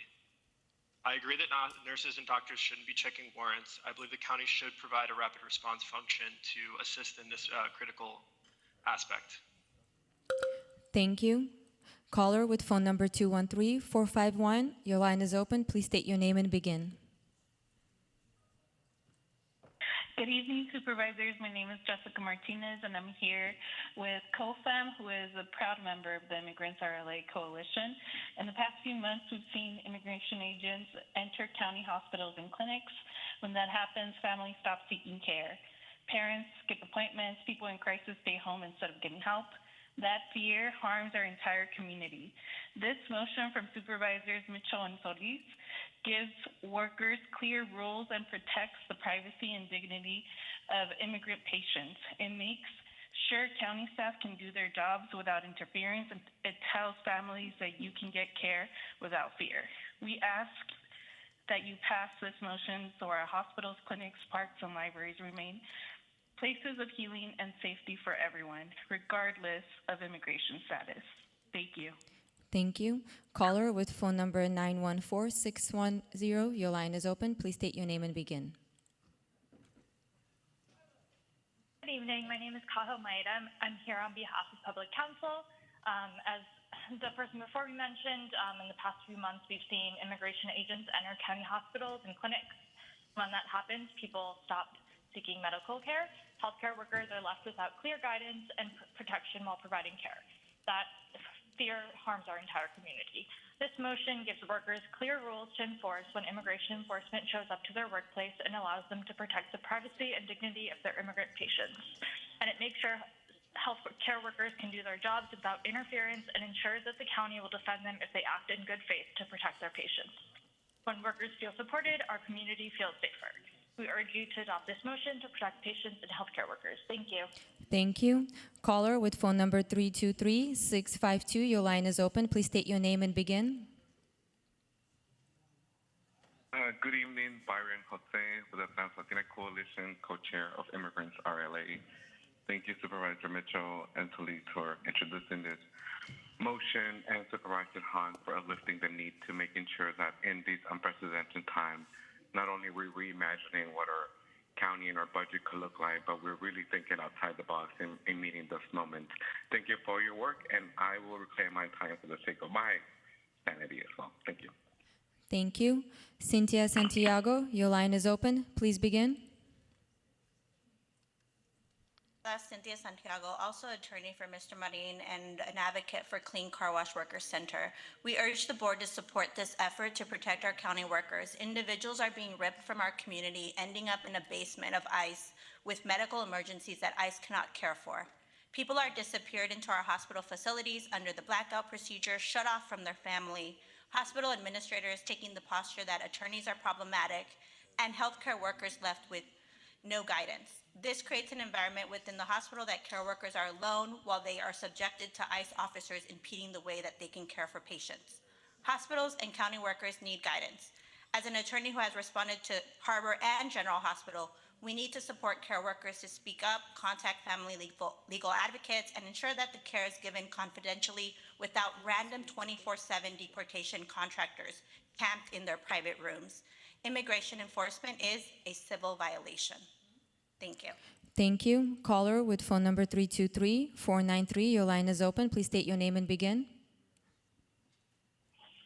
Greetings, and it's late, so, well, nonetheless, it is horrible what federal intervention, especially with hardworking people who they consider immigrants or they feel that they need to be removed, and that's not cool at all. But I do want us to remind us, Janice Hahn, you said you don't remember in history federal intervention invading our communities, but my ancestors can remember Tulsa, where we had a whole city that was dropped by a bomb by federal government, and 1985 bomb in Philadelphia where, the whole block was incinerated by who? The federal government.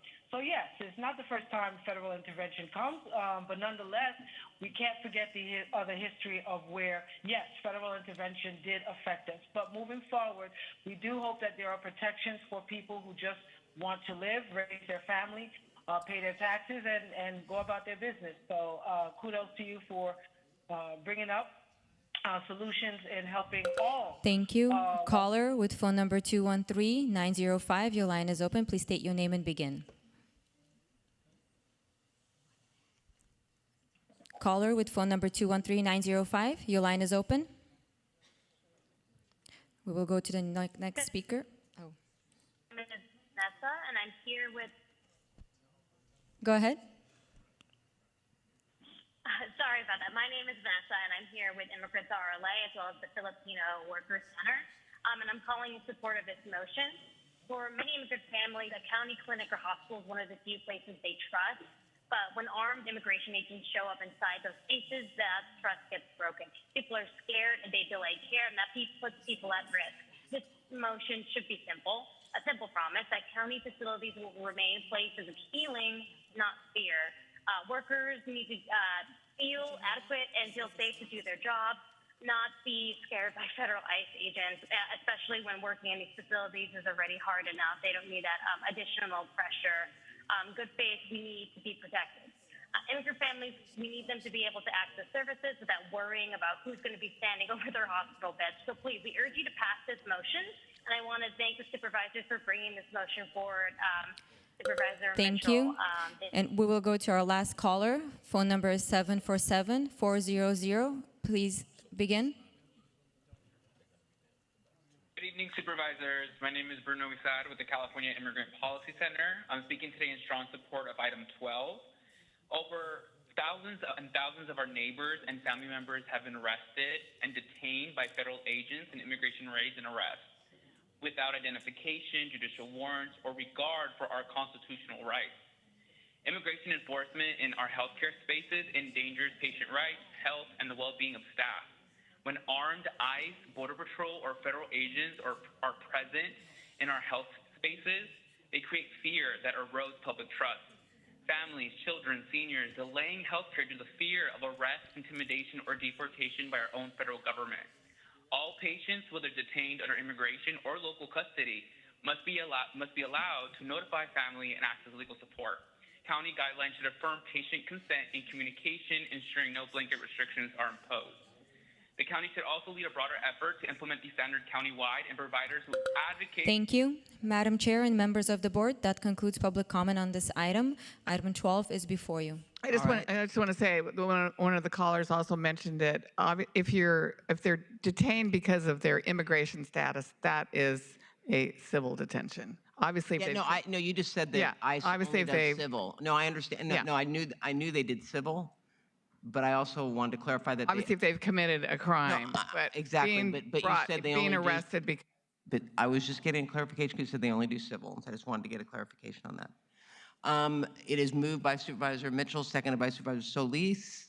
Executive Officer, please take the roll. Supervisor Solis? Yes.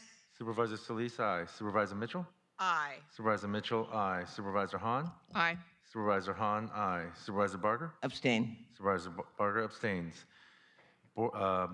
Motion passes three ayes, one abstention.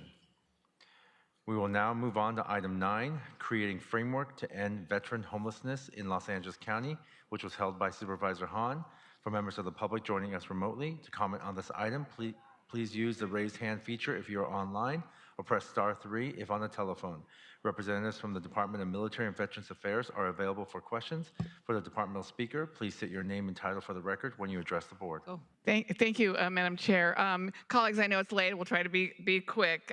Earlier this year, I joined our Director of Military and Veterans Affairs, Jim Zenner, at Patriotic Hall when he stood up and set a bold goal, ending veteran homelessness in LA County by 2028. It was ambitious, but I believe it could be within our reach. And despite the challenges of our past decade, veteran homelessness is one area where we've consistently made steady progress. Today, there's an estimated 3,050 veterans in LA County without a home. That number is down 25% from just a few years ago. Ending veteran homelessness could be within our reach. But if we're honest, our systems haven't always made it easy. Veterans often face a maze of county departments, complicated VA processes, and inconsistent access point for help. And over the past several months, my team, particularly Ivan Sulik, has worked closely with Jim Zenner and his department to map out every barrier in the way and build a plan to remove them. This motion before us, colleagues, establishes a unified countywide strategy so that for the first time, all of us, county departments, the state, the VA, and our nonprofit partners are rowing in the same direction. And a major piece of this motion is expanding access to housing.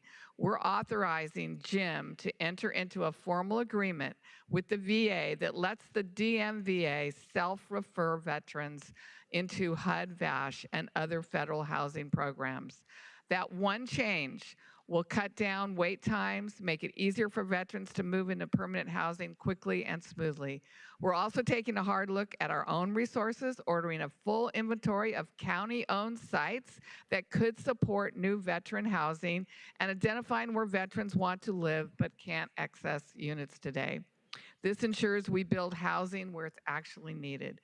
And housing alone isn't enough, and I know we all know that. Too many veterans, especially those who are not eligible for VA health care, are struggling with behavioral health and substance use challenges.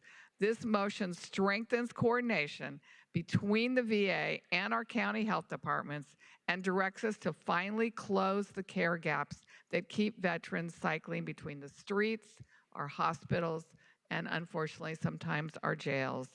For the first time, we're also building real-time accountability. This motion will create veteran homelessness dashboards and require an updated by-name list so we can track placements and outcomes across all agencies in real time, not months or years later. And finally, we're thinking creatively about how we can meet veterans where they are. This motion calls for the creation of Veteran Logistics Center, a place where veterans can safely store belongings, access basic needs, and receive support for their pets, which we know can be a barrier to shelter or interim housing. I want to thank Jim Zenner for your leadership, your experience as a veteran, and your commitment to this work were really essential in us shaping this motion. Colleagues, I know we have homeless crisis in the county. We just set up a new department. And yet this specific population, I think, calls out for specific action because of the unique situation that our veterans find themselves in. And I know when I go out and talk, particularly at Veterans Day events, I think it is a collective sin that people feel, that those who have put their lives on the line for us now are finding themselves sleeping on our streets. And I do think this is achievable. I believe it's achievable, and I know I'm going to really lean into this in the last 3 years of my service as a county supervisor to make this a reality, that we can indeed end veteran homelessness in LA County by 2028. I wanted to give Jim, since you've been here all day, a few minutes to just speak from your heart. Thank you, Supervisor Hahn and the rest of the board. Keep it quick. So yeah, it was a great thing today to on the VA1 team call. It's leaders that have been really pushing this work for over a decade, and I was able to tell them that we're here at this place as a county, and the board is going to vote on this motion tonight because of them. They got us to this point, and they consist of VA employees, VA contract employees, Calvet, LA City, different county departments, and then our community providers. So being able to tell them that this is where we're at because of their work was just really rewarding, and I wanted to share that with the board. Besides that, I'm just gonna give it my all. I'm not gonna read off this, you said from the heart. I'm just gonna, tell you, I'm gonna give it my all. Everything that I got, we got a great team. The VA sent their A-team here under Secretary McDonough. Calvet has been very receptive and answering the call when we're looking for ways to draw down the Prop 1 Home Key Plus funding. And we just created an environment here where there's accountability and we're all working together versus working in silos as a team. So we believe we can get it done. I haven't heard anybody laugh me off the stage yet, so we're gonna get it done. Thank you, Jim. And again, I wanted to also give Ivan Sulik great credit. He's worked so hard on this particular motion. He really believes this can be done. Every time I push back on him and Ivan, really, can this happen? He is so dedicated to this, and I think it can be done. One of the most satisfying home key or room key projects that I did, colleagues, was taking an abandoned hotel in San Pedro and turning it into rooms to house 60 homeless veterans that had been previously on the streets in San Pedro and Wilmington. And honestly, of all the projects I've done, this one has been just so moving to me, because these men, all they needed was to come inside, which is probably true for a lot of our homeless people, right? These men just wanted to come inside, have a clean, safe place, and they have turned their life around. They've gone back to school. We've helped them with their VA benefits. We've helped them with their cases. We've helped some of them get their medals back, right? So it is doable, and thank you, Jim, for your leadership, for really saying what you just said, that you're going to give it your all. I am too. Thank you for that. And I just want to say we've also dedicated up in the Antelope Valley, and it's women as well. And people think that it's only the veterans that are male. We actually have an increase in female veterans that are becoming homeless. So I want to thank you for this motion. This is something that I've said since day one. The word homeless and veteran should never be used in the same sentence. And I've made a commitment. We've worked closely. I'm glad that we're going to build on that. I know the city of LA, Mayor Bass, has also made that commitment, so I hope we're collaborating with the city as well as it relates to their goal of housing every single veteran. And I know that you've worked with the federal government on identifying additional resources and worked over on the west side. I think Judge Carter is involved in that case as well in terms of building housing on the VA property, correct? And you're involved with that. So all that to say that there are many tools available to make this a reality. And I think it's important for us to capitalize. I know in my field office, we provide your veteran peer support network space, and the amount of appointments exceeds the time that they are there. So we've said we will allow them to be there as much as they want to be, because a lot of these veterans don't realize what they're entitled to, that they've earned, It's not even, it's not a handout, it is something that has been earned. So I support this motion wholeheartedly, Supervisor Janice Hahn. And Ivan, good job. All right. Seeing no other supervisors, are there any public comment? There are no in-person or remote speakers who have signed up to speak on this item, Madam Chair. And good job, Jim. I'm sorry, I should have given you accolades. Thank you for your work and for your service. All right, moved by Supervisor Hahn. I'd be honored to second it. Would you please call the roll? Supervisor Solis? Aye. Supervisor Solis, aye. Supervisor Mitchell? Aye. Supervisor Mitchell, aye. Supervisor Hahn? Aye. Supervisor Hahn, aye. Supervisor Barger? Aye. Supervisor Barger, aye. Motion carries 4-0. All right, we're going to do adjournments beginning with District 4. Thank you. Madam Chair, I move that when we adjourn today, we adjourn in the memory of George Malcolm Nason, who was born in 1933, and he just passed away in October of this year. He was the husband of Dolores Nason, my appointee for the Access Services Incorporated Commission. George attended USC and Cal State University Long Beach and graduated with a degree in accounting and business administration. He was a vice president of Coldwell Banker at the Los Angeles County office and the owner and CEO of Nason and Associates Computer Services. George was active in the Rotary Club, St. Cyprian's Catholic Church, and was a longtime treasurer for the Knights of Columbus. He also served as the scoutmaster and principal of St. Cyprian High School. As a veteran of the United States Marine Corps, George was interred in the Veterans Cemetery in Riverside. He's survived by his wife, Dolores, 4 children, 8 grandchildren, and 12 great-grandchildren. I send my extreme sympathies to Dolores. I know this has been hard for her. And colleagues, I move that when we adjourn today, we adjourn in the memory of Jesse Marquez Jr.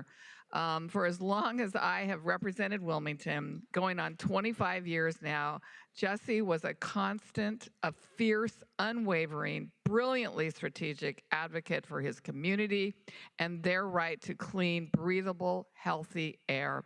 He founded the Coalition for Safe Environment and dedicated his life to fighting on behalf of the community he loved. He was the conscience of the harbor area. He never backed down, he never let up, and he never allowed any of us in elected office to forget the people of Wilmington.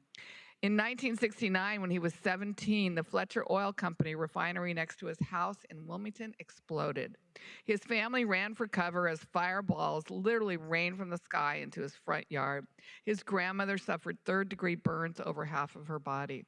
From that moment on, Jesse fought to protect his neighbors from the impacts of the encroaching industrialization in Wilmington, the pollution from the ports, the refineries, the freeways, and the diesel trucks on their streets. And because of him, Wilmington is safer and healthier today. He played a central role in helping us shape the Port of LA's Clean Truck Program and the Clean Air Action Program. He helped to secure 200 million green buffer zone between homes and port operations. He helped create the Harbor Community Benefit Foundation, which ensures that communities most affected by port operations receive real, tangible benefits to offset the pollution and health burdens they've lived with for generations. These weren't symbolic victories, they were transformative, and they've saved lives. But what I will remember most about Jesse wasn't just his advocacy, it was his heart. He loved Wilmington, he carried its history, its families, its pain, and its hope with him every single day. And he did everything he could to make sure Wilmington had a seat at the table. And he made sure the powerful institutions, the City of LA, the Harbor Commission, the ports, had to look him in the eye and answer for the impacts on his community. This photo is of Jesse installing air filters or air monitors. Air monitors in some of the homes to monitor the pollution. And he did it himself when he won a settlement. He was the one that decided to get up there and help install them. I'm going to miss him. I'll miss his honesty, his tenacity, and the way he pushed all of us, including me, to do better. His son Alex will be carrying his torch, and his legacy will live on in the waterfront parks, the electrified terminals, the air filters installed in classrooms, and the healthier lungs of the children growing up in Wilmington. He's survived by his sons Alex, Danilo, and Radu. And Supervisor Mitchell. Yeah, thank you very much, Supervisor Hahn, for allowing me to join in this adjournment. I think what is so powerful as this board's representative to AQMD, where we are engaging in conversations with the ports today to try to continue that work. What is so powerful for me is to watch how he taught the community how to organize, how to collect data, and how to fight, and to win lawsuits, and to show up. In some of those early days, so he would come and bring death certificates to really put a face to the reality of who succumbs to poor health qualities based on where we live, income status, and what you look like. And so I heard his voice many a time, but again, I think that he charted a path on how community residents could be empowered, have agency, and fight for their community. And so I am really hoping that the new generation of community activists will continue to look to him as their North Star as they continue to fight for clear air and clean air in their neighborhood. So thank you for allowing me to share in the adjournment. Yeah, thank you. I also move that when we adjourn today, we adjourn in the memory of Mary Fiamingo, who was born in 1934 in Komiža, Croatia. She passed away peacefully on November 6th of this year. She was a resident of Rancho Palos Verdes, was a devoted wife, mother, sister, grandmother, great-grandmother, aunt, and dear friend. She was a longstanding member of Mary Star of the Sea Church, San Pedro Peninsula Cancer Guild, and the San Pedro Peninsula Hospital Bookworm Guild. Mary was a woman of grace, elegance, and kindness, always extending a gentle word, a thoughtful gesture, or a warm embrace. Mary was preceded in death by her beloved husband, Pete Fiamingo. She's survived by her daughters, Deborah and Jennifer, grandchildren, Peter, John, Ellen, and Lauren, and great-grandchildren, Jordana, Hank, and Margot. And those are mine. And I think I will also join Supervisor Solis on Anthony Duarte, and I'll join you on Eric Brevin. Thank you. I move that when we adjourn today, we do so in memory of Nathan Rubenfeld, lovingly known to many as Nat, passed away on October 26, 2025 at the age of 78.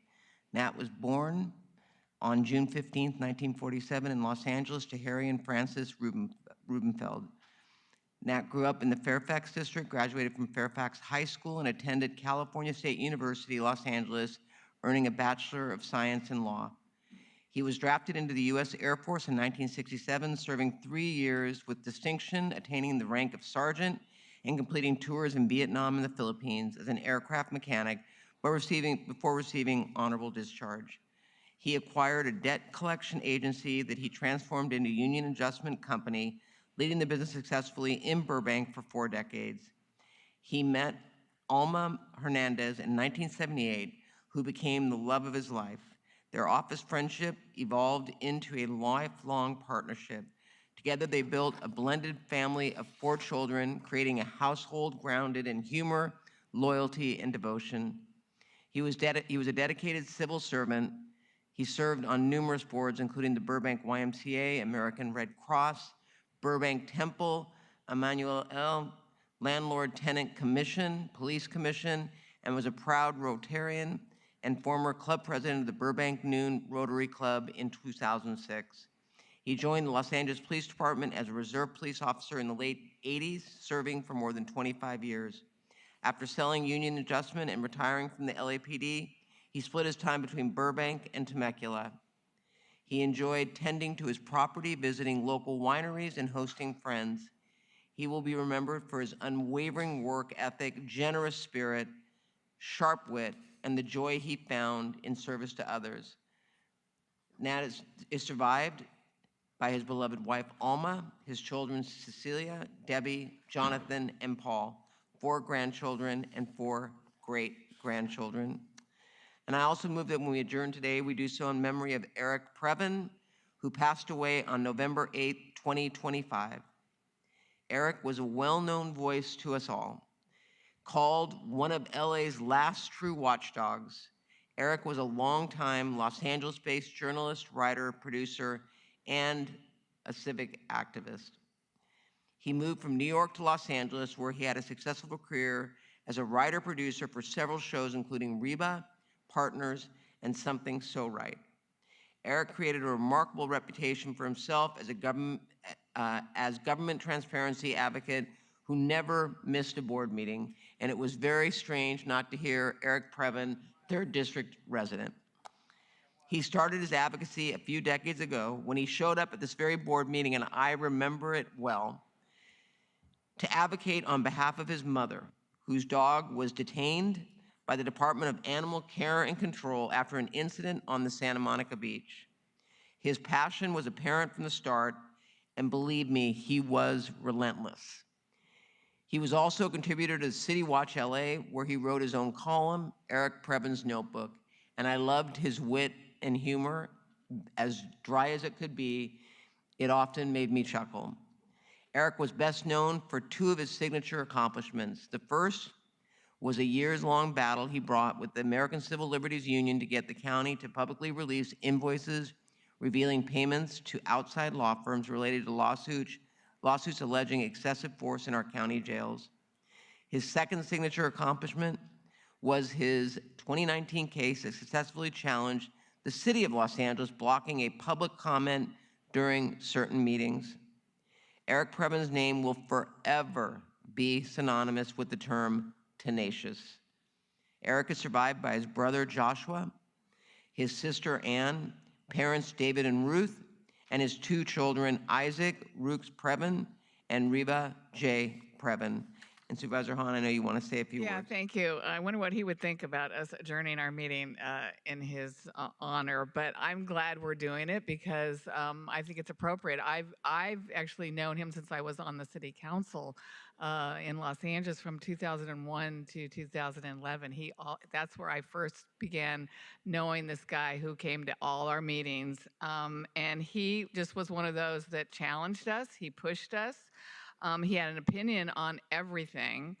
He called in on almost every item, and from the big issues that we were dealing with to more routine contract votes that sometimes go overlooked. And I mean, sometimes we listen to those who challenge us and criticize us, and sometimes we absorb it and sometimes we don't. But honestly, some people wrote him off, but I always thought there was truth in what he had to say.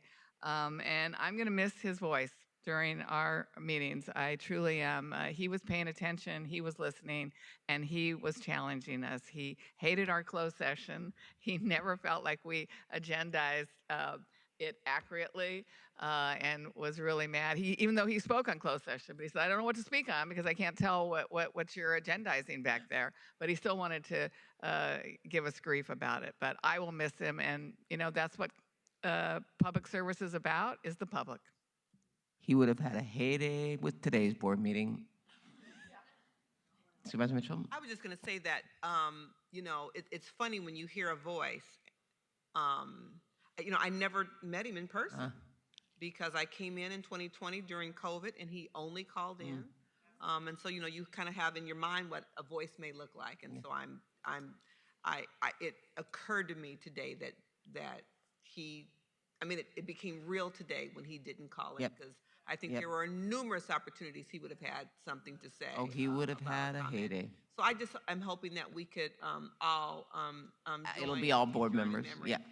And as I think about the adjournment Supervisor Hahn just did, and Eric, I hope that there will be a next generation of people who deeply, seriously engage in civic engagement, to attend, to take the time to learn our process, to learn our sometimes overwhelming agenda, to read the agenda and to understand it and learn it in an effort to hold us accountable. We talk a lot about transparency, and so I'm really hoping that there will be the next Eric Previn that takes that role deeply and very seriously.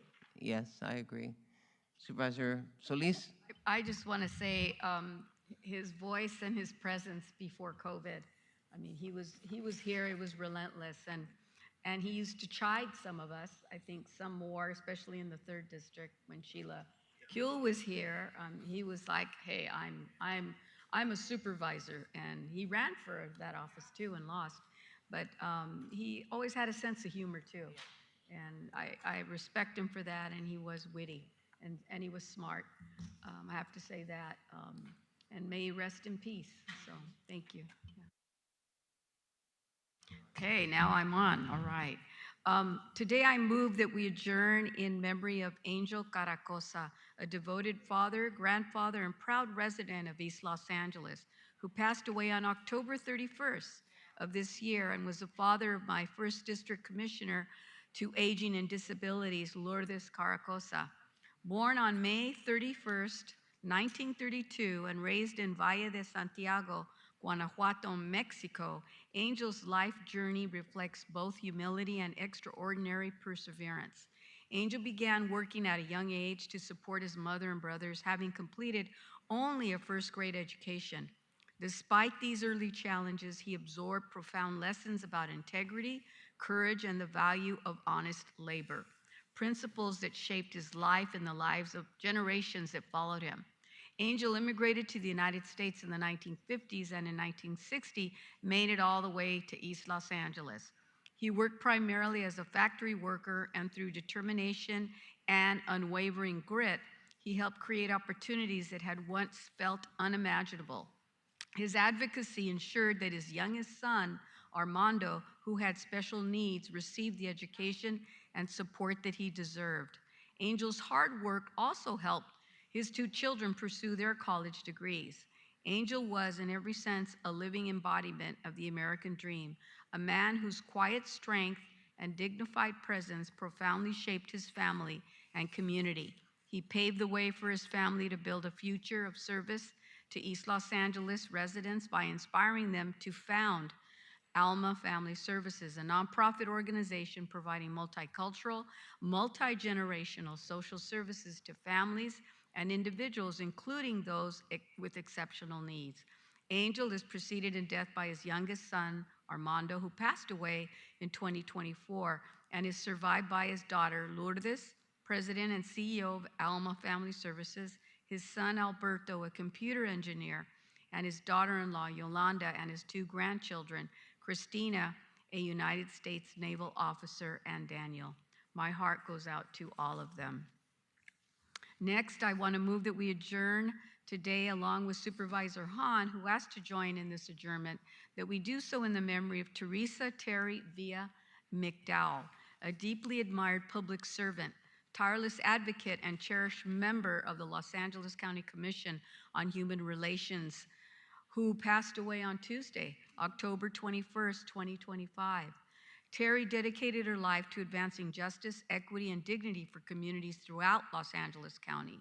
Many of us knew her through the LA versus Hate initiative, an effort that this board established through a motion that I authored back in 2018. As the Commissioner's LA versus Hate coordinator and team leader and program manager for 6 years, Terry was instrumental in shaping the program's structure, direction, and impact. Terry brought unmatched skill, drive, and insight to the Commission's work. She managed hundreds of complex tasks, budget proposals, contracts, MOUs, board letters, RFPs, and so much more. Without her leadership, determination, and vision, LA versus Hate simply would not have become the nationally recognized gold standard anti-hate program that it is today. But Terry's contributions to our county began long before LA versus Hate. She served as the Commission's Assistant Executive Director from 2001 to 2006, following an impactful early career as public interest attorney at the National Immigration Law Center and the Legal Aid Foundation of Los Angeles. She later devoted years to strengthening school systems, including service on an advisory board of the State Superintendent of Public Instruction. And in 2018, she returned to the commission with renewed commitment. Her sharp mind, remarkable productivity, and steadfast passion helped the county launch essential programming, including the use of the American Rescue Plan funds to establish the LA versus Hate Dream Resource Centers in 7 high schools and 1 middle school across Los Angeles County, including La Puente High School in the 1st District. Terry's impact is reflected not only in programs she helped to build, but in the countless lives that she touched. She's survived by her husband, Mike McDowell, and her son Bart, his wife, Verskusha, and her beloved granddaughter, Maya. Supervisor Hahn? Thank you. I just wanted to join you with that. I think she lived in my district, and yeah, it was a real surprise that she passed away. But what her legacy, just with the human relations, is so important. So She did so much. yes, Yeah, thank you. Wow. And then finally, members, I move that when we adjourn today, we do so in the memory of Anthony Duarte, a lifelong Puente Valley resident, a dedicated public servant and a champion for education and community. Anthony grew up in the Hacienda La Puente area, attending Nelson Elementary School, Sparks Middle School, and his roots there shaped a life committed to service. He carried that dedication into his work, serving as president of the Hacienda La Puente Unified School District Board of Education, where he advocated tirelessly for students and educational equity. As a community leader, Anthony also served as chair of the La Puente Planning Commission, playing a vital role in shaping the future of his hometown. Beyond local government, he worked in Congress as an education deputy to Congresswoman Judy Chu, further championed policies that support children, families, and opportunity. And most recently, Anthony served as a CEO of the Regional Chamber of Commerce in San Gabriel Valley, where he continued his commitment to community growth, economic development, and opportunity for local businesses. His passion for his community, his leadership, and his big heart left a lasting imprint on countless students, families, and entrepreneurs across the San Gabriel Valley. My heartfelt condolences go out to Anthony's loved ones and all who were fortunate enough to know him. And I know Supervisor Hahn wanted to join me on this. Thank you. Can I be included? I don't need to say anything. Yeah, I mean, this one's really hard for me. I was very close to Anthony. I consider him a really dear friend. We've traveled together, we've spent time together, and I've been in his circle of friends for a long time. He was such a great public servant, and he really walked the walk. I mean, he loved what he did in public service. And he cared so deeply about the community that he was raised in and that he lived in and he worked in. But, you know, one of the things that I watched up close and personal was what a good dad he was to his son, Anthony.